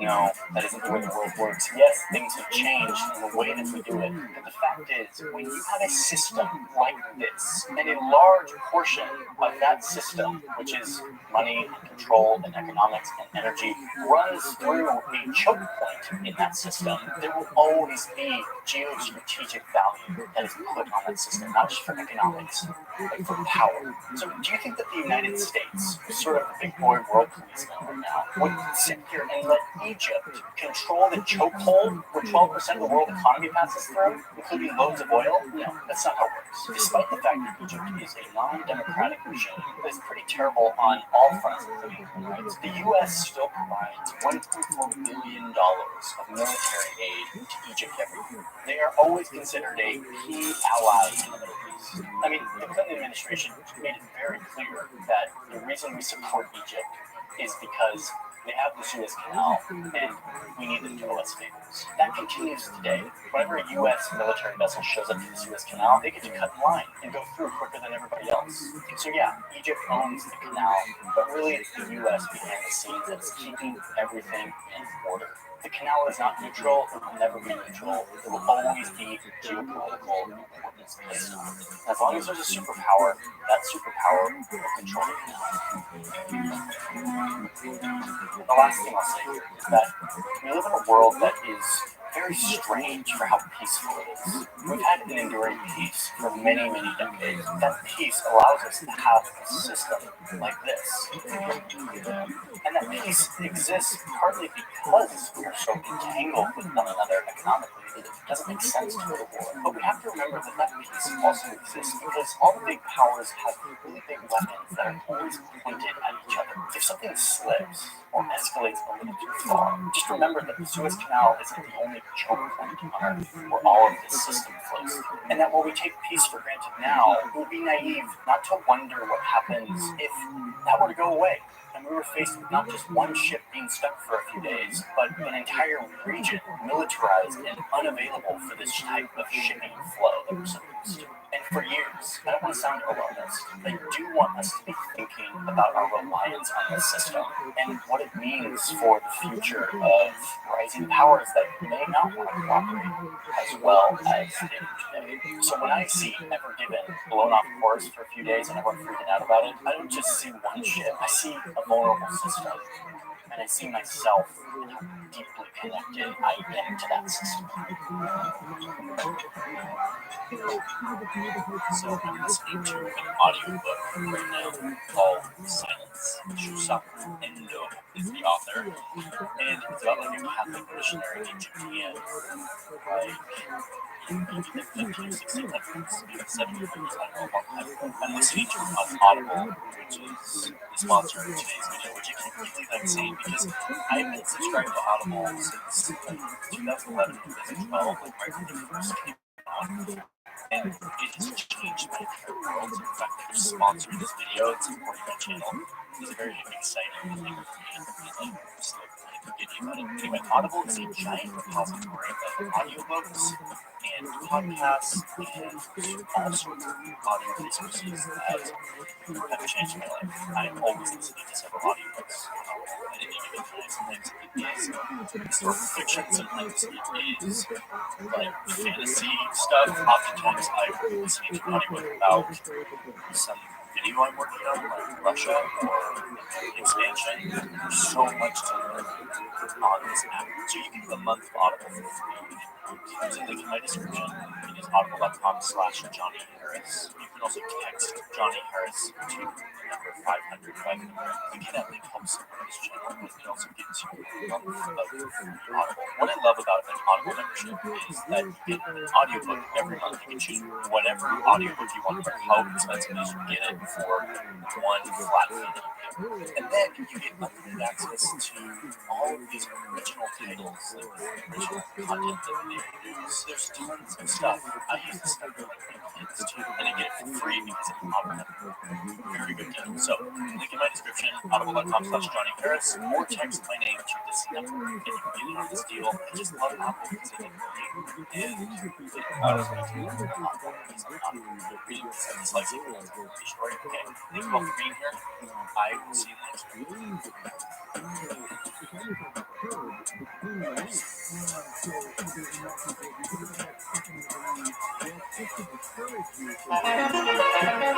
Back in the old days, this part of the world used to be the economic superpower of the planet. There were dynasties that discovered everything from the compass to printing to making paper to gunpowder. They would lead huge expeditions around the globe. This was China, the Middle Kingdom, and right next door, India. This was the center of the global economic universe. But around the 1800s, that started changing. Over here in Europe and the United States, there was a major revolution that started taking place. Science, then machines, then weapons, trains, cars, flight, bombs, factories, cities. And with the new power, these countries started to expand to take over large swaths of the world. China remained a great civilization, but as the West started showing up, knocking on China's door with their big guns, China couldn't really match the firepower, and they had to concede land to Britain, which is how we got Hong Kong. The Industrial Revolution didn't really happen in China the same way it did in the West. And by the middle of the 1800s, China began a massive decline in its economic standing in the world. A century later, that situation got way worse, as China was invaded by its neighbor Japan. China's economy was no longer the prosperous Middle Kingdom, but rather a shadow of itself, a poor country that was being occupied by outsiders. Once World War II was over, the West devised a global economic and financial system. It was modeled after the economic system that was working so well in the West, capitalism, free enterprise. Still with some government oversight and high taxes for the rich and corporations, but it was still capitalism. And after the war, this capitalism would go on to become a miracle for many countries, rebuilding Germany, France, Japan. For many in the West, post-World War II capitalism was like a magic elixir that was fixing everything. It was working so well that more and more people started to believe that we needed to get government out of capitalism and let the market just do its thing. One of the major advocates for this idea of unfettered capitalism was this guy. Never in history been a more effective machine for eliminating poverty than the free enterprise system in the free market. A Chicago-based economist named Milton Friedman. If they fail, they bear the cost. If they succeed, they get the benefit. The idea at the core of this financial and economic system was that companies would get investment from people who own shares in that company, that was a corporation, and that the sole purpose of this corporation was to make money for these owners or these shareholders. In Milton Friedman's own words, quote, "The social responsibility of a business is to increase profits. That is the role of a business. Increasing short-term gains for shareholders would benefit all of society," according to this model. And if you look at the data in the United States and the West, Milton Friedman sort of had a point. And it led to huge prosperity in the West as the U.S. economy exploded. But what about China?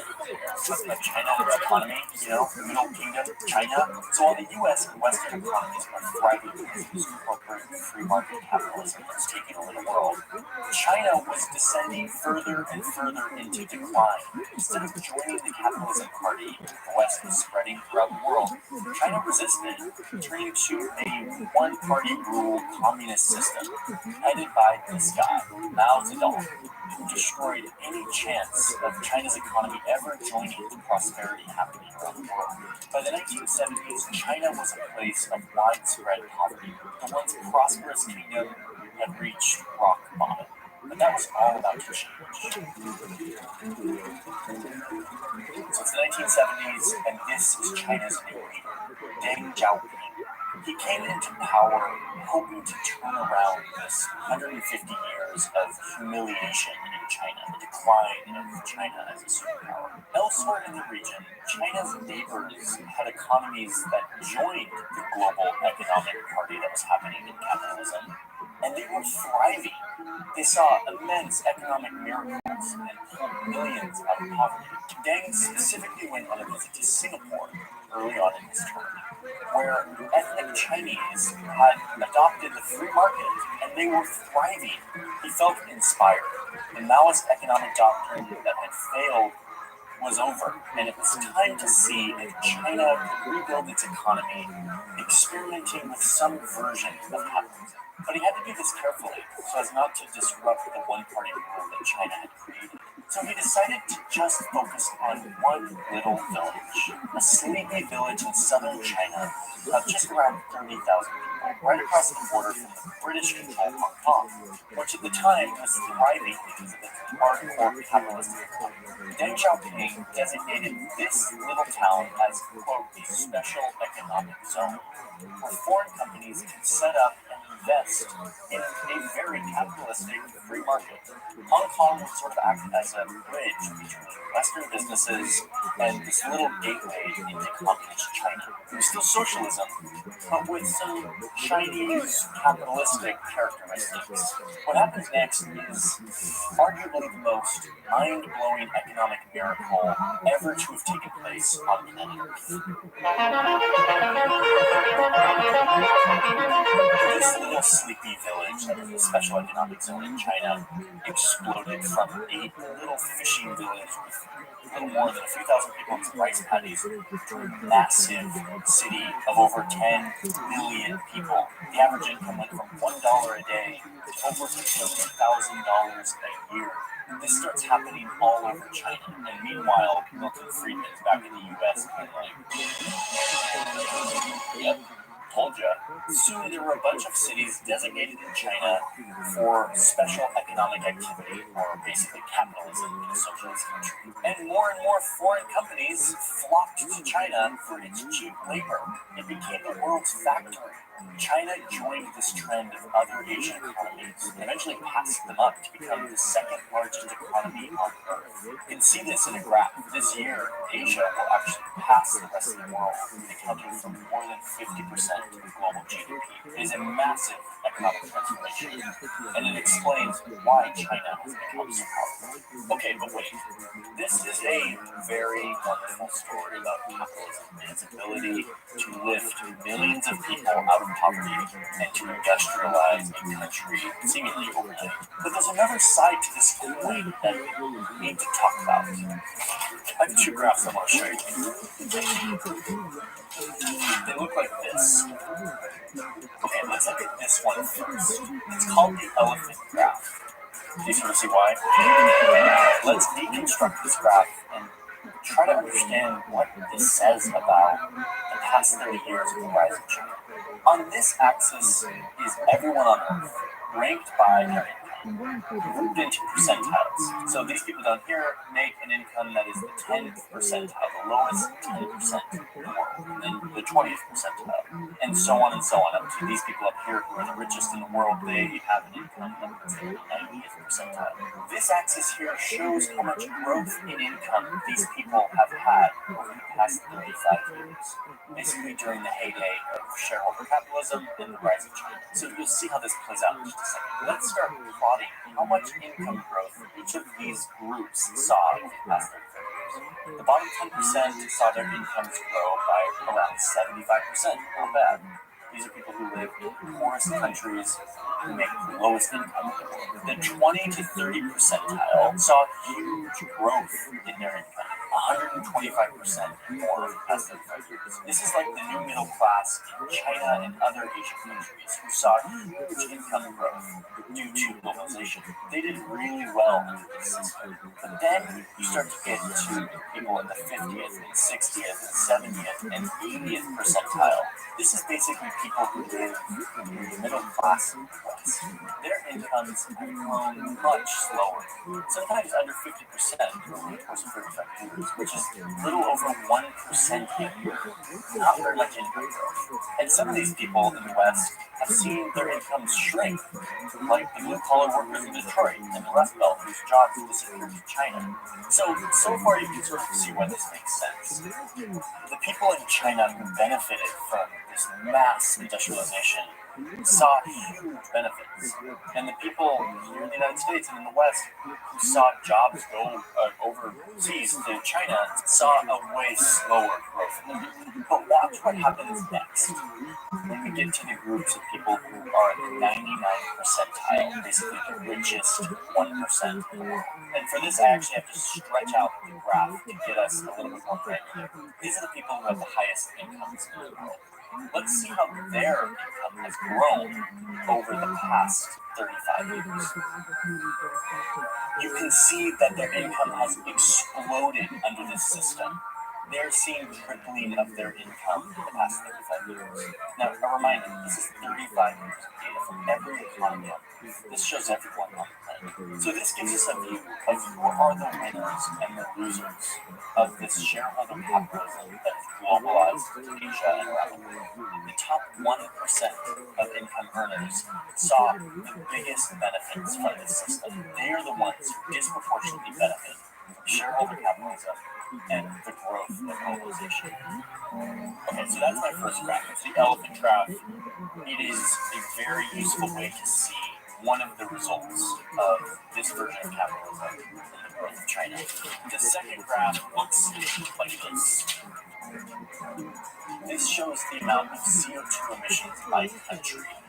You've got Europe, the United States, and then up here you've got China, the world's largest emitter of CO2. Like the elephant graph, this graph combines loads of data to show us that shareholder capitalism focuses so much on short-term profits for shareholders that it leaves out any consideration for how this economic activity affects the planet we live on and our ability to live on it. I know you've heard this message a bunch, and if you're like me, it is hard to not become sort of numb to this impending crisis that we don't really know what it looks like, and it feels like there's nothing we can do, but we have to do everything really quickly.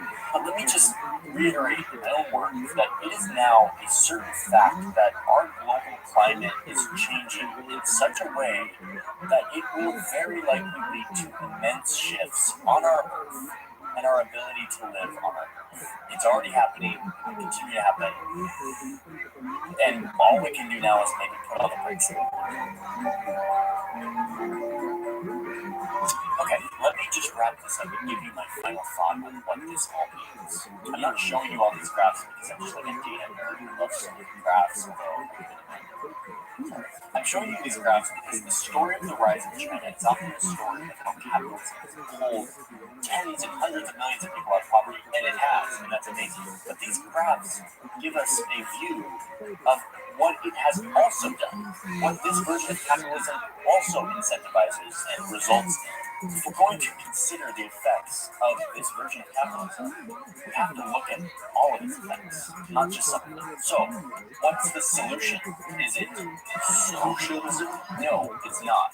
It is simply a new version of capitalism, a reframing of how we think about business globalization, one that old Milton Friedman would despise, and one that more and more businesses are actually realizing we must adopt. The solution isn't to scrap capitalism altogether, but instead to expand it, to not just focus on shareholders and delivering them short-term profits as quickly and as efficiently as possible, but to also focus on other people who are affected by the business. You can call these stakeholders. This is like the customers and the suppliers and the employees and the government and the overall economy and the planet and, of course, shareholders.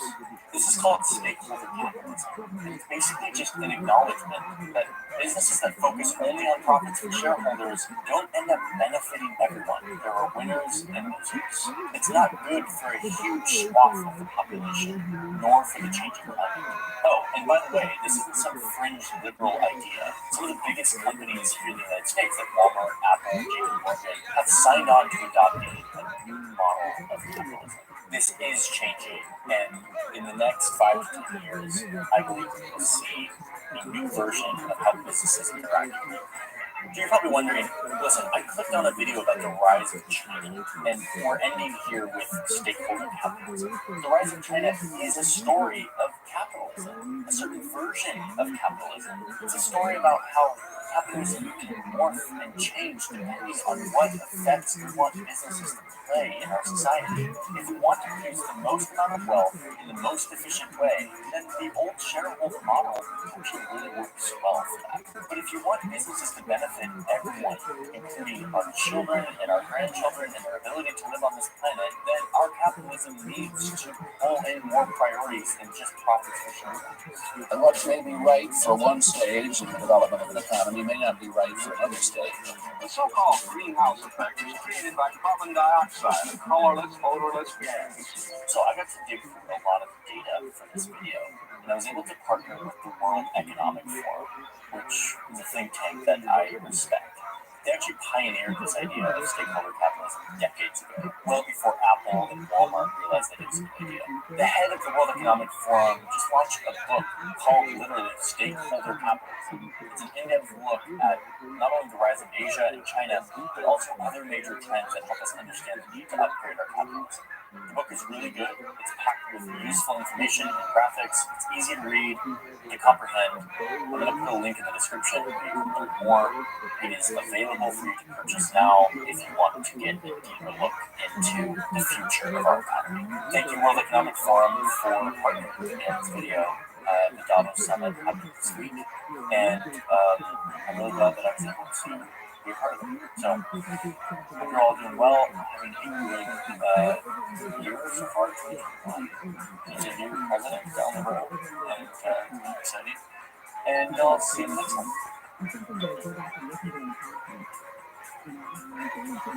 France borders 8 countries. Well, actually, no, it doesn't. It borders way more than 8 countries. And in fact, its longest border isn't even this one with Belgium or this one with Spain. It's this one way over here with Brazil. What is going on here? I learned this on Reddit, and it quickly flung me down a giant rabbit hole of some very strange information. I then put a call out on Instagram and asked all of you to tell me what is going on with France and its giant overseas empire-looking thing. I got a bunch of responses. So then I did what I always do, which just spent the entire day mapping this. Every single island, every single administrative boundary, every single ocean border. I made an entire behind the scenes, by the way, for my patrons. Thank you, patrons. You guys rock. Yeah, it was a lot. But now I'm on the other side of it, and I have some stuff to share. By the way, this video is sponsored by Storyblocks, where I get a lot of amazing footage. More on that later. Okay, so this is France, but really, this is only one version of France. They call this version of France l'hexagone, or the hexagon. It's also called La France métropole, or the metropolitan France. It's the mainland, it's the motherland of France. The France you probably think of when you think of France here in Europe. But there's another France. It's called France d'outre-mer, or the overseas France. And that one looks like this. This France accounts for almost 20% of all of France's land, and a whopping 97% of its ocean territory. Nearly 3 million French citizens live here. This France is peculiar. It includes far-flung tropical islands, remote archipelagos with penguins, and weird-looking uninhabited atolls all around the world. There's lobster fishing, scientific research, and nuclear weapons testing, and military exercises. And the mind-blowing fact here is that because France actually looks like this, that means that the European Union actually looks like this. I want to show you France's weirdest borders and pieces of land to try to understand why this country that should have decolonized 6 centuries ago has territory all around the world.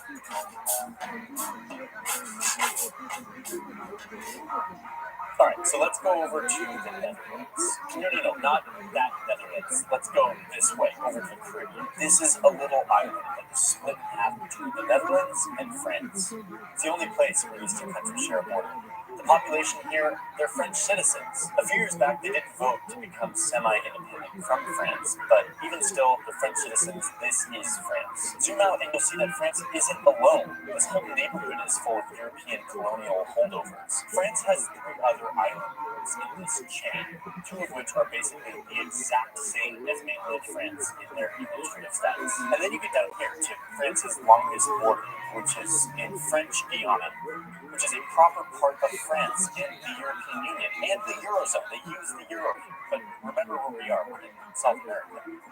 This place was used as a prison colony for France most of the time. A lot of people were sent here for grueling prison sentences. Many died. That's a whole other history. We're not going into it. Okay, so this is French Guiana, and the key part of France. Honestly, people just like to speak French, and it's like this. Anyway, let's zoom up north to a teeny tiny island that is a holdover from the old days when France was colonizing Britain. This little piece of France is 4,000 kilometers from France Metropolitan, but it is a few kilometers off the coast of Canada, and it's right smack dab in the middle of Canadian economic waters. France wanted to hold on to this, happened to be a little enclave with France, and so a few years ago they fought Canada in international courts to try to carve out a little bit of economic waters for themselves that looked like this. Turns out they ended up only getting this little shaped slice of economic waters so that they could have a little passageway into their country from international waters to their little France enclave. And that's what it's like today. It's a super weird situation. Here on this island, they use the euro, and they speak French, like France French, not Quebec French. It is a very French place, even though it is right smack dab in the middle of Canadian waters. Okay, so the Caribbean and this weird set of islands off of Canada.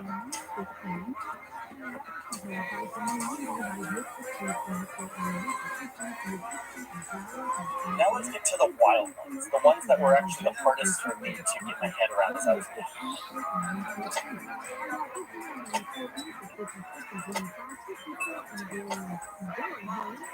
If you zoom all the way down here, close to Antarctica, all of these islands are owned by by France. There are people who live on these islands who are French citizens. We'll get to those in a second. First, look at this weird plot.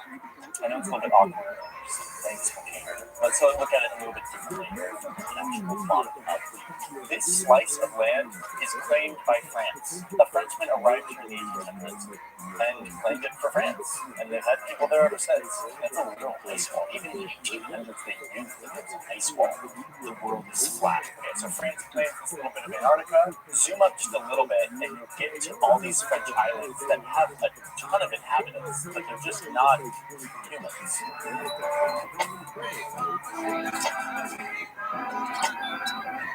There are more king penguins on these islands than anywhere else in the world. And honestly, looking at photos of these islands makes me feel like this is the part of France I want to visit more than any part of France. Look at this place. And the crest for this group of islands, the official crest, is like really cool looking. I mean, it's got lobsters and seals that are like yelling and king penguins. I mean, this place is just a wild freaking dreamland. The only actual people who live on these islands are French military and science personnel. So why did France move on to these remote islands in Antarctica and these ones here in the Indian Ocean? Well, other than the fact that France is, as our friend CJ Gray knows, the queen of not letting go, these islands provide France with a major presence in the Indian Ocean, military presence, where they can run bases, they can run patrols, they can just have a presence in this important geopolitical part of the world. Here are the French military activities in the region between 2016 and 2019. You can see how these islands give France immense military presence in the region. Okay, wait, I'm just trying to do like a fun geography explainer. I don't need to get into like the military stuff. Can we just chill out for just one video and just not explain the geopolitics? Sure, but don't forget that these islands are also used to harvest over 16 million acres worth of fish and lobster. Okay, stop, I get it. Military dominance, resource extraction, science stuff, I get it. But wait, while we're here, I also want to mention that during the 60s and 70s, France literally stole hundreds of children from this island out of their territories to bring back to France to help boost the declining rural population. Okay, that's actually pretty yeah. Okay, so zoom to another really remote part of the ocean, this time the Pacific Ocean. It's the most remote ocean in the world, and you will see a bunch of teeny tiny islands that are France. They're 14,000 kilometers from France Metropole, which is like a half a planet away. They're so remote. And to understand why France wants to hold on to these islands, just look at the water boundaries. The water boundaries of these 118 islands of French Polynesia are 5 million square kilometers. For context, the entire European Union, like the landmass, the area of the whole EU, is 4.4 million square kilometers. So the water boundaries around French Polynesia are huge. It is a lot of water that belongs to France. This place is home to Bora Bora and Tahiti and just a bunch of really beautiful islands. So maybe I take back my previous statement. This is the part of France I want to visit the most. But wait, aren't you forgetting something? Yes, I'm sure I'm forgetting something. French Polynesia is where France tested its nuclear weapons. Almost 200 of them between the 1960s and 1990s, damaging local populations and natural environments, and violating international law. Yes, of course. Nukes in the Pacific Ocean, damaging irreparably populations and natural resources. Like, yes, alright, let's look at one last piece of overseas France, which is right next to French Polynesia. Let's zoom to the other side of the map. This is New Caledonia. And they were actually on their way out of being a part of France. They were on a 20-year plan to transfer power completely to the people of New Caledonia. But just last month, just like literally a few weeks ago, they voted on this. The people voted, and 53% of them said they wanted to stay in France, while 47% wanted to leave. Voters on the Pacific islands of New Caledonia have once again rejected independence from France. France secretly loved this decision because New Caledonia is full of nickel, some people think. There's a welcome to San Francisco President Emmanuel Macron. There you go with your natural resources again. And honestly, this vote of New Caledonia wanting to stay with France gets to the heart of the tension in all of these colonial holdovers. All of these islands are the product of French colonialism. Brutal, greedy, racist colonialism. The people in these countries were conquered and ruled by this ruthless power, force them to adopt their language, their government, and their economic structures. And yet, here we are, centuries later, in a globalized economy where the world governmental order and system was invented by these big colonizing powers, the Frances, the Britons of the world. France holds on to all of these islands because of what we just talked about, military interests, expanding their economic waters, scientific research, exploiting natural resources. And so now you have many locals live under France's rule, and many want independence. But others realize that there are benefits being attached to the people who invented the rules and who still have the power. That is not in this intention to resolve. For now, things likely won't change. This is France, and will probably be France for a long time. They will keep their sprawling, low-key empire around the world, and France's longest border will continue to be not with Belgium or Spain, but with Brazil.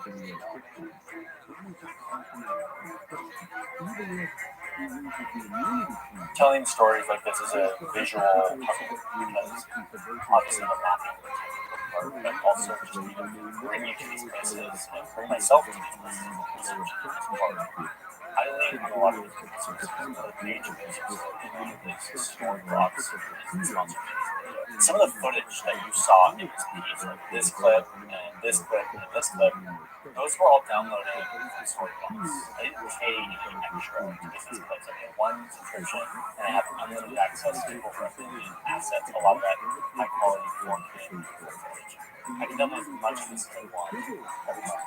But remember, I also get access to After Effects templates and audio resources and sound effects. It is a tool in my toolkit that I don't know what I would really do without. I've been using Storybox for years, well before this sponsored video. I can't recommend it enough if you are someone who is trying to tell stories or your skills as a video maker, or needs high quality assets for professional thinking. Honestly, I use this for all of my projects. Supporting this channel. There's a link in my description. Clicking that link helps support this channel, but it also gives you a way to find out more on how you can get access to all these amazing assets for a very, very affordable price. It's actually so good that all other stock footage, which is usually very expensive for just one clip, you pay like a second. The Storybox, you pay one price and you get access to all of it, unlimited. So I don't know how it works, but it does work, and I use it all the time. So thank you, Storybox. Thank you all for being here. Thank you, patrons, for supporting this channel as well. I was able to do a behind the scenes of my map workflow for patrons. I'm also outputting a high-res version of this France map that is on Instagram as well. So check that out. Thank you all for being here, and I hope you're having a great end of year 2020.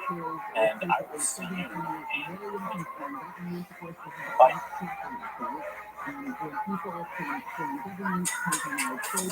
So while I was on this road trip headed north, we got into New England, and everything started to look like this. There was fishing towns and loads of clam chowder everywhere. There were cliffs and boats and lighthouses. This village is so cool. But wait, this isn't a family vlog. You saw the trailer. We're talking about a border dispute. So yeah, while I'm on this trip, I do what I always do. Look at the map and I sort of start to explore. And being the person that I am, my attention always drifts away from the actual road trip route and starts focusing on this weird line up here. These are the lines we use to draw countries, called the borders. And man, the number of hours I have spent tracing these lines on a map, just looking at them, following them, looking for nothing, just looking, seeing what shape this important imaginary line takes. Most of the time it's pretty predictable, a river or a straight line determined by some treaty. But as I traced this US-Canada border, the border that frames the state of Maine, I eventually started to get into the ocean, where this borderline on Google Maps runs into a hard stop right here off the coast of Maine. When I see something like this, my curiosity wheels just started spinning, and I can't not look into it. And it turns out that this line that looks like the end of something is actually just the beginning. 2 lines, 2 different claims. This is the story of a little rocky island with a solitary lighthouse. It's the story of Canadian and American fishermen looking for lobsters and competing with each other. It's the story of puffins and tourists and Donald Trump's foreign policy. This is the story of the one territorial border dispute between the U.S. and Canada. The area has never been properly surveyed as far as who owns what.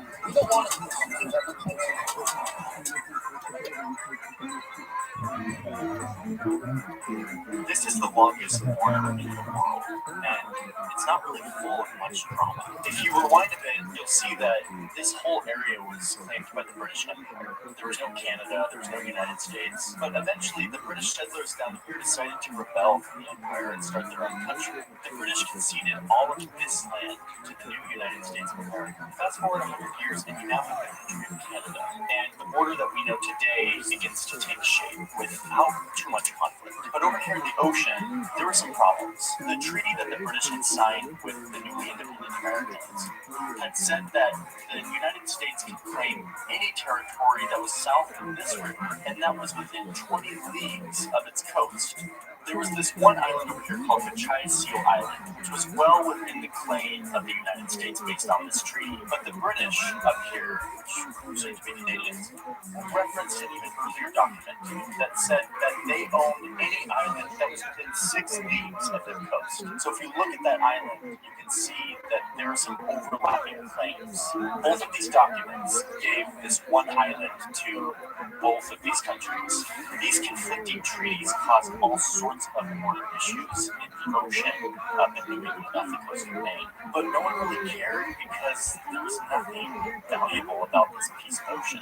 Unless you fast forward 100 years to the 1970s. So it's the 1970s, and the United States and Canada are realizing that this piece of ocean is actually pretty valuable because it has mineral deposits that they want to extract. So they take their dispute to the International Court of Justice, which is in charge of working out border disputes, especially in the ocean.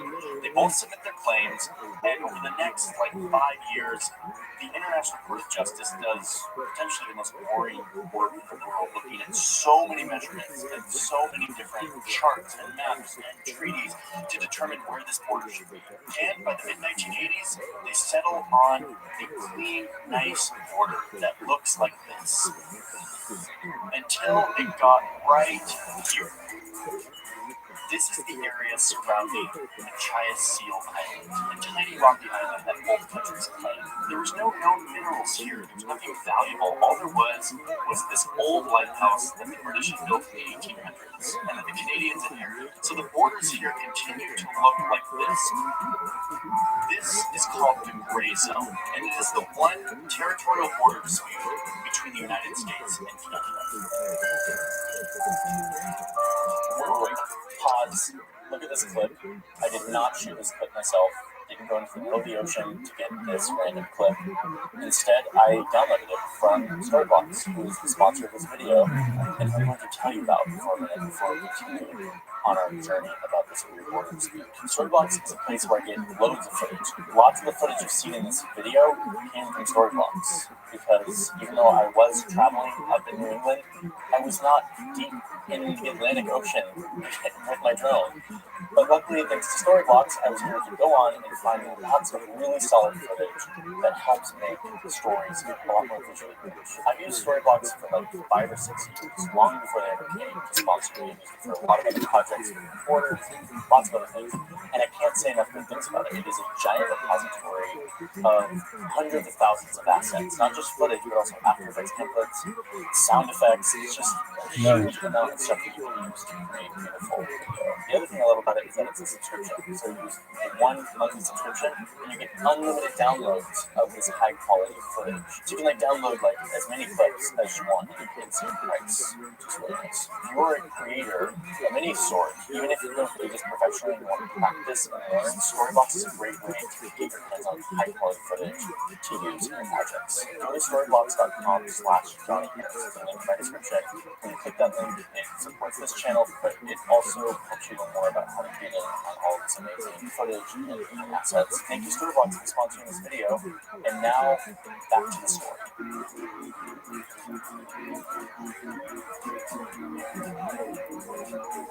Okay, so you have this sort of bizarre border dispute between the US and Canada, but there aren't any natural resources for anyone to actually care about this. That quickly starts to change. As I drove north into New England, I became familiar with a natural resource that is actually very valuable, and that would turn this rocky lighthouse island into an actual conflict. And that resource looks like this. This is lobster meat, and it comes from a lobster that lives in the bottom of the ocean, and then people catch her out here and bring to Europe. Lobstering is a big deal. Like a $500 million big deal. It is the #1 export of this state, and Maine takes in more lobster than any other state in the United States. And not surprisingly, it is a big deal in Canada, who also has a giant lobster ocean. This gray zone, the disputed territory of the ocean, straddles the fishing zones between the two countries. So right now, this is really the crux of the conflict. You have a growing lobster industry on both sides, with independent lobstermen trying to maximize their catch and going into the gray zone. The problem is that Canada and the United States have different rules and regulations around when you can fish, how much you can fish, but when they get into the gray zone, a lot of that sort of goes out the window, and it leads to some major conflict, some deep resentment between the lobstermen and overfishing of this delicate ecosystem. And people shot over multi-million significant violence over lobster fishing. So I guess the big question is, who actually owns this water? Who has the more legit claim? At the heart of the Canadian claim is this lighthouse.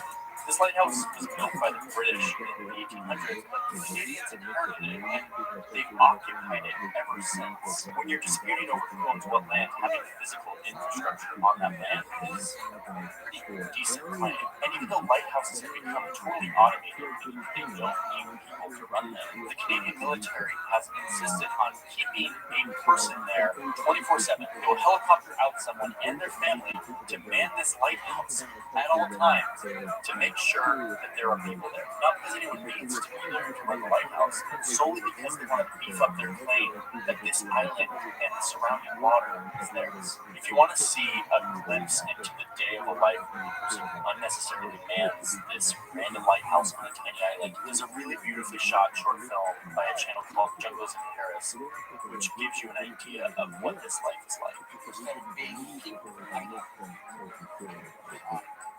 Meanwhile, the U.S. basically says all of this is bogus, that the island is rightfully theirs, the fishery around the island is rightfully theirs, it has been since 1782, and they do not recognize any sovereignty of Canada on this island. The local fishermen and population in Maine also are very vehemently attached to the U.S. claim on this island. There was this guy, Barnabas,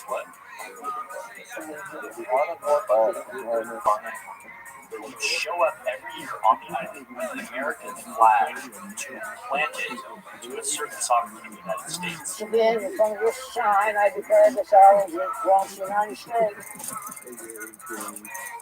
And just remember, the people in Maine, this is not about geopolitics. This is about their livelihood, the future of their livelihood, of their #1 export, a huge part of their lifestyle and their economy. And it's the locals who are the most active in this fight.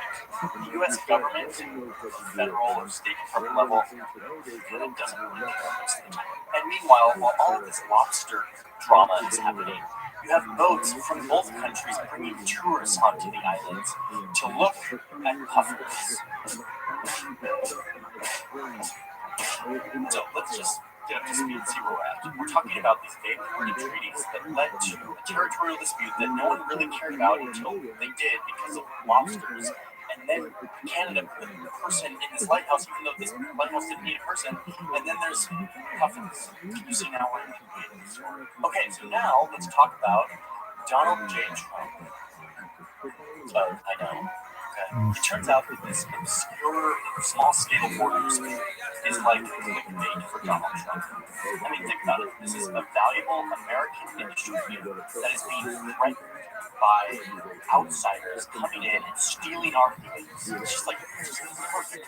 This is an opportunity to show American power. The Canadian government is investigating reports Canadian boats have been approached and questioned by U.S. Border Patrol agents at the Gulf of Maine. The U.S. officials claim they were looking for illegal immigrants. Border officials have stopped at least 10 fishing boats in the past 2 weeks. So in 2018, the Trump administration sends out Border Patrol into the gray zone to stop Canadian lobstermen and interrogate them. They stopped 10 different groups and asked them about drugs and immigration. It was such a Trump thing to do. It wasn't like, let's have some overtures for some diplomatic conversations about how we can actually resolve this border dispute peacefully. It was like, send in the Border Patrol and intimidate them and show them how strong we are.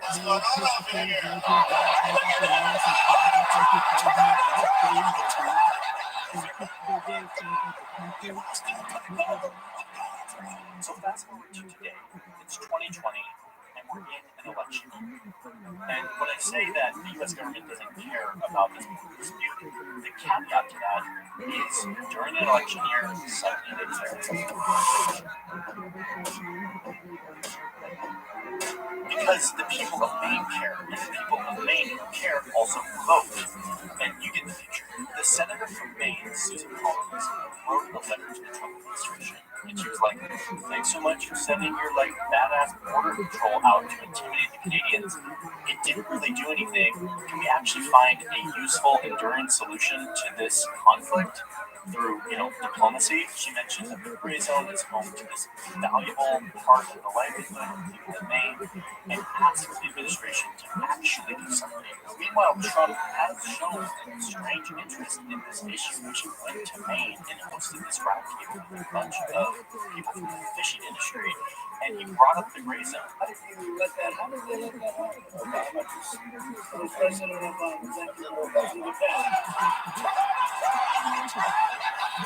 So this meeting ended up being Trump going up to basically rally these people and be pissed off at them about how they're being screwed out of their lobster. You guys are kidding.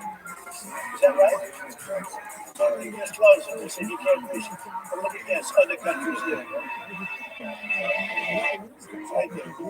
And then, of course, he followed his standard script and basically mentioned how great he is. You're so lucky I'm president. You are so lucky. I don't even know you. You're so lucky. So the upshot here is that Canada cares a lot more about this sovereignty claim than the United States. Unless it's an election year, in which case U.S. politicians will do some little things to curry favor among lobstermen. The U.S. doesn't really care that much about this, not nearly as much as Canada does, who actually uses their military resources to man this island. This dispute and the status quo is likely to stay sort of as it is, unless, of course, they discover a legitimately valuable resource like oil or some other very valuable thing. If that were to happen, I think the U.S., from a foreign policy standpoint, would step up to the plate and actually wage this war. So for now, the lighthouse will continue to be unnecessarily manned by a Canadian. The lobstermen will keep fighting and overfishing in the gray zone. And boats from both countries will continue to cart out loads of tourists to take pictures of puffins.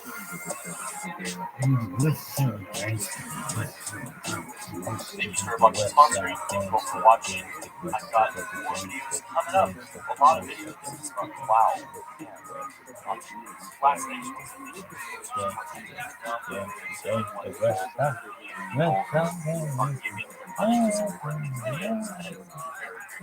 so more to come on Patreon. And we'll see you all in the next one. Bye. Unfortunately, what's that?